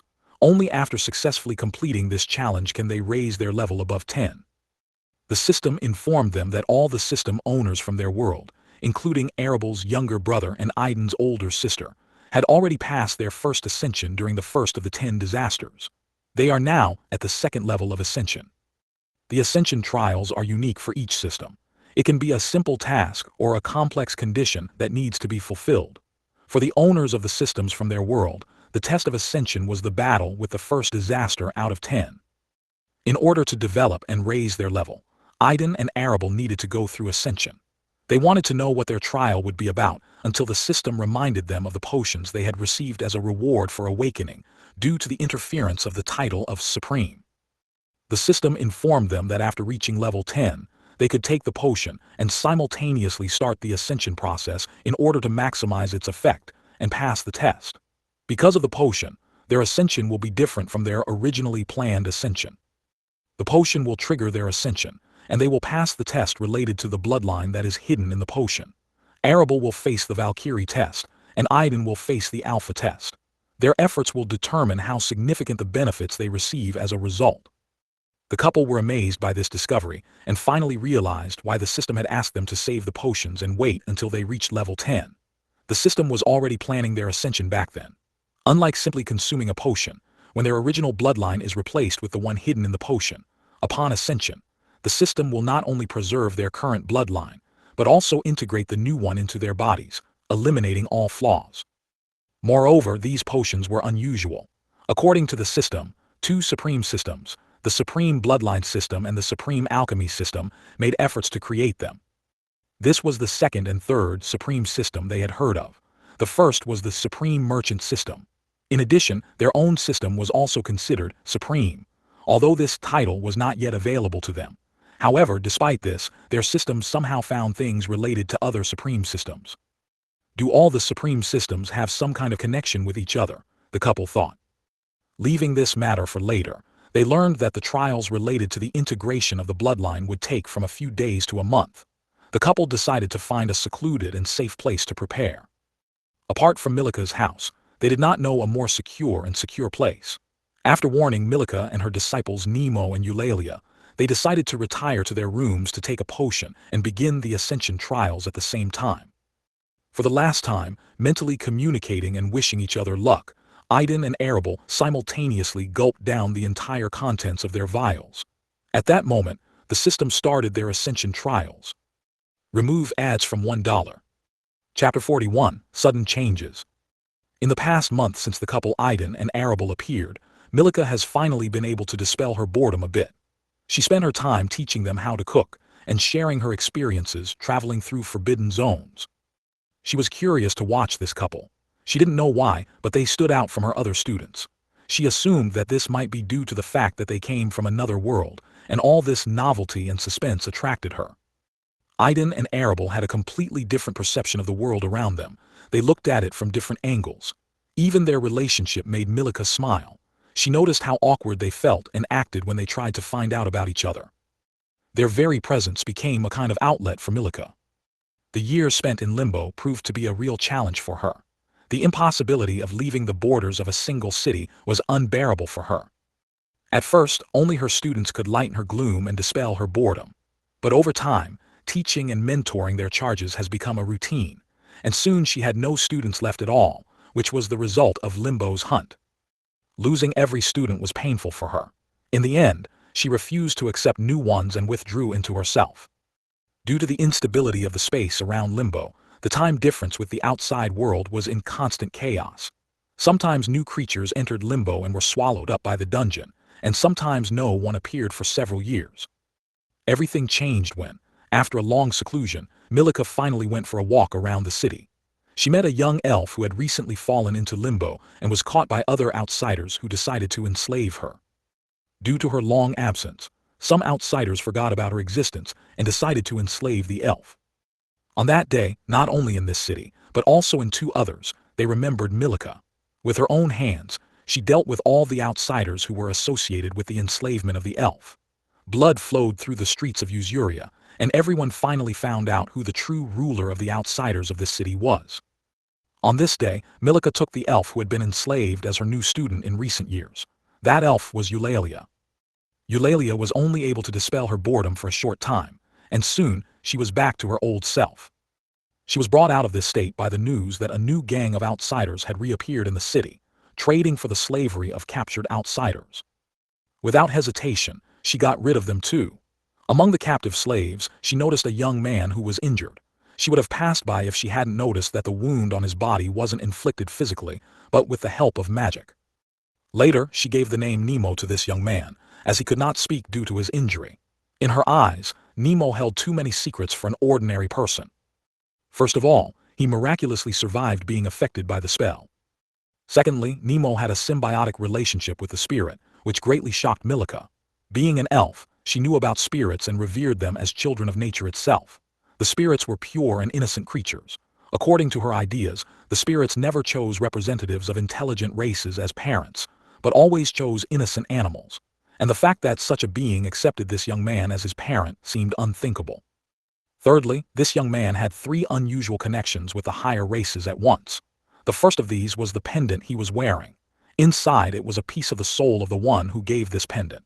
Milika knew that such pendants were usually given by superior races, such as the Valkyries, to their chosen partners. Unlike the first bond, the second and third, which Nemo possessed, were marriage marks, symbolizing the union of two beings. These marks meant eternal connection and devotion. The first mark belonged to the dragon race, and the second to the cursed bloodsuckers. Thinking about it, Milika remembered that the Valkyries live in a detached and secretive manner on their celestial continent, not showing themselves to the inhabitants of this world. Ordinary people don't even know about the existence of the celestial continent, but Milika knew that the Valkyries were one of the races claiming to be the ruler of this world. Dragons, in turn, are widespread on the Labyrinth continent and in Magelia. Milika suspected that Nemo might have met one of them on the Labyrinth continent. Bloodsuckers, popularly known as vampires, were originally the indigenous inhabitants of the continent of labyrinths and dungeons. However, due to the ancient war that partially destroyed this continent and led to the invasion of dungeons all over the world, vampires migrated to the continent of Ludelia. Currently, they, along with other races associated with the labyrinth, have occupied a significant part of this continent. Milika wondered how this young man, who was barely 20 years old, managed to attract the attention of three representatives of the higher race. Each of these races is not known for its restraint, and as far as Milika knew, they all have a very possessive nature. Milika suspected that none of the women who had been involved with Nemo in the past knew about the existence of the other two. This realization lifted Milika's spirits, and she was looking forward to the moment when these women would meet and have a real catfight. They were all from a superior race and possessed powerful strength. Milika wondered what kind of destruction their meeting could cause, and how the current Nemo, who did not even know about their existence, would be able to cope with these three. And so, when Milika was sitting in her office, preparing potions and necessary things for Aiden and Arable, who were soon to go to the forbidden zones. She felt strange vibrations coming from the second floor. She immediately recognized who their source was and hurried to the second floor. Recently, Aiden and Arable visited her and made it clear that they needed privacy for a while. Milika didn't think much of it at the time, but now she finally realized that this couple was probably up to something. She went to the nearest room, which belonged to Aiden, but did not immediately enter, fearing that she might interfere with him. However, she couldn't wait or guess, so she knocked first and waited for someone to answer. She didn't dare to use her soul force to scan the room for fear of provoking a backlash. After no one answered, but the strange waves only intensified, Milika opened the door a crack and looked inside. Instead of Aiden, there was a pulsating blood-red cocoon in the middle of the room. Numerous bloody threads stretched from the cocoon, which clung to the walls, floor and ceiling of the room, holding it in the air. Strange fluctuations of energy emanated every time the cocoon pulsed. Milika was surprised by what she saw. She had never seen anything like it before. Milika was mesmerized by the sight in front of her and forgot for a moment. It wasn't until sometime later, when the waves emanating from the cocoon became more intense, that she came to her senses. After leaving Aiden's room and looking into Arable's room, Milika found a similar picture there. Inside Arable's room, there was also a pulsating blood-red cocoon.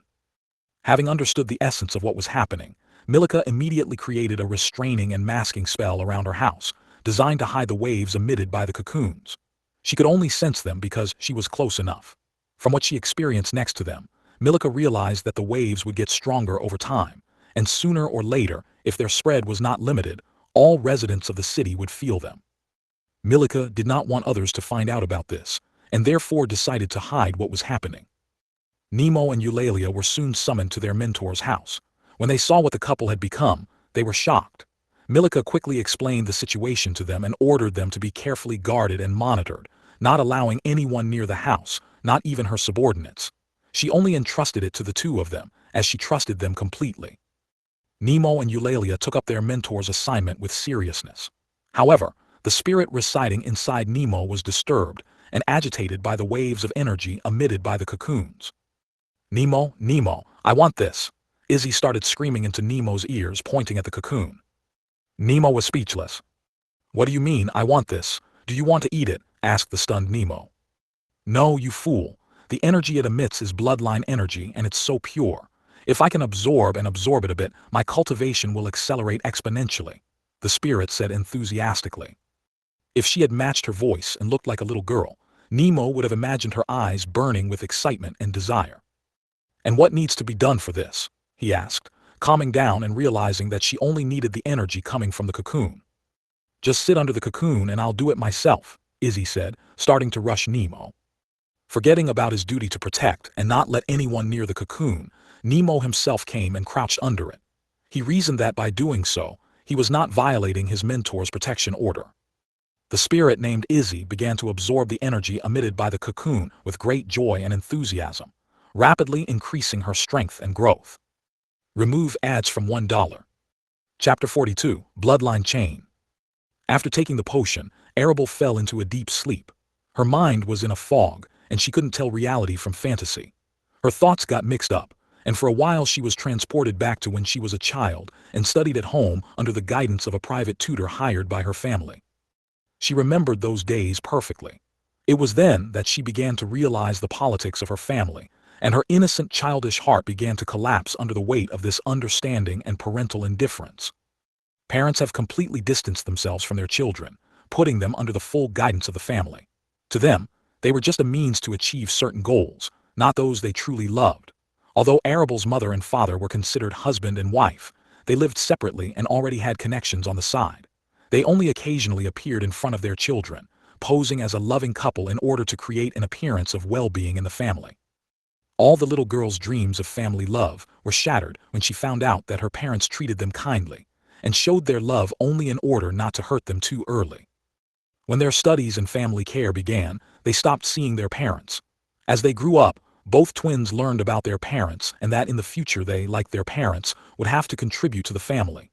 Suitable couples have already been selected for them, and a prenuptial agreement has been concluded. As the eldest of the twins, Arable took full responsibility and took care of her younger brother Arslan. Arslan was a cheerful and playful child who constantly demanded attention and games with her. Arable never refused her younger brother, even when her family insisted on discipline and scolded her for spoiling her brother too much and distracting him. She did not obey and always kept him company. Since she found out the truth about her parents, there was only one person in the family who was dear to her, her younger brother. No one else bothered her. As she grew up, her heart gradually became colder, and she began to treat others indifferently, not paying attention to anyone except her brother and the family members responsible for their lives. From an early age, she was taught that she should be loyal and grateful to her family for her upbringing and resources. She did not dare to disobey what was demanded of her.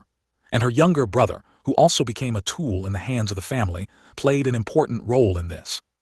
Despite all the difficulties, the bond between the brother and sister remained strong, and they were always ready to stand up for each other. For Arable, all these memories were both very familiar and at the same time alien. She couldn't figure out which ones were true and which ones were figments of her imagination. Looking at all this, her heart was filled with coldness, and her emotions gradually faded away. And then the day came when the world plunged into chaos. There were global disasters all over the world. Arable and her younger brother Arslan were at school that day. However, unlike what Arable remembered, her younger brother couldn't survive it and died in an accident, leaving her alone.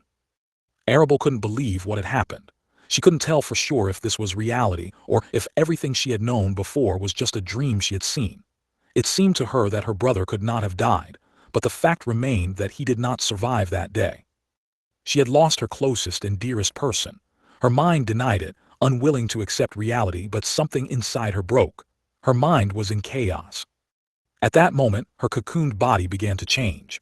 Her heart, which was beating slowly, accelerated at first from shock and fear, but then slowed down, and soon the beats began to occur at long intervals, necessary only to maintain the life of its owner.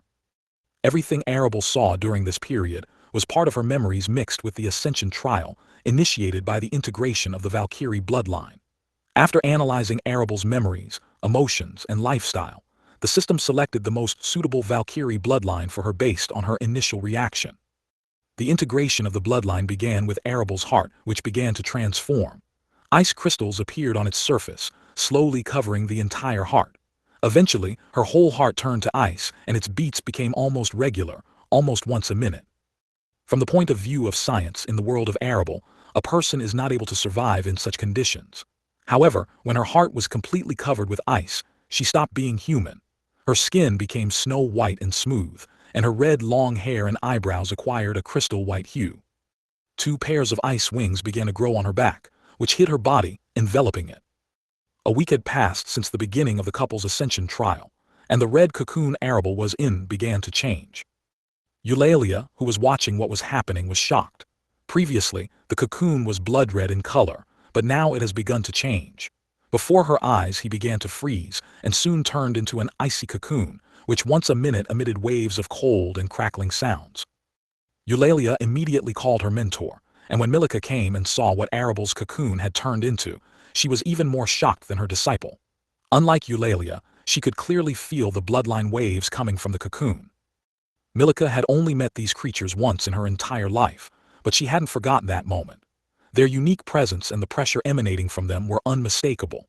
It was then that she witnessed how they used a unique spell that destroyed another member of the higher race in the blink of an eye. It was under the influence of such a spell that Nemo managed to survive, and that was why her interest in him was so high. And now she could feel the same presence from the cocoon Arable was inside. Without a doubt, it was the bloodline of the Valkyries. And most importantly, from the state of the cocoon, Milika could tell that this bloodline belonged to the Ice Valkyrie, one of the most ruthless and deadly among all the other Valkyries. While they were both staring at Arable's cocoon in amazement, Nemo ran into the room.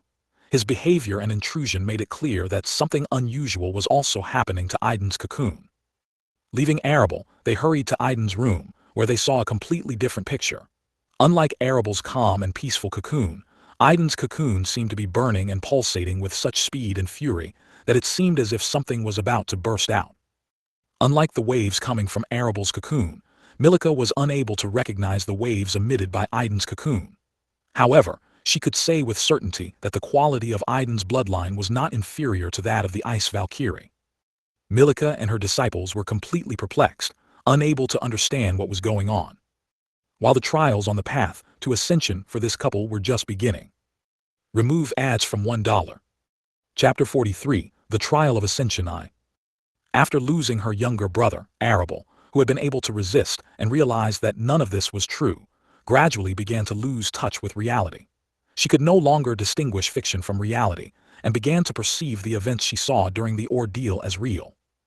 Her family seemed to have forgotten about her brother's existence after the disaster. They were completely absorbed in creating the United Federation and trying to increase their influence in this new federation. Arabelle's parents didn't even come to her brother's funeral or visit her. Everything was organized by the ordinary servants of the family. None of the high-ranking family members came to his brother's funeral.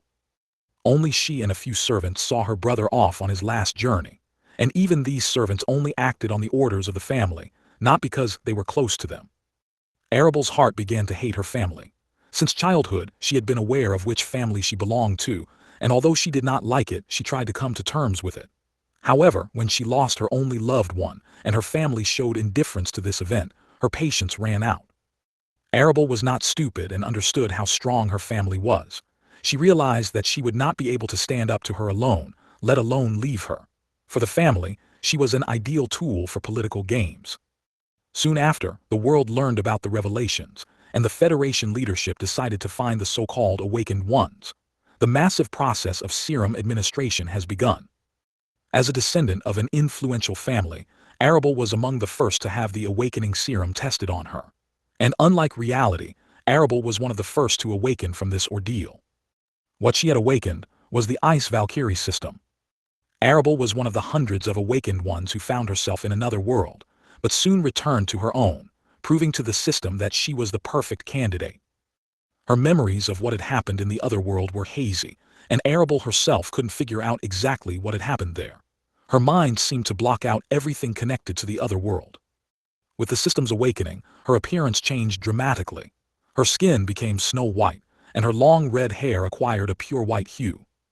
With each passing day, Arabelle became more distant, her emotions dulled, making her cold and calculating. Her eyes reflected only indifference to everything around her. Even the system she had awakened warned her that the more often she used her power, the more she would lose some of her emotions and eventually become an emotionless being. When she became an awakened one, her value in the eyes of the family increased significantly. Even her parents, who had previously ignored her, were now trying to get closer to her and take advantage of it. However, all their attempts to enter her world were met with an icy wall that Arabelle had built around herself. She ignored everyone, only occasionally showing her subordination and belonging to the family, so as not to cause their displeasure ahead of time. Many descendants of influential families tried to court her, attracted by her indifference and mystery. She charmed everyone who paid attention to her, but no one could overcome her icy barrier. The family was unhappy with her indifference and demanded that she seduce other awakened young men and attract them to the family. But all their attempts came across a simple word no, which she uttered in response. Among those who tried to court her was Christopher Hugh, a descendant of one of the most influential Hugh families. Arabelle had heard of Christopher Hugh before, but had never met him. However, when she saw him for the first time, something stirred inside her. The emotion she thought she had given up made it clear to her that she hadn't completely become an emotionless being yet. Hatred for this man was slowly building up inside her. Arabelle was puzzled as to why she hated him so much. It seemed to her that her soul was trying to break out to strangle him. But she pulled herself together and showed no change in her face or demeanor. She just ignored him. Christopher, like her, was an awakened one. Using his family's influence, he tried to court all possible awakened women in order to attract their attention. Having failed to achieve anything with Arabelle, Christopher did not immediately give up his attempts. He left her for last, switching to other women. Arabelle didn't seem to notice anything around her. She was completely focused on training and leveling up the system. In the course of her studies, she mastered many systemic abilities.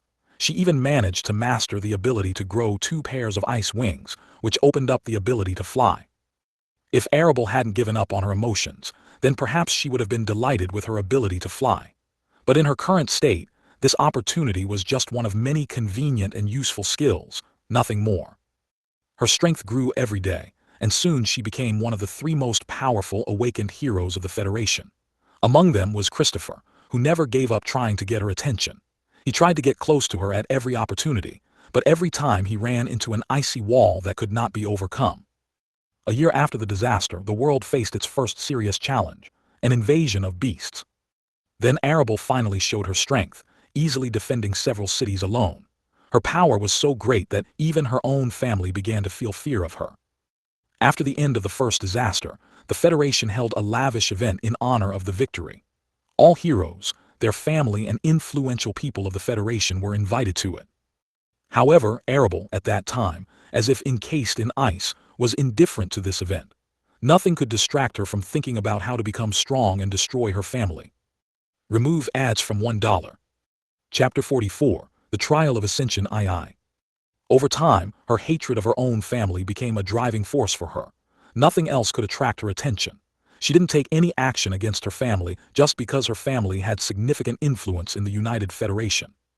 If it wasn't for the system's restrictions that were imposed on her every time she harmed, or had an impact on mere mortals, she would have destroyed her family long ago. Her current strength was not enough to quickly and decisively exterminate the family. Apart from her, the family was able to attract several powerful awakened ones to their side, who, although not as strong as her, could buy enough time for the other Federation heroes to arrive and overwhelm her with their numbers. While she would be limited by the system in her actions against mortals, they could take advantage of this opportunity and defeat her. Arable did not participate in the lavish event in honor of the victory organized by the Federation. She was the only awakened one who disobeyed the order. The Federation couldn't do anything about Arable. She was too strong, not to mention that she belonged to the powerful Morgan family.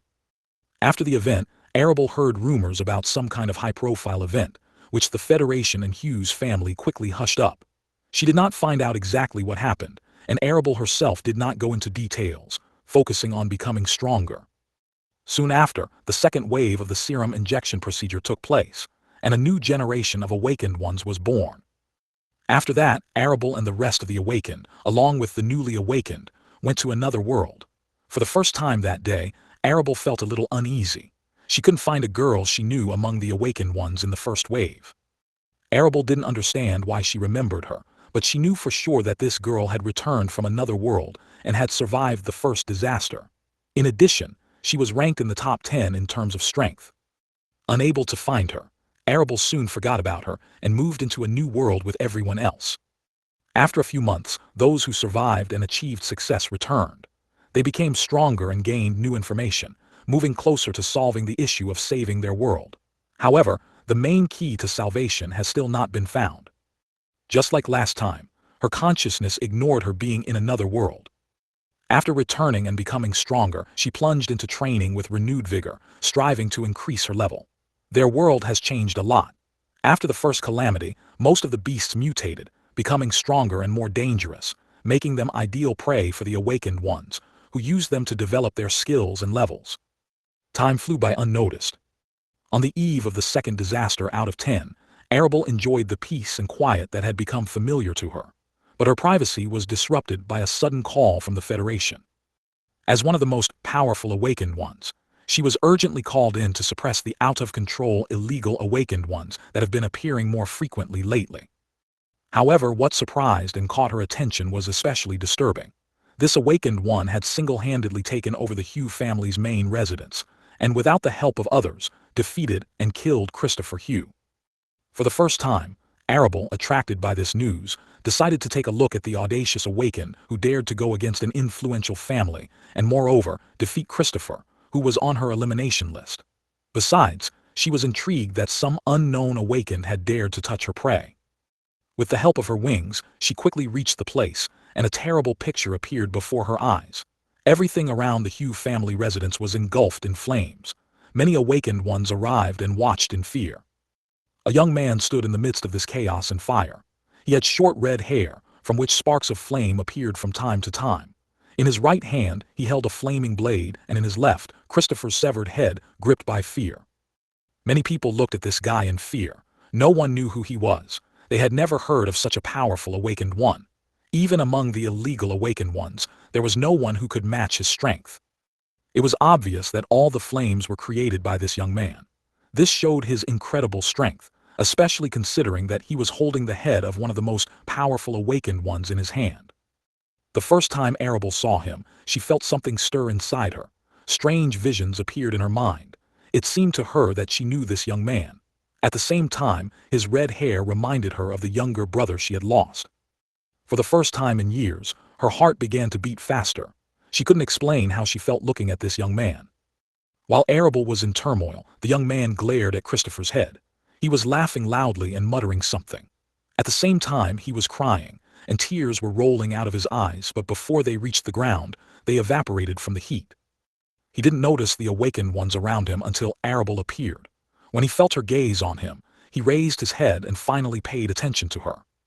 A spark of recognition flashed in the young man's eyes, overcome with rage. It only happened for a moment, but it soon turned violent. A flame burst out in his hands, which in the blink of an eye incinerated Christopher's head, leaving no trace of it. Huge fiery wings appeared behind the young man, and he rushed towards Arable with incredible speed. At that moment, in the sky above the estate of the former influential Hugh family, two awakened ones collided with the elements of ice and fire. Of course, these two awakened ones were the hosts of a unique pair system, the Supreme Husband system and the Supreme Wife system. And with their meeting came the culmination of the Ascension trial. Remove ads from $1. Chapter 45, Final of the Ascension trial. Arable, lost in thought, was so stunned by the sudden change in her condition that it was only at the last moment that she was able to react and block the blow inflicted by the awakened one with the element of fire. She was at a loss. Of all the awakened gathered here, why was he the one who attacked her?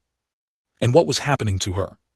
Arable knew for sure that she had never met this man before, but the sudden snatches of memories that came up when she first looked at him made her think that she somehow knew him. But how is this possible? The blow delivered by the guy was powerful, but Arable was able to stop and block it using her ability to manipulate ice and create a sword out of it. The sword of ice collided with the sword of fire, and the two opposing elements began to overwhelm each other. Finally, gathering her thoughts and suppressing the excitement in her heart, Arable pushed the guy away. She wanted to talk to the guy to find out who he was and how he was related to her. She also wondered why he had destroyed Hugh's family and killed Christopher. However, the awakened guy did not give her a chance to speak. Immediately after she pushed him away, he launched another attack. There was fury in his eyes and his gaze was determined to kill her. He looked at her as his sworn enemy, ready to fight to the end. After giving up trying to speak, Arable finally became more serious and responded to his attacks without hesitation. The battle between them was intense and intense. The shockwaves from their collisions could be felt even from a distance. All the awakened ones watching the battle looked at Arable with admiration. For many, she was an example of what an awakened person should be like. Her power was undeniable. Most of those present here were from the first wave and knew her well. Among them were those who tried to court her, but received only a cold refusal. When they were awakened, they considered themselves superior to ordinary people, and their pride was so great that they took her refusal as a personal insult and held a grudge. Not only the men, but also the women watching the couple's battle were envious of Arable. They couldn't accept that after getting their systems, they didn't become as beautiful as Arable Morgan. Her changes were too noticeable and conspicuous. Even her charm had increased after changing her appearance. As the awakened ones watched the battle, the clash between the pair became more intense. Arable began to gain the upper hand over the situation. The longer they fought, the stranger Arable felt. At first, she didn't pay attention to it, but the longer they fought, the more a long-forgotten feeling of warmth and some feelings that she no longer hoped to return awoke in her. Arable also noticed a change in the guy she was fighting with. If earlier there was only rage and determination in his eyes, now they showed not only that, but also the anticipation of something more. At first, Arable tried to get rid of him and leave this place to sort out her feelings, but the guy stubbornly resisted her onslaught. Their battle had reached a new level. Almost all the spells and techniques they had learned during that time were used. In 2 years, Arable had reached level 20, which was the maximum she could reach at the moment, and all the spells and techniques she used were honed to perfection. Even the wings on her back became a weapon with which she blocked the enemy's attacks. The longer and fiercer they fought, the more clearly they sensed each other. It was as if there was some kind of invisible connection between them, which grew stronger with each passing moment. Arabelle's former aloofness began to fade, and her heart, which had almost stopped beating only a couple of times a minute, was now pounding like crazy. Her white skin took on a slightly more vibrant hue due to the accelerated rhythm of her blood. At the same time, the flames raging around the young man began to fade.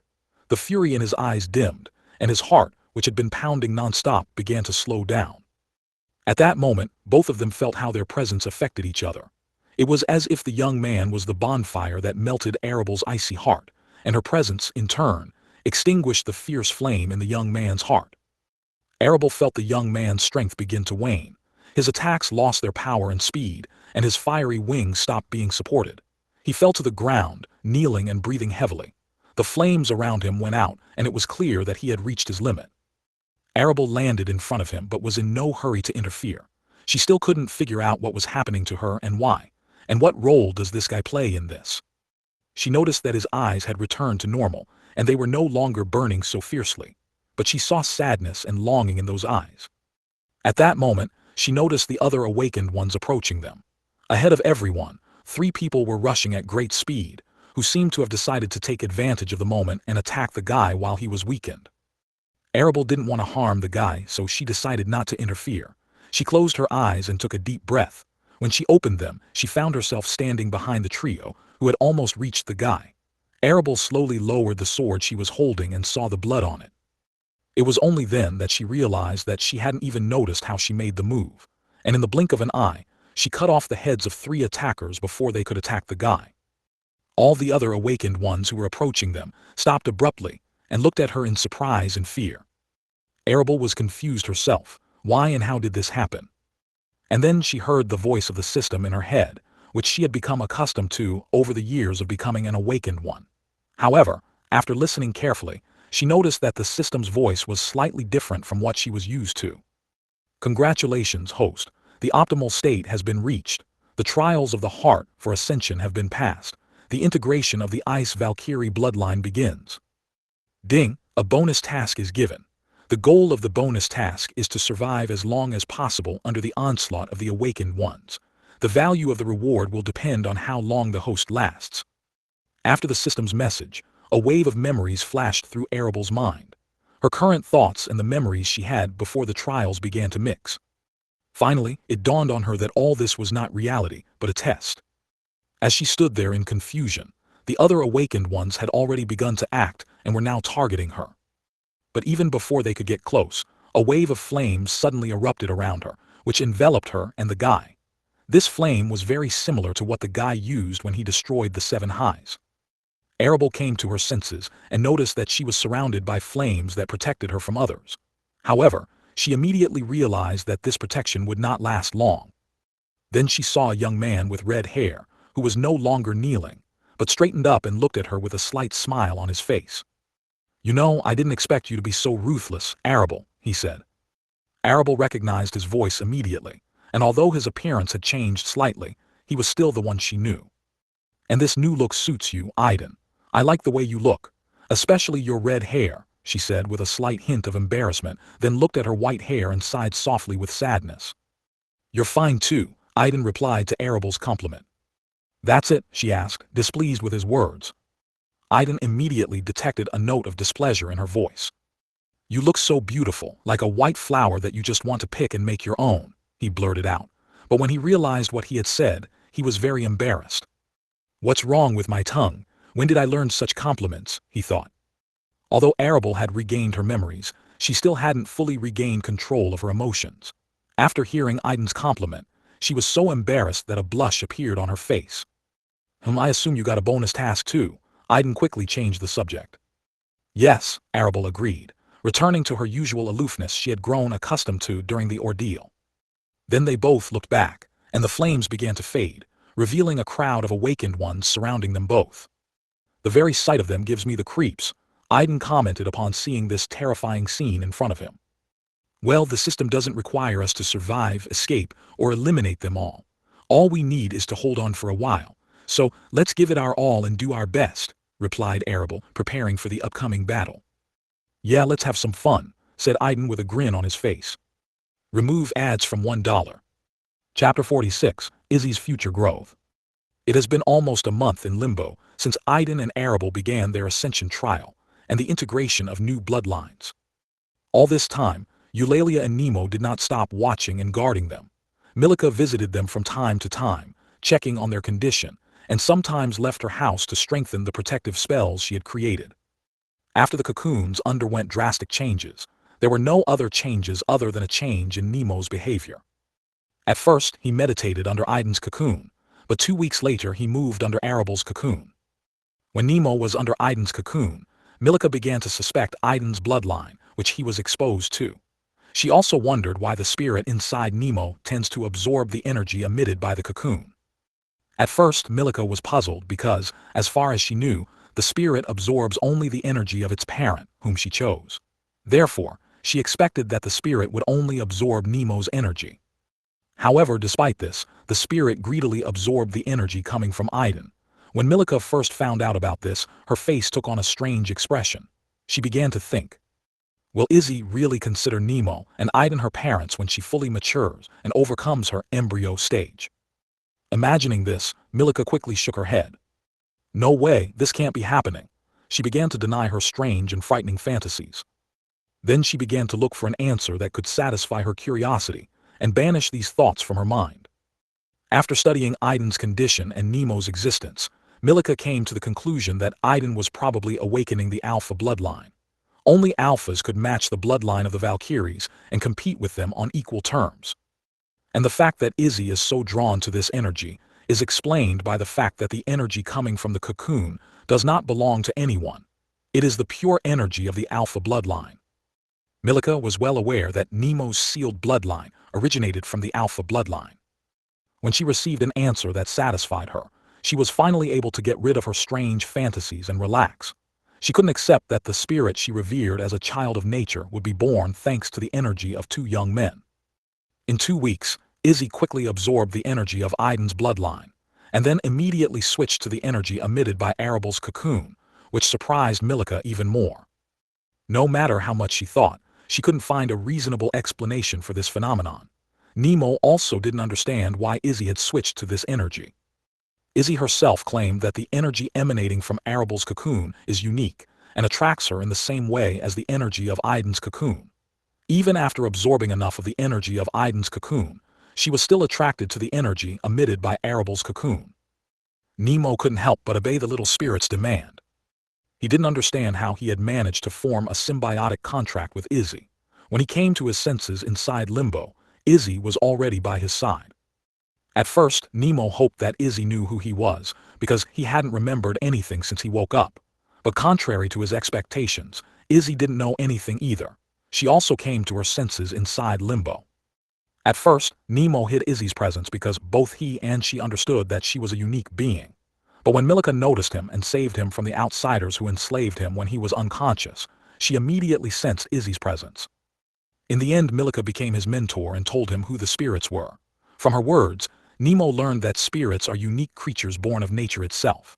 At birth, they are a tiny bundle of light and soul that instinctively seeks a parent in order to establish a symbiotic contract with him. Milika was amazed when Izzy's spirit chose Nemo as her parent. She had never heard of spirits choosing intelligent beings as their parents before. Nemo was also puzzled by the word parent. Milika briefly explained to him what was going on. The spirit establishes a symbiotic contract with the chosen being in order to move on to the next stage of its cultivation, the embryo stage. At this stage, the spirit will coexist with its parent as a single whole. Through the contract, the spirit acquires its identity based on the identity of its parent and inherits all of his memories. Milika assumed that Izzy doesn't remember anything because Nemo most likely signed a contract with her after he lost his memory. Because of this, Izzy was unable to inherit his memories and knowledge, and gained only her pure and innocent personality. Due to the fact that she has signed a contract with Nemo, she has already begun to form a personality similar to a small human child who learns and develops quickly. Now that she was absorbing the energy of Aiden and Arabel, her cultivation speed increased many times. At this rate, Izzy will soon move on to the next stage of her cultivation. Remembering this stage, Milika couldn't help but smile. The next stage was called birth. The spirit was completely transformed into the race of its parent, and transformed into a newborn of that race. Milika had not yet heard of a spirit being born with the help of an intelligent being, so she had no ideas about this. She only scared Nemo by saying that at this rate he would soon become a father. Nemo was stunned and couldn't believe his ears. He wanted to stop Izzy immediately so that she would stop absorbing energy. After all, he wasn't ready to become a father yet, especially since they hadn't even left Limbo. However, Izzy stubbornly stood her ground and demanded that Nemo allow her to continue absorbing energy. She assured him that sooner or later it would happen, and the sooner she moved on to the next stage, the sooner she could become useful to him. In the end, Nemo gave up. Milika and Eulalia, seeing his helplessness, couldn't help but smile. They themselves wanted to see the birth of a spirit from a being like Nemo.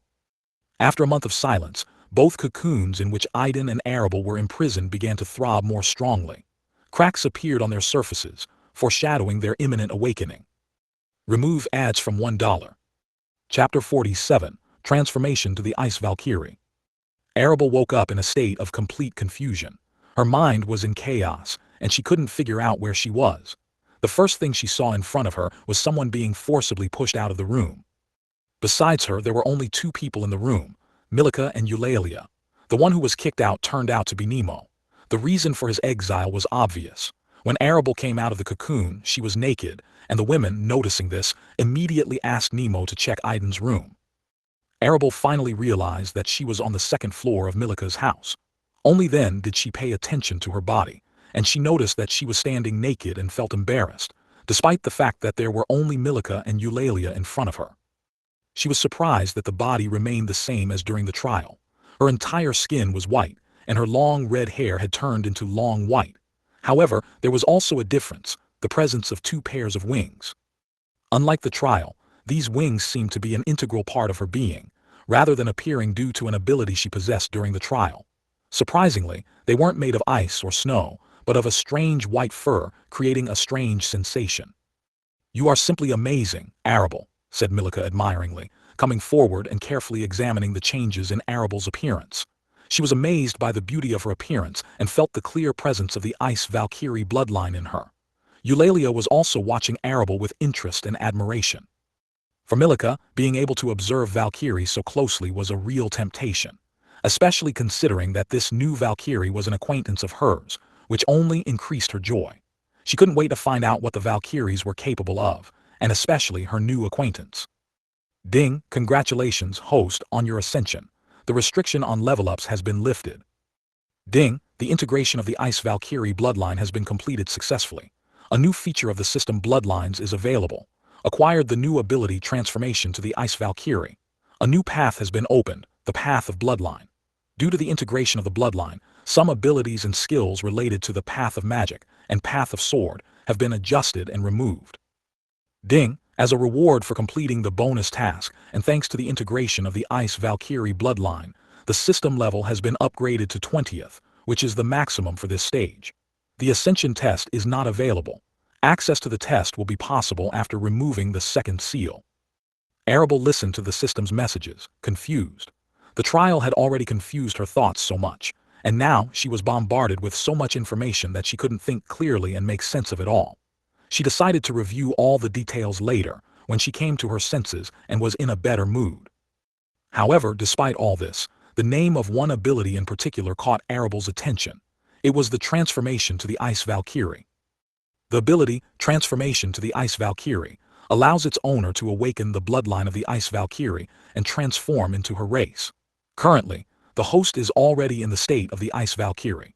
The host can undo the transformation at any time and return to his original race and form. Ding, at the moment, the Ice Valkyrie's bloodline is at a stable level.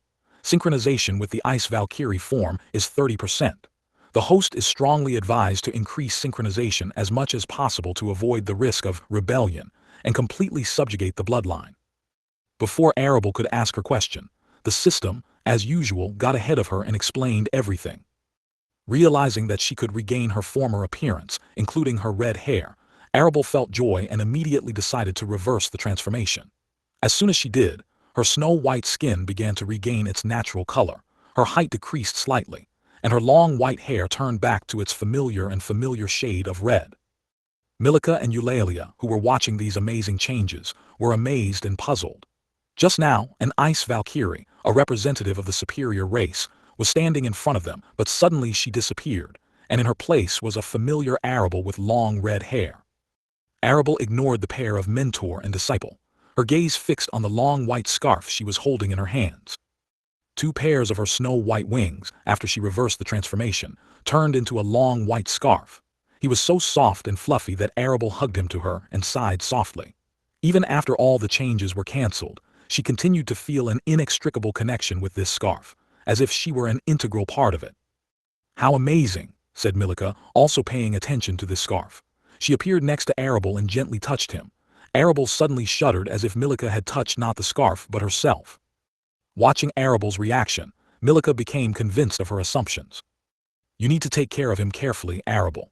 For Valkyrie, wings are not only a way to fly and a weapon for battles, but also a source of their power.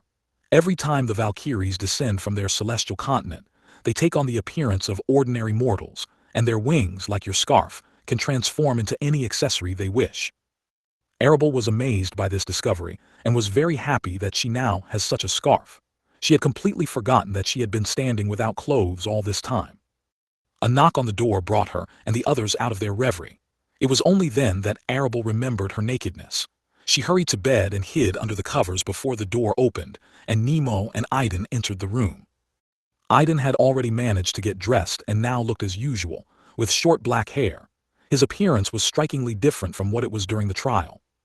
"Oh, did you come out of your cocoon too?" argued Milika, looking at Aiden. "Yes," Aiden replied, nodding his head. "She awakened the bloodline of the Ice Valkyrie, and you apparently awakened the bloodline of the Alpha of Fire, didn't you?" Milika didn't beat around the bush, asking Aiden a direct question. "You're right, Miss Milika," Aiden confirmed her guess. "I wonder if you can hide your bloodline too. One of you has awakened the bloodline of the Ice Valkyries, and the other has awakened the bloodline of the Alpha of Fire. It's so exciting. I really want to explore you both." Milika's eyes shone with curiosity and expectation. "That's it, I've made a decision. How would you like to become my direct disciples?" Hug, hug, hug. They. Four pairs of eyes stared at Milika at the same time, expressing surprise. Remove ads from $1. Chapter 48, Master and Disciples. During her time in Limbo, Milika taught many disciples, but she never accepted any of them as her personal disciple. For representatives of the higher race, to which Milika belongs, the adoption of a personal disciple can be compared to adoption. Eulalia and Nemo were just Milika's ordinary disciples, not personal ones. Even Eulalia, being an elf, couldn't boast of a special status. Milika made no exceptions, regardless of race. Ignorant people might think that Milika and Eulalia belonged to the same race, but those who were familiar with Magelia politics, and the higher races knew that they belonged to two different worlds. When Eulalia heard Milika's offer to take Aiden and Arable as personal disciples, she was more surprised than the others. Along with surprise came envy. Eulalia longed for Milika to accept her as a disciple, but she couldn't express it openly. Biting her lower lip, she lowered her head, hiding her feelings of disappointment and envy. Of course, Milika couldn't help but notice this. She understood perfectly well how Eulalia felt at that moment. Nemo, hiding his face behind a mask, silently watched what was happening. Aiden and Arable, not being familiar with the culture of this world, still had a rough idea of what it meant to be a personal disciple of a being like Milika. They looked at each other in surprise, and then, remembering that they could communicate through a mental link, they quickly exchanged a few words and agreed that they were both okay with the proposal. "Miss Milika, do you understand that we are from another world? And even knowing that, do you want to take us on as personal disciples?" asked Arable. "Of course. If we were in the outside world, I would have thought before making such an offer, but here in Limbo we're all in the same boat. We still have to find a way out, and I don't want to miss this opportunity," Milika replied without hesitation. "What does it mean to be a personal disciple?" asked Aiden. "This is an interesting question. I can't tell you exactly how your world works or what it means to be a personal disciple in it. In our world, being a personal disciple is almost like recognizing your master as a second parent. It means accepting the protection of your master and inheriting all his knowledge and legacy," explained Milika. "Well, it's not that much different from what we assumed. In many fictional stories that we read in our world, being a personal disciple means something similar," Aiden said. "Are you really sure about this? What if we become enemies of your world in the future?" asked Arable.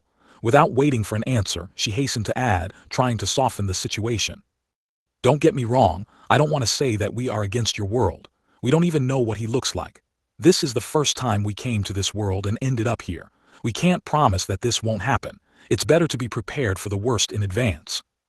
Yes, I understand what you mean, but I am convinced of my words.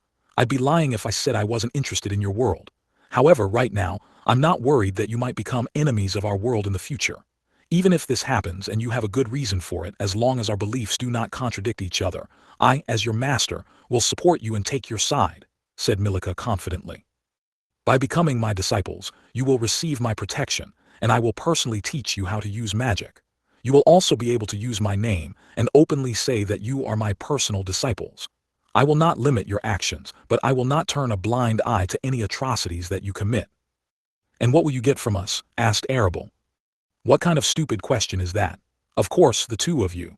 You both have unprecedented potential, which I admire. You're hiding a lot of secrets. The blood of the two highest races of our world flows in your veins. And if in the future you become so strong that you surpass me, then I will be proud to have two powerful disciples who, I hope, will not forget their master, Milika said with a smile, listing not all the advantages that she expects from accepting Aiden and Arable into her disciple family. In the short time they had spent together, Milika had already been able to appreciate the potential of this couple. She wasn't afraid that they would return to their own world as soon as they left Limbo. For some reason, Milika was sure that their connection to their world would last for a long time. And if she's lucky, she might get a chance to visit their world in the future, taking advantage of their connection. Milika did not want to miss such a unique opportunity. Aiden and Arable discussed all the details among themselves once more. Once in the new world, both were on their guard and constantly in a state of suspicion.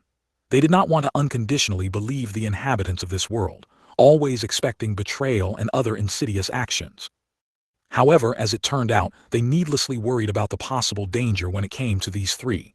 Despite their caution, they were deeply grateful to Milika and the others for their invaluable help. They didn't know how to thank them for that. Nemo saved them and taught them how to fight with swords. Eulalia, in turn, taught them the basics of magic and always accompanied them when they left the city. She never showed discontent or aggression towards them, but was genuinely happy to help and look after them. In all these days, they had never noticed a single shadow of falsehood or pretense in Eulalia. Milika provided them with a safe haven and taught them how to cook dishes that helped them complete the tasks of the system. By the way she met them after the trial, they realized that she had been by their side and taking care of them all this time. Thanks to the system, Aiden and Arable realized that Milika was a powerful being. If she wanted to harm them or find out their secrets, she wouldn't have taken so long and diligently sought their trust before striking. As a result, the couple decided to trust her.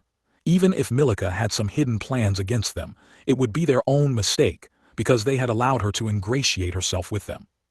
Okay, we are happy to accept your offer and are ready to become your disciples. Aiden and Arable agreed at the same time.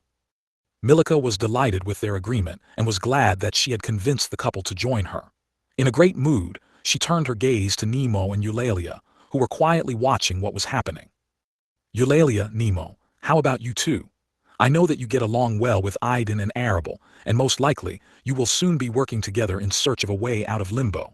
I'm also willing to accept the two of you as my personal disciples if that's what you want. After hearing Milika's suggestion, Eulalia couldn't hold back her tears. All this time she was listening and envious of the couple. She knew that she was not worthy of being her personal disciple because of her bloodline, but still, deep down, she hoped that Milika would offer her this honor. And finally, her dream came true. She couldn't contain her joy. Nemo stood rooted to the spot, and it was unclear what was going on in his head. After a few seconds, Nemo nodded his head, agreeing to Milika's suggestion. Milika was very pleased to see how her disciples, whom she accepted in this godforsaken place, agreed to become her personal disciples. Then she looked at her 4 future disciples and couldn't help but smile.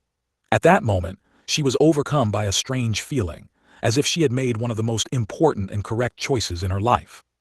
So from today on, the 4 of you will become my personal disciples, Milika said solemnly.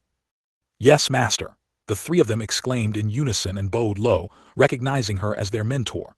Nemo just followed his companions in silence. That's great. Eulalia, you will be the eldest, said Milika, addressing Eulalia. At that moment, Eulalia was surprised but very glad that she was recognized as a senior disciple. Nemo, you will be the second oldest, Milika addressed Nemo. He nodded, indicating that he understood. And as for you, Milika did not know which of the pair to choose as the third disciple. Please, ladies, go ahead. Before she could make a decision, Aiden pushed Arable, encouraging her to become the third. Good, then Arable, you will become my third personal disciple, and Aiden the fourth, Milika said, making a decision. With pleasure, everyone agreed. And so, in a small estate located in the third city called Usuria, in the territory of Limbo, a bond was born between the master and his disciples. This place was hidden from most of the inhabitants of the outside world, but it was here that what was to shake the foundations of this world in the future originated. Remove ads from $1. Chapter 49, System Intervention. For Aiden and Arable, Milika's recognition as their master was unexpected, but at the same time, a pleasant surprise. Now they had people they could trust and feel comfortable in their company. After a short exchange of words, Milika and the others left Aiden and Arable alone. They still hadn't recovered from the trial and needed time to recover. Aiden also returned to his room and, sitting down on the bed, closed his eyes, trying to figure out what had happened. The trial was not at all what he had expected. Many things happened during it, and the echoes of these events still continued to torment his mind. He didn't want to think about it. Towards the end of the trial, when he had almost exhausted all his strength in the fight against Arable, seized by a strange attraction to her, both of his memories merged together and began to contradict each other. He couldn't figure out what was true and what was a dream. Unlike Arable, who almost abandoned her emotions and did not experience a strong shock after combining the two memories, Aiden was trapped by his violent feelings. During the trial, he could barely contain the rage that occasionally erupted in his mind. He could only smile bitterly, realizing the predicament he was in. He needed time to suppress his emotions and accept himself as he is now. After calming down a bit, he looked at his status. Status. Name Aiden Fane. Gender male. Age 19 years old. Race human. Partner Arable Morgan. Affection 41%. Path of cultivation System host. System Supreme Husband System, synchronized with Supreme Wife System.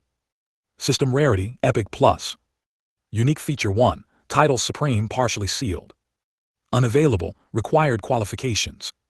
Unique feature 2, the paired system. Exchange of characteristics, currently 40%. Unavailable. Main stats. Level 20. Strength 187. Stamina 193. Dexterity 184. Intelligence 240. Mana 305. Abilities. Mental Connection Plus. Mental Connection, Arable Morgan. Cutting LVL 2. Cooking LVL 2. Functions. Trade Plus. Bloodlines Plus. After integrating the Alpha Fire bloodline, Aiden was surprised to find that his race hadn't changed. Instead, a new line, Bloodlines, appeared in the list of system functions with a plus sign next to it. Clicking on this plus sign, Aiden opened an additional window where he saw the following. Bloodlines. Human main, gold rank, 83%. Alpha Fire Sync secondary, gold rank, 40%. Unavailable, new bloodline slot is unavailable. To gain access, buy a slot from the Supreme Bloodline system for system points using the system's trade function. What the hell, exclaimed Aiden, looking at the third slot in the bloodline line. The new bloodline integration slot is unavailable. To get it, the host needs to buy it from the Supreme Bloodline system for system points. As always, the system came to the rescue. But this time, instead of giving an explanation, she just repeated what had already been written. Ah, system, I can read. That's not what I meant at all. Does this mean that if we buy a slot, we can get other bloodlines in the future and with them, the ability to transform? Yes, was the system's simple response. Host, the system strongly recommends against attempting to integrate the new bloodline at this time. First of all, it is necessary to fully integrate with the Alpha Fire bloodline. Due to the unique nature of the bloodline integration through the Ascension trial, both hosts experience different versions of their lives during the trial. As a result, at the end of the trial, both personalities have merged into one, and the host needs to combine them into a single whole. Otherwise, another person may start fighting for their rights and harm the main personality. Currently, the second personality is already influencing the main one, and the level of synchronization between them has dropped to 83%. The system also advises avoiding frequent transformations into the alpha of fire until both personalities are fully synchronized. What do you mean, system? Do I have a split personality? Asked Aiden in disbelief. Not at the moment. The host is currently suffering from the effects of the fusion of two personalities. If the host cannot handle this properly, it is possible for a second personality to be born based on the personality from the trial, and then the host will have a split personality. Oh no, it's not funny at all, Aiden cursed. He didn't know what was the right thing to do in this situation. He could feel his emotions in chaos. Images from the trials surfaced in his mind, clouding his mind, trying to replace his real memories. Ever since he returned to his room, his heart had been racing, showing no sign of calming down. Aiden was well aware that this was the influence of his bloodline. As he understood it, the alphas of fire were too emotional and short-tempered. They were always on edge and almost never tired. Aiden tried to calm down by closing his eyes and taking deep breaths. Gradually, his mind cleared up, and he began to recall the events that had happened to him during the trial. He remembered how he had awakened during the trial and activated his alpha fire system.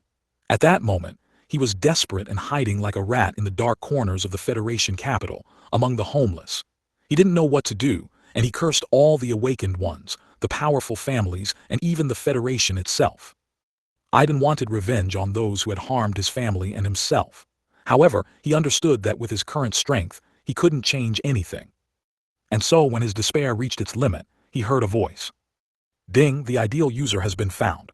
Synchronization with the Alpha Life System begins. 1%. Ding, error, external interference detected error. Aiden, whose personality then heard this voice of the system, could not understand what was going on. His mind went blank and he closed his eyes, but after a few seconds he reopened them. What's going on? Where am I? Said Aiden, opening his eyes. Ding, host. The system intervened in the ascension test process. A potential danger related to your partner has been identified. She was able to awaken the bloodline of the Ice Valkyrie.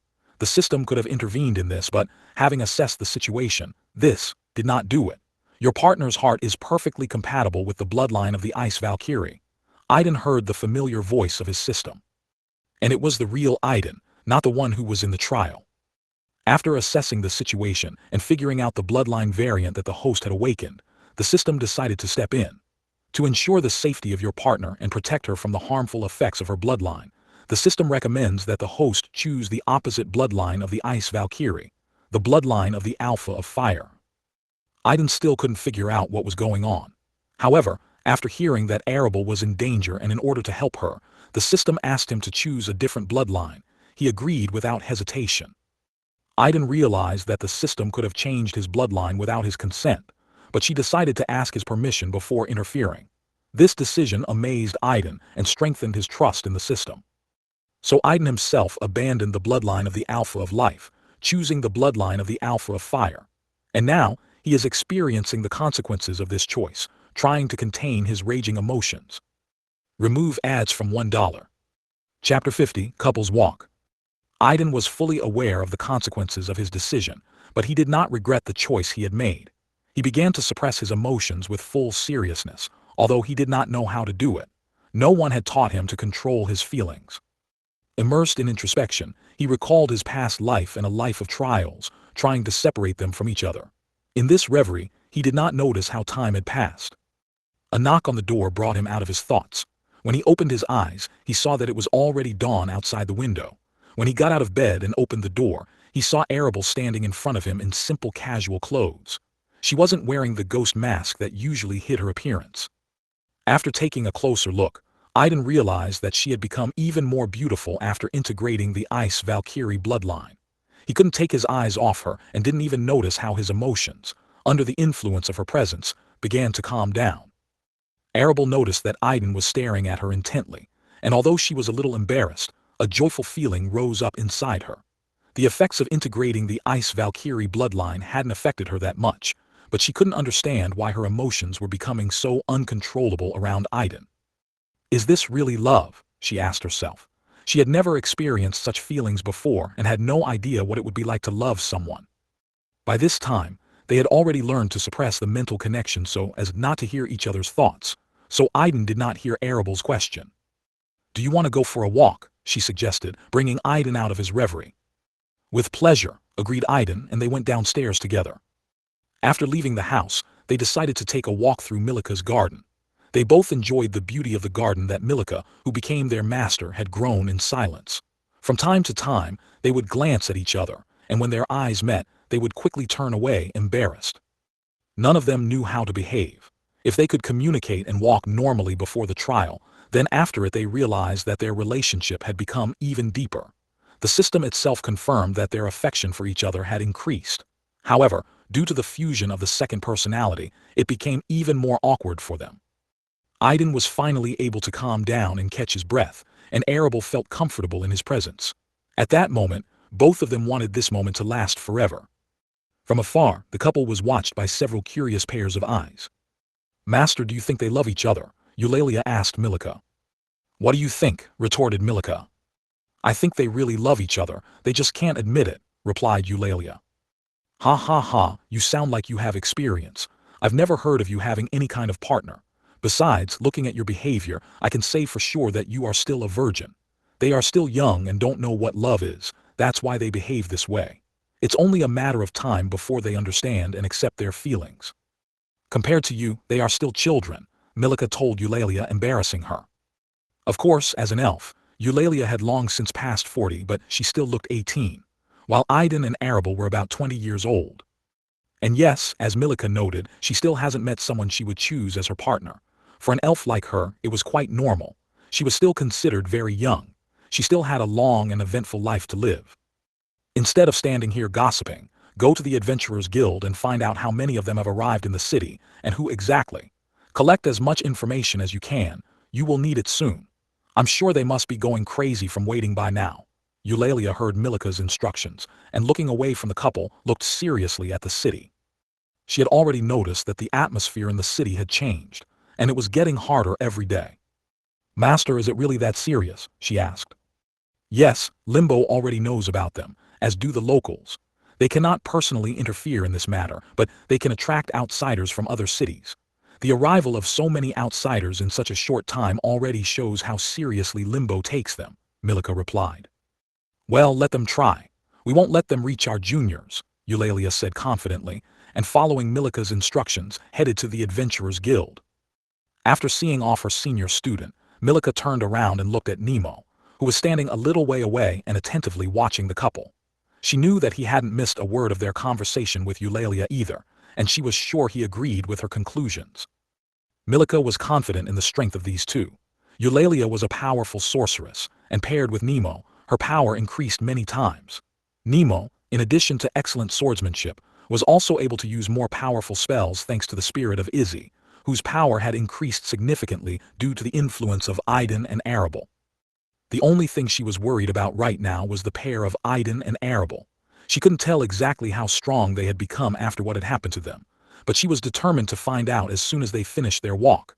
So, she waited patiently for them, watching the events unfold. Aiden and Arable spent some time enjoying a walk in each other's company. At that moment, nothing bothered them, and they only dreamed of prolonging this moment in harmony. Just being next to each other seemed like a cure for all the worries that plagued them. However, their idyll was interrupted by a sudden change within them. At the same time, Aiden and Arable felt something break inside them. Ding, the system has detected that the second seal has been lifted. The maximum possible level of the system has increased from level 20 to level 30. Skill level restrictions from level 2 to level 3 have been lifted. The system's voice rang out immediately after this change. The second seal, Aiden wondered, and then remembered how the system had previously reported that their level had reached the maximum of level 20, and that the Ascension trial was unavailable due to the second seal. Now that this seal has been broken, the Ascension trial has become available. As Aiden expected, the system immediately announced it. Ding, the system has discovered that the hosts have reached level 20, and the second Ascension trial is now available. No sooner had they completed the first trial than the system notified them of the second one. Aiden and Arable weren't sure what it would look like, and they weren't in a hurry to get through it. They had to first adapt to the new powers they had received and deal with the internal contradictions that were causing their personality instability. Hosts, removing the second seal indicates that more than a year has passed since you entered Limbo in your world, and it has experienced its second calamity. What? They exclaimed at the same time in disbelief. They had only been in this closed world for about 2 months, and the system claimed that more than a year had passed in their world. Remove ads from $1. Chapter 51, Sudden Discovery. The realization that more than a year had passed in their world destroyed the calm atmosphere around the couple. They finally realized how urgently they needed to find a way out of limbo. However, they weren't sure if they had the strength to overcome this path. While they were in a state of shock, Milika appeared next to them. She noticed their sudden change and decided to find out what had happened. After all, she had already become their master. But even Milika's appearance did not calm the couple down. The realization that they had been missing for more than a year was a great shock to them. They understood that they had loved ones who were waiting for their return, and this thought worried them.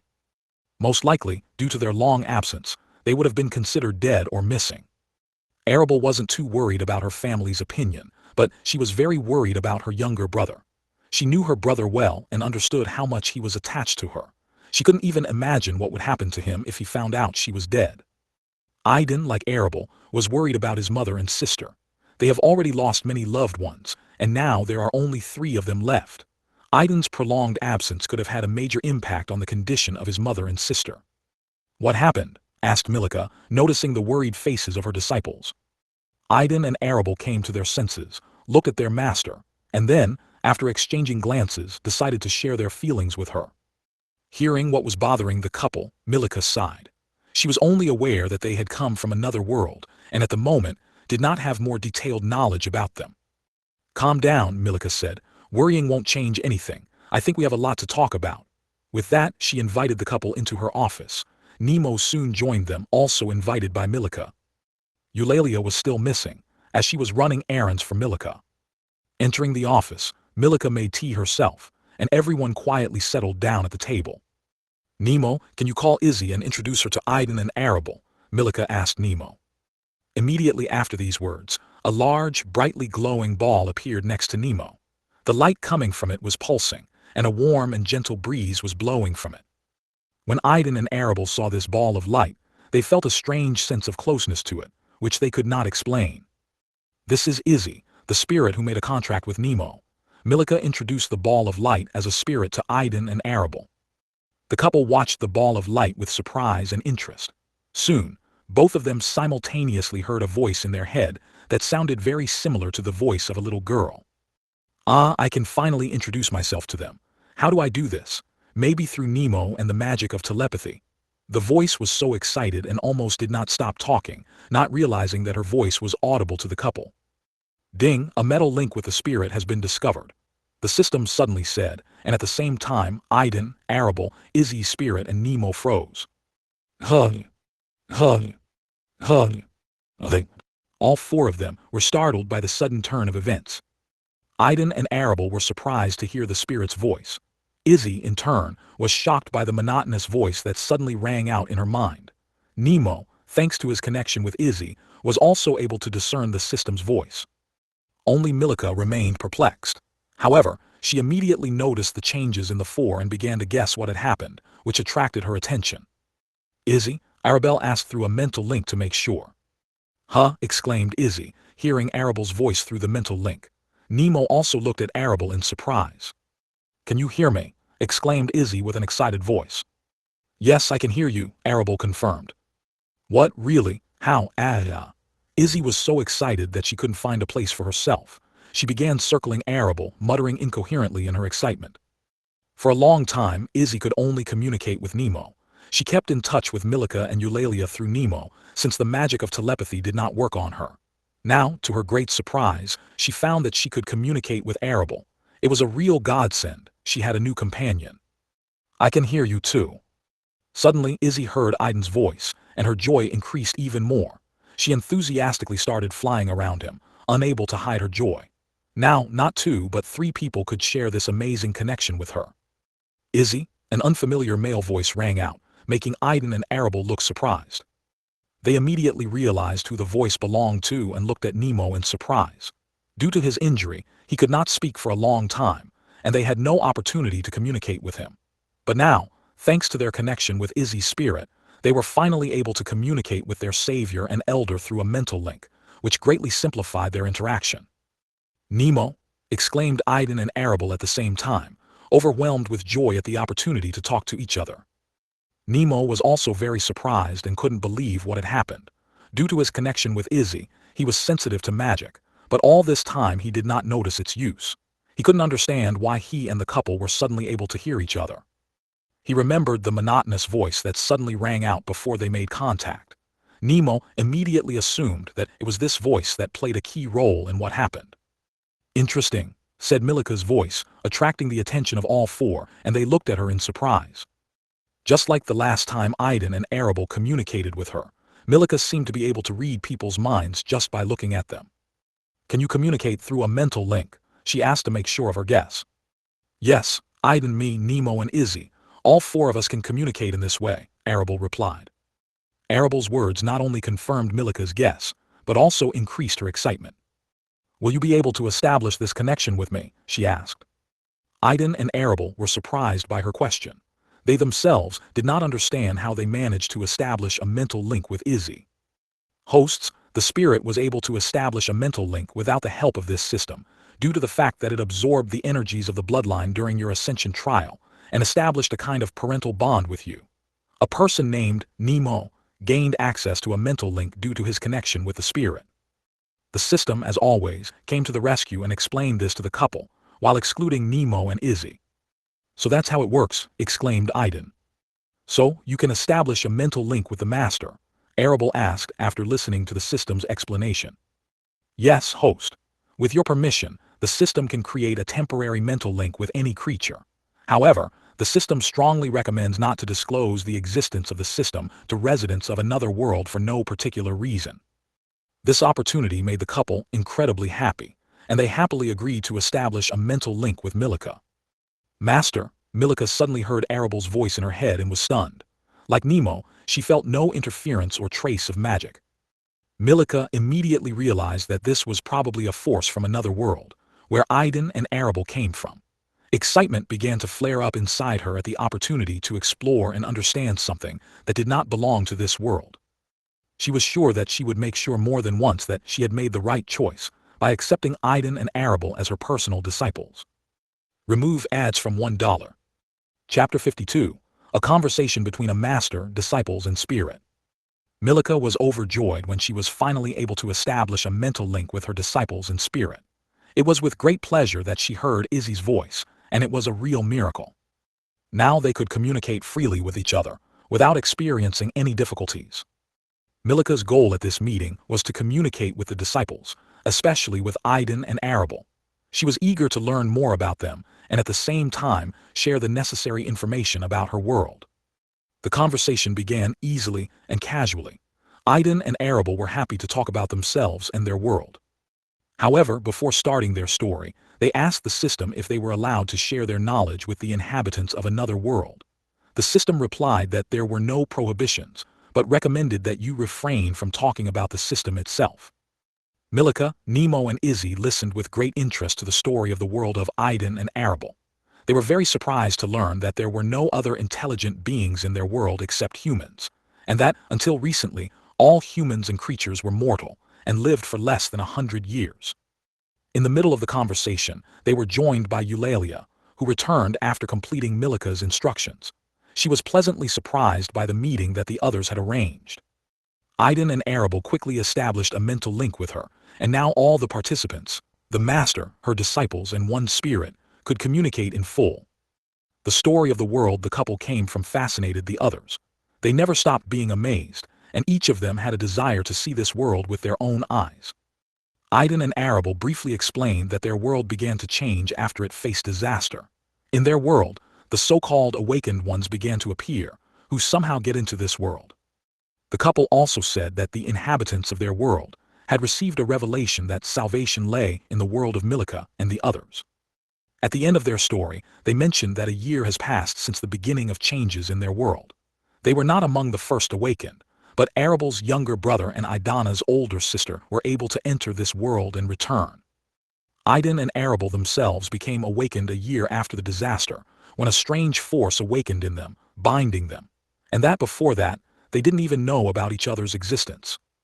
Milika and the others finally understood why the couple was acting so strangely when it came to their relationship. Their awkwardness was caused by the force that bound them, and they were trying to get used to and learn about each other. That's how they were both transported to this world. But something went wrong, and instead of entering the outside world like everyone else, they both ended up inside limbo in the forest of doppelgangers, where in the first days of their arrival they almost died at the hands of their doppelgangers and were saved by Nemo. After the couple shared their story, Milika and the others became a little closer to them. They now understood their goals better. Although they didn't know how to save the couple's world, they were ready to help them find answers. After listening to the couple's story, Milika, as their master, decided to share information about her world. She began her story by saying that their world is very different from the couple's world.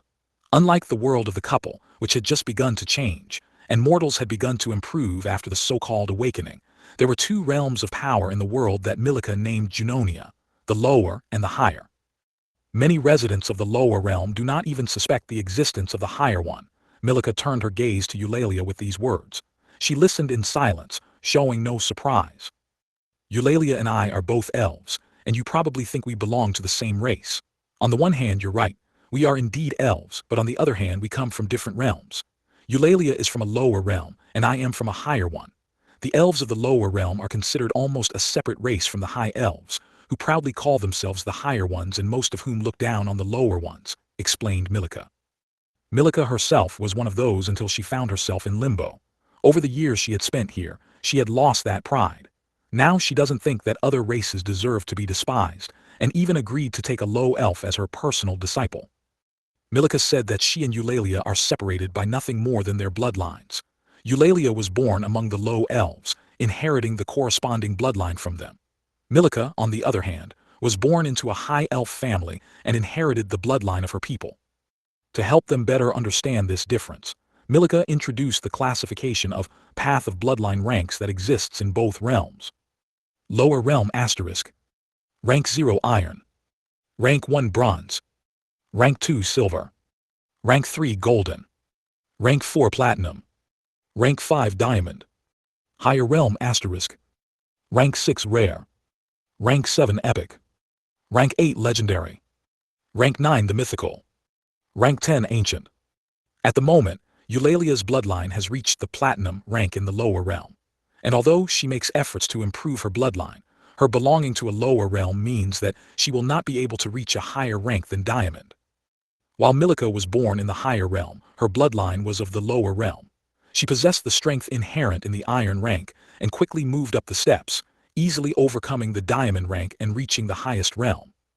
This difference between low elves and high elves is especially noticeable.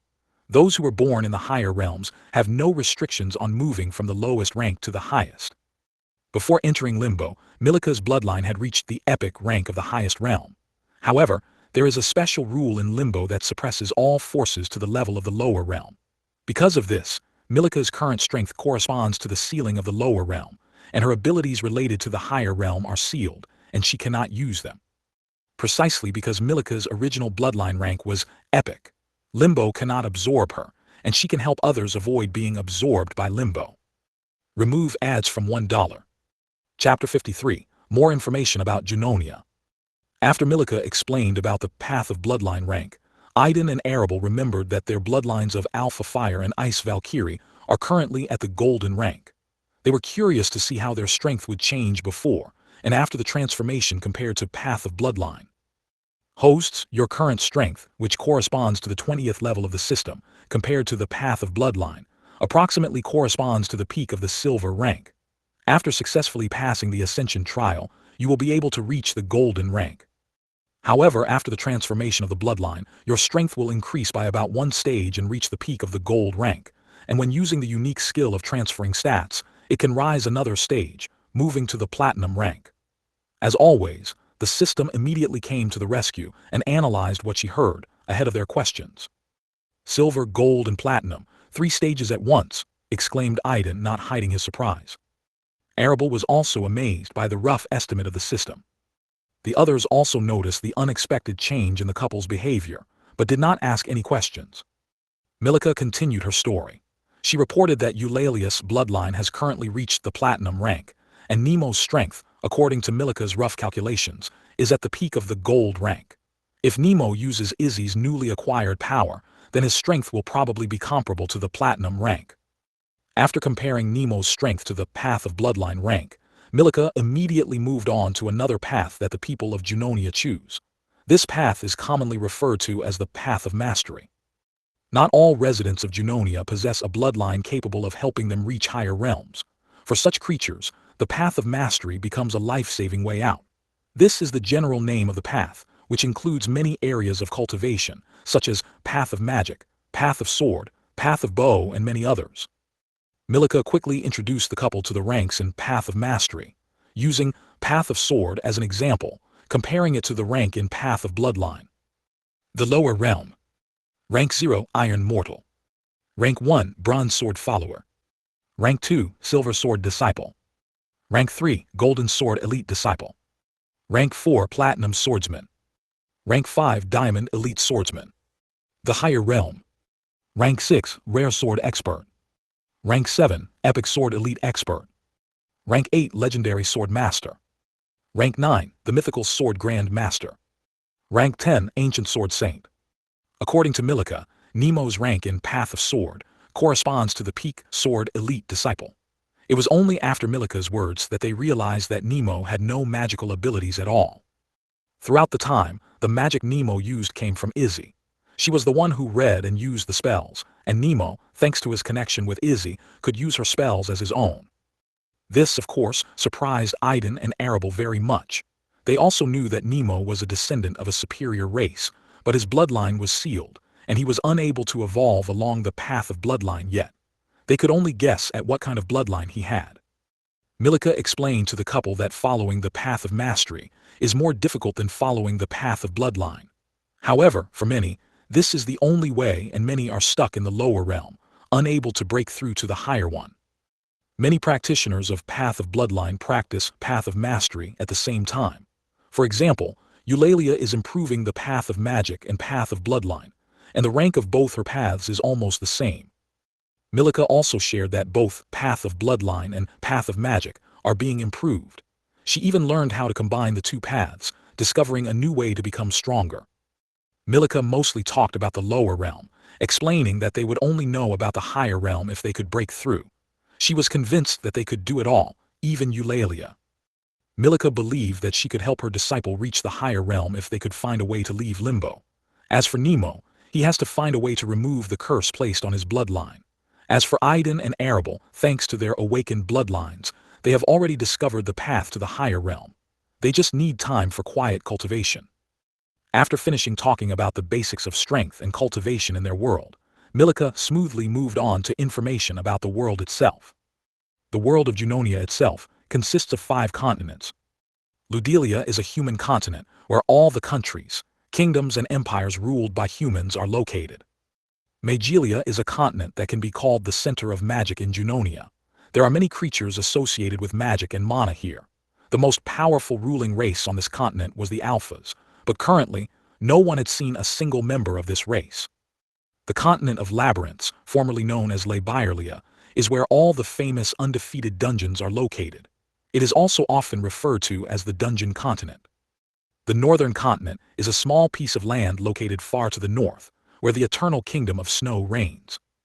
The Celestial Continent is the most mysterious and unknown to most residents of Junonia, the continent that floats in the air. Due to the magic of disguise and the ability to fly, no one except its inhabitants knows the exact location of this amazing place. The ruling race on the Celestial Continent are the Valkyries. In addition to the 5 main continents, Junonia has vast water areas inhabited by a variety of water-related creatures. There are many representatives of the higher races from the higher realm among them. They fully control the water areas and do not allow other races to commit outrages on their territory, with the exception of areas defined by the agreement. At the end of the meeting, Milica shared information about Limbo, the part she could reveal without fear of being consumed by Limbo. The territory and shape of Limbo itself is a circle. Within its borders there are 3 cities located at equal distances from each other and from the borders of Limbo, forming a perfect triangle. Behind each city stands the leader of the local population and the leader of the outsiders, whose strength is comparable to the strength of the militia itself. All of them, like her, are representatives of the higher realm, capable of resisting Limbo's takeover. Many outsiders united under their banner, who swore allegiance to them in gratitude for their salvation. Unlike her colleagues, Milika has always helped other outsiders, guided by her principles and her desire to resist Limbo's actions.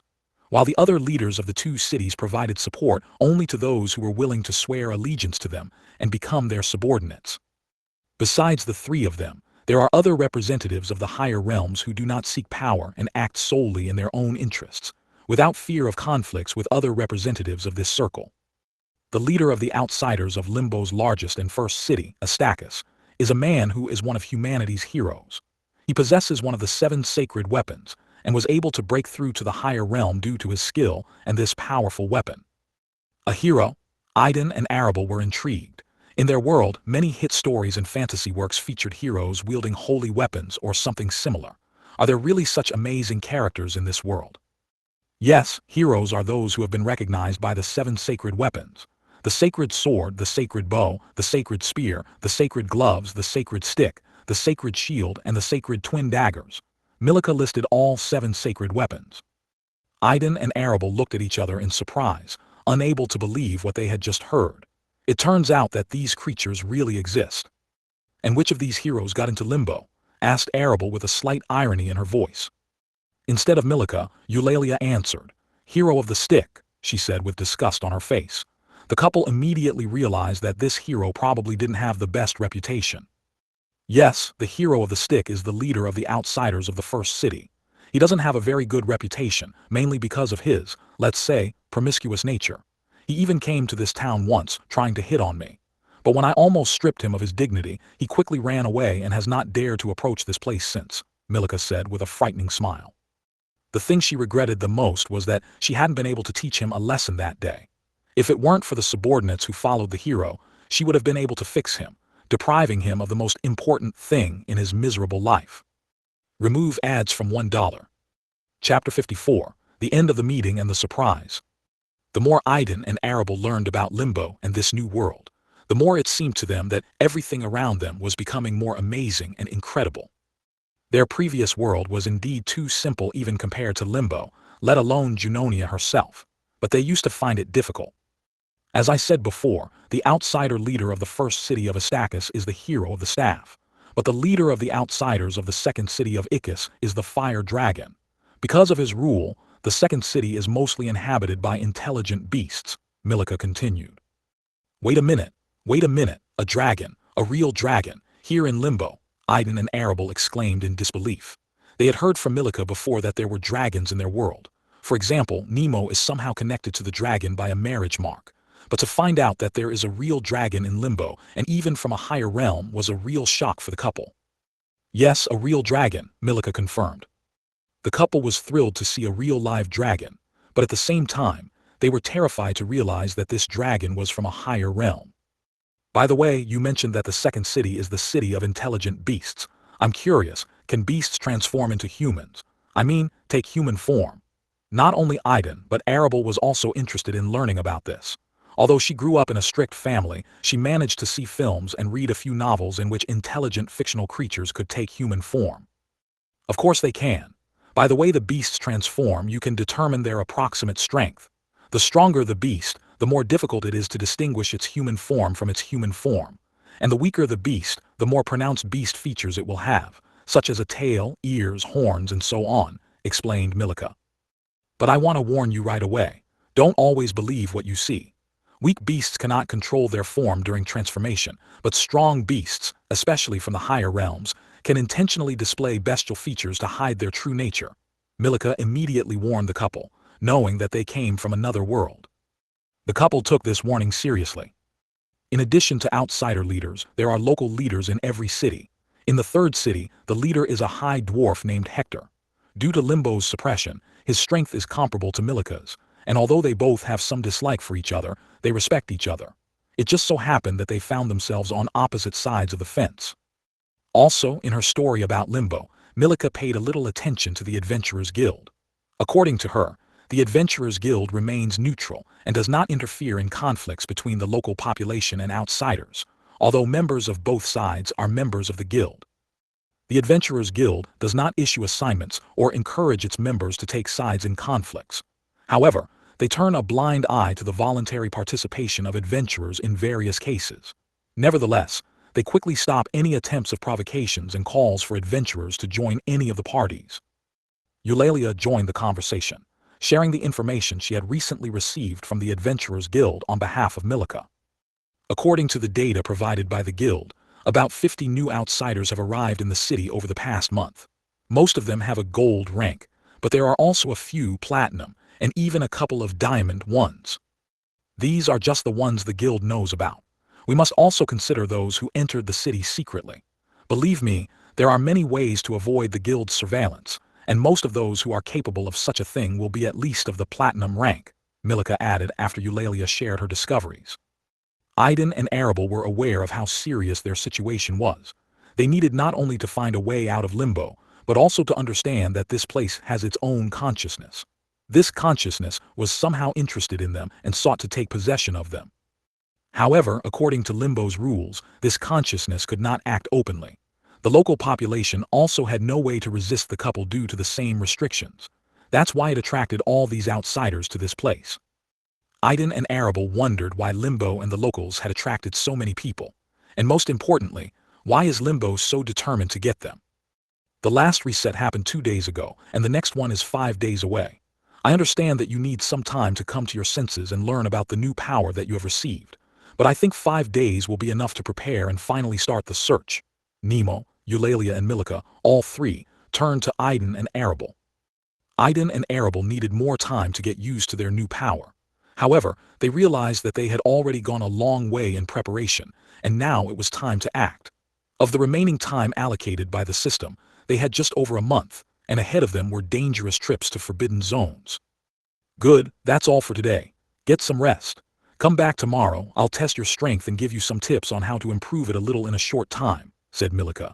In fact, she wanted to start testing and teaching them right now, but she noticed some signs that Aiden and Arable were not in the best shape and something was bothering them. Milika also wanted to share information about the forbidden zones with them, but decided against it. She has already provided them with a lot of information, and it is better that they digest it first, and then she will share it before starting their search. That was Milika's decision. Everyone supported Milika's suggestion and dispersed.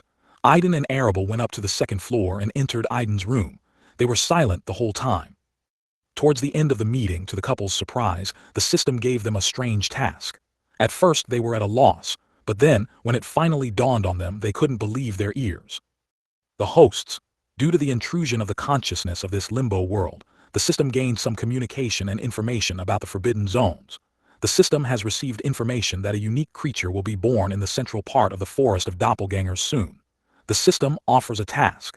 The hosts need to infiltrate the central area of the forest of doppelgangers and help a descendant of the Rain clan tame this creature. The reward is the discovery of a new feature of the system, beast taming. Remove ads from $1.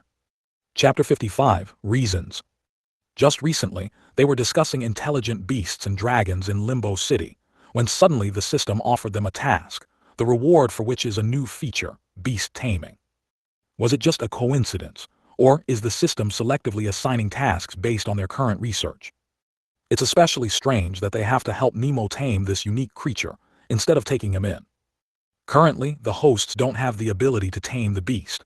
Only after the new feature is opened will the hosts have the opportunity to tame the beasts, and to open this function, it is necessary to fulfill the requirements for unlocking a new function. Once again, the system came to the rescue, reading the thoughts of its hosts. Now they have a fourth active task, and almost all of them are related to Nemo. Is Nemo really that important? Muttered Aiden. Arable heard him clearly and also thought about it. Of all the active tasks, the very first and last, whose deadline was inexorably coming to an end, was to find a way out of Limbo. They received the second and third tasks at the same time, and both were part of the chain of the world quest, which was related to Nemo. The first task of this quest required somehow making Nemo your champion. The second task was to help Nemo, his champion, get the key and a clue leading to one of the 5 thrones of the World Kings. What are these thrones of World Kings? Aiden and Arable were still in the dark. They wanted to ask Milika but decided against it. Now that they were alone, they had time to discuss it with each other. Do you think this throne of the world king somehow makes Nemo so important in the eyes of the system? Arable asked after some thought. Most likely, Aiden agreed. He also had some suspicions about this. It seems to me that all these dungeons and limbo have something to do with the throne of the world king, Aiden suggested. Arable looked up from her thoughts and looked at Aiden, waiting for him to explain his thoughts. Think about it. From everything we've heard, we can draw a definite conclusion. Limbo is connected to the dungeons from the outside world, which are located on the continent of labyrinths, and the same rules apply in these dungeons as in Limbo. Those who didn't manage to leave the dungeons before the reset end up here in Limbo. Aiden Arable began to explain, trying to piece together everything he had learned. Arable agreed with these conclusions because she had no way to refute or supplement them. This raises the question, how did such a strong personality as Milika end up in Limbo? Did such thoughts occur to you when you listened to her story? Asked Aiden, and Arable's expression immediately changed. He was right. She also had similar questions, but she did not dare to ask about it. Without a doubt, she ended up in the dungeon when it swallowed her up. The question arises, what was such a strong personality from the higher realm doing in a place where powers are limited to the lower realm? This question still worried Aiden. Not only Milika, but also other representatives of the higher realm who are in Limbo. What attracts such strong people to the dungeon? It's not just a desire to conquer an unknown dungeon, is it? The throne of the world king, Arable asked, combining all of Aiden's thoughts and realizing what he was driving at. I am more than sure that this is the reason why all these people are risking their lives by descending into the dungeons in droves. And by the way even such strong personalities end up in Limbo, you can judge serious competition, Aiden said with all seriousness. I can't believe that powerful beings like Milika could voluntarily go into a dungeon to be devoured. According to Milika and Eulalia, we know that none of those who were swallowed up by the dungeon have returned. Why do you think these people couldn't get out of it in time? Asked Aiden. Perhaps they faced dangers that they couldn't handle. But this is unlikely, because these people belong to the higher realm, although their power is limited to the lower realm. Their power should be the most powerful in the dungeon, unless there are other beings from the higher realm there, Arable suggested in response to Aiden's question. What else can you say? Aiden asked. If we assume that there are no stronger creatures in the dungeon than them, then only those who are equal in strength remain. Competition, enemies, and other individuals who deliberately attack and prevent them from leaving the dungeon until the next reset. You can add traps, betrayal of your own, and other similar things to this. Is all Arable could come up with. Yes, I don't see any other options either, except for those who, like madmen, voluntarily allow themselves to be consumed by the dungeon. Aiden agreed with Arable's conclusions, clearly pleased with this. Arable looked at him in disbelief. She wondered if he was testing her mental abilities to see if she was really smart. When she saw his pleased and proud face, she felt satisfied at first, but then, after thinking a little, her mood worsened. Okay, all right, calm down, said Aiden with a smile, noticing how Arable's mood was beginning to deteriorate. It follows from all this that the system's tasks involve us and Nemo in events involving powerful beings from higher realms, including the Master. You don't mean to say that? Arable didn't have time to finish her sentence, as Aiden interrupted her. Yes, I am absolutely sure that the so-called salvation of our world has something to do with this throne of the world king. No wonder the system, unlike the usual tasks, calls it a world quest. Isn't that right, system? Aiden didn't expect to get an answer from the system, he just asked out of curiosity. As expected, she didn't respond. When all the couple's attention was focused on the system, Arable remembered a question she had wanted to ask for a long time, but still couldn't find the right moment. She was sure that Aiden wanted to know too. System, tell us, how is the lifting of the second seal related to the fact that our world has overcome the second calamity? Remove ads from $1. Chapter 56, System Tips. System, explain to us how the lifting of the second seal is related to the fact that our world has overcome the second calamity. Aiden, who was also intrigued, remembered that he wanted to ask the system about this. Hosts, you will know this when you find a way out of Limbo and return to your world, the system replied succinctly. Aiden and Arable immediately realized that the system not only did not want to answer this question, but it would not even if they persistently asked it. Hosts, the system recommends that you keep your distance from each other until you can take control of your new bloodline. Due to the peculiarities of your bloodlines, they interact, compensating for the disadvantage of each of them. It may be useful in the short term, but in the long term it's like poison. You can get used to this effect, and in the future, you won't be able to exist without each other. Aiden and Arable weren't stupid and immediately understood what the system meant. They had felt it for a long time, but they didn't want to admit it. Aiden felt very good around Arable. His emotions were calm and not in chaos like they were after he came out of the cocoon. Arable, on the other hand, had felt lonely and cold before she met Aiden. Her emotions and feelings were dulled, and it wasn't until they started walking together that she felt Aiden's presence affecting her. She felt so warm and comfortable next to him that she didn't want to leave. The hosts. The system does not require you to stay away from each other at all times.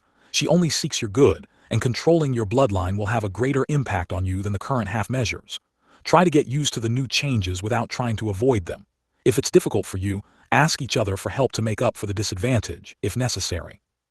The system had been taciturn before, but this time, after she dodged their question, she began actively giving advice. The system strongly recommends that the hosts pay attention to their new skills resulting from the integration of the bloodline and the adjustments of Path of Magic and Path of Sword. With the removal of the second seal, the level of these skills has increased significantly, and the system strongly advises to increase their development. Remembering that the system had already mentioned this earlier, after their release, the couple decided to look into their status windows. They saw significant changes in the skills they had originally learned in Path of Magic and Path of Sword. Now, all the remaining skills, as well as the new ones that replaced the old ones, were mostly compatible with their bloodlines. On Aiden's side, all magic spells not related to the element of fire disappeared, and new spells related to the element of light appeared instead. Interestingly, initially Aiden did not study any spells related to this element. In Aiden's Path of Sword window, all the sword skills that were previously gone. Instead, completely new techniques appeared, combined into the so-called Sun Sword style. The level of all skills dropped to the first, and almost half of the techniques were blocked. In Arable's Path of Magic window, all spells not related to the elements of water and ice have also disappeared. Instead, the element of darkness appeared, which was the opposite of the element of light. This discovery surprised not only Arable, but also Aiden himself. The system seemed to have deliberately made all of their spells the opposite of each other. In Arable's Path of the Sword section, just like Aiden's, all the sword skills disappeared, and in their place, completely new techniques appeared, combined into the moon sword style. The sun and the moon, right?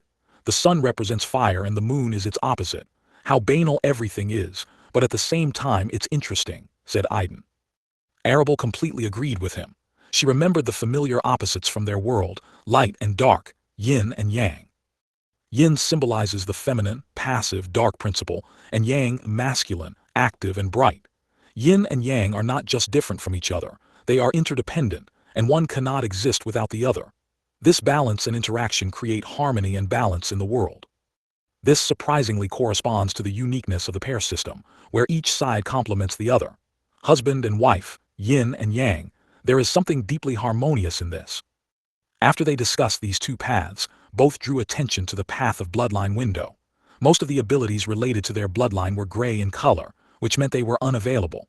Only a few skills were available, and the couple was able to learn quite a few of them. These were the very abilities that were available to them during the trial, which became their system after awakening. The hosts need to control their bloodline and increase synchronization with it in order to unlock most of them. However, some functions will only become available after the bloodline rank is upgraded. One of the questions they wanted to ask the system was answered. As for raising the bloodline level, the hosts have several options. The first is to use the trade, function, and purchase special potions to improve the quality of the bloodline from the Supreme Bloodline system for system points. The second option is to steal and absorb the bloodline that suits you. Any Alpha or Valkyrie bloodline will do. The first method seems simple, because you only need system points to implement it. However, even without looking at the trade function, the couple realized that the cost of such a potion would be incredibly high. However, the second option seemed rather frightening to them, especially for a couple who had not yet had time to adapt to the new realities of another world. The system invited them to hunt alphas and valkyries to absorb their bloodlines and raise the rank of their own. Aiden and Arable couldn't accept this offer right away. In addition, the system strongly recommends that the host start learning skills and techniques, as well as find a way to use them without the help of the system. This unexpected recommendation puzzled them a bit. Does the system suggest we find a way to use this entire list of skills and techniques without her help? Aiden asked Arable to make sure he understood the system correctly. Arable was also perplexed, but nodded, confirming that Aiden had heard everything correctly. System, what does this mean? Are you saying that we can use all of this without your help? Asked Aiden. Yes, you're right, host. After the system failed you last time, it has learned its lesson. She did not take into account and did not warn you that the world is huge, and there are many beings and forces in it that can suppress the influence and power of the system. The hosts will face situations more than once in the future when the system becomes unavailable. To prevent such cases, when they almost died because of its inaccessibility, the system recommends mastering all the skills and abilities that it provides, regardless of itself. Although the system's words were shocking, they made sense if one looked at the situation from that perspective. They remembered well the moment when they couldn't use the system's help when they met their doppelgangers. If this happens again and they lose contact with the system, they will find themselves in a similar situation again. To avoid such a situation, the system not only offers a solution, but also makes it clear to the couple that they can master all the necessary skills and use them even when the system is not available. It changes everything. Realizing this, the couple decided that they would look for ways to learn everything they needed without the help of the system, and also try to take control of their bloodlines. Remove ads from $1. Chapter 57, The Result of Haste. After talking to each other and the system, the couple decided to follow the latter's advice and take control of their bloodlines. However, as it turned out, it wasn't as easy as they expected. They spent the rest of that day apart from each other. At first, they did not feel any changes in themselves. Everything seemed normal and familiar. However, towards evening, the first signs of the imperfection of their bloodlines began to appear, and it began to affect them. Aiden felt his heart beat faster. He was sweating and his clothes were sticking to his body. It became difficult for him to stay in one place. At first it was tolerable, but over time the situation worsened. Because of this, he couldn't even fall asleep. He spent the whole night on his feet, trying to calm down. From time to time, he performed exercises to somehow meet the demands of his body. Arable in turn felt completely different emotions. Her heartbeat slowed down and she felt her body starting to get cold. Her movements became sluggish and her thoughts slowed down. To keep warm, she did not sit still and began to do exercises, trying not to let her body freeze. These actions helped for a while, but the longer the night lasted, the more severe the symptoms became. She couldn't understand why her bloodline was reacting to her body like this. She couldn't remember her consciousness being so strongly affected during the trial. By morning, both were at their limit. Remembering the system's words, they held on to the end, not even trying to communicate with each other. They both knew that if they started a conversation, they wouldn't be able to resist and would immediately rush to each other to ease their suffering. They were motivated only by the realization that without their bloodline power, they would not be able to complete the system's tasks. After all, it was the power of the bloodline that greatly increased their power after the transformation. They couldn't just rely on the ability to transfer stats when one of them gained strength and the other became weaker and more vulnerable. In the morning, when Eulalia came to them to call them on behalf of Milika, she was horrified by what she saw. The couple's condition was far from normal. The first thing Eulalia did was examine Aiden. His whole room resembled a sauna. The temperature inside was so high that Eulalia could hardly breathe. Aiden, dressed only in his underwear, was breathing heavily. He immediately noticed Eulalia's appearance and paid attention to her. His eyes were red, and his mind was in chaos. Aiden himself did not understand what exactly he wanted to do at that moment. He wanted to hit someone, burn someone with his fire magic, fight, and so on. Before he could pounce on Eulalia, she quickly closed the door, leaving the monster burning with rage alone. Eulalia immediately went in search of Arable. When she went to her room and tried to open the door, her fingers felt icy cold. Ordinary actions didn't help, and it wasn't until she exerted all her strength that the door gave way. A completely different picture appeared before her eyes.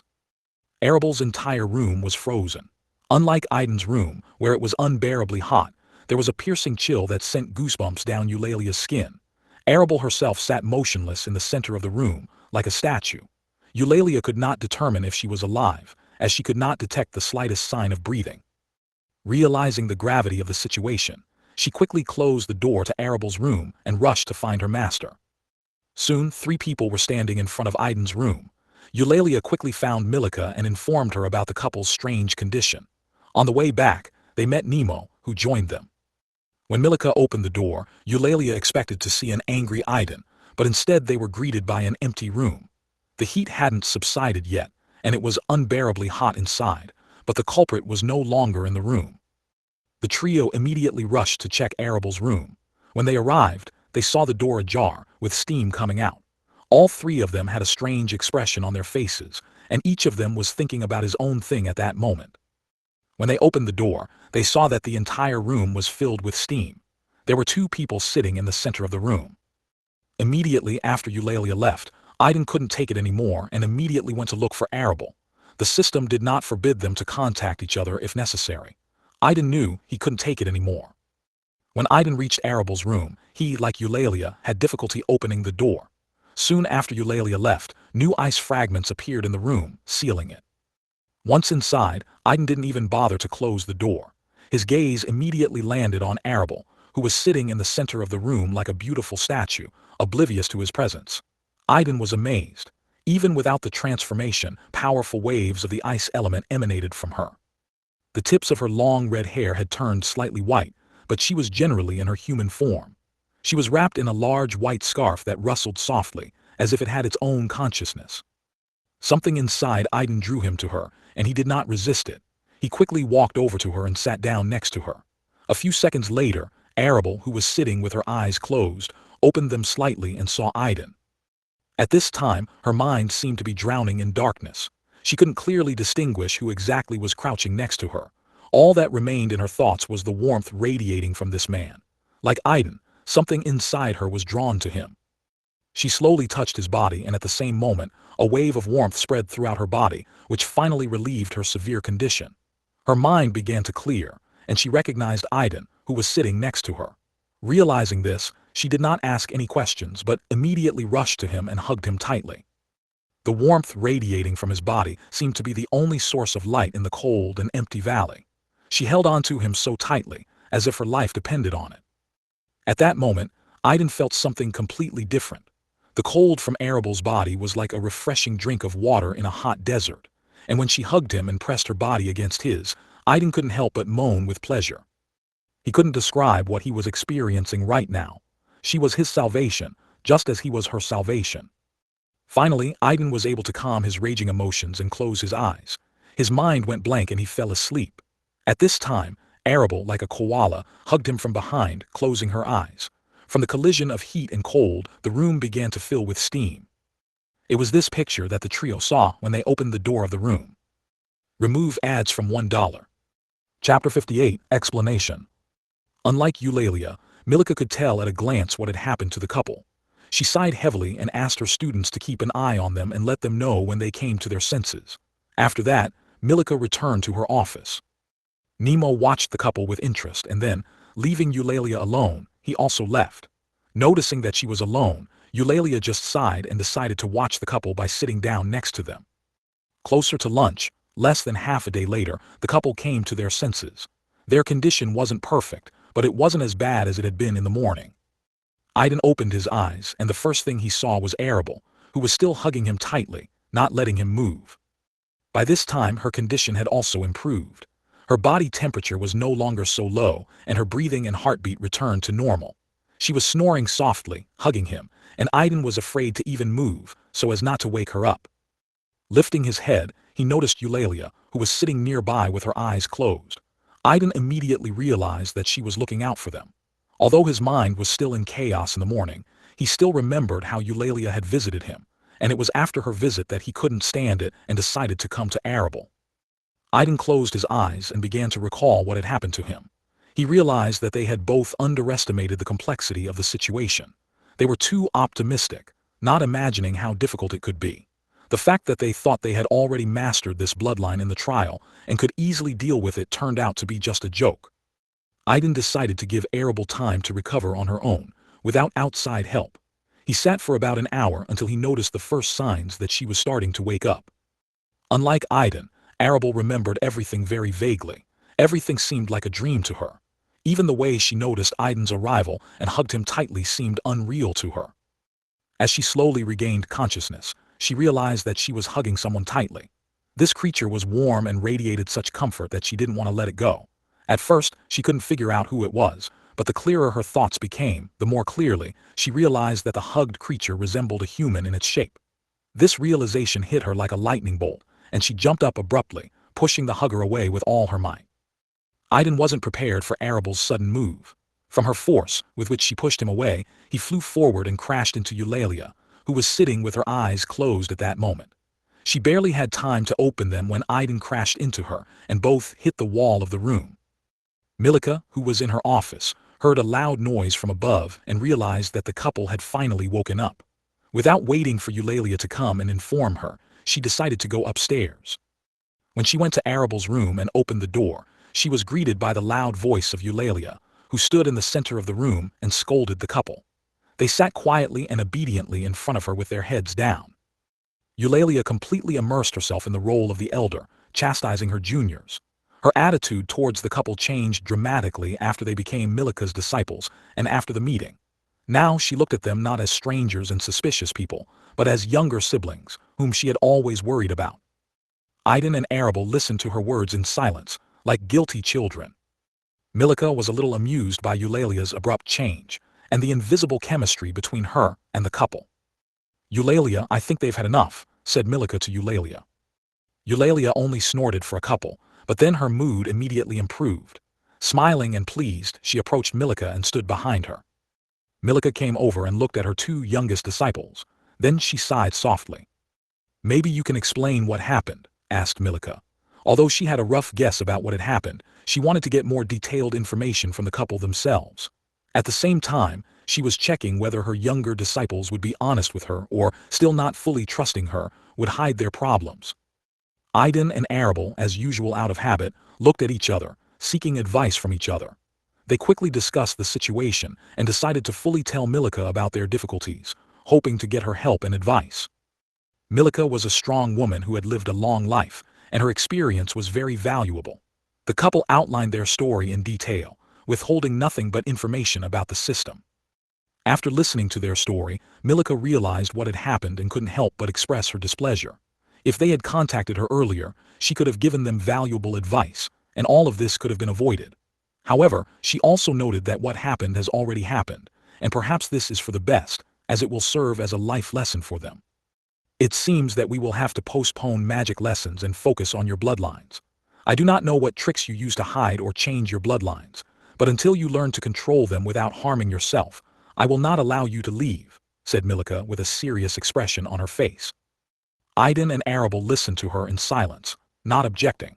They themselves realized that until they mastered their new abilities, there was no point in them leaving the safety of the city.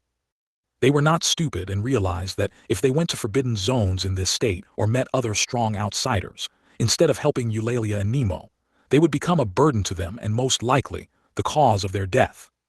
They were determined to follow Melika's advice and take control of their bloodlines. Remove ads from $1. Chapter 59, under MILIS's guidance. That's how their training began under the guidance of Master Milika, whose goal was to learn how to control their bloodlines. Milika had a lot of experience and came across numerous examples when creatures could not cope with their strength and became victims of their own abilities. Even those who were born in this world were not always able to fully control their bloodlines, and there were cases where they got out of control and harmed themselves. Milika explained to them the main mistakes they make. After their explanations, she came to the conclusion that the new bloodline was not originally part of their essence. Even after they have acquired it, their consciousness still does not accept it and tries to reject it. However, the bloodline has already become a part of them and resists this rejection. And the more they try to get rid of it, the stronger the resistance and influence becomes. Milika also explained that each other's bloodlines can be like a medicine that only eliminates the symptoms, but does not solve the underlying problem. When they met after acquiring new bloodlines, without even realizing what condition they were in, their bloodlines began to alleviate the symptoms, improving the couple's well-being. However, the bloodline's resistance still remained, and his strength began to accumulate. After they made the decision to separate and try to take control of their bloodline, everything that had accumulated surged and flooded them. Fortunately, it didn't come to the worst. Thanks to Aiden breaking down and coming to Arable, they were able to suppress their bloodlines again. If they had persisted, Milika didn't know how it would have ended. Now they're back to where they started. But unlike the previous time, things will get even worse if they make the same decisions again and try again. Milika was thinking about how to help them cope with their bloodlines. They both possessed the bloodlines of the higher races, which Milika knew almost nothing about. The Valkyries were very secretive and rarely left their celestial continent, and over the last millennium, there have been almost no meetings with alphas. Moreover, Arable possessed the bloodline of the Ice Valkyrie, one of the most mysterious, deadly, and merciless. As for the alphas of fire, Milika hadn't even heard of them. She only had to make assumptions. In the end, she decided to act gradually and take her time. Since the main problem was the rejection of the bloodline, she suggested that the couple start to take the form of their bloodlines. This will help them get used to them and not suppress them.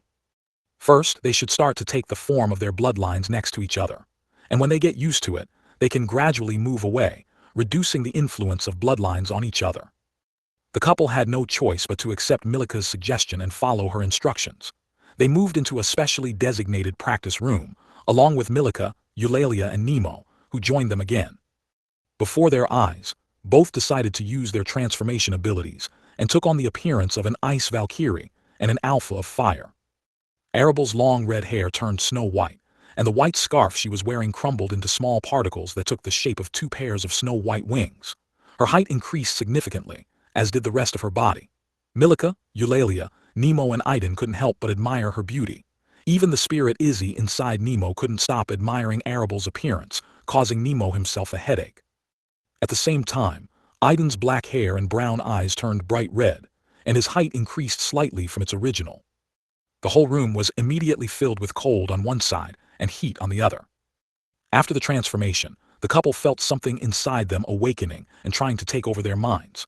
They realized that these were memories and echoes of their previous personalities that they had experienced during the trial. Although they had already merged with them and remembered what had happened, they had not fully accepted these memories as part of themselves. Only now did they realize the severity of the system's warnings. If they can't handle it, these memories and echoes can gain their own consciousness and start fighting for ownership of their body.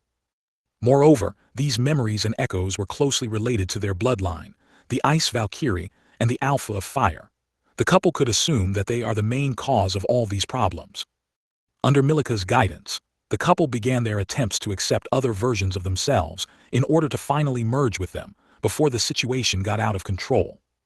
The remaining 4 days passed quickly. To the surprise of Milika and the couple themselves, they were able to more or less cope with the task and learn to control their bloodlines without serious consequences. All these 4 days, the couple, without resisting, gradually but surely accepted their second identity. They did not immediately, but piecemeal, recall and realize everything that invaded their consciousness. These were not only memories, but also emotions and sensations. Under the influence of the second personality, their original identity did not remain intact. Under the influence of all these events, their personality began to gradually change, but the basis of their character remained the same. The couple had no other choice, either to accept a new self or to allow this personality to gain independence and become a problem. Both of them did not want this outcome, so they firmly decided to end this farce once and for all. It might have taken them longer to finally adapt to their new selves, but the couple didn't have much time left anyway. They decided not to delay and immediately start implementing their plan. Although it was still far from ideal, Milika and the couple were quite satisfied with their current level of progress in mastering the bloodline. And so, before the next reset, Milika gathered all her disciples to share important information with them.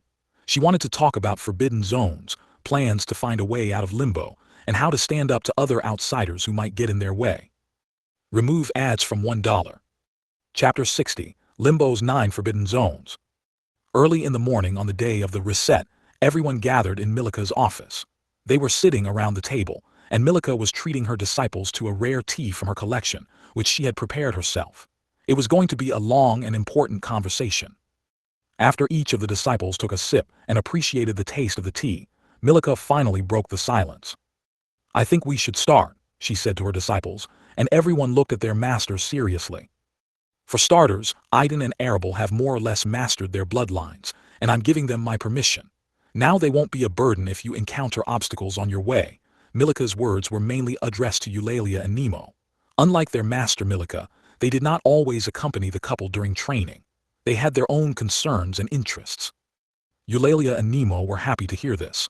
They won't have to put everything off again, and they'll finally be able to take action. Let's start with the main question, how to leave Limbo. But before we delve into this topic, let's first figure out what Limbo itself is. Milika asked her disciples. As soon as she asked this question, she felt the gaze of a mysterious being on her. Milika immediately realized that this was Limbo. She and Limbo had a deal where Milika wasn't supposed to share Limbo's secrets. Otherwise, Limbo had every right to devour her. That's why Milika asked her disciples this question, to test their understanding of Limbo and to see Limbo's own reaction. In response to this gaze, Milika just grinned. Eulalia volunteered to answer the question, telling what Aiden and Arable had already learned about Limbo. Yes, Limbo was a really weird place. Even the couple's system was surprised and caught off guard to discover that such a separate small world had its own primitive consciousness. As you have already understood, Limbo is a special place. I'm not sure if there are other worlds like this in Junonia. In all the time I've spent here, I've realized that Limbo has his own unique purpose. Milika was walking on the edge, her words coinciding with her own conclusion and what she had learned from merging with Limbo. As you know, there are 3 cities in Limbo. Each of them is a special place, and after each reset they serve as safe havens. Their location remains the same, and the distance between the cities and the Limbo border is about the same. With these words, Milika got up from her seat and going to the closet, took out a small parchment. When she returned, she put the parchment on the table and opened it. A map of the entire Limbo was drawn on the parchment. Map. As Milika said, Limbo's map was shaped like a circle. The entire territory of the circle was divided into 10 regions. On the map that Milika showed, all the regions had the shape of triangles. In addition to the central triangle formed by the 3 cities, circles of different colors were depicted in each of them. As you can see, this is a Limbo map. It wasn't compiled by me, but by the Adventurer Guild over the long period of their existence.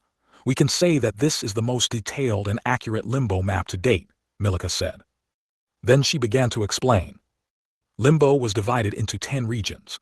After the reset, one of the 9 Limbo's forbidden zones always appears in all 9 regions except the central one. Each of these zones consists of 3 layers, outer, middle, and central. Of all 3 layers, the outer one is considered the least dangerous. The middle zone is already a danger for most residents of Limbo, and the central part is the most dangerous place, where mortality exceeds all imaginable limits. And of course, Milika began to list the forbidden zones, giving a brief description of each of them. Forest of Doppelganger * is the place where Aiden and Arable first found themselves. It is a dense, green forest filled with life. However, its uniqueness lies in the presence of unique creatures capable of copying others, creating exact copies. Another distinctive feature of the Forest of Doppelganger is the manic cruelty and sadism of all its inhabitants. Lake of the Dead * is one of the most mysterious and dangerous forbidden zones. It is a huge, lifeless dark lake surrounded by silence. Rumor has it that this lake is teeming with the living dead, ghosts, and other dead creatures. According to Milika, she has never dared to explore this lake. Every time she had the thought of going there, her intuition warned her of the danger, and she always listened to that voice and made no attempt to enter the lake. Valley of Stones * is an amazing place, which is a forbidden zone, entirely composed of stone. The trees, plants, and even the living creatures that live there are also made of stone. But the most unusual thing about this place is that every day it is constantly changing and being rebuilt, creating a confusing maze for uninvited guests. Because of this feature, exploring the valley becomes very difficult. Also, because of the nature of the stones, all the creatures there have very strong defenses, and having to deal with them is still a problem. Caves of Insect Swarm is a huge formation, consisting of many tunnels teeming with scary and huge insects. This is another place where Milika did not dare to go because of her fear of huge insects. Ice Caves is a mysterious place resembling a huge piece of ice, inside of which an ice maze stretches. It's easy to get lost in this maze due to its monotonous icy environment. The danger lies in the extreme cold prevailing in this place, as well as in the multitude of strong monsters with icy abilities. Valley of Lightning * is another forbidden zone, similar to Valley of Stones and Ice Caves. Everything here is permeated by the element of lightning. Instead of rain, lightning falls from the sky. All plants and trees generate lightning energy, and the space itself is filled with monsters associated with this element. River Maze Asterisk is one of the strangest, most confusing and dangerous forbidden zones. It is an artery and veins consisting of many rivers that flow into the central part. It is very difficult to explain the logic of this place. Where do the rivers originate from, and what forces push the current into the central part? To reach the central part, you need to swim through a maze of rivers teeming with water monsters, which from time to time will violently attack all intruders. Lava Lake *** is a huge lake filled with lava instead of water.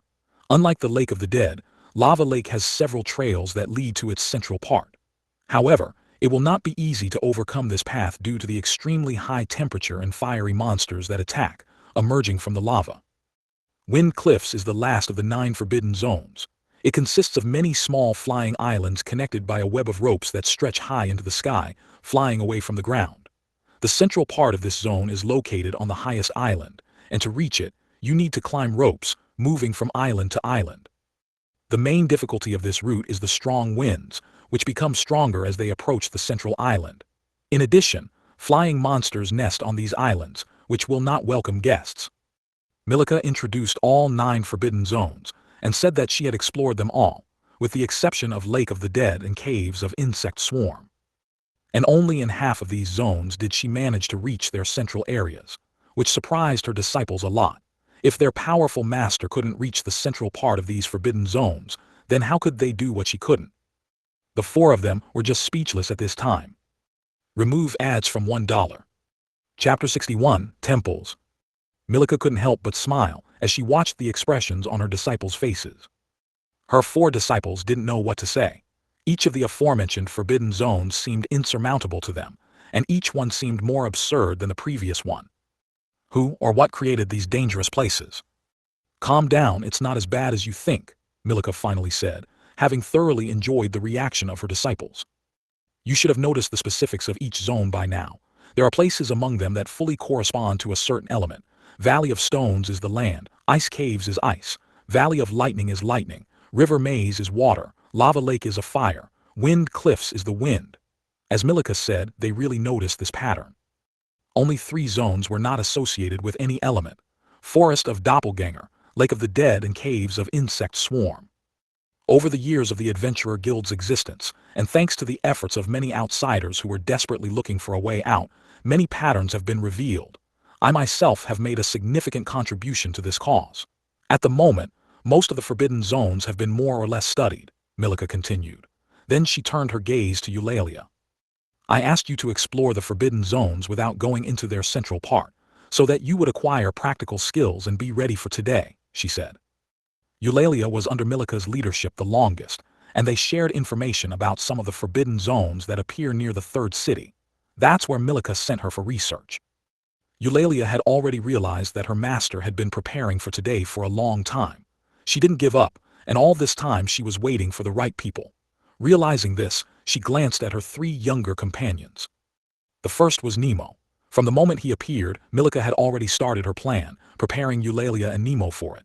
However, the appearance of Aiden and Arable completely changed her plans, but this only increased the chances of success. Eulalia was sure of this, because Milika had changed a lot since this couple appeared. Even Nemo's appearance didn't have the same effect on her as this couple. The main patterns are as follows. With each reset, the location of the forbidden zones changes, as does their internal structure. Therefore, it becomes more and more difficult to study them, as the paths and terrain that you already know become irrelevant. And the most important rule that applies inside the forbidden zones is the rule of the strongest. Simply put, the rank of all monsters and creatures will not exceed the rank of the strongest creature that has entered the forbidden zone. Milika paused for the disciples to understand what she had said. Seeing how their expressions changed in turn, she continued. Yes, I think you understand what I mean. If the 4 of you enter one of the forbidden zones, the rank of the strongest creature inside that zone will be limited to the rank equal to the strongest of your group. And this will correspond to Eulalia's platinum rank. That was a completely different conversation. If Milika's words were true, then they had at least some chance. Don't worry, not all the creatures inside will be platinum ranked. Only the strongest will match the rank of the strongest candidate. The rest will be 1 or 2 stages lower. Candidate, Aiden immediately caught this phrase in Milika's words. Yes, candidate. The Adventurers Guild and everyone who tried to explore the Forbidden Zones came to the conclusion that they were not created by nature, but artificially. Their characteristics are very similar to the test areas. I've come to the same conclusion myself after many attempts. Although many came to this conclusion, no one could say with certainty that this was the case. No one has been able to conquer any of these forbidden zones yet, and no one knows what they are hiding. Not only me, but also some outsiders from the higher realm have reached the central areas of some forbidden zones. What we saw and learned there allows us to say with confidence that whoever conquers or passes through the forbidden zone will have the opportunity to leave limbo. And what is in the center of the forbidden zones? Asked Aiden. Not only him, but everyone else was eager to find out what Milika and the others had seen, which made them so confident that the key to getting out of limbo was hidden there. After a short pause, Milika uttered only one word, temple. Temple? Eulalia asked again. Yes, Milika confirmed. There is a small but majestic temple in the heart of the Forbidden Zone. Everyone who has ever seen it, including me, could sense a strange presence emanating from the building itself. No one knows what is inside this temple, and no one has ever been able to go there and see everything with their own eyes, and even more so, to get to his gate. Having said that, Milika recalled with a bitter smile all those moments when she managed to reach the center of the Forbidden Zones and see the temple. After numerous attempts, we found that with each reset, 3 of the 9 Forbidden Zones randomly have a temple. This means that there are only 3 temples, and their location among the 9 Forbidden Zones changes every time a reset occurs. Everyone carefully studied the Limbo map, which marked 9 places where Forbidden Zones arise. From Milika's words, it became clear that the Forbidden Zones are constantly changing places, and among these 9 appear 3 mysterious temples, the location of which is random. At the moment, all the research seems to have reached a dead end. No one has yet been able to find out what is hidden inside these temples. The difficulty lies in several factors. First, it is necessary to determine in which of the 3 Forbidden Zones temples will appear. Secondly, the path to them is very dangerous and difficult. And finally, even if you manage to find out where one of the temples is located and somehow get to it, then the temple guard stops everyone before entering it. Just the thought of the temple guards sent a shiver through Milika's body. Each of the 3 temples has its own guardian who does not allow anyone to enter it. All 4 of them, Aiden, Arable, Nemo and Eulalia, felt the fear in their master's words very acutely. Remove ads from $1. Chapter 62, Simple Plan. Many tried to reach the temple by challenging the guardian, but no one managed to defeat him. Even I couldn't do it. After several attempts, I came to the conclusion that no matter how hard I tried, I would not be able to defeat the guardian. All 4 of them couldn't believe Milika's words. After all my attempts, I realized what rules apply in this place, Milika continued, looking at the incredulous faces of her disciples. There is a one-on-one rule around the temple where the guardian lives. This means that no one can attack the guardian in a group or crowd. Only one challenger can challenge him at a time. The more they listened to Milika, the more questions arose in their minds. In the end, they decided to refrain and listen to her until the end, and only then ask questions. It didn't take much time for Milika to do everything. Master, are you sure we can do this? Arable asked uncertainly. The couple was faced with the task of finding a way to leave limbo. They had about a month to complete this task. The description did not specify exactly where or what to look for. There were also no hints that the exit was in Forbidden Zones. However, based on the information they received and other assignments, they realized that all paths lead there. Now that the couple has learned more about each Forbidden Zone and what awaits them there, they have doubts about whether they will be able to complete the task and return to their world. Especially considering all the rules they had heard, they couldn't help but wonder, aren't there too many rules? Ha ha ha. Milika couldn't help but laugh when she heard Arable's question, while watching the complicated expressions on her disciples' faces. I can assure you that you have every chance of success in conquering the Forbidden Zone, unlike me and many others, Milika said confidently, looking at them. Although it helped a little, the disciples still couldn't understand why Milika was so confident that they could achieve what she couldn't. Okay, take a look at this, Milika said, drawing the disciples' attention to the map. As you can see, each city borders 5 out of 10 regions. With the exception of the central region, the Forbidden Zones will change in the remaining 4 after the reset. The Adventurer Guild has discovered that at least one of the 3 temples will appear in one of these regions. If we're lucky, we'll get 2 temples. Milika pointed to the 4 regions that bordered Usuria, the city where they were currently located. Your main task is to conquer the temple and find out what is inside. You don't need to explore all 9 forbidden zones and all 3 temples. At the moment, our goal is to find out what is hidden in at least one of them. Only then will we be able to decide on further actions. Maybe conquering 1 temple will be enough, or maybe we'll have to explore all 3 or even all 9 that appear in the forbidden zones. The last thought sent a chill down everyone's spine, and everyone began to pray that 1 temple would be enough. If not, then at least 3, but not all 9. After the reset, the Adventurer Guild in each city will quickly find out where and in which region the Forbidden Zone has appeared.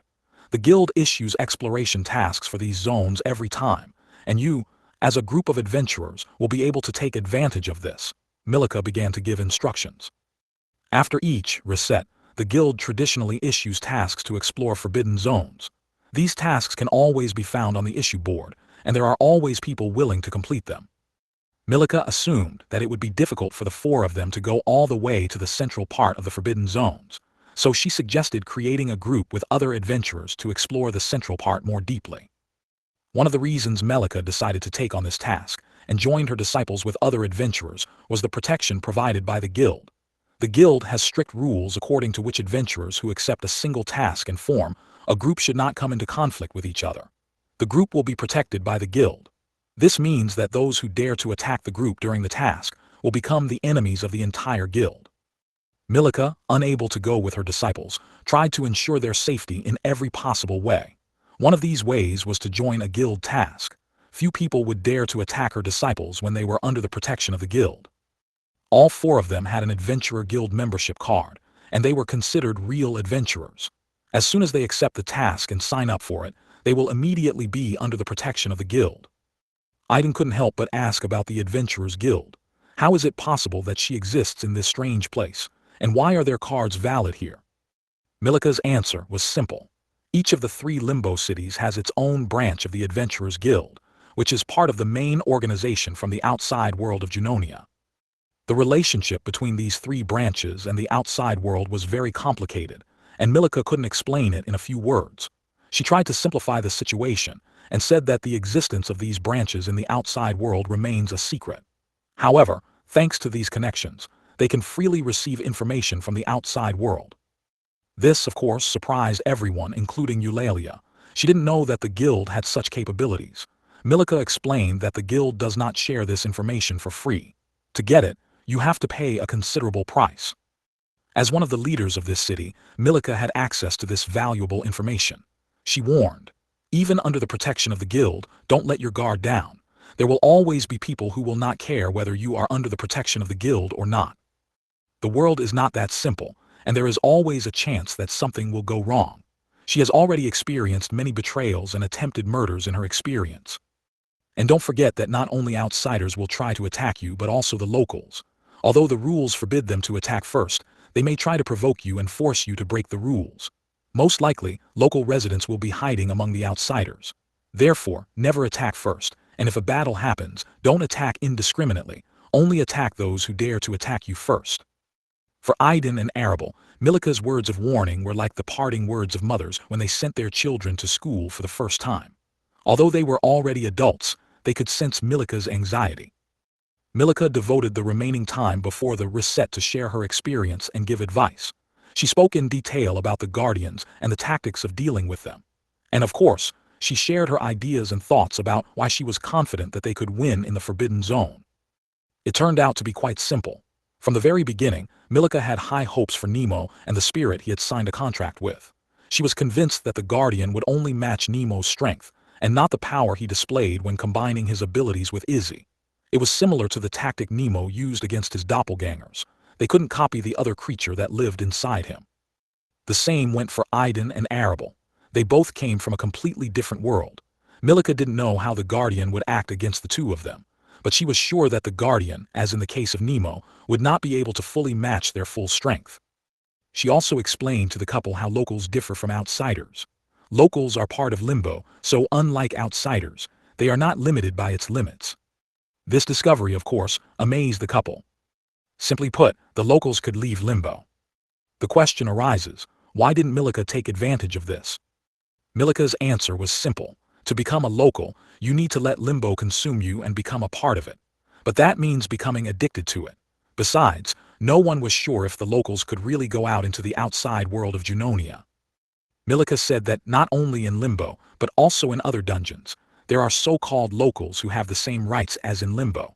It follows that locals from Limbo can move between dungeons, but the question of whether they can leave the dungeon remains open. Milika, like the rest of the outsiders from the higher realm, do not want to become prisoners of the dungeon. They want to be able to leave Limbo. Time passed and the next reset came. The whole city was covered with a barrier, and the world outside disappeared. After a while, he was recreated again in front of the residents of the city.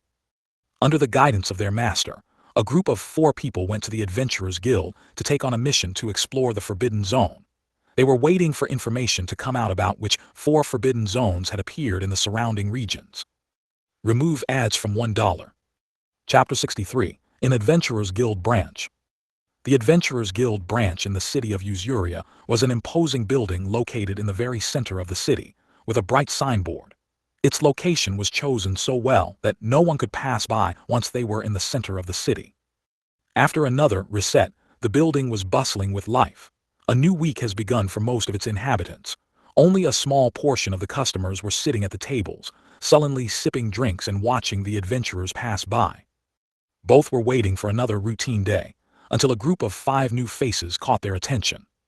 The group was led by a mature and beautiful elf woman with long blonde hair.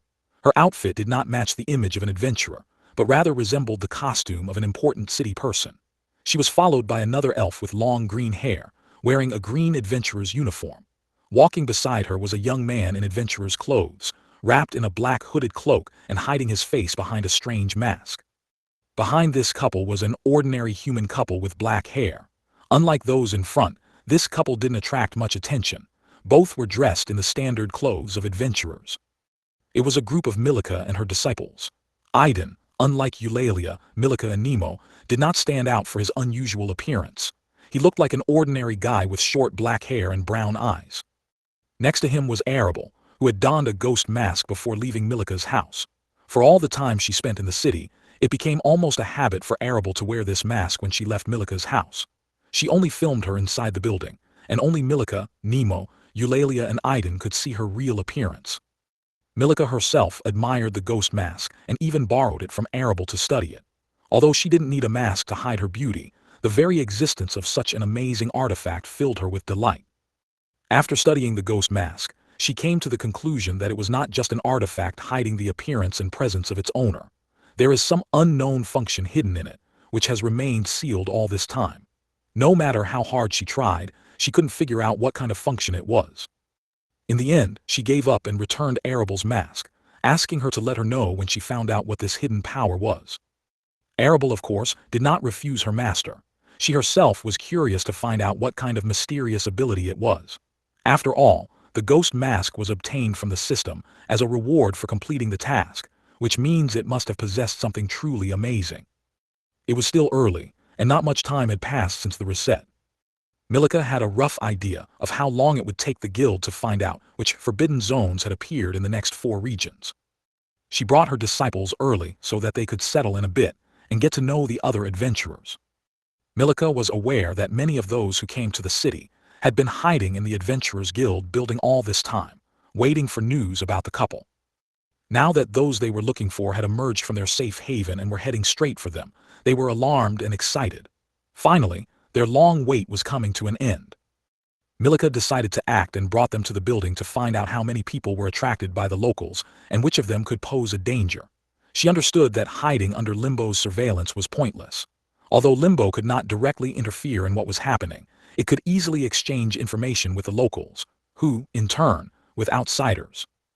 Therefore, no matter how hard they tried to act stealthily, Milika realized that they would always be in plain sight, and those who hunted the couple were on the side of darkness.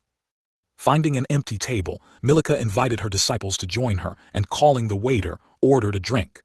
Aiden and the others obediently followed her, carefully studying the other adventurers. Eulalia, as the oldest and the longest in Limbo, was familiar with some adventurers. whereas Nemo and Aiden and Arable hardly knew anyone. Soon 2 adventurers came to their table, a man and a woman. Aiden and Arable recognized them immediately. It was Ella and Radic, the same adventurers who had been with them in the forest of doppelgangers with Nemo and Eulalia. All 4 of them, recognizing each other, invited the couple to join them and have a drink. They happily agreed. Aiden and Arable were very happy to see their old friends. After all, they were the first foreigners they had met after arriving at this place. Besides, they've always treated them well. Milika quietly watched them and listened to their conversation. Ella and Radic shared their story with them after they broke up, returning to the city after completing a mission. Nothing special happened to them. After that trip to the Forbidden Zone, they no longer ventured into other forbidden zones. Instead, they ran simple errands from the guild to earn food and other daily necessities. Only then did the couple realize that they had been under Milika's protection all this time. They always had a safe place to live, which they didn't have to pay for, and free meals. They had never experienced problems with a roof over their heads and food, while many residents of the city struggled daily for survival. It was only now that they realized how lucky they were to meet Eulalia and Nemo. At first, Aiden and Arable felt uneasy under the gaze of many people. It was obvious that these people had come to the city for them. Milika has already shared her concerns and some assumptions with the couple. Milika quickly scanned everyone present with her soul force to determine their approximate rank. Everything turned out to be within her expectations, but despite all her preparations, there were 2 people present who caught her attention. At a glance, she realized that these 2 were diamond-ranked beings. Her group of disciples couldn't handle them. Before releasing her charges, Milika decided to find out which side they were on.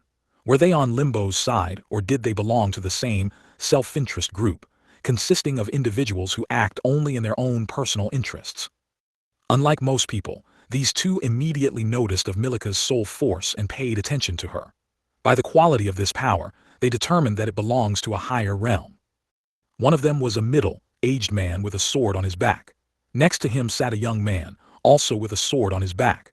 They looked like a father and son or a master and a disciple, but no one could say for sure which of these assumptions was correct. When the man with the diamond rank felt of Milika's soul force, goosebumps ran down his spine. He immediately realized that he couldn't match her strength. Although he had reached the diamond rank, he still had to overcome the lower realm to reach the higher realm, but his skill was enough to withstand Limbo's absorption.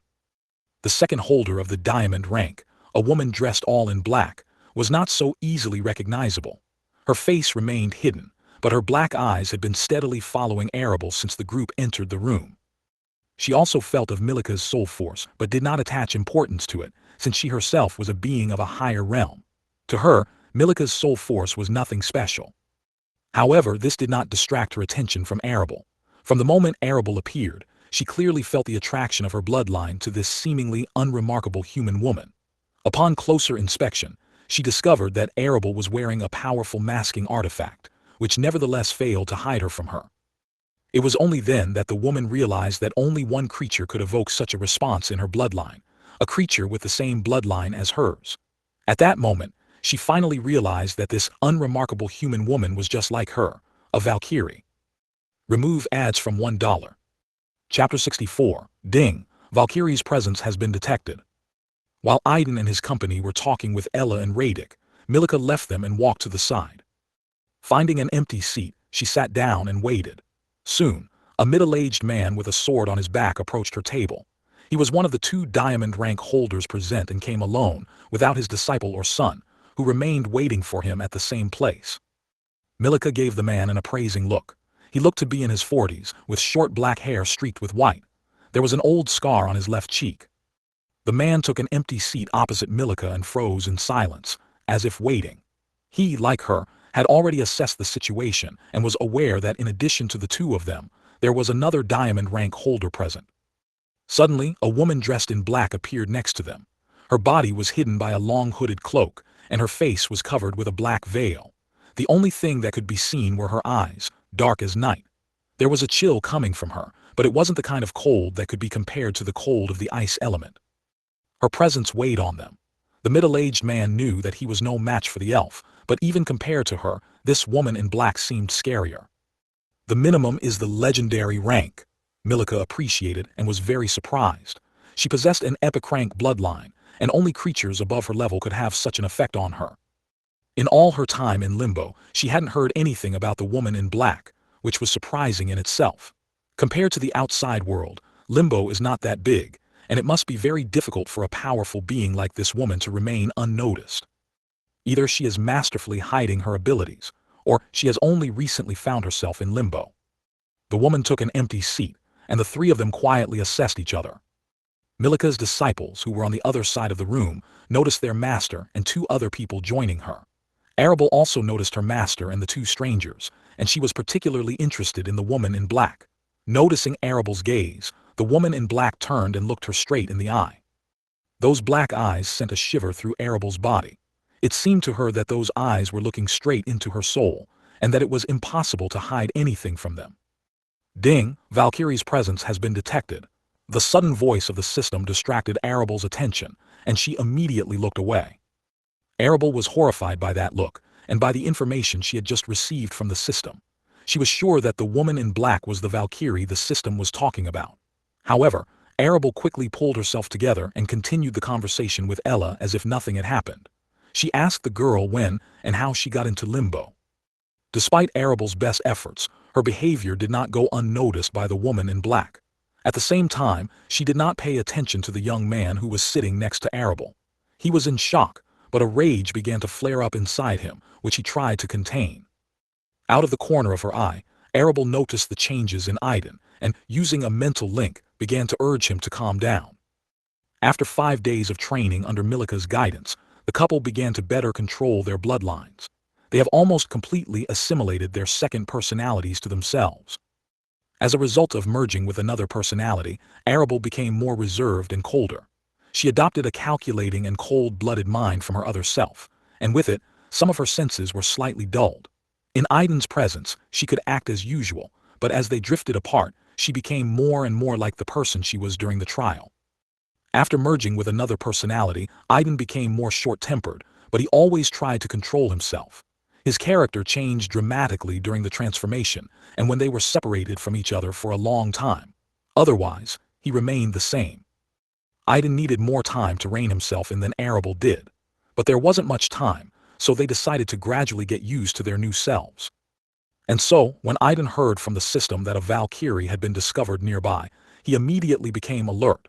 Then he noticed how dramatically Arable had changed. Not understanding the reasons for these changes, he began to get angry and see inside. Aiden was aware that the Valkyrie and Alpha bloodlines they had received from the system did not originally belong to them. They were ordinary people who had managed to assimilate the bloodlines of the higher races.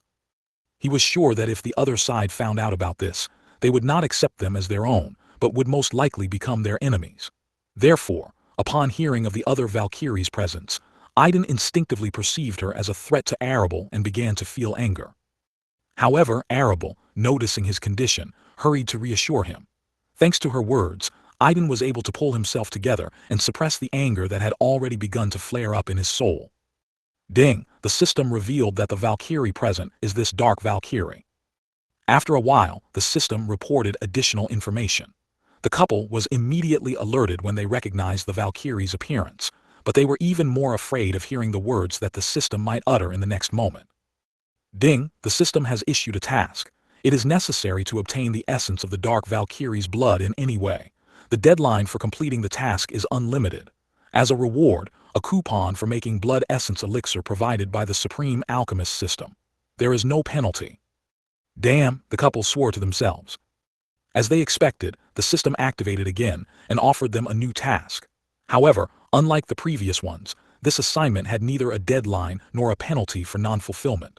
The only reward was the opportunity to receive a coupon from another Supreme system. For a long time, the couple began to suspect that these Supreme systems might be somehow connected to each other. After all, half of all the awards they receive are provided by these Supreme systems. In addition, they already have two system functions that closely interact with the other two Supreme systems. The couple assumed that probably the new function of the system, beast taming, would also be associated with one of the Supreme systems. They even thought that this system could be called the Supreme Beast Taming System. While they were discussing the task they had received and their assumptions about the Supreme systems, It became known about 4 forbidden zones that appeared in 4 nearby regions. Remove ads from $1. Chapter 65. Choosing a forbidden zone and forming a group.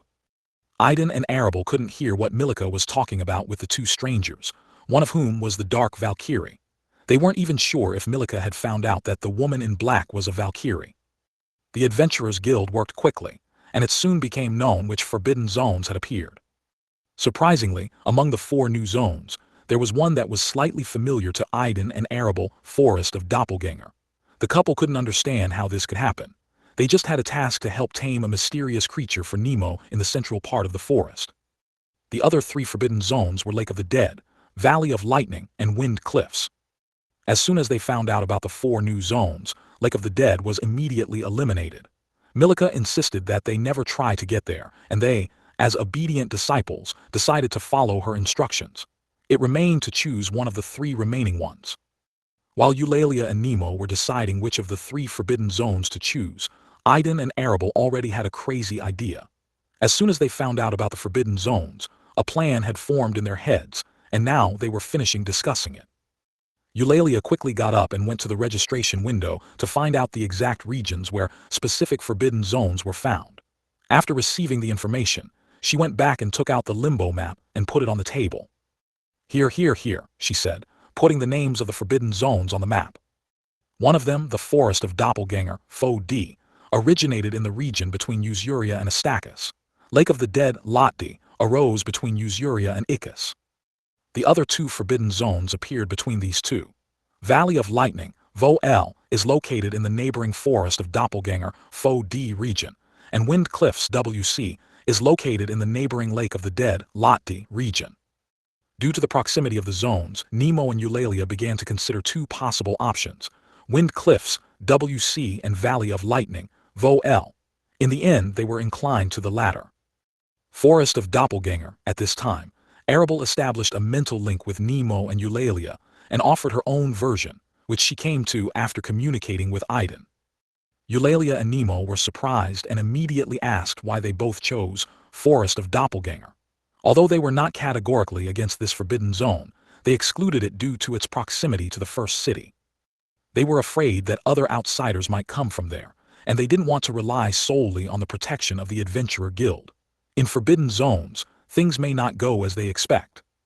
Aiden and Arable couldn't openly say that they had tasks from the system, so they just referred to the fact that they were somewhat familiar with the forest, and they, along with Nemo, had some advantages over the doppelgangers.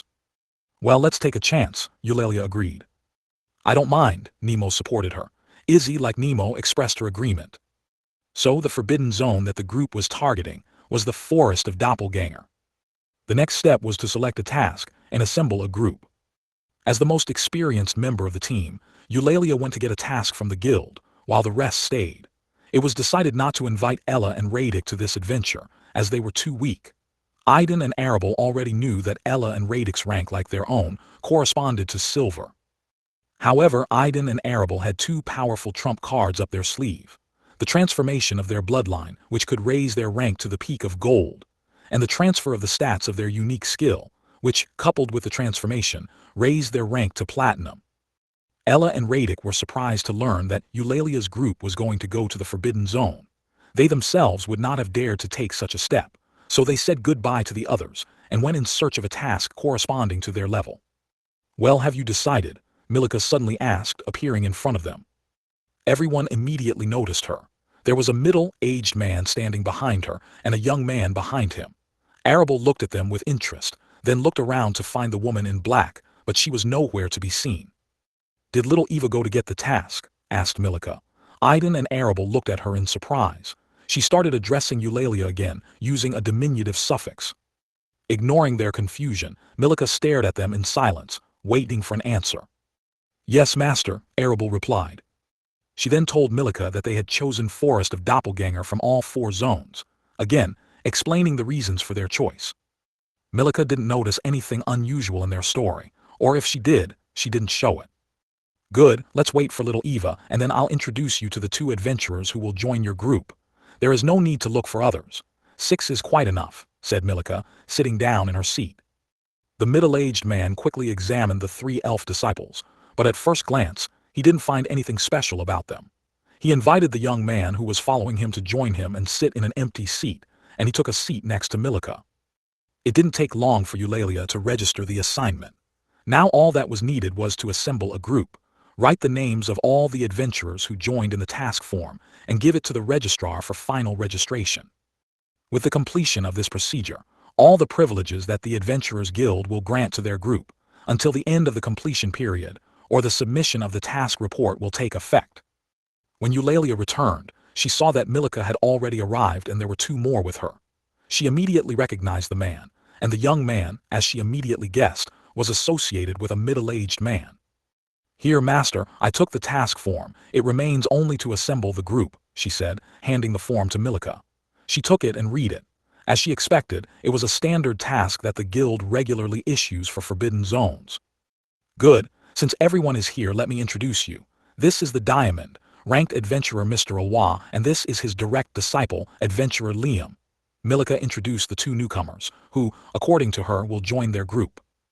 Introducing the master and disciple pair, Milika quickly introduced her disciples to them, starting with Eulalia and ending with Aiden. The man and his disciple greeted Milika's disciples with a slight nod. It was unusual for Aiden and the others to see a couple in such silence.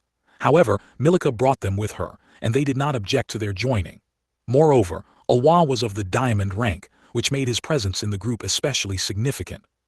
Following Milika's instructions, Eulalia quickly entered the names of all the participants into the list, and thus a group of 6 adventurers was formed. One of the diamond rank, one of the platinum, 2 of the gold, and 2 of the silver. After submitting the assignment form, the group officially began its mission. Before leaving the Adventurers Guild building, Milika signaled Aiden and Arable to activate their abilities and establish a mental link. "Be careful. From a conversation with Alwa and that woman in black, I learned that there are at least 2 more diamond rank outsiders in the city. Unlike Alwa and the woman in black, these 2 probably came from 2 other cities and are apparently targeting you too," Milika warned Aiden and Arable. The couple wasn't too surprised. Milika has repeatedly warned them that they will be hunted. They were more interested in how she was able to convince Alwa to join their group. It was obvious that Alwa and the woman in black had come to the city for a reason. Most likely, they were targeting them too. However, Milika somehow managed to win them over to her side and convince one of them to join them. What Aiden and Arable were most concerned about right now was the attitude of the woman in black, or to be more precise, the Dark Valkyrie, towards them. But as they expected, Milika did not share the details of their negotiations. Remove ads from $1. Chapter 66, The First Experience of Flying on the Back of a Bird. Aiden and Arable, leaving the Adventurer Guild branch, were thinking about how they could get to the forest of doppelgangers. The last time they got to the city, they traveled all the way on foot. However, this time they were in the city itself, and not outside it, as during their return from the Forbidden Zone. During the 2 months they spent in the city, they learned that there are horses in this world, but they are not as popular for movement as in their home world. It was a fantasy world where there were many amazing and powerful animals that could easily replace horses.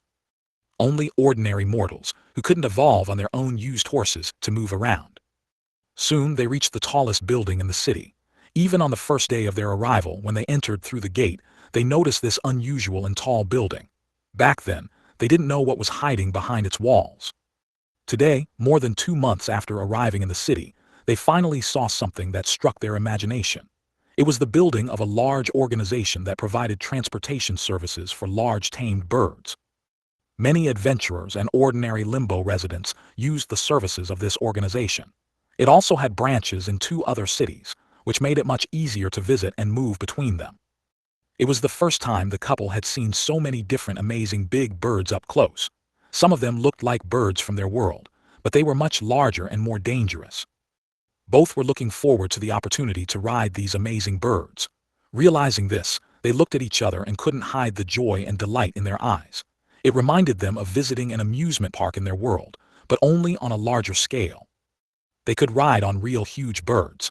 Who in their world wouldn't dream of such a thing? Although both possessed the ability to fly due to their bloodlines, they had not yet tried flying outside of trials and had not experienced the joy of free flight. They also understood well that flying by yourself and flying on the back of a large bird capable of carrying several people at once are completely different things. After climbing to the top floor of the building, Eulalia and the others quickly rented 3 huge birds resembling eagles from their world. Each bird could carry 2 people. Aiden and Arable looked at the birds with interest, circling around them. "Is there a guide for beginners?" Aiden asked with a smile, and everyone who was in the building at that moment, except Eulalia, Nemo and Arable, looked at him in surprise. "What happened?" he asked, seeing their strange expressions. "Don't tell me you've never flown a bird," said Awa incredulously. "Well, to be honest, I haven't flown," Aiden admitted honestly. Awa immediately looked at the rest of the elf's disciples. Eulalia and Nemo just shrugged their shoulders. They knew that the couple came from another world where there are no big birds, so they were not surprised by Aiden's answer. Arable tried not to notice his gaze. The reason for such a strange attention from others was that, when Eulalia rented the birds, she indicated where they needed to fly. And this place turned out to be in a forbidden zone. Everyone who was in the room at that moment found out about it and began to look at them as experienced adventurers. But Aiden's words dispelled all their expectations.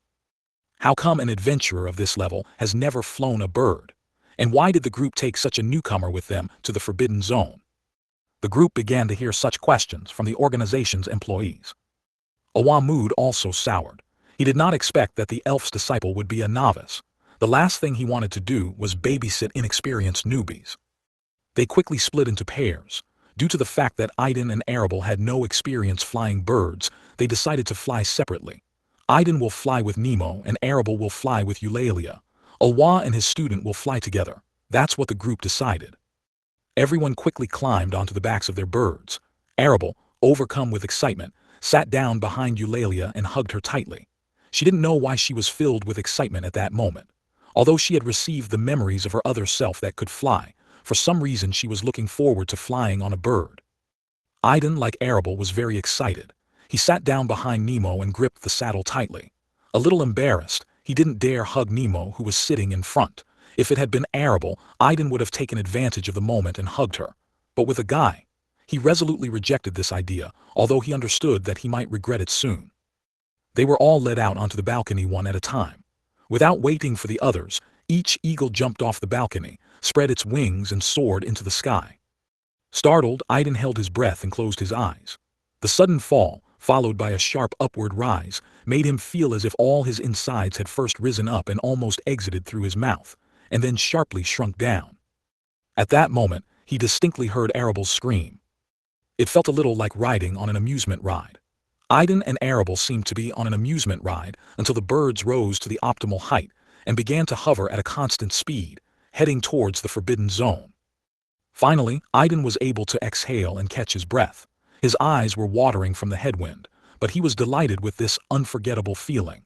He swore that he would never forget his first bird flight.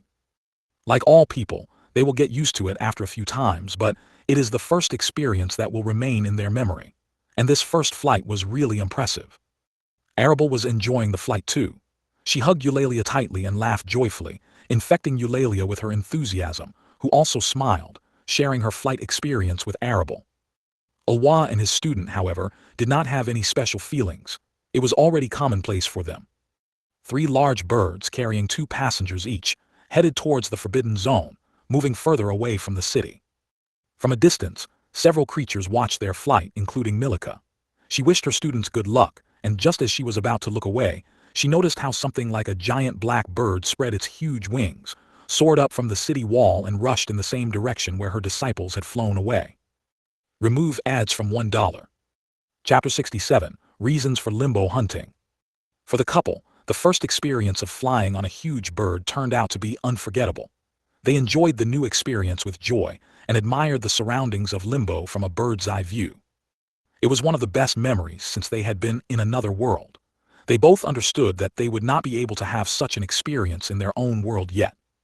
They had no idea how much the world had changed after their disappearance.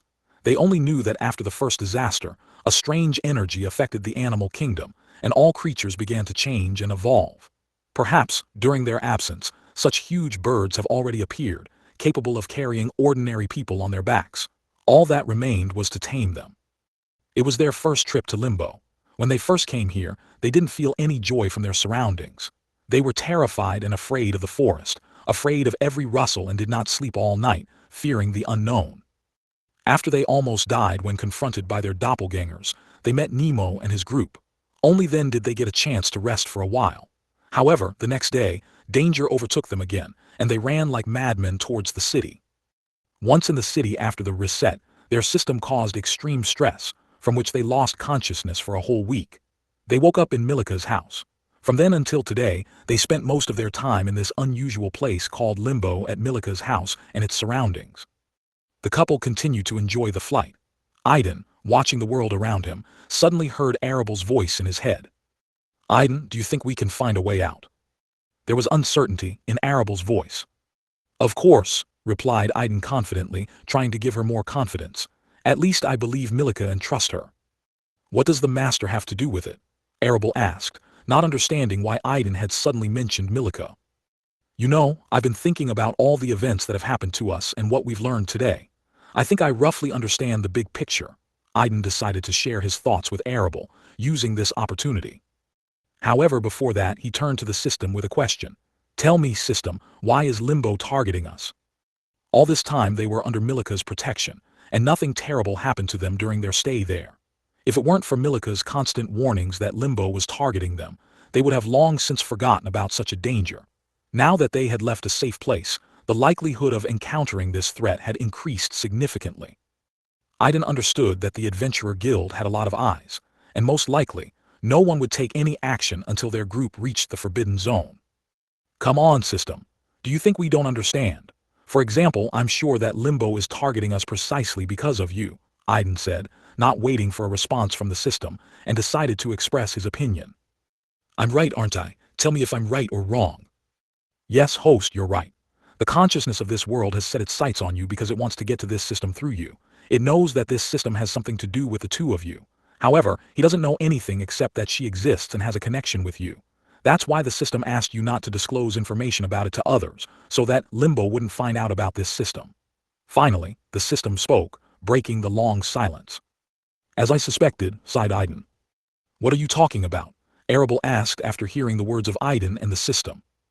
"You see, at first I thought Limbo was attacking us because we were aliens from another world. But the more I learned about this world, the more I began to suspect that it wasn't just that." Aiden shared his thoughts with Arabel. The moment the system revealed its consciousness, Limbo invaded it, and the system activated protection. That's what she told us after we came to our senses after his unsuccessful attempt to fry our brains. When Aiden said those words, Arabel remembered them and shuddered slightly, as if reliving that moment. "You probably believed her words, just like I did, because there were no lies in her words, she just didn't reveal the whole truth. Now that the system has confirmed that Limbo is targeting her, I can say with confidence that the system managed to get some of Limbo's secrets during his invasion.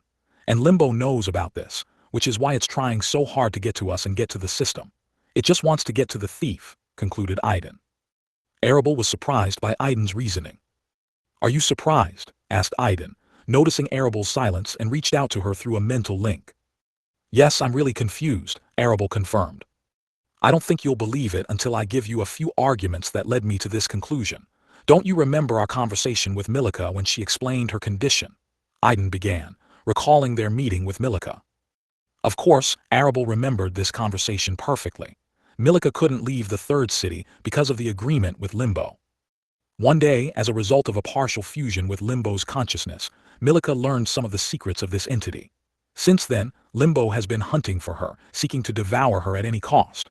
Realizing this, Milika decided never to leave the third city, and in response, Limbo switched to her disciples and subordinates, trying to provoke her. After years of confrontation, they finally came to an agreement. Limbo promised not to attack her disciples and subordinates, and Milika was forbidden to leave the third city and share information about Limbo. Remembering this, Arabel realized that Milika's story was somewhat similar to their current situation.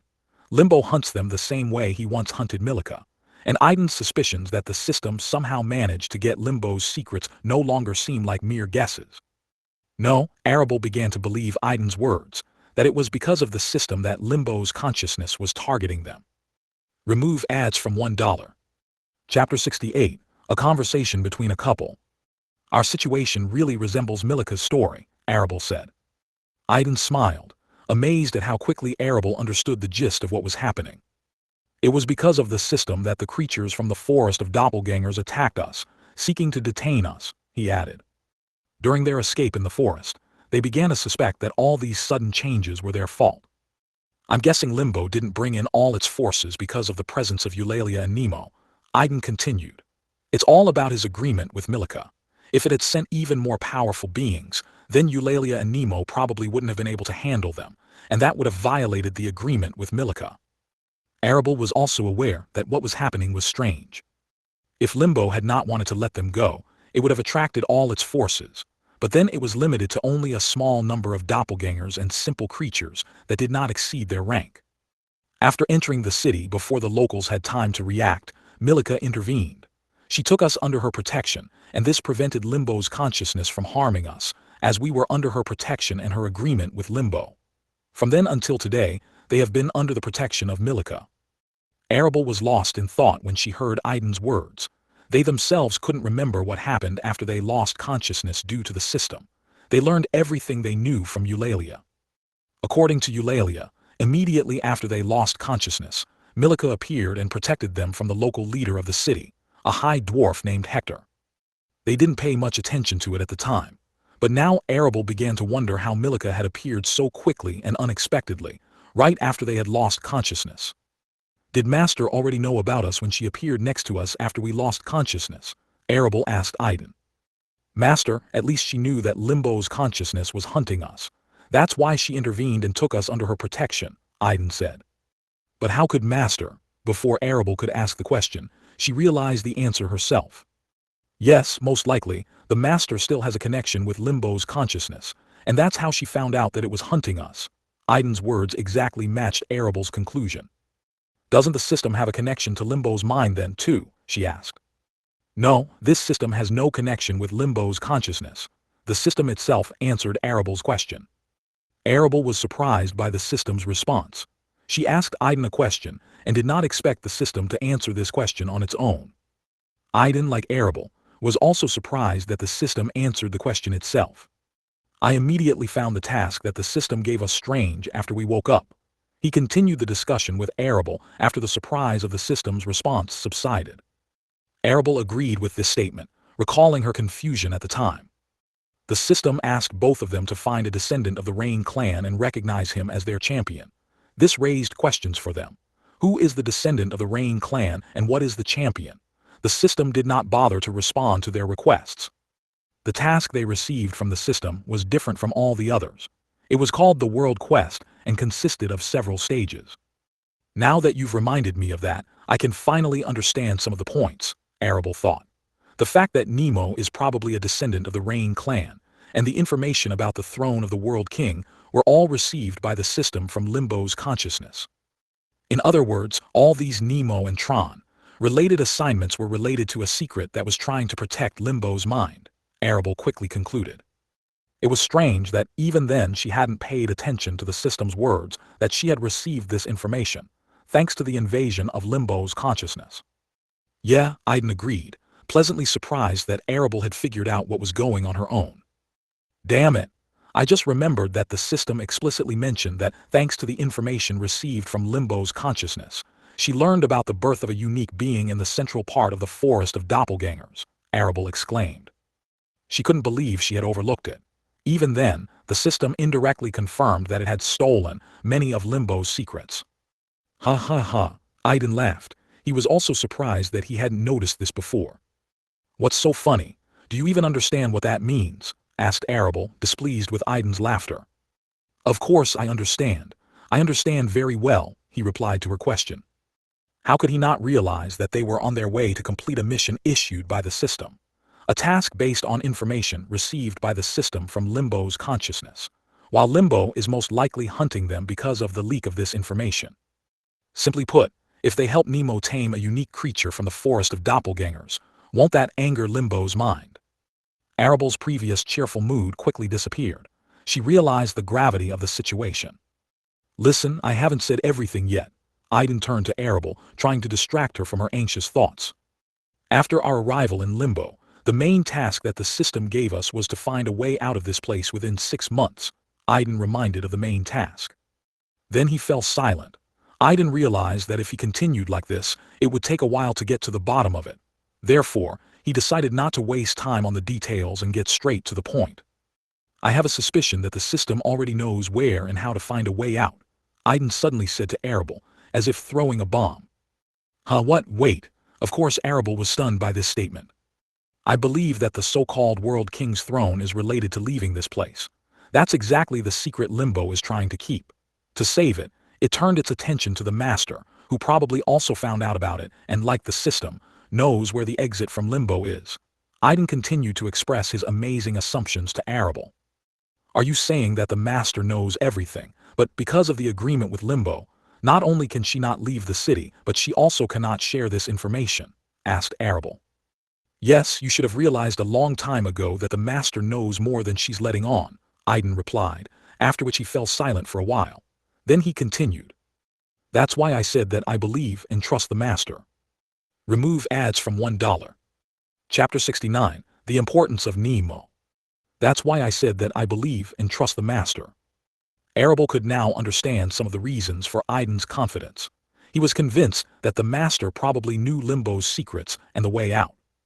In addition, their Master was convinced that they would be able to find a way out and accomplish what she had failed to do. She knew everything, but she couldn't share her knowledge. She probably also guessed that Arable and Aiden had something or someone who was helping them. During their stay in her house, they made it clear themselves, and there were too many factors pointing to this idea. However, unlike their Master, who had no support, Arable and Aiden were in a better position. After becoming her disciples, they fell under the agreement between Limbo and Milika. This agreement limited Limbo's actions, allowing the couple to move more safely and try to find a way out. Do you think Limbo will break the agreement when he finds out what we're going to do, or after we capture this unique creature? Worried Arable. I'm not sure. We don't know what the risk of violating the agreement is. If Limbo's losses exceed the losses from the loss of a unique creature, then I don't think he will take any action personally. But indirectly, it's quite possible, Aiden suggested. I hope you're right, Arable agreed. By the way, what about Nemo? I know he's important to the system. Think about it. Why would the system choose Nemo over us, its hosts? How do we differ from him? Aiden asked a counter question. Because we are strangers, and Nemo is a local, exclaimed Arable, realizing what Aiden was getting at. You're right. If my guess is correct and the exit from Limbo is connected with the throne of the World King, then most likely only the inhabitants of this world can interact with him. You and I don't belong to this world and we can't be suitable candidates, Aiden replied. Arable was becoming more and more surprised by his arguments. She did not find any contradictions in his words and was forced to trust his assumptions. Aiden continued. That's why the system chose Nemo, a local resident. If Nemo didn't exist, I'm sure the system would have chosen another local, like Eulalia or someone with better potential. Nemo is an ideal candidate for us, according to the system. He has a mysterious sealed bloodline of the higher race, a contract with Spirit, and a strange and complicated connection with the representatives of the three higher races. Nemo is the key to getting out of Limbo, Arable finished for Aiden, finally realizing Nemo's key role in the whole scheme. Yeah, and most likely, the capture of a unique creature is also connected with the throne of the World King. Therefore, we probably cannot give up this task and must help Nemo capture this creature. Let's hope Limbo doesn't get mad. This is how the couple talked, sitting on the back of a huge eagle through a mental link. They still had enough time to get to the forest of doppelgangers. Suddenly, Aiden heard Arable comment, "You know, girls don't like guys who are too smart." Aiden did not understand if this phrase was addressed to him personally. Does she think he's too smart and is trying to emphasize it? He was confused and didn't know how to respond. Should I say that he's not smart, or should I agree that he's smart? Heh, Arable chuckled.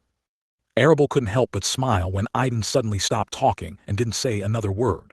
Although they were flying on eagles and she couldn't see his face or his expression, her imagination ran wild with the realization that he had suddenly lapsed into silence.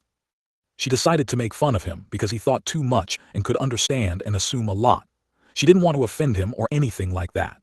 She just voiced the popular but controversial saying that girls don't like smart guys to see his reaction. Indeed, with her comment, she put Aiden in a stupor. Hey, what's wrong with you? Arable asked after waiting a bit and not hearing a word from Aiden. Huh, what? Aiden woke up from his stupor. He hadn't heard Arable's question. I just said that girls don't like guys who are too smart, but I didn't mean that I don't like smart guys, Arable said, and you could hear the amusement in her voice. I like smart guys, but I don't like too smart and abstruse ones. So keep that in mind and don't overdo it, Arable added humorously. Aiden realized that she was just kidding him for thinking too much. He could only laugh. I'll keep that in mind, said Aiden with a smile. By the way, have you thought about what you're going to do when we get back to our world? He suddenly asked Arable. Now Aiden's question caught her off guard. Of course, she had been thinking about it and already had some idea of her plans. However, she needed a little more time to make a final decision. The memories gained during her ascension trial had a significant impact on her choice. Not yet, Arable replied with a sigh. And you? Well, unlike you, I won't have any special problems other than those related to you. I only have an older sister and a mother left, and I worry about them. It's been over a year since we've been here, and I do not know if they think I'm dead or if they're still waiting for me to return. Aiden wasn't too worried about himself. During his time here, he had already gotten used to having Arable by his side. He knew that she had a family in their world, and it wasn't an easy family. Aiden couldn't imagine what would happen when they returned there, but he was sure that he would not leave her alone to deal with these difficulties. Don't worry, you won't be alone. We are already connected thanks to the system, so I will always be there for you, said Aiden with confidence. Arable couldn't help but smile at his words. She was used to his presence too, and it was strange. In her entire life, only her brother was by her side, and he was the only one she felt comfortable with. She couldn't stand having other guys around her, and this feature became even more noticeable after accepting the second personality from the trial. However, despite this now, besides her brother, Aiden appeared. Aiden's words only increased her confidence in her choice. Ding, the conditions are fulfilled. A new unique ability swap has been unlocked. Remove ads from $1. Chapter 70, the second unique ability swap. Ding, the conditions are fulfilled. A new unique ability swap has been unlocked. The couple still couldn't get used to the unexpected surprises from the system. A unique ability? Asked Aiden with pleasant surprise. Until now, they only had one unique ability, which was stats transfer. This was their trump card, capable of helping them overcome an entire rank stage. And now they got a new ability that could rival her. Swap, Arable read, looking at her status window. She was dizzy from the abundance of abilities, skills, and data. During the days they spent under Milika's guidance, they were still unable to properly understand their new abilities acquired after the test, and did not have time to raise their levels. For the entire 4 days, they had been focused on taking control of their bloodlines. We've already reached level 20, but before we start the Ascension trial again, we need to improve our skills level, Aiden said, looking at the long list of skills that needed to be upgraded. With the help of the system, they could have done it quickly, but for this they had to find time which, as they understood, was sorely lacking. In part, they decided to focus on developing their skills during this hike. The forest of doppelgangers was perfect for this purpose. Who could be a better sparring partner than your own doppelganger? System, can you roughly describe what this unique ability is? Arable asked the system, hoping to get an explanation instead of guessing. In the list, the ability had only the name swap, and the numbers 0 out of 2. Host, this is the second unique ability that allows hosts to switch places at will. The range of the skill depends on the current level of the hosts. Using this skill requires mana and soul force. This is how the system responded to Arable's request, and explained what their new ability was capable of. Of course, both were amazed to hear these explanations. The ability to swap places, asked Aiden, still in disbelief. Yes, the system has confirmed. Hell yes, exclaimed Aiden. It was truly a great ability. Aiden's imagination was running wild, and he had already seen many ways to use this skill. At first glance, what's so special about swapping places with another person? But for Aiden, it opened up a lot of tactical options for their joint actions with Arable. Arable was delighted with this ability. At first, she didn't immediately understand what he was talking about, but when Aiden explained it to her, she realized how powerful this technique was. Combined with their first unique skill, their powers had increased significantly.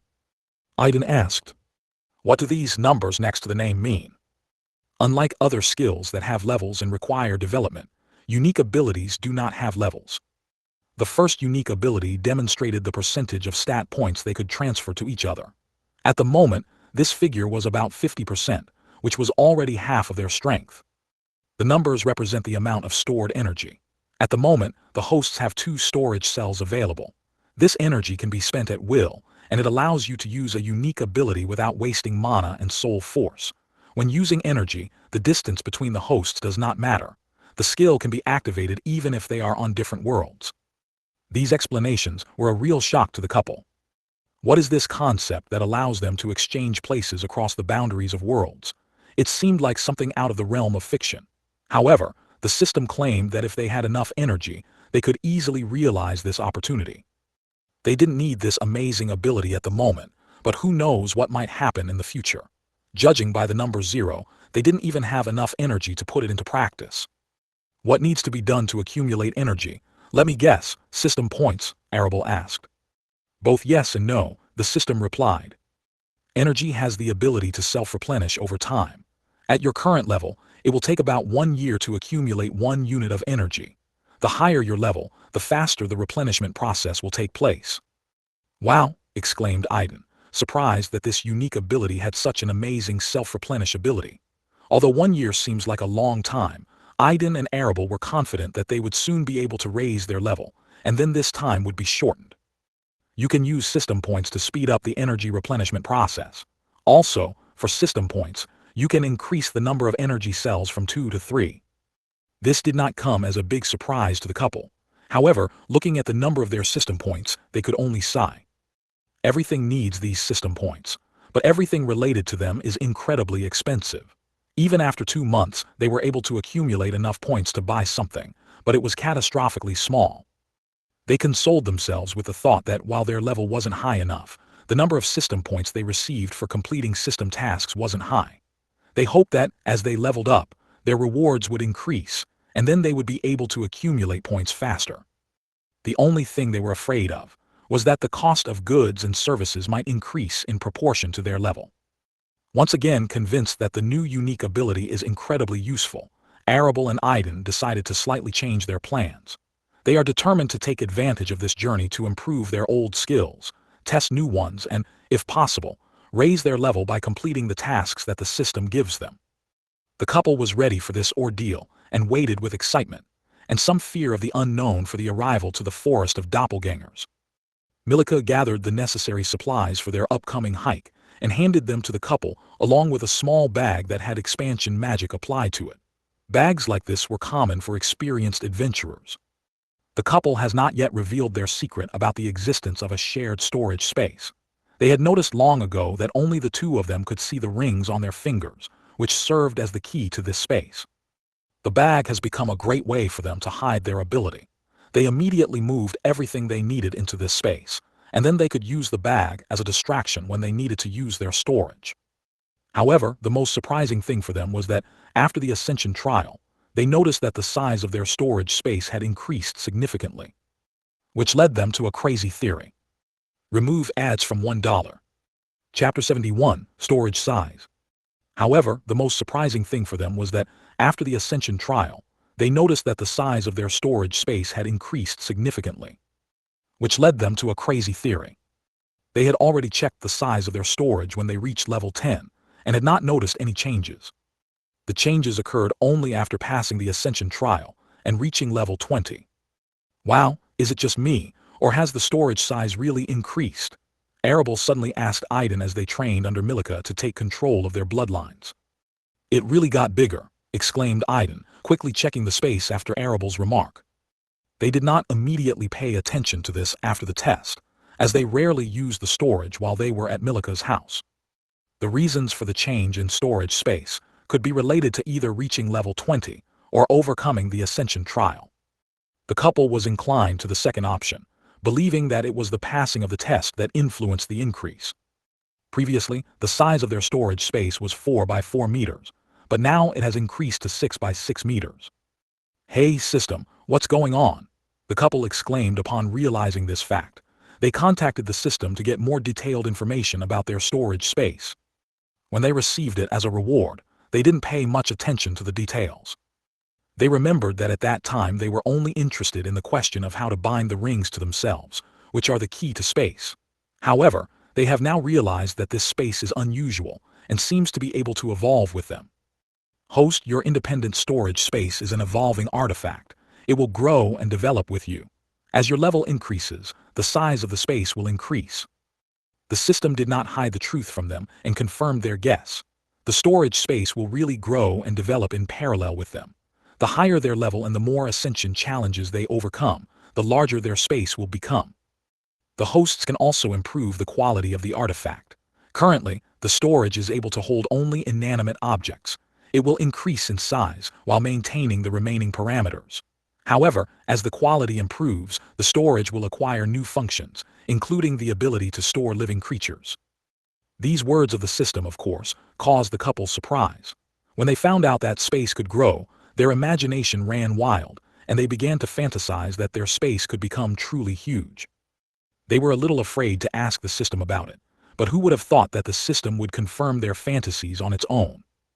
In the stories they read, some of the MC had their own private spaces where they could freely enter and exit, grow various resources, and have animals. Some even had their own mini-world and home in these spaces.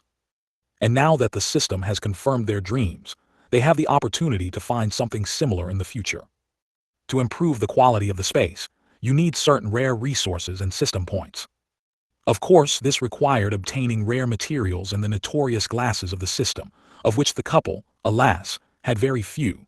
These words of the system brought them back from heaven to earth. However, despite this, they were glad to know that they had the opportunity to receive something special. Damn the system, why do you have to pay for all the good things with system points? Swore Aiden, without thinking about the consequences. In all the time he had spent here and in the trials, he had forgotten that it was not worth scolding the system. He was unhappy that the system's points were too difficult to obtain, and their number for completing tasks was minimal. The host shouldn't scold the system. A second warning is being issued. After the third warning, you will be punished. To which Aiden received his second warning from the system. Damn, cursed Aiden, having received a warning. He had completely forgotten about it. Arable couldn't help but smile. Aiden and Arable have already received 2 warnings from the system, and this has forced them to be more attentive. None of them wanted to be the first to experience the system's punishment for the third warning. All this happened during Milika's training sessions, and until today, the couple has been cautious about the system.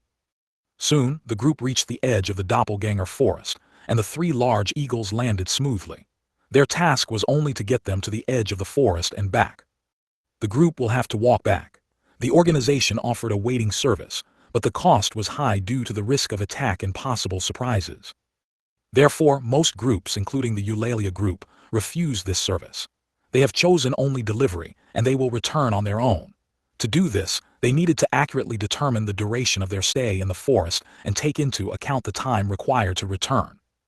After descending to the ground, everyone took their belongings and said goodbye to the eagles. After completing their task, they soared into the sky and headed back to the third city. Without wasting time waiting for other adventurers or outsiders who would probably follow them soon, the group resolutely strode into the forest. Mr. Awa, how did the master manage to convince you to join our group? Arable asked a middle-aged man with a sword on his back. He was the only diamond-ranked adventurer in their team. Quid pro quo, replied Awa without going into details. From his voice, everyone except the disciple Awa realized that he was not in a good mood, and decided not to bother him at the moment. Nemo, Eulalia, Aiden and I would like to make a request to you, Arable said, having established a mental link with her 2 older comrades. She briefly outlined her plans to them. She and Aiden want to make the most of their time spent in the doppelganger forest to hone and test their abilities and skills. After listening to her request, Eulalia and Nemo happily agreed. They no longer perceived Aiden and Arable as strangers, but considered them younger siblings whom they should look after and protect. The stronger they become, the better it will be for everyone. Remove ads from $1. Chapter 72, The Outer Layer. The group was rapidly advancing through the outer layer of the doppelganger forest. This area, like all the outer layers of the forbidden zones, was considered the least dangerous and did not pose a serious threat to them. Guys, we trust our master, of course, but aren't you worried about Alwa and his disciple? Arable asked Nemo and Eulalia, trying to express her concerns. She, like everyone else, believed in Milika as her master, but she had a strange feeling. There's no need to worry. His name has already been entered on the task form, Eulalia replied confidently. The Adventurer Guild's task form is a special document that monitors our lives from the moment we sign, until we return and complete this task. If one of us dies, the form will show the cause of death. If someone attacks another member of the group, the form will also record it. And that's not all the task form is capable of. So, if Alwa and his disciple don't want to become enemies of the guild, they won't take any action. It had been more than 2 months, but this world still continued to amaze the couple. They couldn't believe that such amazing things existed. Now that Eulalia had explained this to them, they were able to calm down a bit and ease their concerns about Alwa and his disciple. I also think that Master has also done something. She couldn't just trust the guild, so I'm sure that before she brought Alwa, she had already made sure that he wouldn't harm us. The higher races have a lot of amazing things that the lower races don't, Eulalia said. All this time, the group was talking through a mental link so that Alwa and his disciple would not hear anything. No one had spoken much since entering the forest. Nemo and Alwa disciple were walking in front of the group. They were followed by Eulalia, Aiden and Arable, and Alwa brought up the rear. Izzy, you have the most important role in the band. Observe everything that is happening around us, and report immediately if you notice anything unusual. Nemo addressed his spirit. Izzy had been rapidly gaining strength lately, and was now resting to digest it. She talked to Aiden and Arable from time to pass the hours. Izzy was very happy with their company. She liked to hear about the human world, and she never lost interest in it. Therefore, when she had free time, she always came to them and asked them to tell her about her life. Trust me, Izzy said confidently in her childish voice. As a spirit, she possessed advanced soul force that extended over long distances. But most importantly, her soul force was hard to notice. No wonder the spirits were called children of nature. Their force almost merged with the environment, becoming a part of it. This made Izzy almost the perfect scout. It was thanks to her that Nemo managed to find Aiden and Arable that day. And it was thanks to her that Nemo saved them. Aiden and Arable really enjoyed spending time with Izzy, and they were always happy to see her. Even her charming voice, like that of a little girl, only added positivity to Izzy. Don't you think it's too quiet around here? Asked Aiden. No, that's how it should be, Nemo replied. He was usually quite taciturn, but this time, thanks to the mental link, he decided to keep up the conversation. Last time, because of the wave of monsters, you didn't notice how quiet it was here. Usually, the outer layer is the most peaceful place. Hearing this, everyone remembered their endless running that lasted a whole day without sleep. The other forbidden zones are not as quiet as here. The forest of doppelgangers is very different from the rest of the forbidden zones. This forbidden zone is dangerous for its creatures, while in others, the environment itself may be dangerous. It's strange, but I feel like some kind of unfamiliar energy is entering my body, Aiden said, feeling very unusual. The last time he was in this forest, he hadn't noticed anything like this.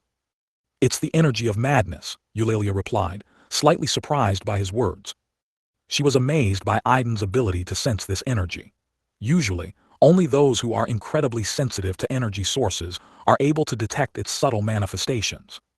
But then she remembered that it was probably due to his bloodline, which greatly enhanced his perception of mana.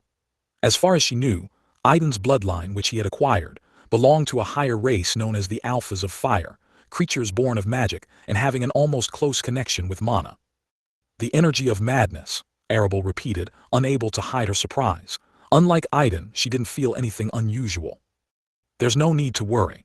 This is one of the features of the forest of doppelgangers. It is she who makes all the living creatures in this forest a little crazy and maniacally cruel. For us, who are able to spend about a week in the forest, this energy of madness does not pose any danger, Eulalia reassured. The couple was in turmoil. Didn't they claim that the surroundings of the doppelganger forest were safe? But that doesn't seem to be the case. And in order for energy to affect a person, you need to be under its influence much longer. And then it hit them. If Aiden could sense this energy in the outer layer of the forest, then wouldn't its effects be much stronger in the middle and central layer? What about the middle and central layer? Aiden couldn't resist. What about them? Asked Eulalia, not immediately understanding what Aiden meant. Arable, also concerned about Aiden's condition, clarified his question. What is the concentration of madness energy in the middle and central layer compared to the outer one? Eulalia was perplexed. Why is this couple so interested in this energy? How was she supposed to know about this? She had heard about it from Milika, when she and Nemo were going to explore the forest of doppelgangers last time. And only then did it sink in, and her eyes widened in horror. Hadn't Aiden just told her that he could feel the energy seeping into his body? Thanks to his new bloodline, he has become very sensitive to energies. If they entered the middle and central layer, and the concentration of madness energy in the surroundings was higher, wouldn't it affect him even more? This discovery came as a complete surprise to her. "How are you feeling, Aiden?" asked Eulalia anxiously. She understood that if the impact of the energy in the outer zone was already noticeable, then it would most likely be even worse in the middle and central zone. "There doesn't seem to be anything unusual," Aiden replied, and indeed he didn't feel anything unusual. "Okay, then we'll continue on our way. From now on, please report to us any changes in the energy of madness, okay?" Eulalia addressed Aiden, her voice sounding serious. Surprised by the change in her mood, Aiden nodded in agreement. The atmosphere around them became tense. Even Awa and his disciple noticed this and couldn't figure out what was going on. Trying not to lose sight of the effect of the energy of madness on Aiden, the group continued on their way. In the late afternoon, they approached the boundaries between the outer and middle layers and decided to set up camp to wait out the night. It was their first night in the Forbidden Forest, a place that was under Limbo's control. Remove ads from $1. Chapter 73, Camp for the Night. In situations like this, the advantages of bags with expansion magic are particularly clear. Everything you need for hiking and assignments can easily fit into these bags, while leaving plenty of free space. After finding a suitable place to spend the night, the group quickly set up 3 tents. Awa and his disciple occupied one tent, Eulalia and Arable occupied another, and Nemo and Aiden occupied the third. All the tents were spacious, allowing to accommodate several people at once. The master and disciple pair remained aloof, not coming into contact with Aiden's group. Ever since Aiden's body started absorbing the energy of madness, he hadn't felt any noticeable changes yet. Sitting around the campfire, Aiden and Arable remembered their first days in the forest, when they couldn't sleep at night because of fear. Now, more than 2 months later, they had gained experience and no longer felt fear of the forest. However, they were worried about something other than the forest itself. "Do you think they will launch an attack tonight?" asked Aiden, eager to hear Eulalia and Nemo's opinion. "Probably not," replied Eulalia. She and Nemo didn't look particularly worried. The whole group was aware that sooner or later both outsiders from other cities and locals would come for them. "We still haven't entered the middle layer of the forest. I suspect that they will take their actions there, and it will happen when we return."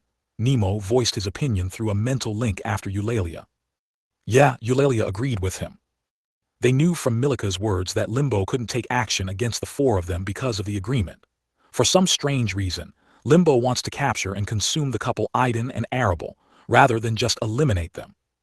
Based on this, they came to the conclusion that Limbo would most likely try to delay their group and prevent them from returning back to the city before the reset. To do this, he will first incite monsters and delay their progress into the central layer of the Forbidden Zone, starting from the middle layer, where the doppelgangers live. The main forces of both outsiders and locals will probably be waiting for their group in the middle layer, if the creatures from the central layer are unable to delay them. "Aren't you worried about them at all?" asked Arable, noticing their almost nonchalant attitude. "Why should we worry? We already know they're coming. We can't hide from them.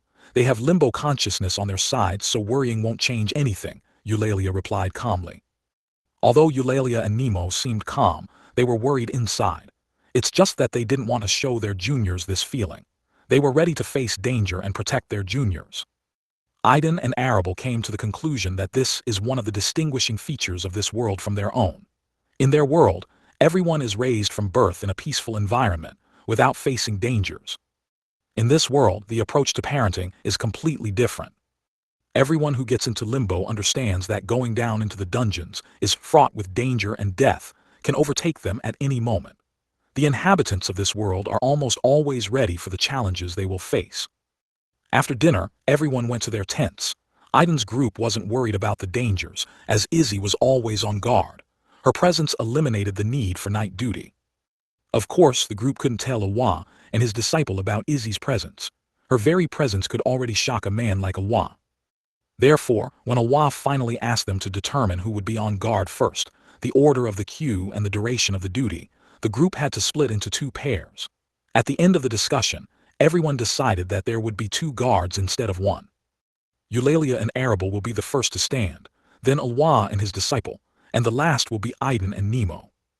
No one objected, and everyone accepted the proposed course of action. Aiden and Arable, excited and overwhelmed by their first experience after being under Milika's protection for a long time, felt that time was passing incredibly slowly. "Aiden, what kind of unique creature do you think Nemo needs to be tamed?" asked Arable, recalling the details of their task. What could have attracted the attention of their system? Arable wondered, turning to Aiden. "Who knows? But since this forest is called the Forest of Doppelgangers, I think it will be a creature similar to doppelgangers," replied Aiden, unsure of his assumptions. "But what kind of unique creature could live in such a forest?" "Maybe it's slime," joked Aiden, remembering the works from their world which described a strange slime that could take the form of creatures swallowed by it. "Slime," Arable repeated, puzzled, not understanding why Aiden suddenly assumed that the creature they needed to tame would be a slime. Hearing Arable's puzzled question, Aiden immediately realized that she probably didn't know about this slime, and couldn't help but smile. He knew that she came from a wealthy family and had received a strict upbringing, so she couldn't afford to freely indulge in things like him. Aiden, while chatting with Arable, briefly told her about the novel where the main character was a slime, and what he did during the course of the plot. This slime story caught Arable's attention, and she listened to it with interest. While they were talking, the time that had been slow before flew by unnoticed. Arable and Eulalia had to return to their duties. The others went to rest, leaving the 2 girls standing guard first. Eulalia and Arable weren't too worried. Izzy did everything for them, while they communicated with each other through a mental link. They talked about themselves and other interesting things. During the conversation, Arable couldn't shake the strange feeling that someone was watching them. However, since Izzy didn't notice anything unusual, she didn't pay much attention to it. While the others were sleeping and the 2 girls were having a conversation from a distance, Arable was closely watched by a black figure. Even a powerful spirit like Izzy couldn't notice her presence. This figure was none other than the Dark Valkyrie. All the while, she followed the group, focusing her attention on Arable. However, the Dark Valkyrie could not comprehend the strangeness that lay behind the appearance of this Valkyrie known as Arable. Remove ads from $1. Chapter 74, Dark Valkyrie's Thoughts. The Dark Valkyrie had been following the group relentlessly for the whole day. Arable, who, like herself, was a Valkyrie, especially attracted her attention. However, something was wrong, and she couldn't figure out what it was.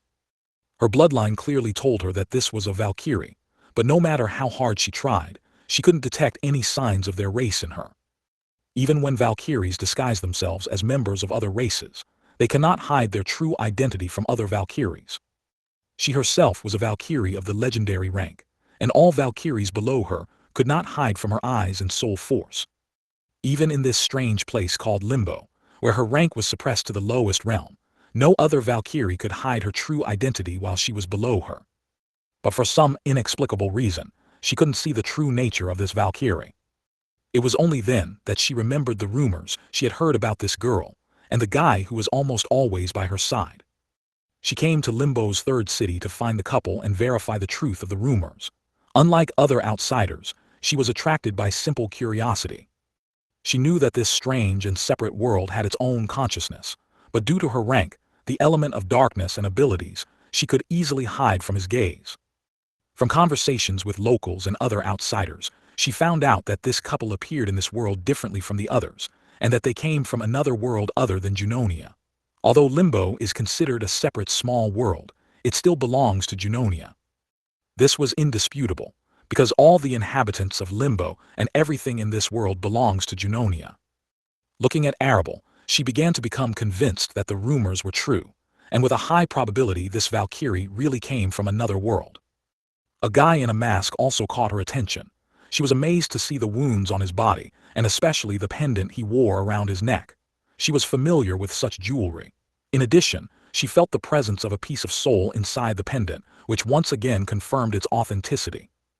It was a pendant that Valkyries usually gave to their partners. This young man with terrible injuries was the partner of one of her sisters, and even though he was related to another Valkyrie, she had no intention of harming him. Although there were some of her sisters who didn't get along with each other and constantly tried to find ways to annoy each other by targeting each other's partners, she wasn't one of them. As for Aiden, she wasn't particularly interested in him. She only noticed him because he was apparently close to this Valkyrie, and according to rumors, also came from another world. However, his value in her eyes was small compared to Arabelle's. As for the elf and the other two members of their group, she didn't notice them at all. After making sure that everyone except the couple was asleep, she decided to make contact with Valkyrie and chat with her for a while. She wanted to satisfy her curiosity and try her luck. If this Valkyrie really is from another world, perhaps she has a solution to a problem she couldn't solve in her own world. Compared to everyone in the group, she was already so strong that if she wanted to, she could just kidnap this Valkyrie. However, she hesitated to use force out of respect for her Valkyrie bloodline. Besides, she remembered the words she had given the elf in the Adventurers Guild, that she would not lay a hand on her disciples. She was just curious. At this time, Arabelle and Eulalia were talking through a mental link. "So tell me, do you like Aiden?" suddenly asked Eulalia. Arabelle was taken aback. She had just been talking about herself, when suddenly Eulalia started discussing her relationship with Aiden. I do not know," Arabelle said uncertainly. After all the events that had happened to them, Arabelle began to feel a certain interest in Aiden. She no longer perceived him as an outsider and wanted to learn more about him. She didn't know what love was, and she couldn't figure out if she was in love. After what had happened to them, Arabelle still couldn't shake the idea that their relationship was only possible because of the system. If it wasn't for the system, they would never have met, and this created a kind of psychological barrier between them. The situation became even more complicated after the Ascension trial. Their complementary bloodlines were obtained through the system. They got even closer, but again, due to the interference of the system, Arabelle didn't know what to make of it. On the one hand, when she considered the issue from the point of view of her upbringing and family values, she was not against Aiden, but looking at the situation with her own desires, she wasn't sure. Given this chance, she wanted to make decisions on her own, without outside interference. That's why she hesitantly answered Eulalia's question. When she heard Arabelle's reply and noticed her confused look, she just sighed. It was obvious that she liked Aiden, but they were both so awkward and insecure. She understood that they needed a good push in their relationship to finally accept each other. Although she would like to help them, she decided not to interfere and just watch them. Perhaps in this campaign they will be able to take a step forward and overcome their doubts. The Dark Valkyrie, who was watching them, despite her strength, could not even catch a hint that the two women were talking to each other. This was the feature of the pair system. Their ability wasn't based on the soul force that stronger beings could detect. Only those skilled in mental strength could grasp the system's ability, mental link. "Little sister, come to a small clearing that is not far north of your camp. Let's talk like a Valkyrie to a Valkyrie. Come alone." With that, the Dark Valkyrie used the soul force to send a message to Arabelle, and only she could hear it. Remove ads from $1. Chapter 75, Let's Go Together. "Little sister, come to a small clearing that is not far north of your camp. Let's talk like a Valkyrie to a Valkyrie. Come alone." With that, the Dark Valkyrie used the power of souls to send a message to Arabelle, and only she could hear it. Arabelle was very surprised to receive the message through the soul force. She stood up abruptly, startling Eulalia. "What happened?" asked Eulalia, alarmed. Arabelle did not immediately respond, still in a state of shock. She hadn't expected this turn of events. Quickly realizing what she had heard, she immediately realized that the sender was the Dark Valkyrie from the Adventurers Guild. Arabelle couldn't believe that this Valkyrie had been following them all this time. It was only now that she realized that the strange feeling she was experiencing was the result of this particular Valkyrie watching her. Especially since Izzy didn't even notice her presence, even though she calmly sent her a message. "Nothing, everything's fine," Arabelle replied to Eulalia, who became increasingly worried when Arabelle did not answer her question. "I suddenly have a stomach ache. I need to leave for a while," Arabelle said with obvious embarrassment on her face, not knowing how to explain to Eulalia her desire to leave alone without attracting her attention. Eulalia, of course, did not believe her words, but she did not question her. She immediately realized that Arabelle wanted privacy, so she just nodded and said, "Be careful." Embarrassed that her attempt at lying had already been discovered, Arabelle nodded and headed in the direction indicated. After walking a short distance from the camp, she stopped and called Aiden through a mental link. "Aiden," Arabelle called out loudly through a mental link that only he could hear. For some reason, she didn't want to go to meet this Dark Valkyrie alone, so she decided to consult with Aiden. She was afraid that something would happen to her, and since Aiden and Arable were already connected because of the system, if something happened to one of them, the other would suffer. Therefore, she could no longer make such serious decisions alone. Aiden was awakened by a loud call. He looked around and realized that he was inside the tent. It took him a moment to realize what had happened. He seemed to hear Arable's voice in his head. "Arable," Aiden called out to make sure he wasn't mistaken. Relieved to realize that Aiden was awake, Arable immediately informed him of what had happened and asked how to proceed. When Aiden heard that Arable had been approached by a dark Valkyrie, he was horrified. Without waiting for her answer, he stormed out of the tent, waking Nemo up. After going outside, Aiden immediately noticed Eulalia, who was standing next to the campfire. "Look after Nemo and wait for us here. Don't follow me." Aiden mentally addressed her and ran in the direction where Arable had just left. Alarmed, Eulalia, even more surprised by Aiden's sudden conversion, was seriously worried. As soon as Aiden disappeared into the forest, Nemo quickly came out of the tent. Noticing him and realizing what Aiden meant, Eulalia appeared next to Nemo in a flash and stood in front of him. "Nemo, wait," she said to Nemo, who was staring in the direction Aiden had gone. Then he turned his gaze to Eulalia. "I do not know what is going on, but they both asked not to follow them and to wait for their return. Let's believe them and wait," Eulalia suggested. She wasn't sure if Nemo would take her words seriously, but he turned around anyway and, after another glance in the direction the couple had gone, then looked at Eulalia and, nodding to her, headed for the campfire. Eulalia followed him. When they reached the campfire, they both sat down and waited for the couple to return. Nemo turned to Izzy and asked what had happened. Izzy, feeling confused and slightly panicked herself, couldn't explain what it was. She still hadn't noticed anything unusual. When the couple left, she watched them with her soul force, but she ran into something and lost sight of them. Hearing Izzy's words, Nemo became worried. However, he quickly pulled himself together and decided to believe the couple's words and wait for their return. Meanwhile, Aiden quickly found a worried Arable. When she saw him, she asked him again what she should do. "Let's go together," suggested Aiden. At that moment, Aiden was feeling some anxiety. He couldn't understand what the Dark Valkyrie was trying to achieve. According to her, she didn't mean Arable any harm and just wanted to talk. However, Aiden did not immediately believe it. He didn't want to trust everything he heard implicitly. For a moment, he had the thought of letting Arable go alone and waiting for her to the side, so as not to put himself in danger. But when he saw Arable's worried expression, that thought immediately disappeared. However, the realization that he could even think of such a thing left an unpleasant aftertaste in him, and he hated himself for it. He was already connected to Arable and had to perceive her as an equal, not as a source of problems. Therefore, when Arable suggested that he go alone, and he would stay and wait on the sidelines, Aiden categorically refused. There was no certainty that the Dark Valkyrie would not harm Arable, so Aiden flatly refused to let her go alone. He understood that if something happened to her, then he would be in danger, and if they have to face danger, they will face it together.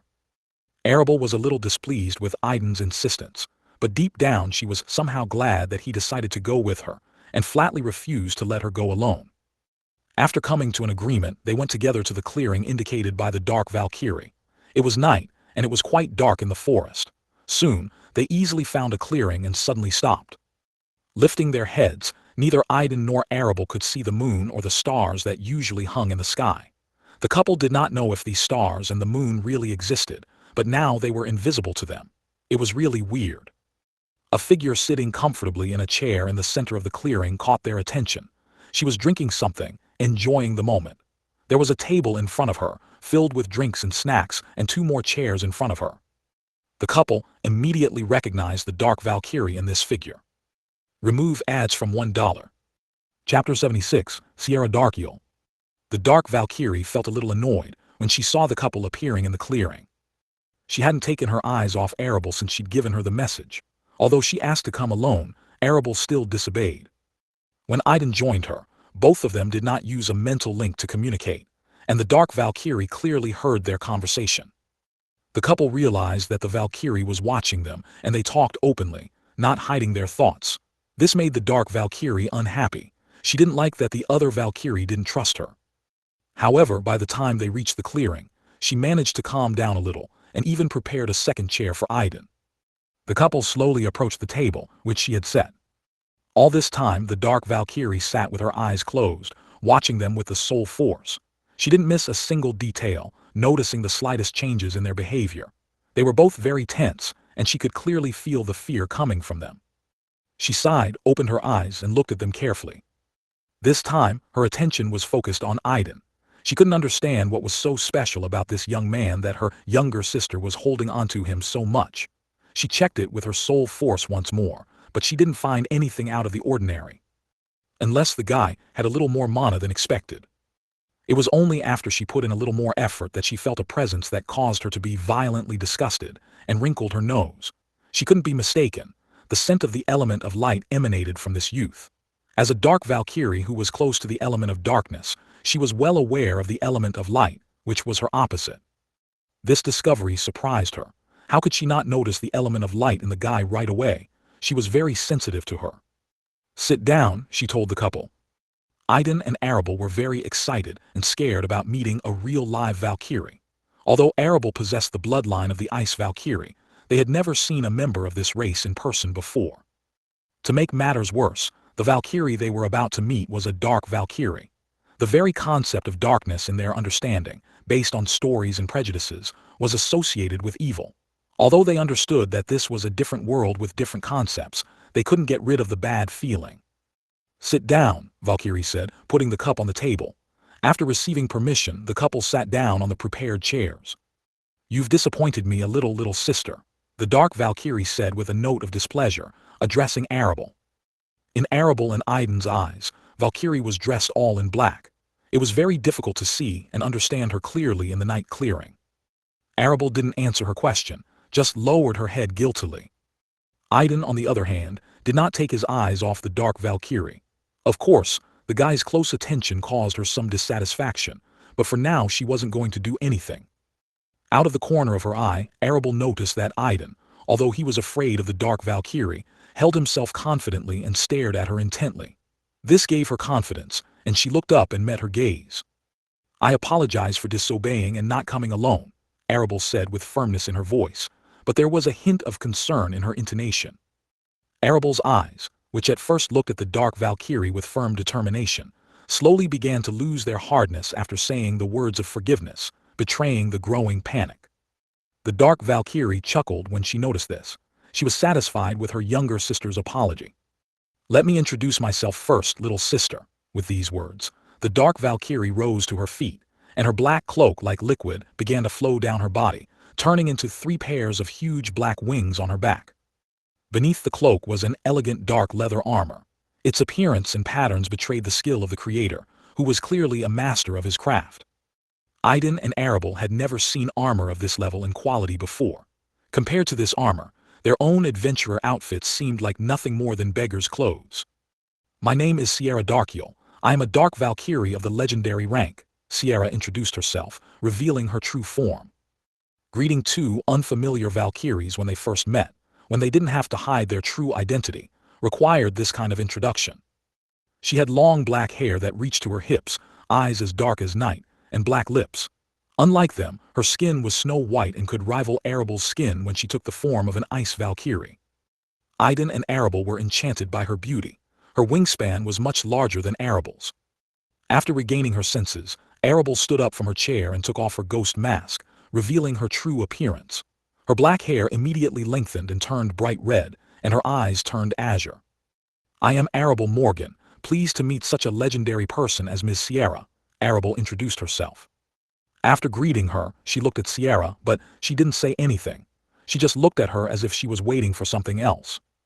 "I assume Ms. Sierra already knows or has heard that we have come from another world," asked Arable.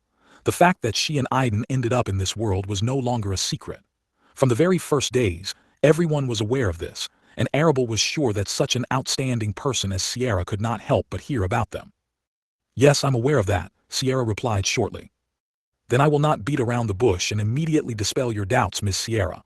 I'm human," Arable suddenly announced, much to Sierra's surprise. Sierra couldn't believe it, but before she could do anything, Arable continued. "Although I, like my partner, are human, we have the ability to integrate the bloodlines of other races," she confessed.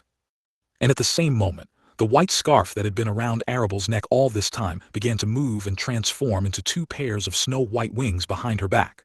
Her long red hair turned snow-white, and the air around her began to cool. As you can see, thanks to this ability, I was able to obtain and integrate the bloodline of the Ice Valkyrie, Arabelle honestly admitted. After discussing it, the couple came to the conclusion that it would be best to tell her about her ability without hiding anything. They weren't sure if they could hide the true nature of their bloodline from her, and they also didn't know what a legendary rank Valkyrie was capable of. Another reason was the sudden advice I received from their system. She suggested not hiding the truth about her bloodlines from this Valkyrie. So they decided to be honest and outspoken. Dark Valkyrie Sierra was surprised by what she heard and saw. After seeing what was happening in front of her eyes, she remembered the strange race from their world of Junonia, who could change their race after choosing their partner. Surely this ability couldn't be the same as that of this race, Sierra asked herself inwardly. Remove ads from $1. Chapter 77. Damn, that's all I needed. Sierra, remembering the mysterious race that could change its bloodline and even gender after choosing a partner, shook her head. The abilities of this pair were only vaguely similar to this unique feature. They had nothing to do with this mysterious race. When Arabelle took on the form of the Ice Valkyrie, Sierra clearly felt her presence. She was no different from her sisters. If Arabelle hadn't said she was human, Sierra wouldn't have believed her eyes. It was amazing. Amazing, exclaimed Sierra, not finding a single difference. Arabelle looked exactly like the Ice Sisters she knew. She even had two pairs of wings, which delighted Sierra even more. This was a clear sign that Arabelle would have no obstacles on her way from the lower realm to the higher. After a moment of admiration, Sierra's expression turned serious, but after a while she just sighed and shook her head. If we weren't in this place, I would have taken you with me to the celestial continent, but alas, said Sierra regretfully. Arabelle was taken aback by Sierra's words. What did she mean by taking her to the celestial continent? Kidnap them, invite them. What do you mean, taken you? She wouldn't go anywhere with you even if we were in the outside world right now. Aiden couldn't help but retort when he heard the word taken you. Sierra immediately turned her gaze to Aiden, and her gaze was no longer calm. There was murderous intent in it. She had never felt any positive emotions towards this man before. She only tolerated him because she considered a woman named Arabelle Morgan a Valkyrie who was close to him. But now that she found out that they were both just people with unusual abilities, her attitude towards him had changed. Sierra unleashed her diamond-drenched soul force on Aiden, causing him to fall to the ground from the unexpected attack. For Aiden, who only has the silver rank, the pressure exerted by Sierra was too much. He felt as if a mountain had fallen on him.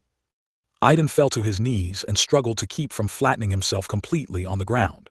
He could barely hold on, using his hand on the ground and trying to resist the powerful pressure.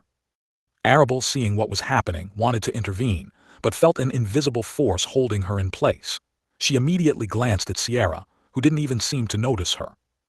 All of her attention was focused on Aiden, who was trying to resist her soul force pressure. With a snort, Sierra increased the pressure, trying to force the insolent man to fall to the ground and surrender.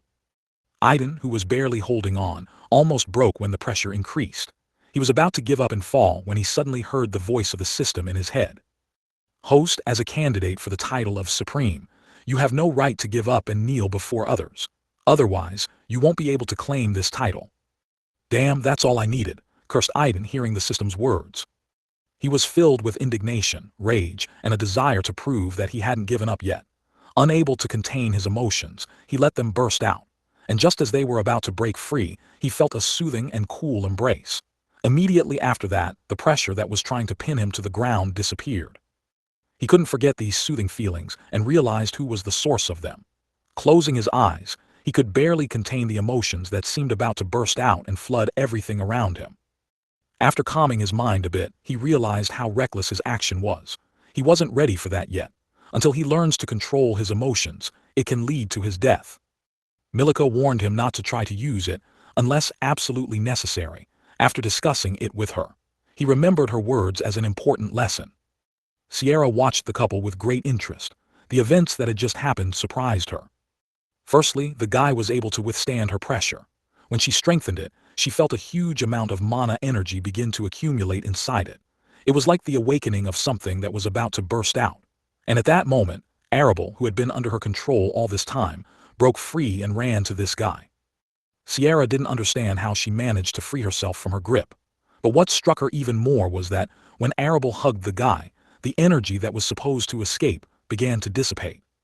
Interesting, Sierra said, watching them. Arable was trying to calm Aiden down, ignoring Sierra. As Sierra increased the pressure, Arable suddenly felt Aiden's raging emotions. She didn't know how she did it, but she knew that if this continued, Aiden would go berserk, just as he had during the trial. She didn't want him to fall into such a state. She tried to free herself from Sierra's grip, but she was powerless before her soul force. Host used the aura of the moon sword style. Suddenly, there was a tip from the system, and Arable without hesitation took it. Back when they were trying to take control of their bloodlines, Aiden and Arable had superficially tested the new skills and abilities they had acquired. Among them, in the Path of Sword, she has a new sword technique called the Moon Sword Style. To master this technique, one had to first learn how to release the so-called Moon Sword Style aura. In a short time, she certainly did not have time to master the Moon Sword Style to the fullest, but at least she could release an aura resembling that of this style. When she used the aura of the Moon Sword Style, the grip of Sierra's soul force began to weaken in the places where her aura was swaying. Taking advantage of this, Arable concentrated all her strength at these points and was able to free herself from this grip. Without wasting any time, she rushed to Aiden. He was on the verge of exploding when Arable hugged him and focused her aura of ice to extinguish his heat. Remove ads from $1.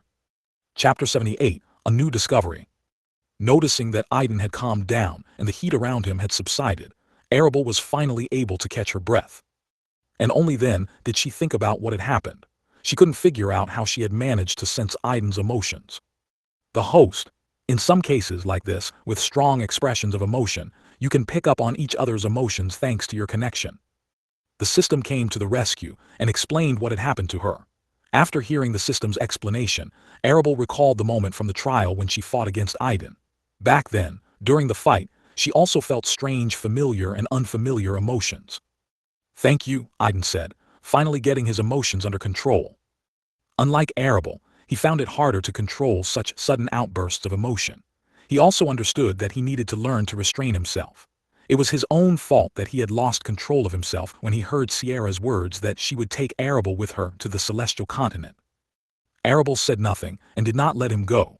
She just pulled herself together and raised her head to look at Sierra. Sierra was still watching them from above. Noticing Arable's gaze, she grinned and, descending to the ground, tidied up the table and chairs. Turning her wings back into a black cloak, she sat down on her chair. She took her time talking and waited for the couple to come to their senses and take their seats again. Sierra looked at Aiden differently now than before. There was genuine interest in her gaze. She was curious about what had just happened. Realizing the pair's unusual ability, she assumed that the young man probably also had a different bloodline, and this outburst of mana was most likely related to her. When Aiden regained consciousness, Arable released him and they sat back down on the chairs.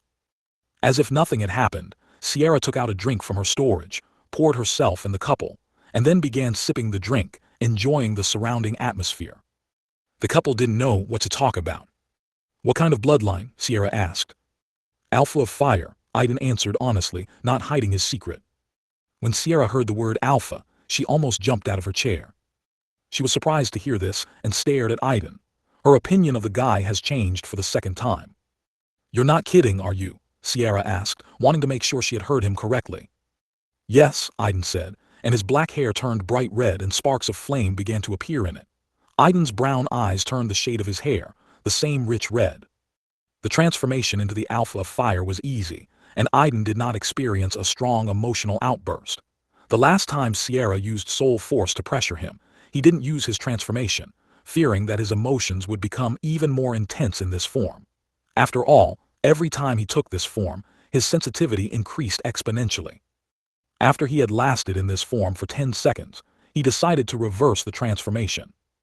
Sierra, of course, was extremely surprised. First, she received confirmation of her guesses, and then she saw a real live Alpha of Fire. Sierra herself had never met a live Alpha before, she had only heard of them. And now, sitting in front of her, though not a real one, was still an Alpha of Fire. She only regretted that he was the Alpha of Fire, not darkness. Then she remembered that she had felt the element of light during the inspection. which did not meet her expectations. "Do you have an affinity for the element of light?" asked Sierra, not hiding her curiosity. Sierra's question surprised Aiden. He couldn't figure out how she found out about this, but then he remembered that there was a dark Valkyrie in front of him, possessing the opposite element of light, and suggested that perhaps this was what allowed her to sense the element of light. "Yes, I have an affinity for the element of light," Aiden confirmed. "It's interesting that, although you have the bloodline of the alpha of fire, you also have an affinity for another element," Sierra said, surprised by what she heard. Then she switched to Arable. "What are your elements?" "Ice, water, and darkness," Arable quickly replied. Sierra was pleasantly surprised to hear that Arable had an affinity for the element of darkness. Sierra immediately guessed that Arable had most likely used her element of darkness to free herself from her grip on soul force. Sierra's soul was permeated to some extent by her element of darkness, and the only force capable of resisting this element was light or another dark element. "You're both amazing," Sierra said admiringly, looking at the couple. Then she turned to Aiden. "Let's get to know each other, boy." "Aiden Fane, I am human, Arable's partner. I have the same ability as her and I possess the bloodline of the Alpha of Fire," Aiden introduced himself. "Aiden right," said Sierra with a smile. "Are you her official partner?" Aiden and Arable didn't immediately understand what she meant. "I'm asking, are you husband and wife, or just partners and friends?" Sierra clarified her question. "She's my fiancé." "He's my fiancé." Aiden and Arable said these words at the same time. Then they looked at each other in surprise and lowered their heads in embarrassment. They both didn't understand why they suddenly decided to tell this dark Valkyrie that they were an official couple. When Aiden heard the dark Valkyrie's question, he felt uneasy and hurried to inform her that he was already busy. Arable, also catching Sierra's question, tried to make it clear that Aiden belonged to her. Although she wasn't sure how she felt yet, she panicked, thinking that Sierra might try to take over Aiden if she denied their relationship. Ha. Sierra laughed out loud when she saw the couple's embarrassment. She could tell by their behavior that they hadn't fully realized their feelings yet. However, their answers to her question clearly demonstrated that they were on the path to accepting each other. "Calm down. I'm not interested in this fiery guy. If he had the element of darkness, I would think about taking him away from you," Sierra replied with a smile. The couple was only more confused by what they heard. "But I would like to warn you, especially you, Arable." Sierra looked at Arable with a slight smile. "I found out in this damned place that I'm not the only Valkyrie." Sierra's words hit them like a thunderbolt. "Besides me, there are at least 2 other Valkyries here. One of them lives in the first city, and the other in the second. Both of them have not yet reached the highest realm and have a peak diamond rank." Sierra shared her information. Arable was at a loss as to why Sierra was talking about the warning specifically for her. Would the other Valkyries pose a threat to her? She couldn't figure it out until she heard the following. "The one who lives in the first city is a light Valkyrie. As soon as she finds out about your partner's existence and that he has the bloodline of the Alpha of Fire and is close to the element of light, she will definitely come for him." Sierra could not help but smile broadly, looking at Arable's shocked face. Remove ads from $1. Chapter 79, 2 More Valkyrie. Sierra watched Arable's stunned expression with a slight smile. Then her gaze shifted to Aiden, who was also startled, though not as much as Arable. Soon Arable sighed and closed her eyes. Like Sierra, she returned to her normal appearance, undoing the transformation. This time, she didn't put on a ghost mask to hide her true identity. When she opened her eyes, her expression was no longer shocked. It was replaced by an ordinary expression devoid of any emotion. She glanced at Sierra, then back at Aiden.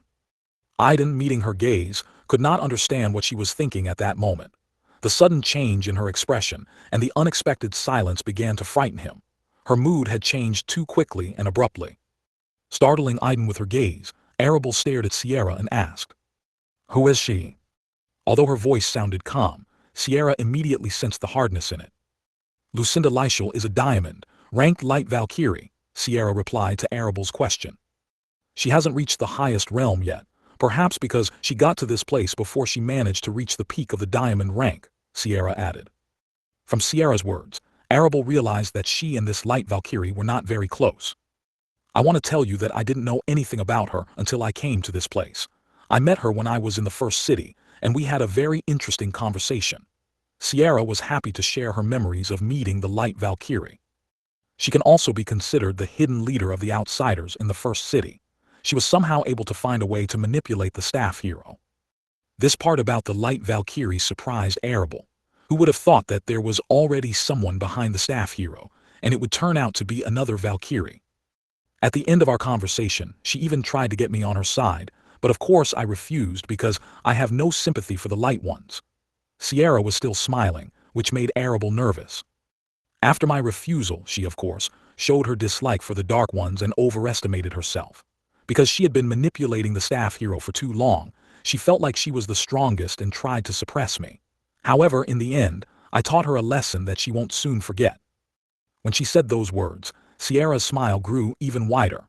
She was happy to share with Arable that she had managed to teach her cheeky little sister a lesson. Arable also realized that the reason for Sierra's smile was that she was remembering that joyful moment associated with the light Valkyrie.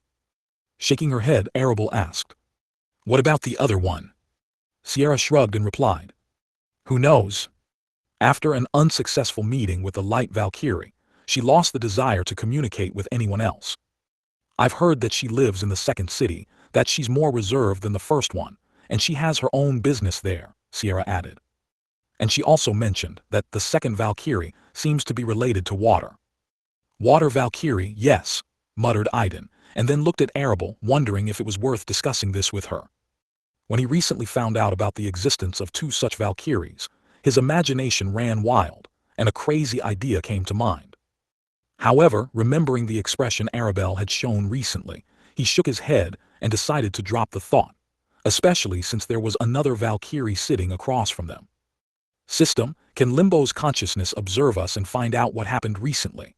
asked Aiden, remembering how he and Arable had demonstrated their ability to transform in front of Sierra, forgetting that Limbo's consciousness could monitor them. Milika told them that she had created a barrier that prevents outsiders from observing them during the transformation, so Limbo's consciousness is still unaware of their abilities. Aiden was worried that Limbo, having overheard their conversation, might tell the light Valkyrie about Aiden, and, as Sierra said, she would come for him personally. Aiden understood that they couldn't stand up to a Valkyrie of peak, diamond, rank at the moment.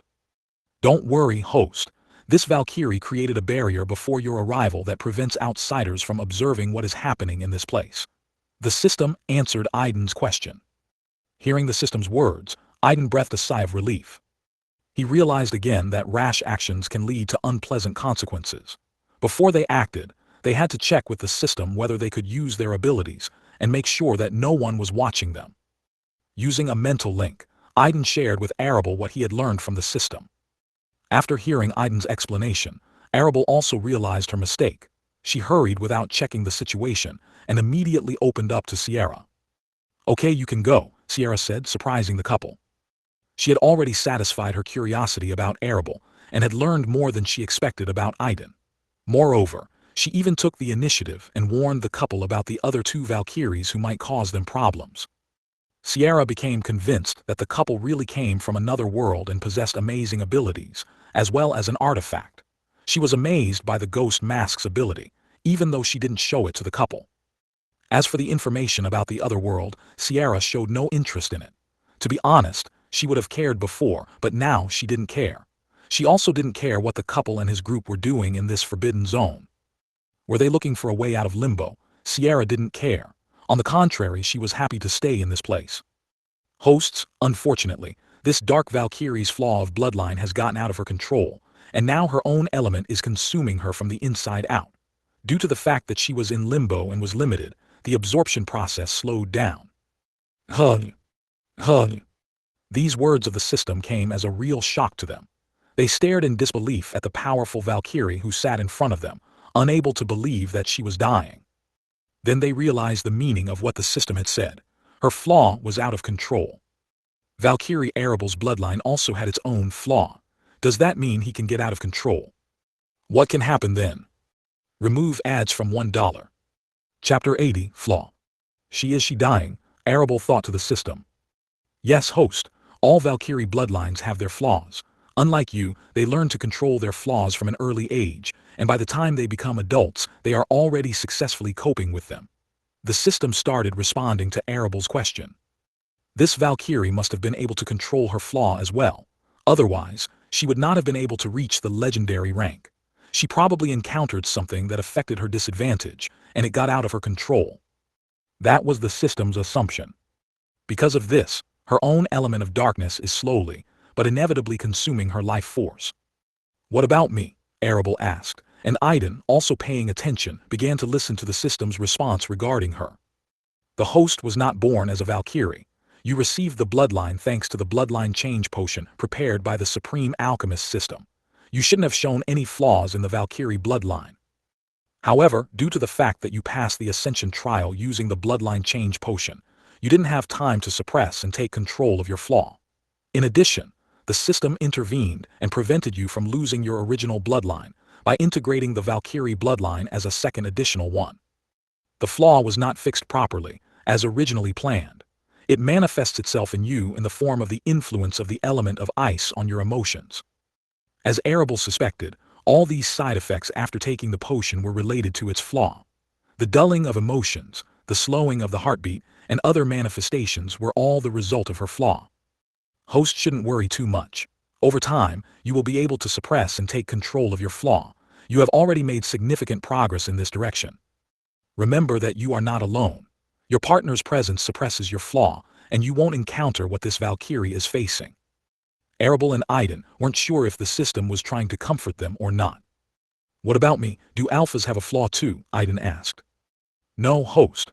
Unlike Valkyries, whose strong influence of the elements can be dangerous if it gets out of control and leads to death, alphas have a different story. Alphas are created from mana and the elements, and their element is closely related to emotions. The stronger the emotions, the more powerful they become. If the alphas lose control of themselves, they will not die like the Valkyries, but on the contrary, they will become stronger. However, this may pose a danger to others. Therefore, the system strongly recommends keeping your emotions under control and avoiding such situations. Otherwise, you risk harming your partner and loved ones." "No matter how you look at it, it's still a flaw," Aiden thought with mild annoyance. "It's just that the result was different. If the Valkyrie herself died, the alpha became a threat to others." The more they thought about it, the more confused they became. They couldn't figure out if this was how it was supposed to be or if something had gone wrong during the Ascension trial. And if so, why would the system recommend such a path to them? After all, she was the one who suggested taking the Ascension trials and changing their bloodlines at the same time. Or are they both over-dramatizing the situation? After all, nothing irreparable happened. They just need to accept their new selves and get used to it. All of this awakening, the system, the other world, and the bloodline change happened in a short time. They have already lived for about 18 years, but it all came upon them in a short 2 months. According to the system, the flaw of Valkyrie bloodline is not a serious problem, and the Valkyries themselves are successfully coping with it. However, this time they were lucky enough to meet Valkyrie, who may have had a unique case. She lost control of her flaw because of some event. The couple talked to each other without making a sound. Sierra, who was watching them, was puzzled by their long silence after she informed them that they could leave. She immediately noticed the strangeness in their behavior. Although they didn't say a word out loud, their thoughts seemed to flow into each other. Sierra did not feel any fluctuations in the soul force, and she was curious how they managed to communicate in this way. "Okay, we get it. So why did you let us know that the Dark Valkyrie was dying? Do you have a way to save her?" Aiden finally asked after some discussion. He wondered why their system, which usually intervened only when necessary, suddenly revealed the secret of this Valkyrie to them when she invited them to leave. Arable was also intrigued. She wanted to understand why the system had decided to share this information with them. After all, she must have some reason for such a step. Yes and no. In its current state, the system cannot save this Valkyrie. However, you can help her overcome the consequences and prolong her life by using products from the trade function. When you become strong enough in the future, you will be able to help her and save her life. This system only provides its hosts with such information. The choice you make is yours to make. So that's it, Aiden and Arable thought, immediately realizing the hint of the system. It was as if she was telling them that they had a way to help the Dark Valkyrie, and exactly how they take advantage of this opportunity is up to them. They can show kindness and help her selflessly, or use this opportunity to their advantage and make a deal with Valkyrie. It all depends on the Dark Valkyrie, how much she wants to live, or has already accepted her fate and is not going to change anything. especially since they had a task that required them to obtain the essence of the Dark Valkyrie's blood. "Ms. Sierra, how about a small deal?" Arable asked after she and Aiden came to an agreement on how to take advantage of the opportunity provided by the system. Remove ads from $1. Chapter 81. Yes, you are very smart, host. "Ms. Sierra, how about a little deal?" Arable suddenly suggested. Sierra seemed surprised by the suggestion. "A deal?" she asked. Sierra then shook her head negatively, indicating to the couple that she wasn't interested in their proposal. "Not interested. You can go now," she said, gesturing for the couple to leave. Knowing the situation she was in, the couple was ready for it. They didn't pay attention to her words and didn't leave. Aiden gave Arable a place in the negotiations. At least Sierra had a good opinion of her, and she wasn't particularly interested in him at first. However, the fact that he had a rare alpha bloodline increased his value in her eyes. "Take your time, Ms. Sierra. We have a suggestion that will interest you," Arable insisted. "Oh, and what is it?" "You know, there's not much I'm interested in at the moment." Sierra was a little intrigued. She was curious about what they could offer her. Only the realization that they came from another world allowed her to listen to them. "How about a way to reduce the effect of your life force being absorbed by the element of darkness?" Arable asked Sierra cautiously. That was the most important moment. It all depended on Sierra's reaction to this suggestion.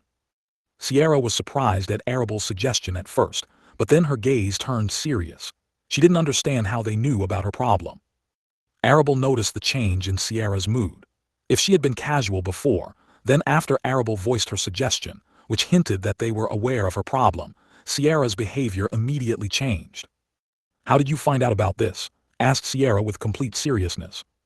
Arable, without taking her eyes off Sierra, replied, "You know that we come from another world. Unlike in your world, we have some abilities that are not available to you. It is thanks to them that we have learned that you have lost control of your flaw, and now the dark element that is part of you is devouring your life force." After Arable's reply, Sierra's face remained unchanged. This made Arable mentally swallow. The uncertainty that surrounded them both scared and worried her. Sierra, though she didn't show her surprise, was amazed. Few people knew that the Valkyrie bloodline had a flaw. She was sure that Arable Morgan, who possessed the bloodline of the Ice Valkyrie, had already encountered this problem. However, it was almost impossible to find out which of the Valkyries, besides herself, was suffering from her flaw. Sierra was known for her stealth, and her abilities hid her condition almost perfectly. Even Limbo's consciousness couldn't detect her presence. How could this couple find out about her problem? This uncertainty scared Sierra.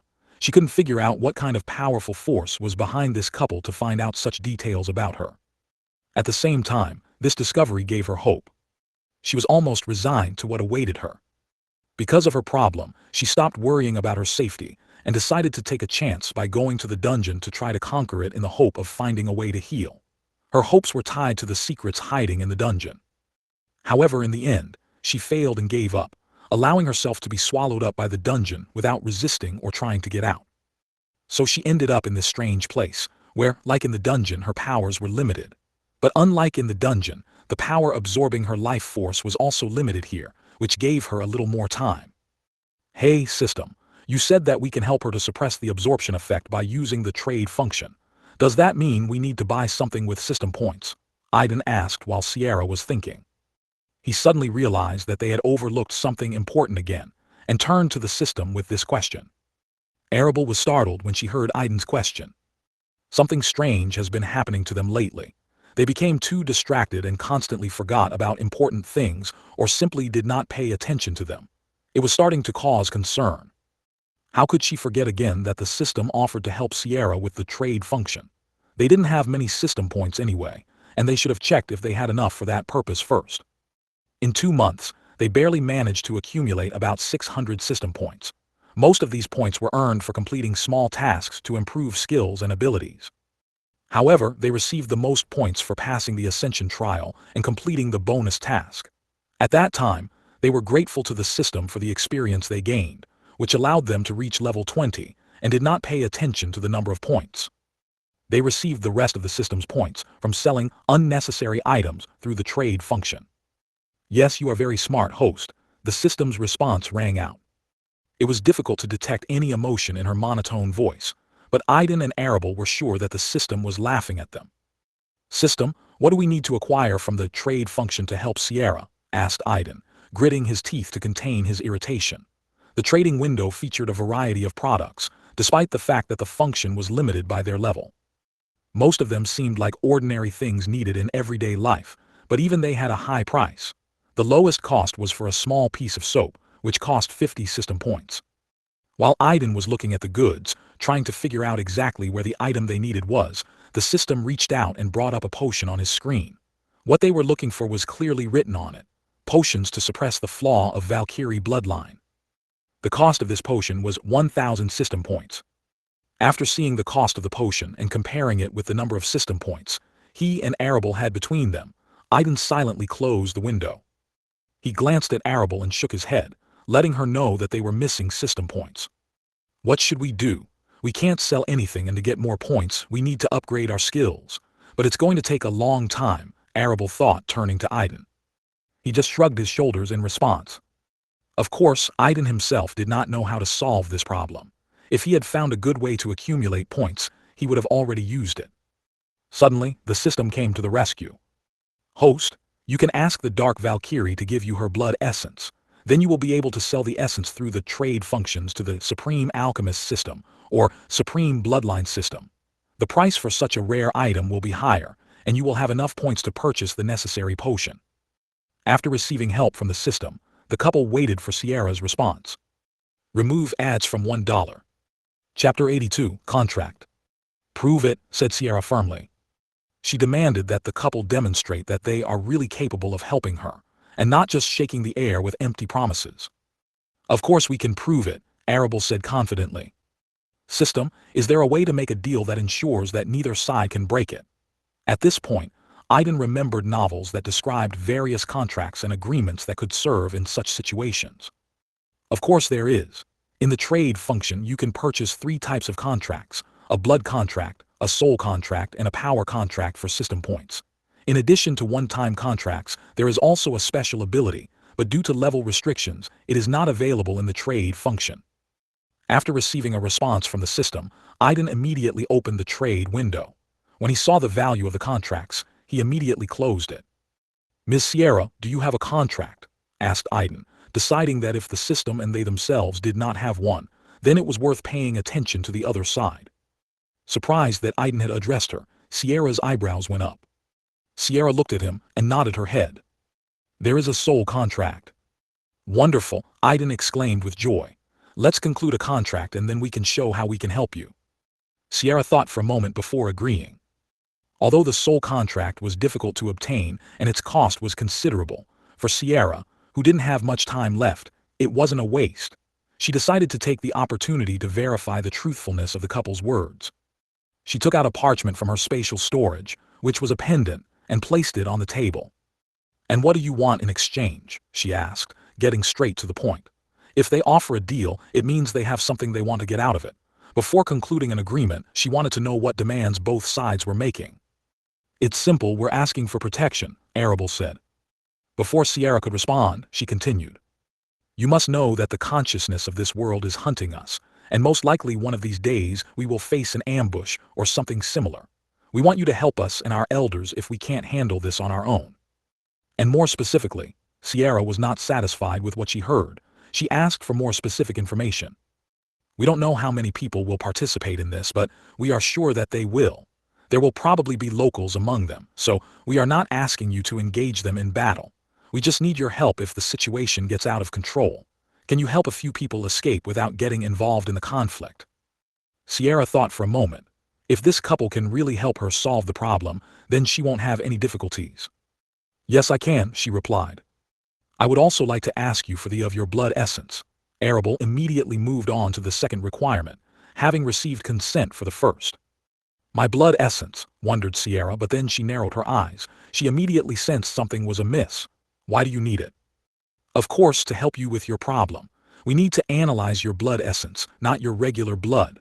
After all, the blood essence contains your bloodline, which is what you're having trouble with," Arable said without even blushing. To some extent, she was telling the truth.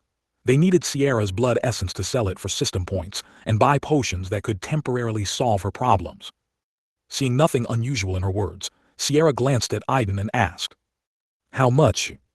Aiden mentally addressed the system with a question. And really how much? The more, the better, host. The quantity depends on how high the value will be when selling. Arable, exactly repeating the words of the system, turned to Sierra. The more, the better. Sierra's eye twitched at what she heard. I can only provide one full vial, Sierra said, putting a small empty vial on the table. Will that be enough? Arable mentally asked the system. That will be more than enough, the system replied. Wonderful, Arable thought happily, and then, glancing at Sierra, she nodded. That's enough. Hearing Arable's words, Sierra breathed a sigh of relief. She could have provided more, but she was unwilling to do so. The process of separating the blood essence was not only painful, but also caused unpleasant sensations. Although such an amount would not have seriously harmed her, if they had demanded even more, she would have added another vial, but no more. 2 vials was her limit. If she exceeded it, her life would be in danger. After they decided on the requirements, they proceeded to conclude the soul contract. It was the couple's first experience, and they were unaware of what a soul contract was. A soul contract is an agreement in which both parties are required to comply with the requirements set out in the contract. If one of the parties violates the terms of the contract, then her soul will be seriously damaged, and there is a small risk that this may lead to her death. The system briefly explained to the couple the essence of the soul contract. Soul damage is a serious injury that requires special attention and effort to heal. There are a limited number of methods, especially if the injury was caused by a breach of contract. Even those who are able to help are not always ready to lend a helping hand to someone who has violated the contract. The couple initially wanted to make additional demands, but then they decided not to be too greedy and limited themselves to what had already been offered. They sought to establish friendly relations with Sierra, realizing that they could only partially alleviate her problems, but not completely solve them. It was also in Sierra's best interests to maintain good relations with them, which opened up new horizons for future cooperation. Sierra formulated the terms of the contract that were beneficial to both sides. For her part, she promised to help the couple and their elders if in the future they encounter an ambush set up by outsiders from other cities and local residents. Her goal was only to help them get out of this situation if they couldn't handle it on their own. In addition, she will provide the couple with 1 vial of her blood essence. Aiden and Arable, for their part, agreed to help Sierra suppress the flaw in her bloodline, thereby prolonging her life. They made it clear that their method would not completely cure Sierra, but would only delay the inevitable by giving her more time to find ways to treat herself. After carefully reading and confirming the correctness of all the conditions, both sides used their soul forces to conclude the contract. As soon as the 3 soul forces came into contact with the parchment, it shone and split into 3 equal parts, which flew into the bodies of each of the participants, completing the process of concluding the contract. Remove ads from $1. Chapter 83, Going Back to the Camp. After signing the contract, Sierra relaxed a bit. Now, if the couple cannot help her, they will suffer irreparable damage to their soul. But she couldn't completely get rid of her worries until she got what she wanted. Sierra was a little afraid that a couple from another world might find a way to circumvent the soul contract. Although she knew that no successful way to break the treaty had yet been found in their world, this could not be said to the aliens from another world. Great, then we look forward to receiving the promised vial of blood essence from you. As soon as we receive it, we will provide you with what you need after a while, Arable said, after making sure that the contract had already been signed. Now she couldn't wait to complete the system's task and find out how many points they could sell Sierra's blood essence for. I will hand over the blood essence vial to you soon. And now you can go back. Your elders are probably already worried about your long absence and will start looking for you soon, Sierra replied. In that case, we'll take our leave, Arable said, getting up from her seat. Miss Sierra, considering that you have set up such a powerful barrier here, can I safely assume that you are able to hide from the consciousness of this place? Asked Aiden before following Arable. Yes, thanks to my proximity to the element of darkness, I can hide not only from his gaze, but also from his influence, Sierra answered his question. So, the consciousness is unaware of your presence here. I'm worried that if she finds out about you, she might take measures that will complicate our lives in the future and yours too, Aiden expressed his concerns. There's no need to worry. Perhaps the consciousness of this world will have suspicions that something is wrong here, but it will not be able to find out who I am, much less determine my rank. It is not omniscient and cannot observe everything that happens in this world. I can say with confidence that for the entire time of your stay here, it has not even shown interest in this place. Sierra's words surprised and reassured the couple. If what she said is true, then now they have another trump card that can help them in case of a worst-case scenario. Now they could relax a little. Then we say goodbye, the couple said, heading back to their camp, where Eulalia and Nemo were waiting for them.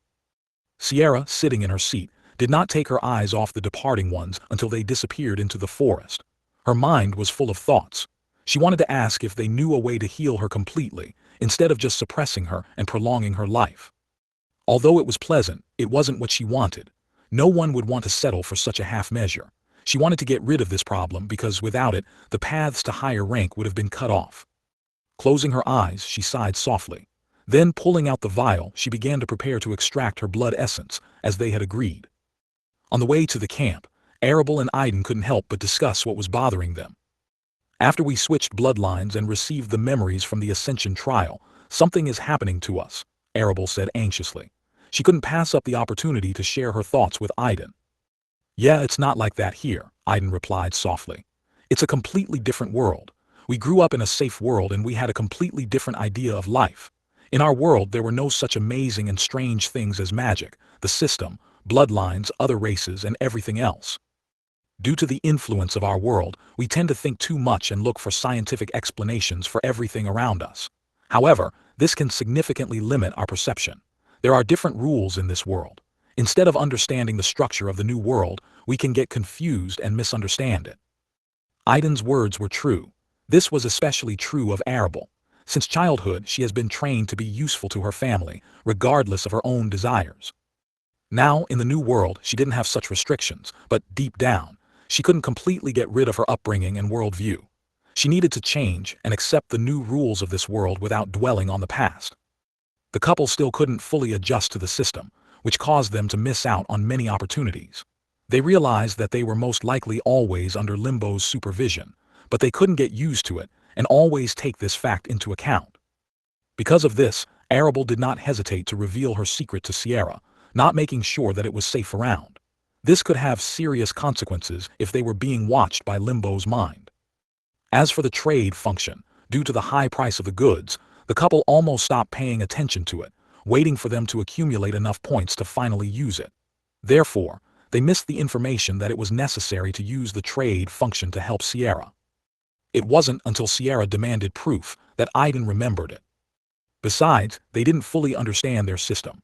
Although it was called the Supreme Husband System and Supreme Wife System, the couple could not grasp the essence of its fundamentals. Their system seemed too vague to them, and they could not understand in which direction the system was trying to develop them. There was a feeling that it was trying to cover everything and everyone, and it seemed strange and wrong. There was a saying in their world, if you run after two hares, you will catch neither. The couple didn't have that much time to even explore all the abilities, skills, and functions that the system offered them, let alone raise their level. The couple got to the camp pretty quickly. As they expected, Eulalia and Nemo were already waiting for them by the campfire. It was clear from the expression on Eulalia's face that she was very worried about them. However, what surprised the couple was that there was a middle-aged man and his disciple sitting next to them. Both of them were looking at them with some strange expressions on their faces. Owa just snorted and muttered something under his breath. What's going on? Arable asked Eulalia. Do you have any idea how long you've been gone? She replied with a note of displeasure in her voice. She then motioned for Arable to use a mental link, and Arable immediately connected to her. It's their turn to go on duty soon, and we didn't know why you decided to leave, said Eulalia, hesitating a little. She looked guiltily at Arable and continued. We just hinted to them that you left, well, out of natural instincts. Arable didn't immediately understand what she was talking about. Aiden could barely contain his laughter, unable to understand why they had decided to explain their absence in this way. Soon Arable finally got it, and she unleashed a torrent of curses on Eulalie through a mental link that almost deafened her. This means that if you take on several tasks at once, you will not achieve results in any of them. Remove ads from $1. Chapter 84, a new function of system opened. After grumbling a bit at Eulalia, Arable calmed down and decided to hide from the gazes of the master and his disciple. She finally understood why they were watching them so closely. She would also have looked at the couple with bewilderment if, instead of being on duty, They had left in order, as Eulalia put it, to satisfy their natural instincts. Eulalia followed her into the tent to find out the details of their absence. Not what she imagined, but the real reason for their absence. Realizing that it would soon be duty time for Awa and his disciple, Aiden returned to his tent, where Nemo followed him. "What happened?" asked Nemo, speaking to Aiden through the mental link they had established. Aiden understood that he had to give an explanation. "We met that woman in black that the master was chatting with at the Adventurers Guild building," Aiden replied, surprising Nemo. Nemo remembered this woman well. She made a strong impression on him. He even suggested that maybe she was stronger than their master Milica, and he was right. "She's a Valkyrie," Aiden said, and these words, transmitted through a mental link, gave Nemo a strange feeling. The wound that was tormenting his right side suddenly began to heat up, and he unconsciously grabbed the pendant hanging from his neck with his left hand. Aiden did not notice the sudden change in Nemo's behavior and continued. "She followed us because she sensed Arabelle's bloodline and invited her to talk." At that moment, Nemo's thoughts were so confused that he couldn't hear everything. Sighing, he finally pulled himself together and began to listen attentively to Aiden. "Arabelle talked to her and we resolved some issues. Besides, we made a small deal. Now we have insurance in case something goes wrong," Aiden summed up, recalling their meeting with Sierra. Nemo was very interested and wanted to know more details, especially about Valkyrie herself. However, Aiden did not go into details and Nemo had to step back. At this time, Arabelle also briefly told Eulalia about what had happened, without hiding or going into details. Eulalia was in complete shock. She couldn't even imagine that such a powerful Valkyrie had been watching them all this time. Eulalia had already seen Arabelle in this form, and was in awe of her beauty and strength. Now, having learned that a real Valkyrie was following them, Eulalia had mixed feelings.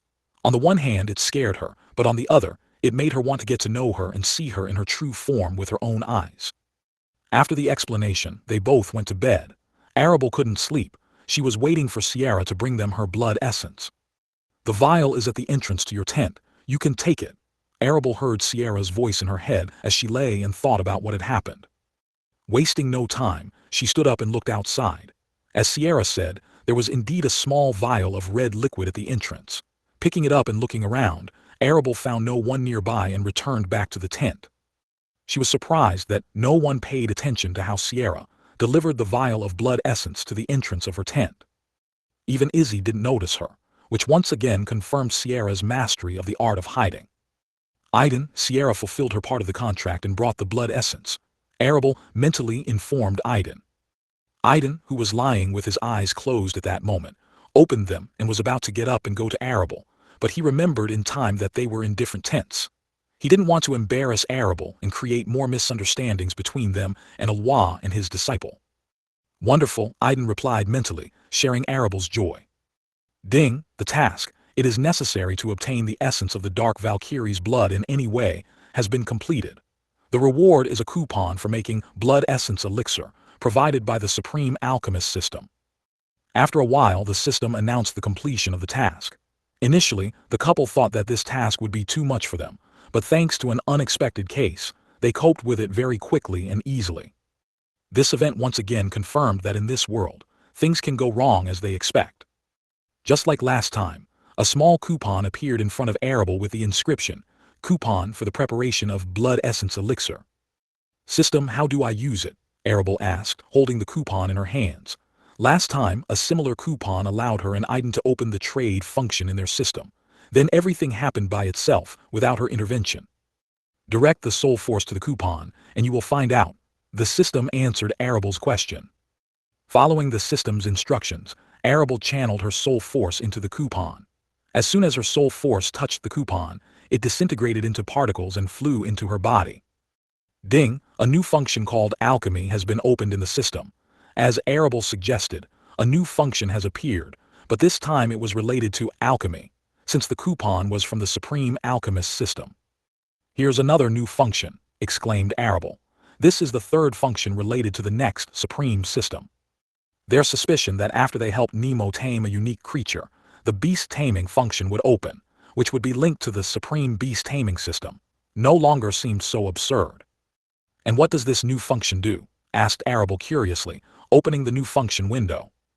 In the window that opened, There was only one category called Recipe, which contained the only recipe for blood essence elixir.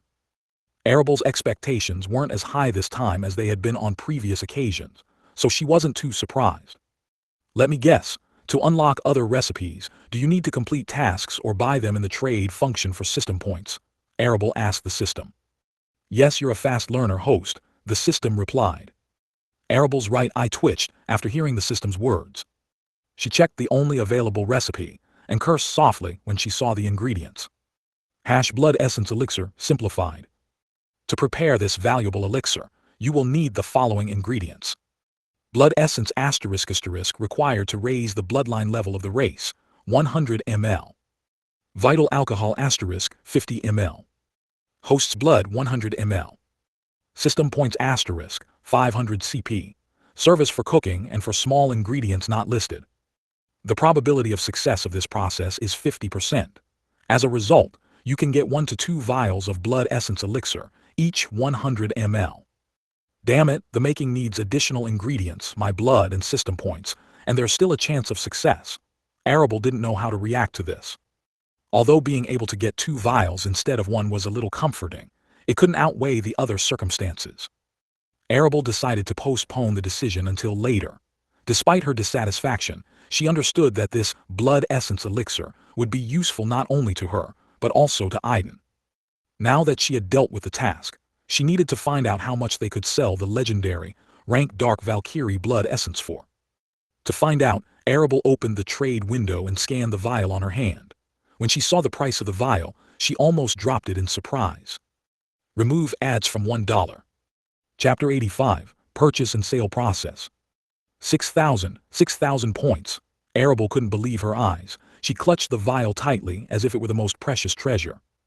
Up to this point, they had received a little over 10 points for all their sales and completed tasks. They collected a significant number of points just for the bonus task and passing the Ascension trial. But even compared to that, selling 1 vial of blood essence earned them 6,000 points. Hey system, why is there such a big difference? Asked Arabelle. Although she roughly understood the answer, she wanted to hear it from the system itself, which is responsible for this function. Host, you have the blood essence of a Dark Valkyrie of the legendary rank in your hands. In addition to her rank, she possesses a somewhat rare element of darkness, and you have managed to collect a significant amount. The total cost of this essence is 6,000 system points. The system estimated the value of Sierra's blood essence based on 3 criteria: rank, element rarity, and quantity. If you wanted to purchase a blood essence of the legendary rank in the trade function, you would have to pay between 25,000 and 100,000 system points, depending on the rarity of the element and the amount. Hearing these words from the system, Arabelle was stunned. She tightened her grip on the vial of Sierra's blood essence. Host, you should have realized right away that you were selling unnecessary items in the trade function at a much lower price than their actual value. And how big is the difference? Asked Arabelle. She estimated roughly that the difference was about 10 times, but she needed confirmation from the system itself. 10 times? The system confirmed her calculations and fears by saying just that. Arabelle could barely hold back her tears. The price difference was too great. From now on, they should carefully consider their sales decisions. Only what they consider unnecessary junk can be implemented, and for everything else they will have to look for other opportunities. Although the system's points would be more valuable in the long run than the revenue from other sales, the couple realized that this was not the only way to get points. There are also tasks from the system itself that they could complete to earn points. Arabelle decided to put the matter aside and discuss it with Aiden later. She had more important things to do right now, like selling a vial of blood essence. Knowing the true value of this bottle, she had no desire to part with it, but in order to fulfill their part of the contract, she would have to do it. System, do we have to sell everything, or can we keep some for ourselves? Asked Arabelle before deciding to sell the vial of blood essence.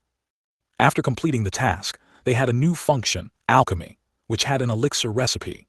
One of the main ingredients of this elixir was the blood essence of the right race. Arabelle just needed the Valkyrie's blood essence to concoct this elixir and use it to quickly raise the rank of her bloodline. Host, this Valkyrie's blood essence has a legendary rank. At your current level and bloodline rank, she's too strong for you. You don't need it at the moment, and it will just lie in your storage until you reach the level where you will need it. And I can assure you that by then, this blood essence won't be as valuable as it is now. Based on this, this system offers you to sell it and earn system points. After hearing the system's offer, Arable, although not immediately, decided to sell the entire contents of the vial. A window with a question appeared in front of her, sell it, and under it there are options, yes and no. Arable closed her eyes and pressed yes. The vial on her hand disappeared, and 6,000 new ones appeared at the bottom of the status window, where the number of points was displayed. They now had a total of 6,608 system points. Damn it, Arable, 6,000 system points. Is the Sierra's blood essence really worth that much? Soon after, Arable heard Aiden's loud, surprised voice in her head in which obscene expressions sounded. Hearing Aiden's surprised voice, Arable shared with him what she had learned from the system about the purchase and sale process. Eden was amazed and shared her disappointment that they had to sell such a valuable resource so cheaply. Well, as they say, what's done is done. Hopefully, this won't be the last time we come across such a valuable resource. If we have a good relationship with Sierra, maybe in the future we will have a chance to ask her to share her blood essence, Aiden said, trying to comfort Arable. Arable realized that maybe they still had a chance to get what they wanted from Sierra, just as Aiden had suggested. Her mood improved a little, and she immediately purchased the necessary potion for Sierra from the trade function, paying 1,000 system points for it. Now they have about 5,508 system points left, and they decided to save them for later. They might need them soon, and they didn't want to spend it all at once. Now, in order to fulfill her part of the contract, Arable only needed to give this potion to Sierra. As she left the tent, the mentally addressed Eulalia, "I'll be away for a while." She assumed that Eulalia was most likely not asleep. And she was right. Eulalia did not sleep, and after hearing her words, she did not worry about leaving. After leaving the tent, she confidently headed towards the clearing. After walking about 20 meters, Arable stopped and waited. Less than 10 seconds later, Sierra appeared in front of her, her silhouette almost disappearing into the night darkness, and it was not easy to notice her. "Here," Arable said, handing her the potion. Sierra took the potion from Arable's hands with interest and excitement and began to study it carefully. Arable couldn't make out her expression because of the darkness and her outfit. "Our part of the contract has been fulfilled with this," she reminded Sierra. Sierra nodded in agreement and said, "Don't worry, if the potion really helps me, I'll definitely do the rest."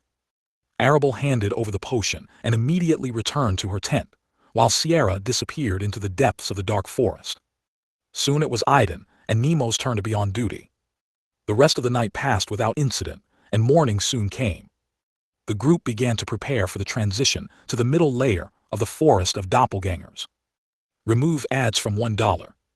Chapter 86, Different Types of Doppelgangers. At the first rays of the local sun, everyone got up, had a quick snack, and having packed their things, went to the middle layer of the Forbidden Zone. About 2 months ago, when this couple first came to this world, they found themselves in the outer layer of the Forbidden Zone. After waiting out the night in the forest, in the morning they chose a random direction, which, by luck or bad luck, led them straight to the middle layer. On their way, they surmounted the boundary of the middle layer unnoticed, and soon encountered their doppelgangers. At that moment, they were on the verge of death, but were saved by Nemo. Now they were back in the middle layer of this place, but this time they had a clear goal, unlike in the past. Their path led straight to the central layer. In the middle layer, unlike the outer layer, there are more powerful and ferocious monsters. And of course, this Forbidden Zone, like its name, is famous for its doppelgangers, Eulalia said, sharing information with Arable and Aiden along the way.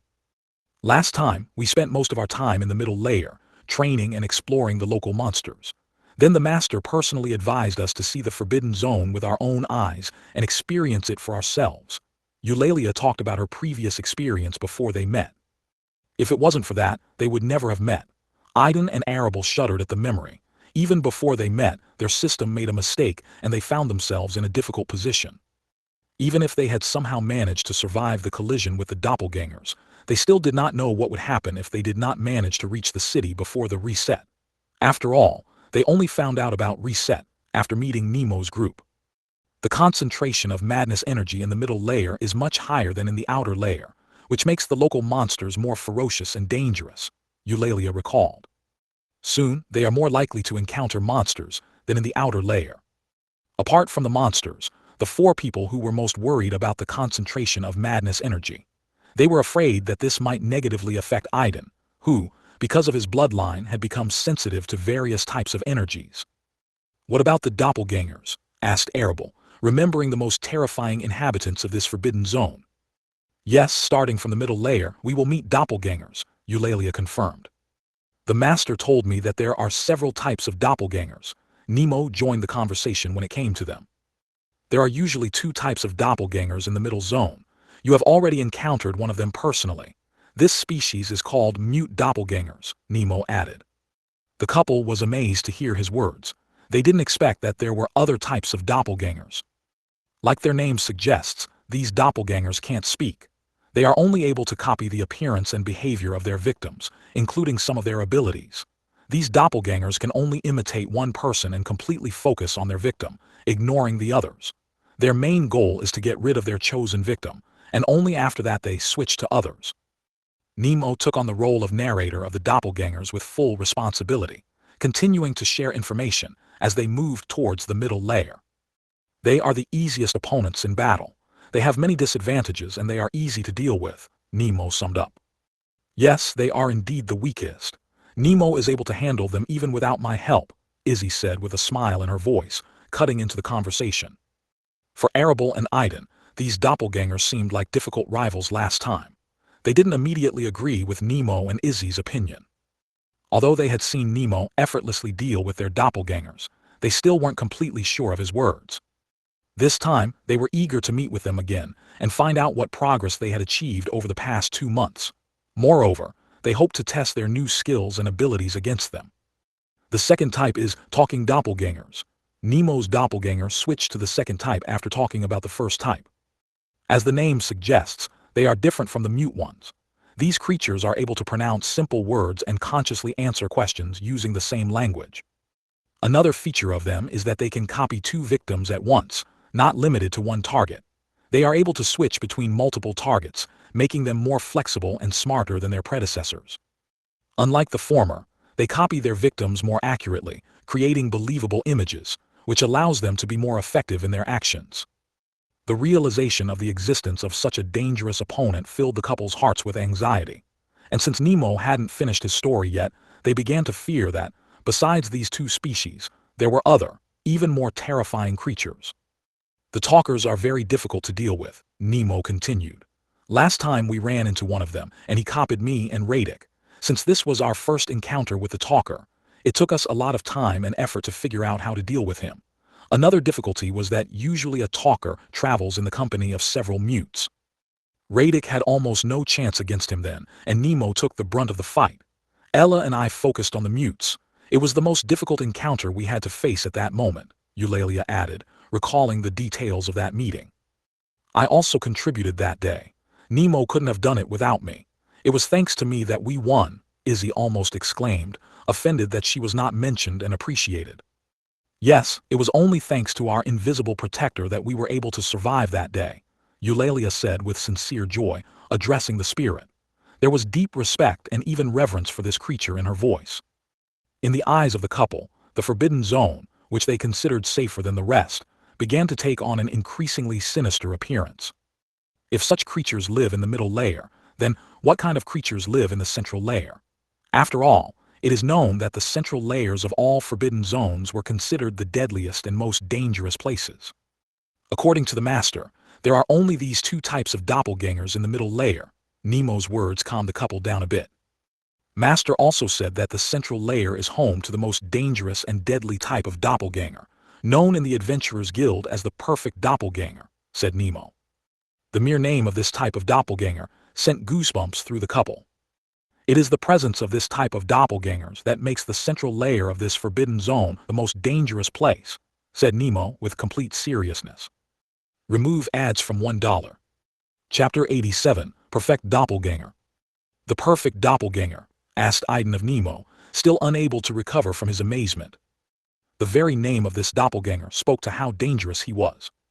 Due to their shock, the couple even stopped, which attracted the attention of Ulwa and his disciple, who had been walking beside them in silence all this time. However, after recovering, they quickly returned to their seats, and the group continued on their way. This act of theirs, of course, aroused the suspicions of Ulwa and his disciple. Yesterday, they had begun to suspect that a group of 4 elf disciples had an unusual ability to communicate with each other, which even a master of the diamond rank like him could not detect with his soul force. Liam, a Wa disciple, was watching the group unnoticed. He was curious and wanted to start a conversation with them, but his master's strict instructions prevented him from doing so, and he had to just watch. What caught his attention the most was the beautiful elf. Of the 2 girls who were here, one seemed to have already dated another young man. In his opinion, this girl was not as beautiful as the elf. She was far away from her. Elves are naturally beautiful, and Liam was sure of it, looking at Eulalia. Back in the city at the Adventurers Guild, he had seen a more mature elf, with whom his master had made a deal.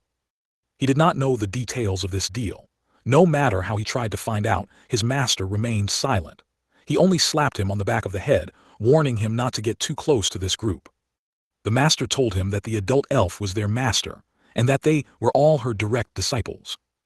Liam wasn't really interested in the other guys, except for Nemo, who caught his attention with his unusual appearance. He was curious about what Nemo looked like under the mask. In Liam's opinion, his master was the strongest, of the diamond rank. He was followed by a beautiful elf of the platinum rank. Then there was Liam himself, and this mysterious guy in a mask. But the 2 remaining ones, a guy and a girl, who seemed to be a couple and were having fun yesterday instead of being on duty, actually turned out to be the weakest link in the group. While Liam was watching the group, their attention was focused on the discussions of the perfect doppelganger, which Nemo shared with them through a mental link. By far, the perfect doppelganger is the most dangerous creature in this forbidden zone. Not only does he have no limits on the number of victims he can copy, but his abilities allow him to reproduce their appearance and behavior almost perfectly. The more the couple learned about him, the more they became convinced that this doppelganger was indeed the strongest being in the forbidden zone. According to the master, even she found it difficult to distinguish the doppelganger from the original. He is able to copy most abilities, including bloodlines, and this came as a real surprise to the couple. Aiden and Arable were convinced that their new bloodlines were their main advantage. However, as Nemo said, this formidable doppelganger is able to copy even them. They wondered if this creature could copy their bloodlines. This time, even the system remained silent, and did not offer answers to the questions that worried the couple. They have only one weakness. They cannot surpass the strength of the chosen victim. Nemo's words were exactly what the couple wanted to hear. Knowing this, they felt some relief.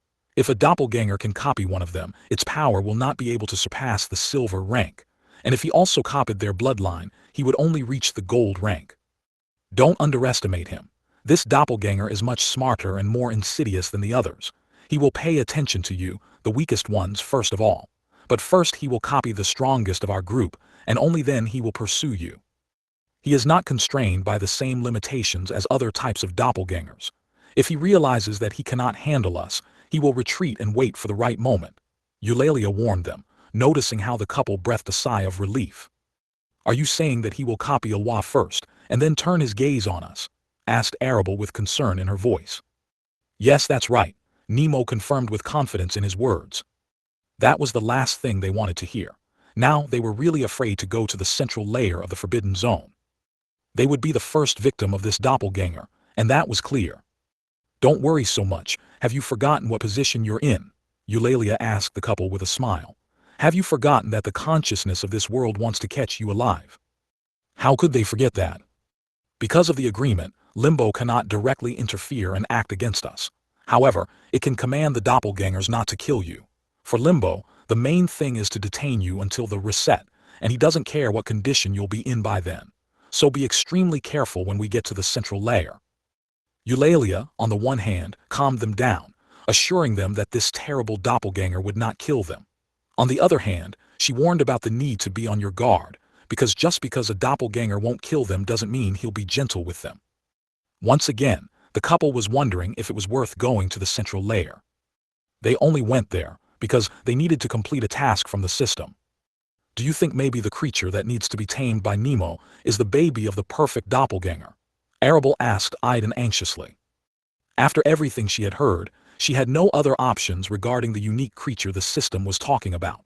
This forbidden zone was known for its doppelgangers, and most likely, that unique creature in question was also a doppelganger. Aiden was also worried about this. However, he wasn't completely sure. The system could not call the cub of the perfect doppelganger a unique being. After all, the word unique implies that such a creature is extremely rare, and the perfect doppelganger, according to Nemo and Eulalie, was not something completely unique. Yes, he lived in the central layer, but his existence was known to everyone in the Adventurer Guild. Talking about the doppelgangers through a mental link, the group did not notice how they crossed the border of the middle layer. Aiden was the first to feel the difference between the middle and outer layers. He clearly felt the concentration of the madness energy increase dramatically, and his body began to absorb this energy faster. Remove ads from $1. Chapter 88, Walking Bomb. Aiden felt the energy of madness entering his body with great force. It seems that we have crossed the border of the middle layer, because the concentration of the energy of madness has become much higher, he shared with Arable through a mental link. What, are you all right? She asked, visibly alarmed. At first, Aiden didn't want to bother the others, but he decided to share his feelings with Arable anyway. Although the invasion of energy became more intense, he did not feel any changes in himself. Everything was as usual, and it surprised him. He couldn't figure out where all that energy was disappearing to. It's okay, Aiden replied in his mind, calming Arable's worries. I don't notice anything unusual. Although the invasion of energy has intensified, I don't understand where it disappears into my body. System, do you know what's going on with him? Although Aiden's words brought her some relief, Arable still turned to the system to find out what was wrong with him. Aiden didn't stop her. He was glad to see that she was worried about him. Host, alphas are a unique race with the special ability to restore lost energy by absorbing energy from the outside world. Under normal circumstances, this ability is not activated and does not absorb energy. However, in your case, due to the instability of control over your bloodline, this ability uncontrollably absorbs the energy of madness, which is present in abundance in this forbidden zone. As the couple suspected, it was all about that damn bloodline again. After they finish with urgent matters that cannot be postponed, they will first take on the problem that has already caused them so much trouble. The couple wondered why the system hadn't warned them that the bloodlines would be so difficult, and there would be so many difficulties. Even before they decided to follow the instructions of the system, they did not even imagine that such a trick awaited them. Maybe it's related to their title of Supreme, again. The couple decided not to guess, but simply accept the situation and gradually solve the problems, step by step. System, tell me, what will be the consequences of excessive absorption of this energy? This time, Aiden decided to ask himself. He understood that no matter how amazing the alphas were, they had to have a limit to absorb this energy. Host, the forecasts are disappointing. You don't feel any changes at the moment, as this energy is linked to your bloodline. You will clearly feel the effects after you transform into the alpha of fire. Aiden finally understood why he couldn't feel where that energy had gone. However, he was overcome with embarrassment. The bloodline has already become a part of him, hasn't it? Why couldn't he sense the changes in her without transforming into the alpha form of fire? After all, his alpha bloodline affects his emotions even in an inactive state. Why can't he notice the changes in energy? In this situation, this system strongly recommends that you do not use your alpha fire form in this forbidden zone. This warning from the system caused Aiden to be alarmed. System, don't tell me that all the energy is accumulating. Before he could ask a question, the system interrupted him. Yes, it's exactly as you think. Damn, Aiden cursed loudly. This time everyone heard his curse. We need to talk, said Aiden to Nemo and Eulalie, his voice sounding serious. Seeing his worried face, Eulalie and Nemo realized that things were bad. They immediately assumed that they had probably already crossed the border and ended up in the middle layer. Mr. Awa, let's take a short break. We have already crossed the border, and before we go deeper into the middle layer, my juniors and I need to check and discuss something. Eulalie addressed Awa, coming up with a not very obvious reason for stopping, hiding the true one. Okay, Awa agreed and called his disciple Liam to him. Aiden and the others stepped aside a bit, and Eulalie finally spoke to them through a mental link. What happened? First of all, as we expected, the concentration of madness energy in the middle layer is much higher than in the outer layer, Aiden began. Secondly, I won't be able to use my alpha fire form in this forbidden zone. That was already a problem. One of Aiden's main trump cards was unavailable. Then what are we going back? Eulalie suddenly asked, after weighing all the pros and cons. She didn't want to take any chances, so she decided to cancel the trip. Aiden and Arable simultaneously exclaimed, "No." They couldn't just give up without trying. Time was limited, and they understood that even if they retreated, Aiden would not be able to quickly take full control of his bloodline. The energy of madness in the Forbidden Zone would not disappear anywhere, and they would still have to return here to complete the system's task. Although the system did not insist that this task was mandatory, they both realized that completing it would help them cope with the Nemo-related world quest. They had already assumed that coming out of Limbo was also somehow related to Nemo, so they couldn't give up on this task. The couple also realized that they might not be lucky with the location of this forbidden zone in the future. System, as long as I don't use the Fire Alpha transformation, will I have any problems with the madness energy? Aiden asked to make sure there were no hidden dangers. Yes, as long as you don't use the transformation to Alpha Fire, the energy of madness won't have any effect on you. The system's voice replied, which calmed Aiden down. Arable, having heard the system's words, also fell into thought. "I'm counting on you this time, Arable," Aiden said, turning to his partner. Unlike Nemo and Eulalia, she was aware of the gravity of the situation and nodded to Aiden, showing that he could trust her. Due to the energy of madness, Aiden's power was limited. The most he could demonstrate using his ability to transfer stats was the gold rank. However, despite this, the group decided to continue on their way, and they set off on the road again. Arable was well aware of why the system had strongly advised Aiden not to resort to transforming into an alpha of fire. If he performs a transformation in this forbidden zone filled with the energy of madness, then, under the influence of this energy, he will lose his mind and start rampaging, burning everything in his path, not distinguishing between friends and enemies. However, the biggest threat lay in the accumulated energy that had been accumulating in his body all this time. Aiden was like a walking bomb, and his transformation into an alpha of fire could serve as a detonator. If someone is next to him at this moment, he is unlikely to survive due to the release of this accumulated energy. Remove ads from $1. Chapter 89, The Fight Against the Beasts. The original plan remained unchanged. Shortly after they crossed the border of the middle layer, the group encountered the first inhabitants of this zone. These were beasts that, after being exposed to the energy of madness for a long time, became more powerful and ferocious. The first wave consisted of 5 beasts, most of which, according to the couple's estimate, belonged to the bronze and silver ranks. And that was exactly what Aiden and Arable needed at the moment. During the training, they could not adequately assess their progress. Nemo showed superhuman strength in sparring, and Eulalia was head and shoulders above them when it came to magic. No matter how hard they tried, they couldn't match them, and all this was before they passed the Ascension test. They didn't have much time after the Ascension trial.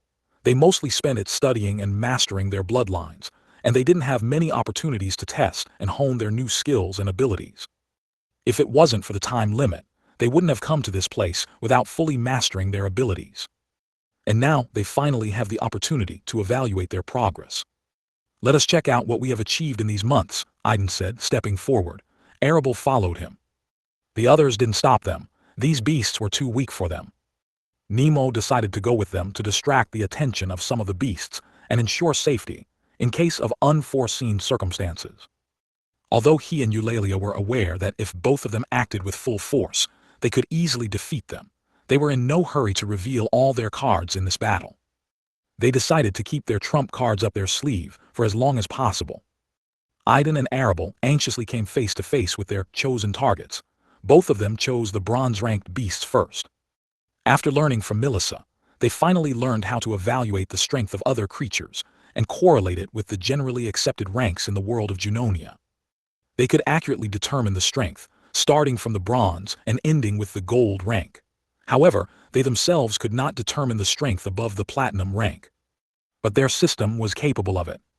Compared to them, their system was much more accurate in estimating the strength and rank of all creatures. Aiden encountered a beast he knew well, a spiked wolf. Knowing the habits of the wolf, he felt no fear and boldly attacked.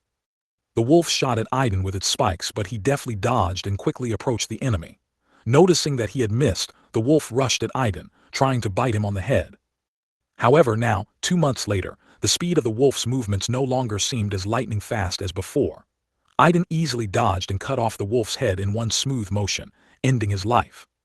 At that moment, Aiden's heart began to beat faster. He barely used his other abilities and skills. With just one sword slash, he easily dealt with a bronze-ranked beast. Aiden clearly realized the difference between a bronze and a silver rank. Arable, for her part, encountered a creature that resembled a fox from their world. However, compared to the fox they knew, this fox was much larger and had dark fur and two tails. The beast was of the same bronze rank as Aiden's spiked wolf. Arable, with a slight excitement, was the first to meet the beast. Compared to the spiked wolf, this beast was faster and more flexible. However, Arable herself was superior to Aiden. She was faster and more experienced with a sword. The dark fox possessing two tails swung them towards Arable, sending out two dark crescent-shaped blades. Arable, like Aiden, easily evaded them. Unlike the wolf, the fox was more cunning and did not seek to engage in a fight, preferring to keep its distance. And here the difference between the bronze and silver ranks played a role.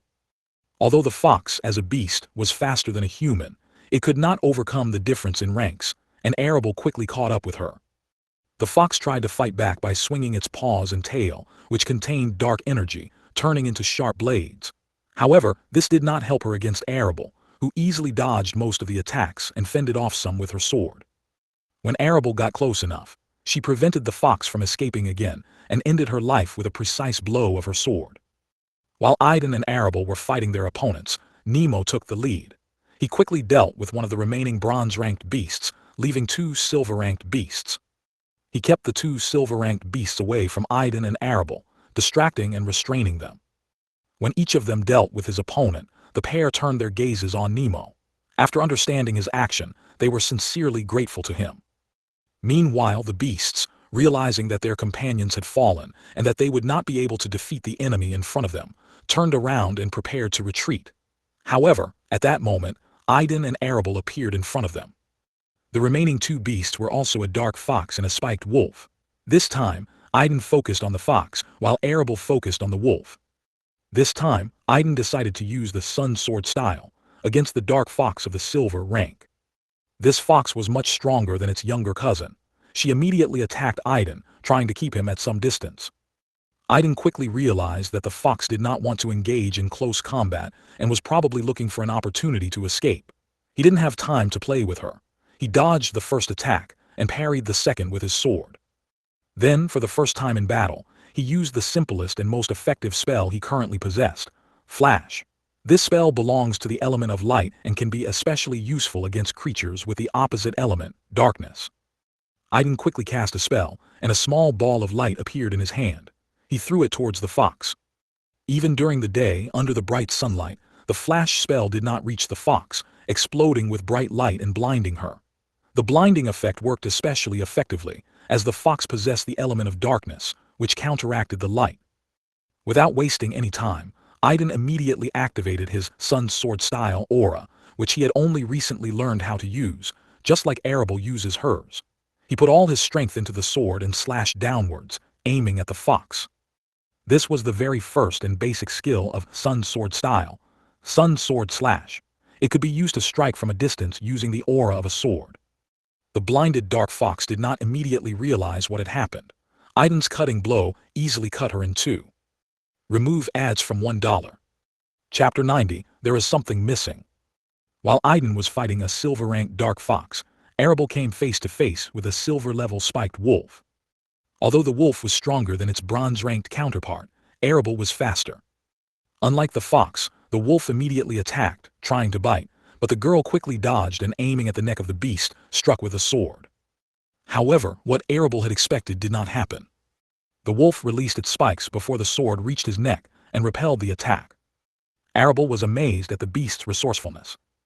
Having escaped death, the wolf spun around and threw Arable aside with a flick of its tail. Arable fought off the tail's blow with her sword, but the blow was so strong that she lost her balance and almost fell. She managed to stay on her feet, but after that she lost her stability. Taking advantage of the moment, the wolf rushed at her again, simultaneously releasing several spikes in her direction. Arable, watching the wolf's movements, felt a strange but familiar feeling. Instinctively, she raised her left hand and pointed towards the wolf and its spikes.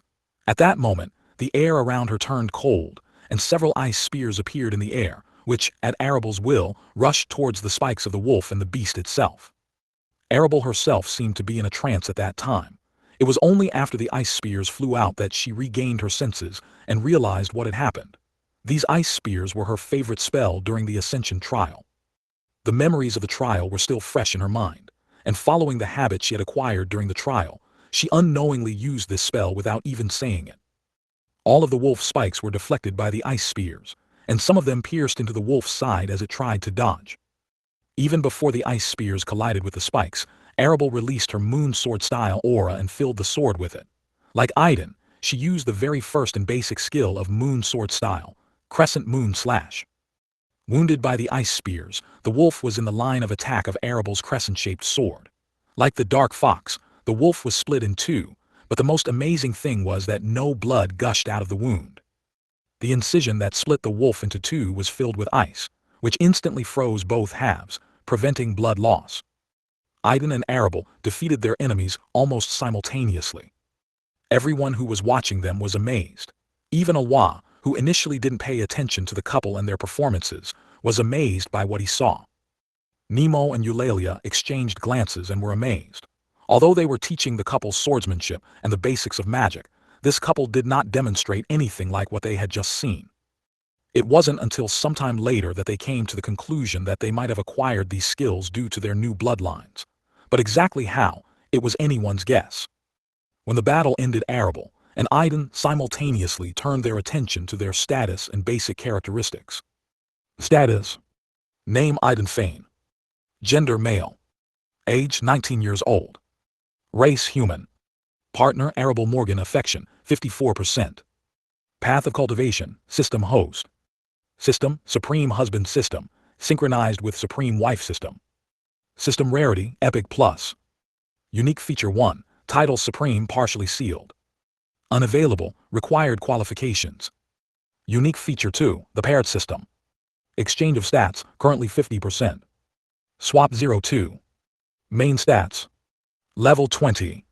Strength 187. Stamina 193. Dexterity 184. Intelligence 230. Mana 305. Abilities. Mental Connection Plus. Mental Connection, Arable Morgan. Cutting LVL 2. Cooking LVL 2. Functions: Trade Plus. Bloodline Plus. Alchemy Plus. Status: name Arable Morgan. Gender female. Age 18 years old. Race human. Partner Aiden Fane. Affection 48%. Path of cultivation system host. System Supreme Wife System, synchronized with Supreme Husband System. System rarity Epic Plus. Unique feature 1, title Supreme partially sealed. Unavailable, required qualifications. Unique feature 2, the paired system. Exchange of stats, currently 50%. Swap 02. Main stats. Level 20. Strength 223. Stamina 195. Dexterity 220. Intelligence 181. Mana 239. Abilities: Mental Connection Plus. Mental Connection, Aiden Fane. Cooking LVL 2. Cutting LVL 2. Functions: Trade Plus. Bloodline Plus. Alchemy Plus.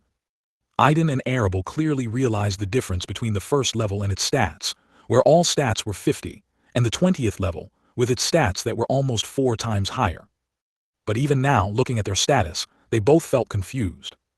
From the very beginning, it seemed to them that something was missing in their system.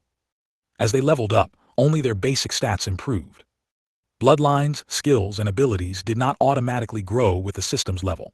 For their development, it was necessary to complete tasks or purchase something from the trade function for system points. The very same trade function appeared to them as a reward for completing the task. This trading function was linked to another system known as the Supreme Merchant System, suggesting that it was not part of their own system. Aiden and Arable couldn't figure out what exactly they were missing. It seemed that something important was missing that could give their system personality. Apart from 2 abilities, Cooking LVL 2 and Cutting LVL 2, there were no skills and abilities that Aiden and Arable could confidently attribute to the name of their system. The exchange of stats and swap abilities refer to the uniqueness of the system, not to its name, while the title Supreme is still unavailable. They had only one guess, but they didn't dare to voice it to each other. This guess was that both of them were not officially husband and wife at the moment. While this couple was in thought, the others approached them. Nemo and Eulalia wanted to discuss with them what they had just seen, but Awa, a middle-aged man with a sword on his back, beat them to it. "Who is your teacher, and where did you learn how to merge aura with the elements?" he asked the couple excitedly, waiting impatiently for their answer. Awa still couldn't get over his surprise. He couldn't believe what he had just seen. How could two newcomers of the silver rank use an aura and even combine it with their element? It was incredible. Even he, following the path of sword from the very beginning, did not gain the ability to sense mana and his element, let alone mixing these two different energies. Remove ads from $1. Chapter 9191, Humans Are Not Magical. What? Arable asked, not understanding Awa's question. She knew that her new sword technique, which she had obtained after the Ascension trial, was related to aura. Like Aiden, after several attempts, she learned to sense this aura and use it at a level that allowed her and Aiden to apply the basic techniques of their styles. To master more complex techniques, they need to achieve a new level of control over the aura. Most of the skills and abilities were beyond their reach. Awa's question about how they learned to combine aura with the elements also baffled them. "Can't Nemo do that too?" asked Aiden, looking at Nemo, puzzled by Awa's words. Nemo, hearing Aiden's question, shook his head negatively. "He can't," Eulalia answered for Nemo. "He's just combining his swordsmanship and shield skills with his magic. He doesn't know how to use aura yet." Looking at how the two of them didn't seem to realize what had just happened, Awa felt like he was about to throw up. "How is this possible? This is wrong," he exclaimed. Awa began to suspect that the couple was faking it to keep the secret. His gaze changed, and he began to look at them with hostility. Seeing how Awa's behavior had changed, Eulalia realized that he had misunderstood them. "Mr. Awa, do you know who these two are?" she reminded him, trying to convey that they came from another world. It wasn't a secret, and Awa, like his disciple, should have known it. It was only after Eulalius reminded him that he finally realized who this couple was. In his excitement and surprise, he had completely forgotten about it. "Did you really come from another world?" he asked, wanting to personally verify the truth of the rumors. Aiden and Arable exchanged glances, and then just nodded, confirming his words. There was no point in hiding the truth, so they calmly confirmed these rumors. When he saw that the couple nodded affirmatively, he breathed out a sigh of relief. "You're human, aren't you?" Awa asked. "Yes, we are humans," Aiden confirmed. Arable nodded, agreeing with him. What was surprising was that Nemo nodded too. Aiden, Arable, and Eulalia looked at him in disbelief. The poor guy still considered himself human, not realizing that he didn't actually belong to the human race. Then the three of them looked at each other and decided not to go into details. The master said she would tell them everything when they found a way out of limbo. She is convinced that now this knowledge is not as important as finding a way out. In addition, they can confuse Nemo and create additional difficulties. "You don't realize what just happened, do you?" he asked with some relief, learning that this couple, like himself, belongs to the human race. "No, we don't understand," Aiden replied, still trying to figure out what had so startled Awa, a man of the diamond rank. Were the new sword techniques they had acquired really that amazing? The couple only assumed that his interest was probably aroused by their swordsmanship, and the way he carried the sword on his back clearly testified to his high skill in handling this weapon. "I already asked earlier, where did you learn to combine two such different types of energy, aura and mana?" Awa repeated his question, and then he realized that he had missed something important. "How can you use magic?" After this question, everyone was amazed. Even Eulalia and Nemo were surprised. Even both of them, having met this couple, forgot about the simple truth. In this world, people cannot use magic from birth. "How could I forget? After all, humans are not capable of using magic," Eulalia said, looking at Aiden and Arable. From the very beginning, she didn't consider them human. They were strangers in this world, and she didn't associate them with the human race. Now that they had confirmed their identity as humans, it amazed Eulalia. She taught them the basics of magic, and they, like the other races familiar with mana, calmly accepted her lessons and learned how to use magic. "Maybe people from another world are different from us," suggested Liam, a disciple of Awa who had previously been silent and only listened to the conversation. After hearing Liam's words, everyone readily agreed with this assumption. They couldn't understand why this couple had so easily learned how to use magic as members of the human race. The couple themselves calmly listened to them. They knew that the reason for all this lay in their system. However, they couldn't explain it without revealing the secret of the system. So when Liam made his suggestions, they jumped at the idea too and joined the general consensus. Do people in this world really not know how to use magic at all? Asked Arable, surprised by this fact. She couldn't understand how in such a magical place where magic existed, people hadn't found a way to master it. After all, although people cannot feel it directly, the very knowledge of the existence of this type of energy has already given them a reason to try to master it. If people in her world found out about the existence of the so-called mana, and if they managed to meet representatives of other races who could use it, they would probably find any possible way to use it. It's very complicated, girl, Awa said with a heavy sigh. People are born without magic, but there has long been a group that strives to master it. However, before I came to this world, there were rumors that this group had found a way to teach people magic. But before it was proven and recognized by society, I ended up here. Therefore, until this theory is confirmed, it is believed that humans do not possess magic. Well, that's another conversation. Now it seemed to Aiden and Arable that people from both worlds were no different from each other.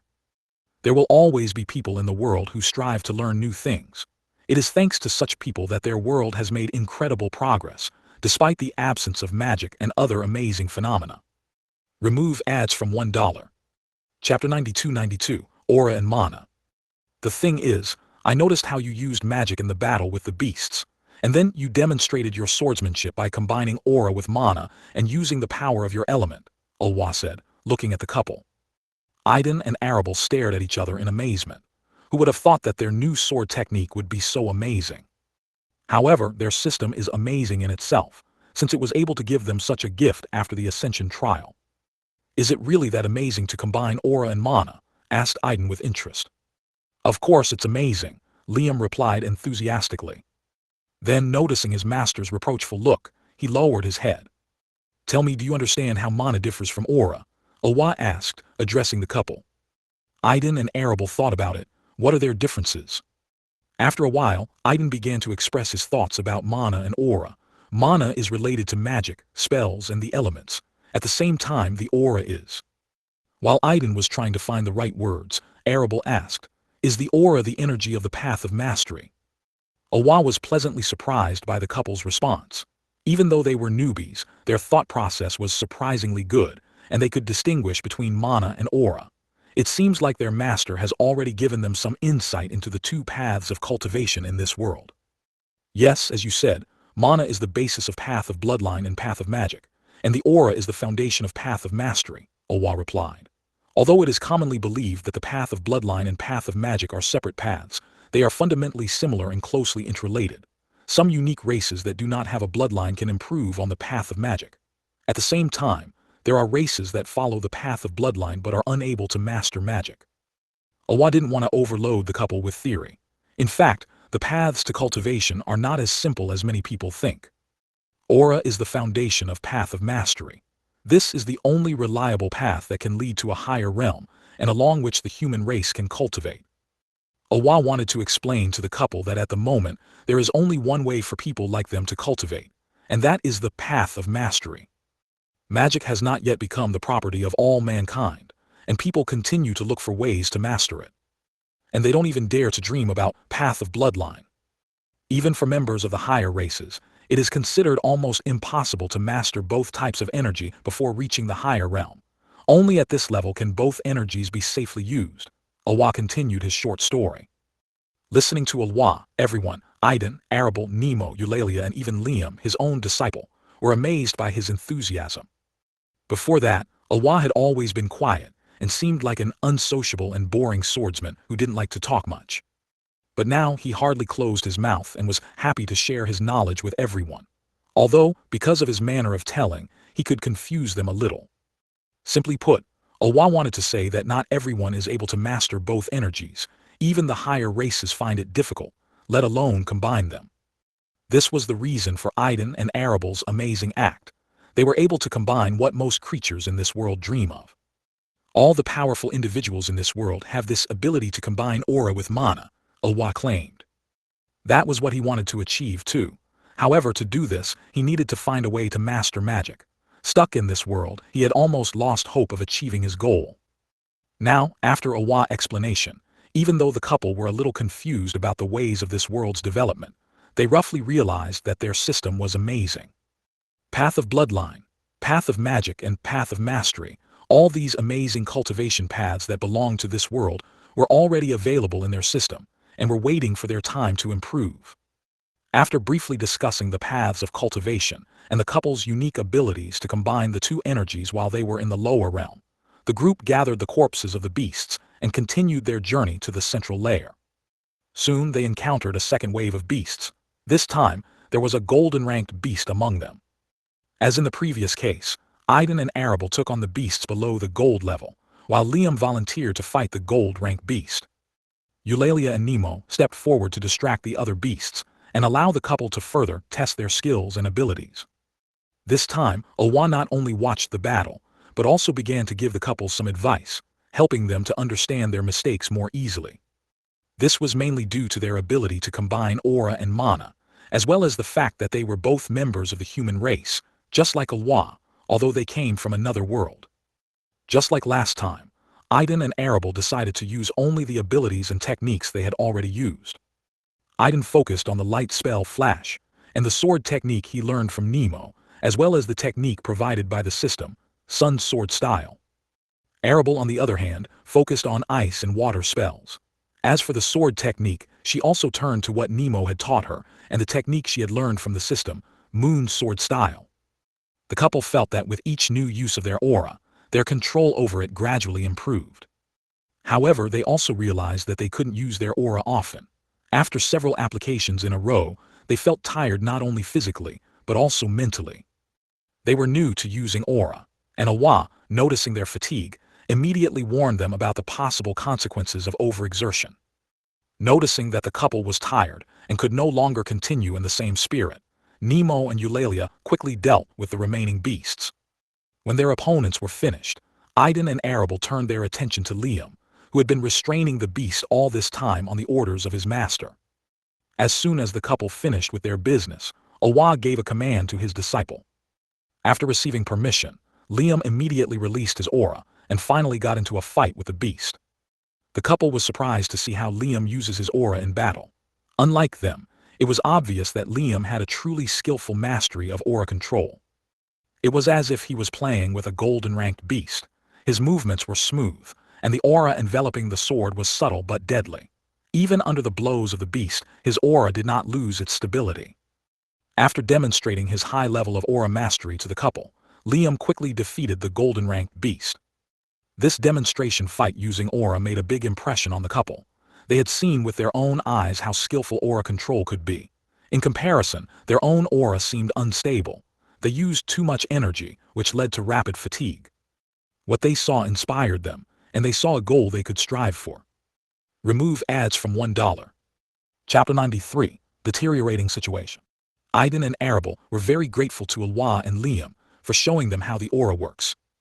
Eulalia and Milika, in turn, showed them how to use mana, but did not tell them about aura. From the way Eulalia listened to Ilwa's story and showed surprise, it was obvious that she did not possess an aura. Milika probably knew how to work with her, but they hadn't shown her their skills until today. At that time, they didn't understand the difference between aura and mana very well, and they didn't pay much attention to it. Since Milika belonged to the higher realm, she should know about aura.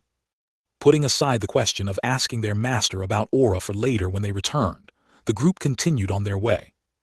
This was only the second day after reset, and they still had 5 days left. They planned to spend 2 of them retreating back to the city. It turns out that, apart from today, they only had 3 days to get to the central lair and explore it.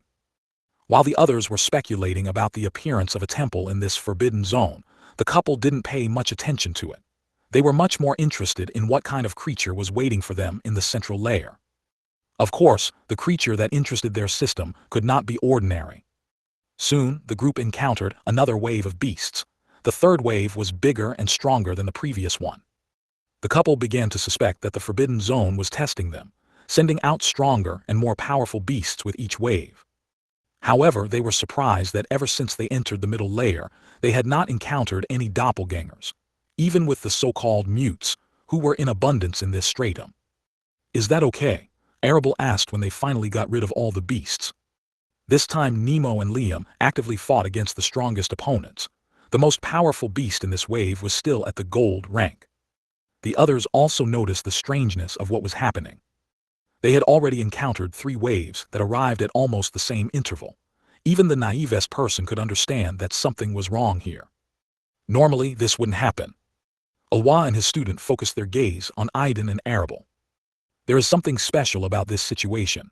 Both people, whom the consciousness of this world sought to capture, were here with them. However, it could not act openly. Perhaps the consciousness is just trying to manipulate this forbidden zone and test their strength. "This is really a problem," Awa said with some regret. He regretted making a deal with the elf. Even these 3 waves had already caused him to have concern about the future development of events. As expected, after about the same time, they were overtaken by the 4th wave, a larger one, and this time there was 1 platinum-ranked beast among them. The group could only accept and survive this wave. When the platinum-ranked beast appeared, Eulalia did not hesitate to join the battle and took it on herself. The others, having chosen their opponents, joined her. Awa, observing the actions of the others, was in no hurry to interfere yet. He realized that after a few waves, a beast or a diamond-rank doppelganger would definitely appear, and then he would need all his strength. The bronze and silver-ranked beasts made up the majority. Realizing that Aiden and Arable would not be able to handle them alone, Liam volunteered to fight the beasts of the golden rank alone. He asked Nemo to help the couple deal with the others quickly. Nemo, of course, didn't mind. He could have handled all the golden-ranked beasts on his own, but he decided to listen to Liam's words and help his younger ones. With the beginning of the new wave, Aiden and Arable realized that the time for games and challenges of their abilities had passed. They set about fighting the beasts with full seriousness, striving to defeat them as quickly and efficiently as possible. In the previous 3 waves, they had already tested their strength and improved it a little. Now they weren't as tense and excited as before. Although they felt a little tired, their fighting spirit had increased, and they seemed calmer than before. And with Nemo joining, they quickly dealt with all the beasts, of which there were quite a few in this wave. "Damn," swore Aiden. They all assumed that the task would not be easy. Even Awa, when he joined their group, expected it to be difficult. However, they did not expect such a trick.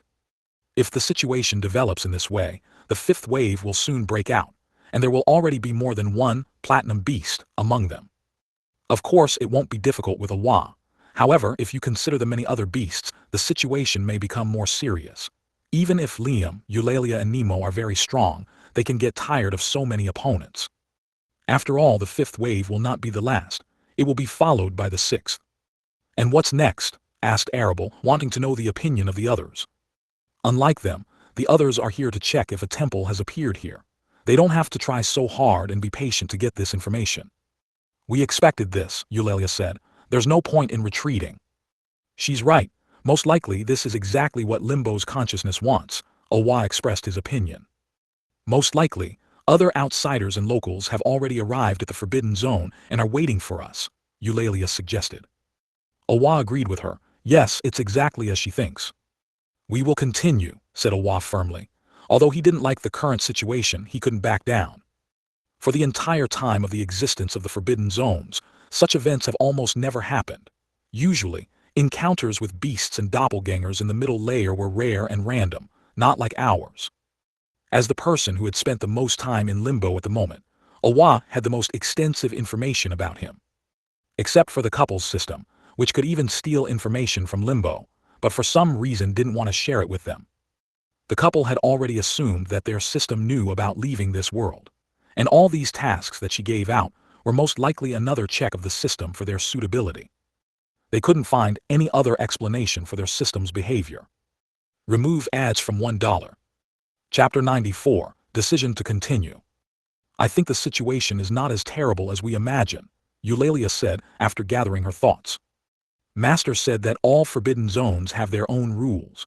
She argued that all these zones are special trial zones, the complexity of which depends on the subjects. All of them follow the same rule. The difficulty must be such that the subjects have a chance to pass them. And even Limbo's consciousness cannot change these rules. Eulalia recalled Milika's words. If Master's words are correct, then most likely, even if Limbo manipulates the forbidden zone, it cannot cross a certain line. And perhaps we are faced with the most difficult trial that this forbidden zone can offer our group, she thought. Eulalia's words brought some relief, but at the same time alarm. If she's right, then they're facing a difficult task. Whatever we choose to step back or continue, it only serves Limbo's mind, Aiden said. If we retreat, we will fall into an ambush prepared by outsiders and locals. If we continue, we will continue to face waves of beasts that will exhaust us and delay our progress. Everyone agreed with his words. They could retreat, face a prepared ambush, and return to the city. But then everything they had done before would be a waste of time. If they continue on their way, it is unclear whether they will be able to succeed in exploring the central layer. We will continue, said Awa again. We cannot retreat. You all came here understanding all the risks, and we still have hope that we can succeed in the central layer. With these simple words, Awa made it clear that he knows what they are looking for in the central layer of the Forbidden Zone. They realized that, as the one who had spent the most time here and had a high rank, he should be aware of all the research of the Forbidden Zones. Awa was indeed aware of the temples and the attempts to conquer them, but he never tried to get to them and capture them. At first, he was preoccupied with survival, and then, having found a suitable disciple among the newcomers who got into Limbo, he devoted himself to his training. Now that he had the opportunity to explore and see the famous temple for himself, he wasn't ready to just back off, especially considering that among their group, unlike the other expeditions to the temple, there were two strangers from another world. Perhaps their presence can change what others could not achieve. Aiden and Arable, having heard Awa's words, were ready to support his opinion. Out of the entire group, probably only the two of them, despite the complexity of the situation, did not want to give up and continued trying to get to the central layer. After all, they needed to complete the task they received from the system. Liam hardly had an opinion. He always followed his master because he trusted him without limit. Eulalia and Nemo, looking at each other, and then at their younger comrades, realized that they were not ready to retreat and were determined. They agreed with Awa, and the whole group was ready for the challenges that Limbo had prepared for them. As expected, after a while, they were attacked by a new wave of beasts. There were 2 platinum-ranked beasts among them. This time, Awa took the initiative and stepped forward. He drew the sword from his back and, without hesitation, hacked at the crowd of beasts. Aiden and Arable didn't even have time to notice if he was using an aura. But when they saw the consequences of this blow, not only they, but also Eulalia and Nemo froze in surprise. With a single swing of his sword, he dispatched half of the beast wave. It didn't matter what rank the beasts had below platinum. There was only one fate awaiting them all, a quick death. It was a diamond rank power. With the decrease in the number of beasts in this wave, the pressure on the others eased, and they could handle the situation without Awa help. Eulalia fought one of the platinum-ranked beasts, and Liam fought the second one. Awa personally instructed him to deal with the second platinum beast, and following his instructions, Liam immediately attacked. Nemo has already started using magic and his entire arsenal in battle against several golden-ranked beasts. Even though the beasts outnumbered him, they were unable to suppress him. On the contrary, Nemo began to dominate them, suppressing them with his power. As Milika predicted, if Nemo goes all out, he can easily fight platinum-rank creatures, even though he himself is still at the peak of the gold rank. Nemo was not afraid that Limbo's consciousness might find out about his abilities and prepare to fight him. He was sure that even if he were to face the doppelgangers, they would not be able to fully recreate his power. After all, the doppelgangers couldn't copy and receive the power that Izzy had given him. Even a perfect doppelganger won't be able to copy it. Therefore, he was confident that he could at least adequately resist the famous horror and nightmare that lurks in the center of the Forbidden Zone. Thanks to Awa, most of the low-ranked beasts were destroyed, and Aiden and Arable didn't have to strain too much to deal with the remaining ones. And finally, they saw what their big brother and their future champion is capable of when he uses all his strength. Before, when they were training, Nemo only relied on his sword and honed skills. However, in a fight with these dangerous beasts, he not only skillfully used a sword, but also a shield that usually hung serenely on his back. His skill was evident in the way he deftly dodged attacks, parried them with his shield, and attacked as soon as the opportunity presented itself. In addition to his swordsmanship and shield skills, he also used magic. During the battle, the couple were able to count about 4 different elements that he used: fire, lightning, wind, and water. The beasts didn't stand a chance against him. He was too strong for them. Awa was pleasantly surprised when he saw Nemo's abilities. He realized that, as before, he had underestimated the elf disciples. This is the 3rd disciple who has exceeded his expectations. But the most amazing thing was that Awa, like Arable and Aiden, who had been using aura energy for a whole day and could sense its presence, noticed faint echoes of aura in Nemo's movements. The couple was pleasantly surprised by this discovery. Nemo recently claimed to have no aura. However, looking at him, the couple was sure that there was a tangible aura emanating from him. And looking at him, they wondered, is it possible that he really has an aura, but due to memory loss, he also lost knowledge of how to use it? Remove ads from $1. Chapter 9595, Second Platinum Ranked Fighter. Nemo, using his skill, quickly dealt with his opponents. Following him, Eulalia also defeated a platinum-ranked beast, which the couple recognized as a feline-type monster. The beast had 2 tails, black fur, and sharp claws on its paws. The beast turned out to be fast and cunning. At first, Eulalia studied her opponent, not letting him slip away and escape when he realized that he could not defeat her. She set up a lot of spell traps and eventually immobilized the beast, not giving it a chance to escape. In the end, there was only Liam, fighting the 2nd platinum-ranked beast. Awa, Liam's master, signaled the others not to interfere, allowing Liam to fight the beast himself. The 2nd platinum-ranked beast, like the first one that Eulalia dealt with, was of the feline type. It was the first time Liam had felt such pressure on himself. Previously, he had only fought against gold-ranked creatures and was confident that he could defeat a platinum-ranked beast. However, when he actually encountered such a creature, he realized that he had been overconfident. The difference between the ranks was much greater than he had thought. He has been stuck at the golden rank for a long time. He has now reached the peak of the golden rank, and thanks to his master, he has learned to sense, release, and control his aura. All paths to the platinum rank were open to him, but he still couldn't find the path to a breakthrough. Realizing this, he focused on his opponent with all seriousness. He's going to use the pressure of the platinum-ranked beast to try to make a breakthrough, Eulalia said when she saw Idana and Arable exchange puzzled glances. After Eulalia's words, the couple began to follow Liam's attempt to make a breakthrough with attention. Arable couldn't take her eyes off Liam, trying to memorize his every move. She noticed that there was a difference between him and Nemo. Both guys were skilled swordsmen and both had the golden rank. However, looking at their movements, Arable could tell that Liam was more experienced. Their techniques also differed from each other, suggesting that there were many sword styles in this world. Even she and Aiden had received unique techniques that were not only radically different, but also related to their elements. Liam, being a member of the human race, did not possess magic. His strength lay only in his aura. Aiden, like everyone else, watched Liam's battle with admiration, marveling at his skill. Out of the corner of his eye, he noticed Arable watching Liam intently.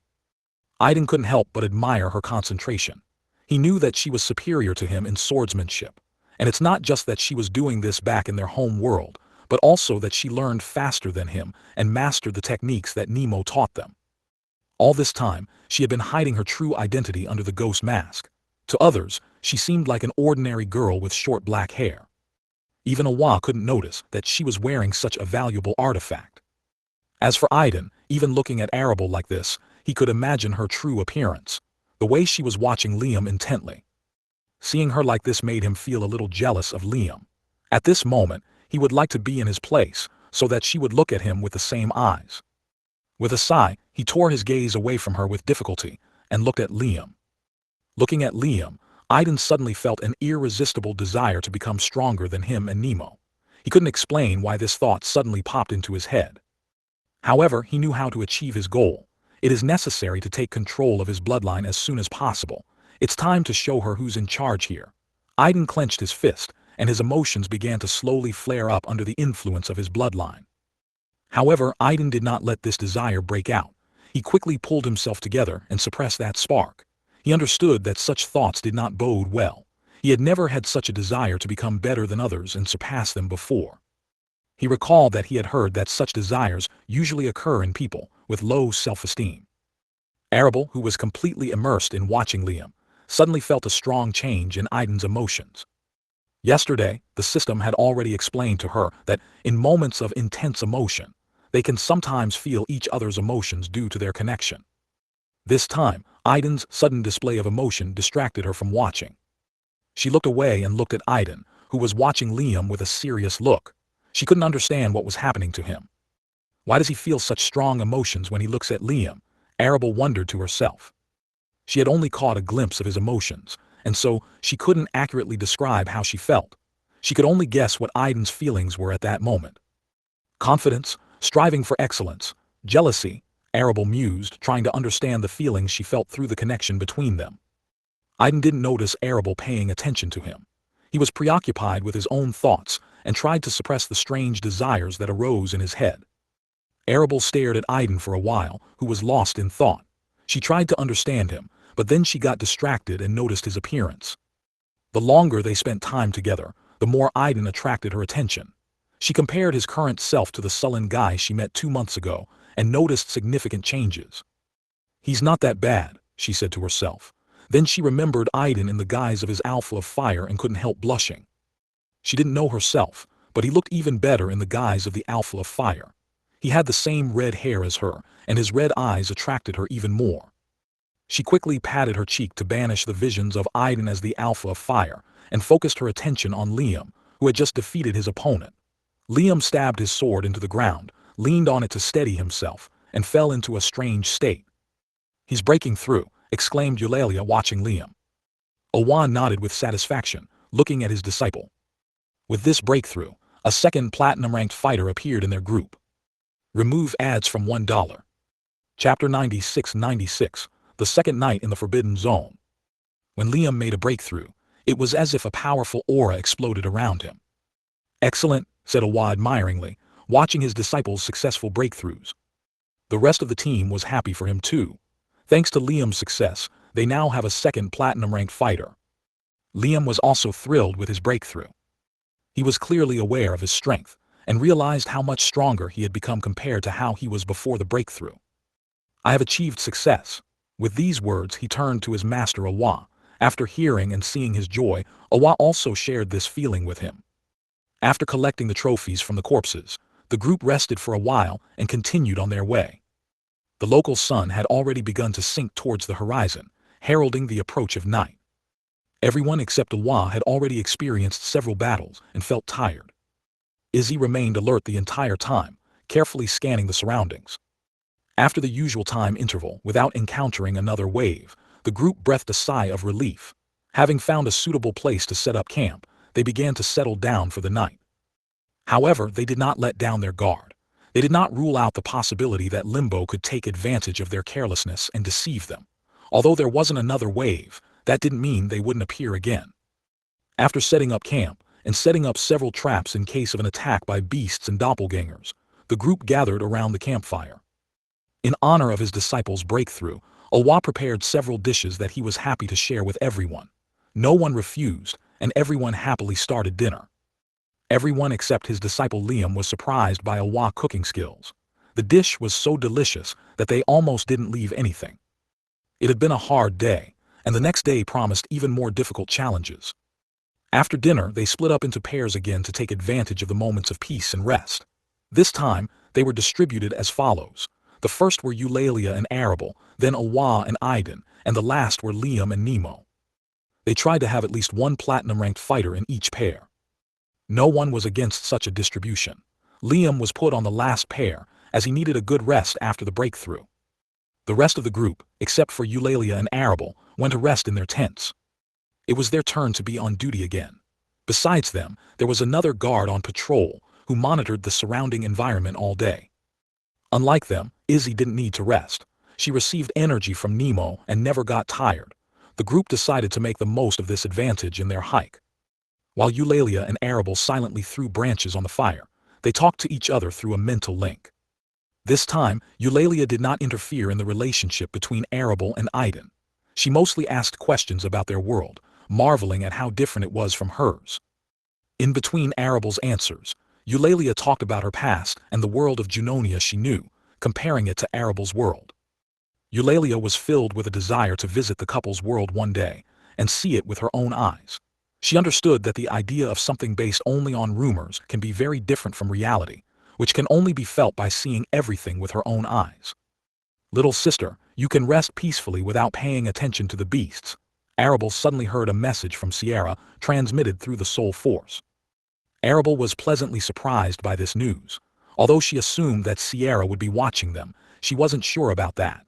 Under the terms of the deal, she was only supposed to back up their group on their way back to the city. "Don't worry about me. The consciousness of this world and the Forbidden Zone are unaware of my presence. I can only help you in the middle layer. I will not follow you to the central layer because I cannot hide my existence there," Sierra added through a soul force, after which she fell silent, ending there. Yesterday, when she handed over her blood essence to them, she was curious to know what they were going to do with it. Therefore, after the broadcast, she did not take her soul force away from Arabelle to watch her. However, as soon as Arabelle received the essence and returned to the tent, Sierra lost sight of her. It came as a surprise to her. No matter how hard she tried, she couldn't see inside the tent, as if some strange force prevented her from following Arabelle. After a while, Arabelle came out of the tent, and Sierra noticed that she could observe what was happening inside again. This caused her surprise and even some fear. She had a suspicion that another powerful being was behind the couple, which shielded Arabelle from her gaze.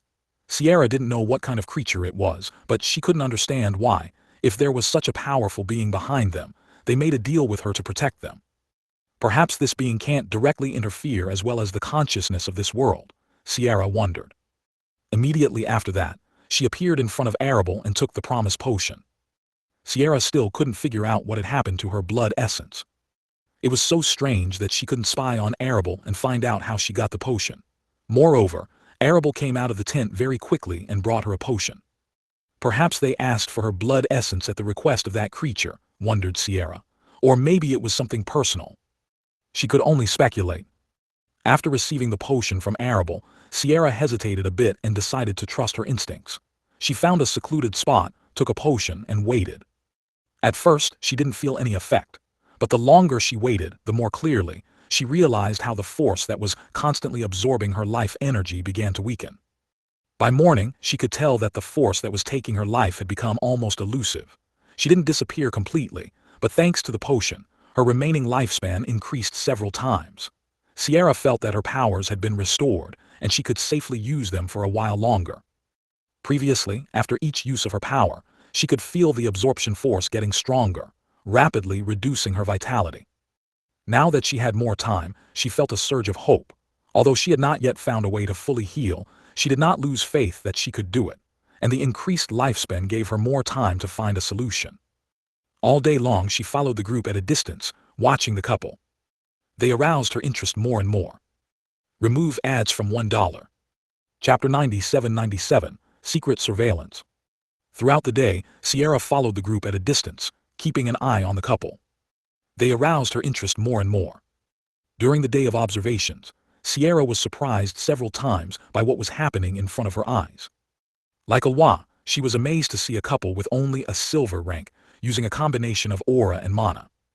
She was well aware that even among the beings of the higher realm, there were not many who had fully mastered the art of combining these two types of energy. Although she had already reached the legendary rank, Sierra was not one of those chosen. She had once tried to master the aura, but after failing to achieve success, she completely abandoned this idea, focusing solely on the path of magic.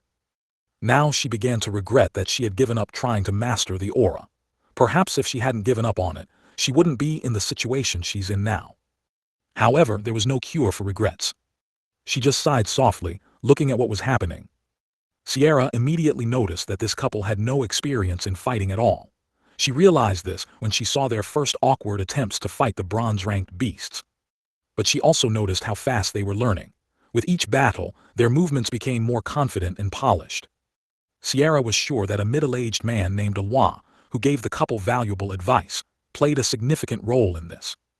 At one point, she wanted to take the initiative and give them advice, seeing their talent. However, when she remembered that they were already disciples of the elf she had met in the Adventurers Guild building, she lost that desire. Soon, Sierra, like the group, began to notice oddities in the forbidden zone. Combining all her knowledge and eavesdropping on the group's conversation, she came to the same conclusion as them. For Sierra, it all became more and more fascinating. Before entering the middle layer, Sierra was worried that Limbo's consciousness and the forbidden zone itself would notice her. However, to her surprise and great joy, they did not find her. It immediately occurred to her that if she hadn't taken the potion that reduced her disadvantage, the forbidden zone and perhaps Limbo's consciousness would probably have noticed her. The biggest discovery of the day, of course, was Nemo. Nothing struck her as much as his ability to use multiple elements at once, which seemed completely inexplicable. She tested him with her soul power and made sure that this guy, Nemo, was only a gold rank. However, he had a huge amount of mana for his rank. Izzy, no matter how hard she tried, couldn't find Sierra, and Sierra, in turn, didn't notice the spirit Nemo had contracted with. If she had discovered Izzy, she would have been able to put everything together and understand how he could use multiple elements at the same time. What race is he? Sierra wondered, trying to figure out his origin. But no matter how much she thought, she couldn't find any similarities with the races she knew. He had some similarities to the so-called alphas, just like Aiden, but she immediately dismissed the thought. After all, no one had seen alphas for several centuries, and here in this place, could two creatures with these bloodlines appear at once? Moreover, Aiden is not a local, and his bloodline has been obtained. He wasn't born an alpha, but he became one. I wonder what that little sister who chose Nemo as her partner looks like, Sierra muttered without taking her eyes off Nemo. She suddenly wanted to see the Valkyrie, who had become Nemo's partner. As she watched the couple, she noticed Aiden staring at Arable. Thanks to her many years of experience, she could tell from his behavior and facial expression how he was feeling right now. And then she noticed how Arable looked at him after the guy was distracted.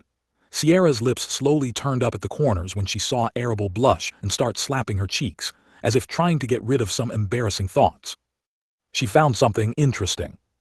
Towards evening, having not encountered any more waves of beasts, the group began to set up camp, choosing a suitable place for this.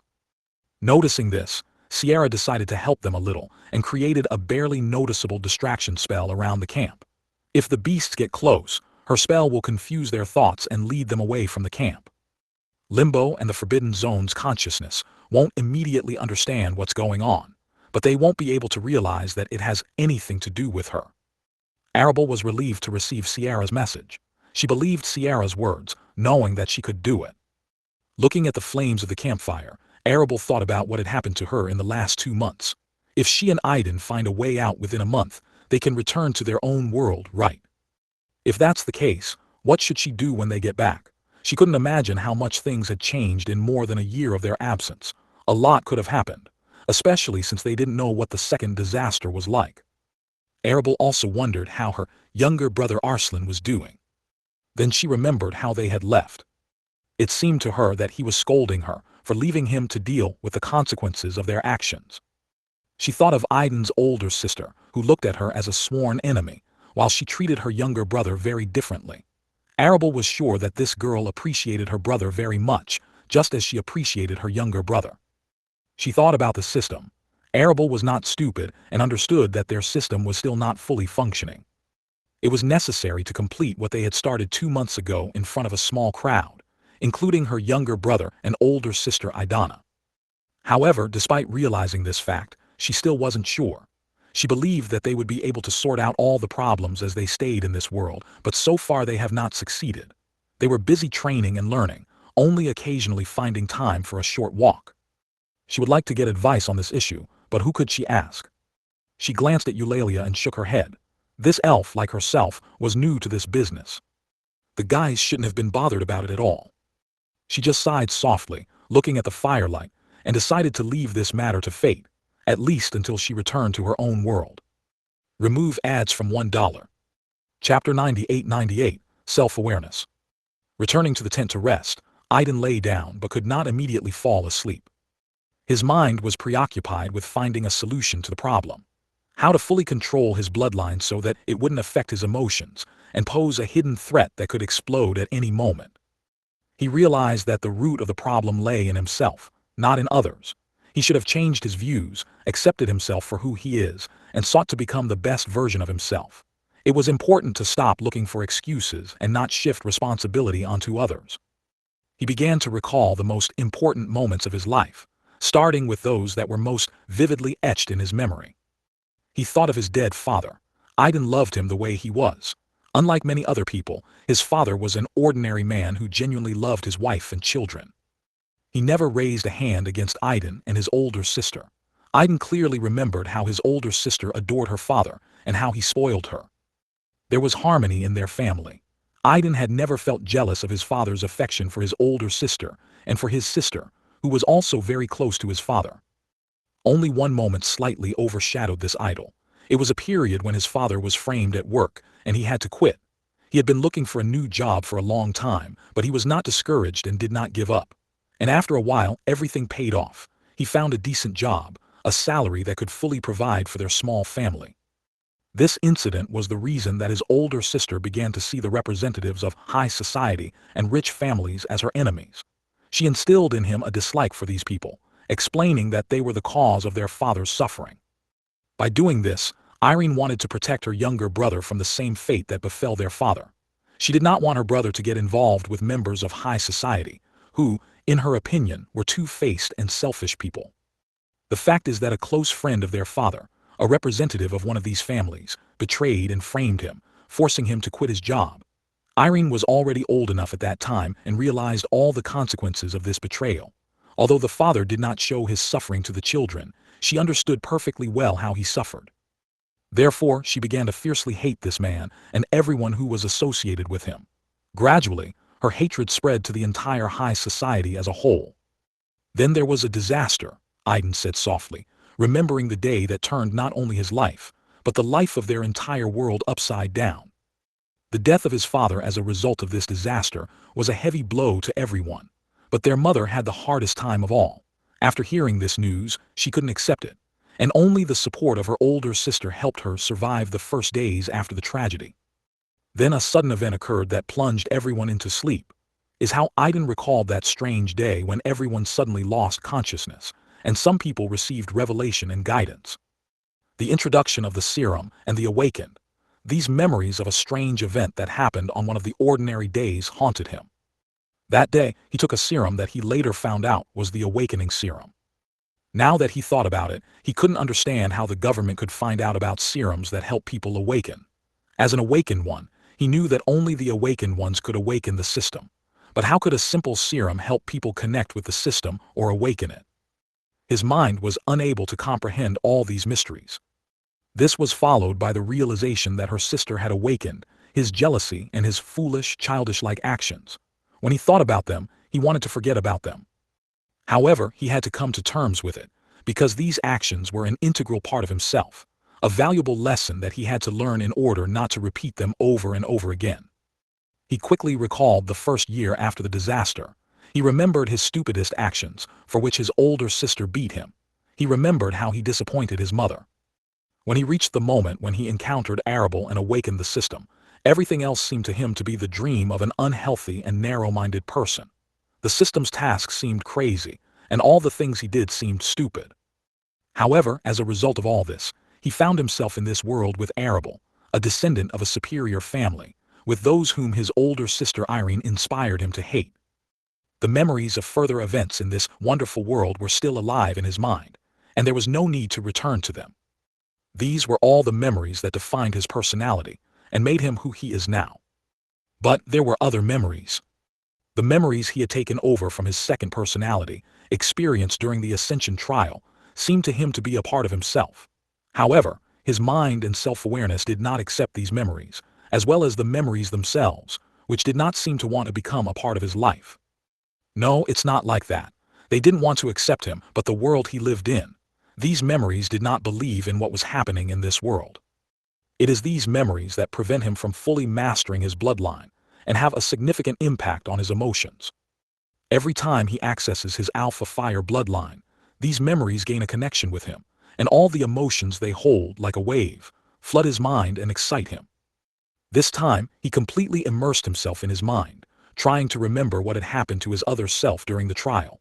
He wanted to understand the causes of those intense emotions and find a way to calm them down. Aiden realized that the key to full control over his bloodline lay precisely in these memories. Reliving them, Aiden finally caught the thread that led him to this key. And as he suspected, this thread led him to his and Arabel's homeworld. Aiden sighed softly, realizing that only by returning to his homeworld would he be able to fully control his bloodline. There is no other way. Remove ads from $1. Chapter 99, to the central layer. It's time, let's go, Awa said, addressing the group. The second night in the Forbidden Zone, this time in its middle layer, was surprisingly peaceful. The sun was already rising above the horizon, and the cold night air was gradually dissipating. Due to the fact that the beasts did not bother them at night, the whole group had a good rest and regained their strength. They didn't waste any time, have a quick breakfast and pack up their tents and set off deeper into the middle layer. Today, their goal is to reach the central layer. The whole group was ready to face the wave of beasts again. And the Forbidden Zone did not keep them waiting long. Before they had gone far from the place where they had spent the night, they encountered a wave of beasts that greatly exceeded yesterday's last one. Awa stepped forward and, like yesterday, quickly dealt with most of the opponents. He decided to focus on the platinum-ranked beasts, leaving the rest to the rest of the group. Thanks to this, they didn't waste much time. After quickly dealing with the wave and collecting only some parts of the beasts above the golden rank, the group continued on their way.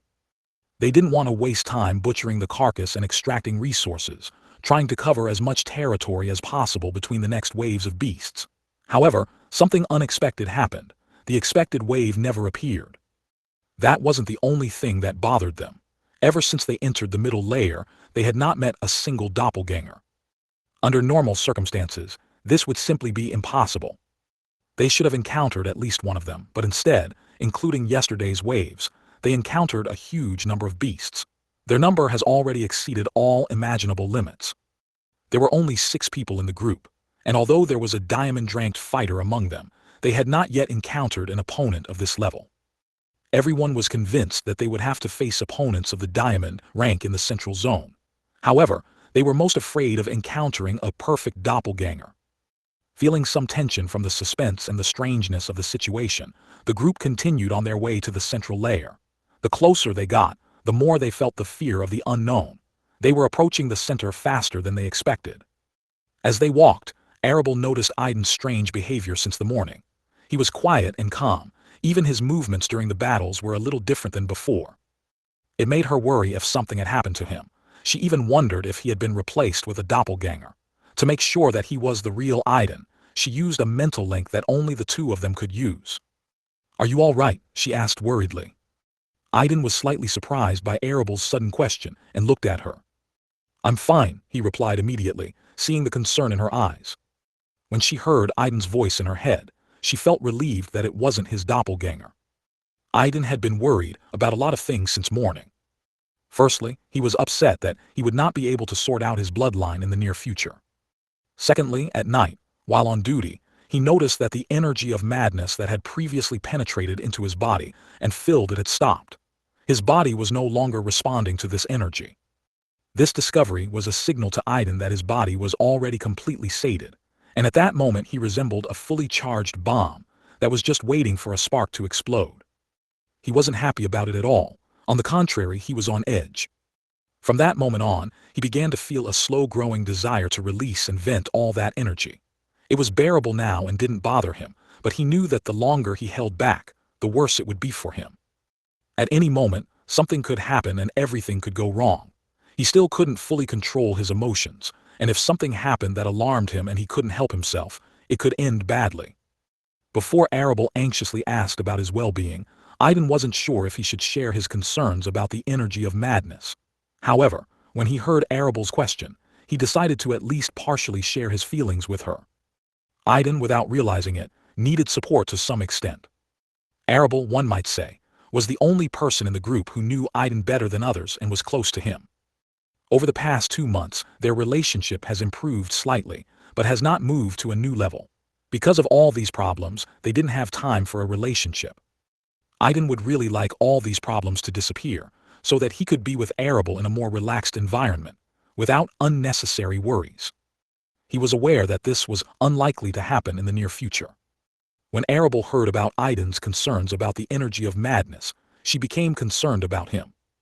However, despite her worries, she didn't know how to help. The system had already made it clear that Aiden would be fine.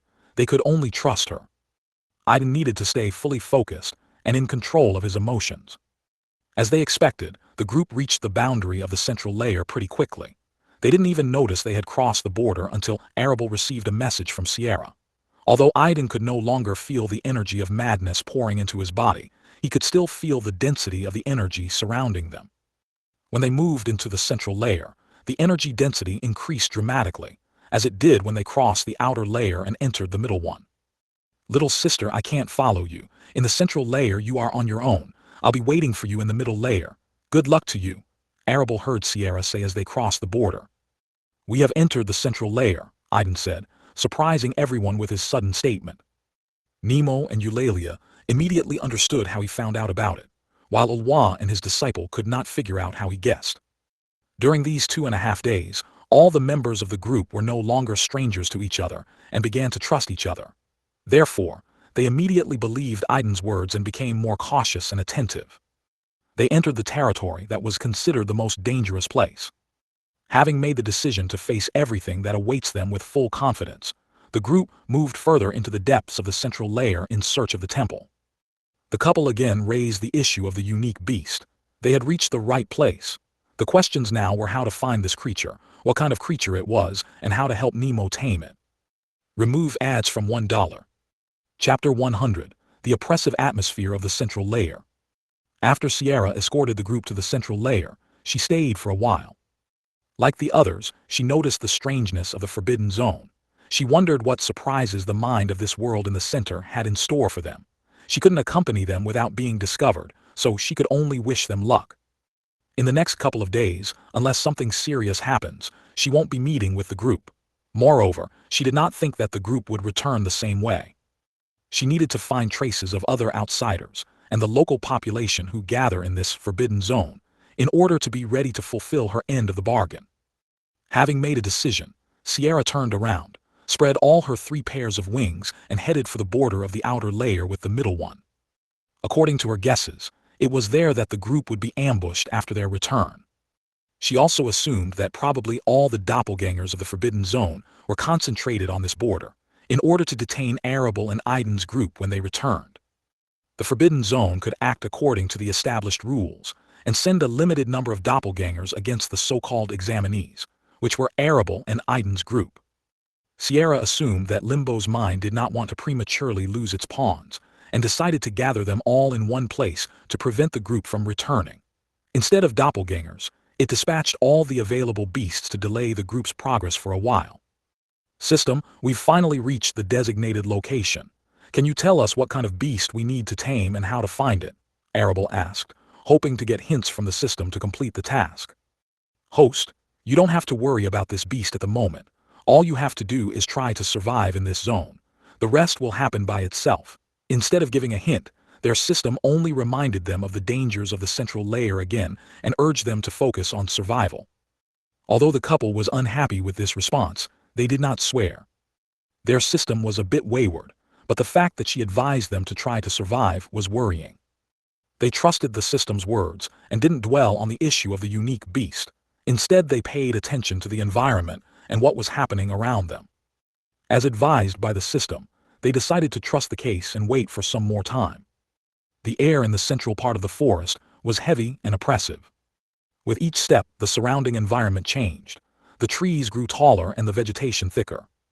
However, what bothered the group the most was that, despite the abundance of vegetation, there was a deathly silence around.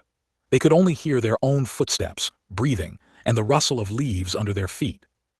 All this created unbearable pressure, and they felt very anxious. Aiden suffered the most from this. Under the oppressive atmosphere and the powerful flow of madness energy, his desire, which had previously been barely noticeable and tolerable, began to grow much faster. He tried his best to contain this surging feeling. Only one creature, surprisingly, enjoyed being in this place. It was Izzy, the spirit Nemo had made a contract with. She felt at home in this place. All of her abilities have almost doubled, and her ability to detect dangers has improved significantly. Thanks to her, the group quickly moved deeper without encountering any resistance. They had never imagined that the absence of enemies, beasts, and doppelgangers could be so frightening and disturbing. They would have been much calmer if they had met at least an ordinary beast or a doppelganger. But for several hours they had been wandering through the forest, which seemed deceptively alive, but was actually empty. All this made significant changes to their plans. They were moving too fast, ahead of all the established time frames. Have you ever been to other forbidden zones? Aiden finally broke the silence, asking Awa a question to lighten the oppressive atmosphere a bit.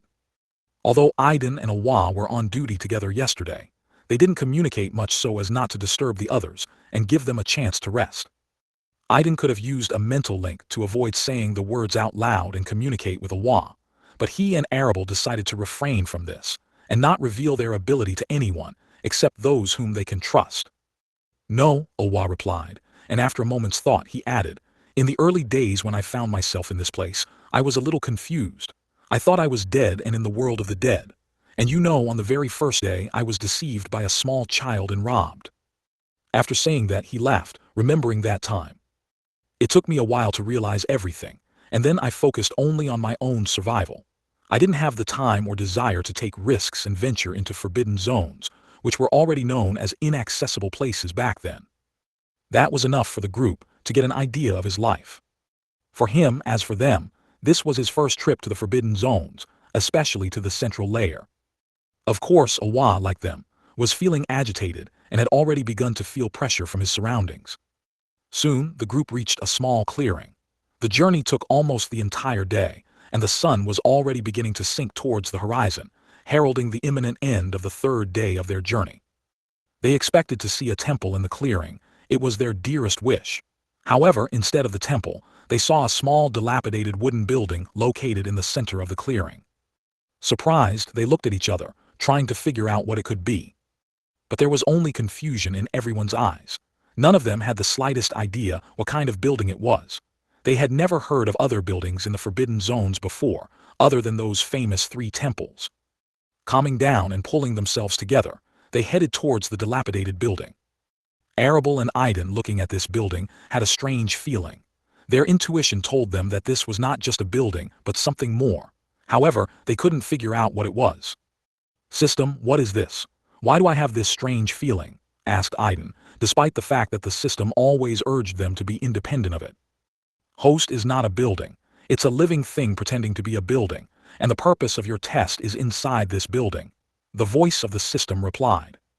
Upon hearing this answer, Aiden, who was following the group, almost stumbled and fell down in surprise.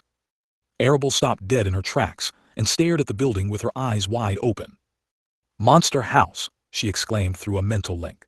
When she heard that the building was a living being, she remembered how she had once seen an excerpt of a cartoon where teenagers fought with a house that was a monster. This fragment of the cartoon is vividly imprinted in her memory. The others noticed their strange behavior and stopped. What happened? Eulalia asked them. Arable and Aiden looked at each other for advice on whether they should reveal what they had heard or not. They decided to share this information anyway, because no one knew what was waiting for them inside the building, and they didn't want to endanger the group by hiding such important information. Arable established a mental link with Nemo and Eulalia and relayed to them what she had heard from the system.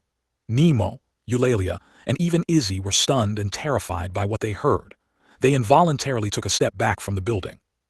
Even Izzy couldn't discover and confirm that the building was indeed a living thing, but she believed Arable's words without question. What happened? Asked the puzzled Awa, noticing the strange behavior of the group.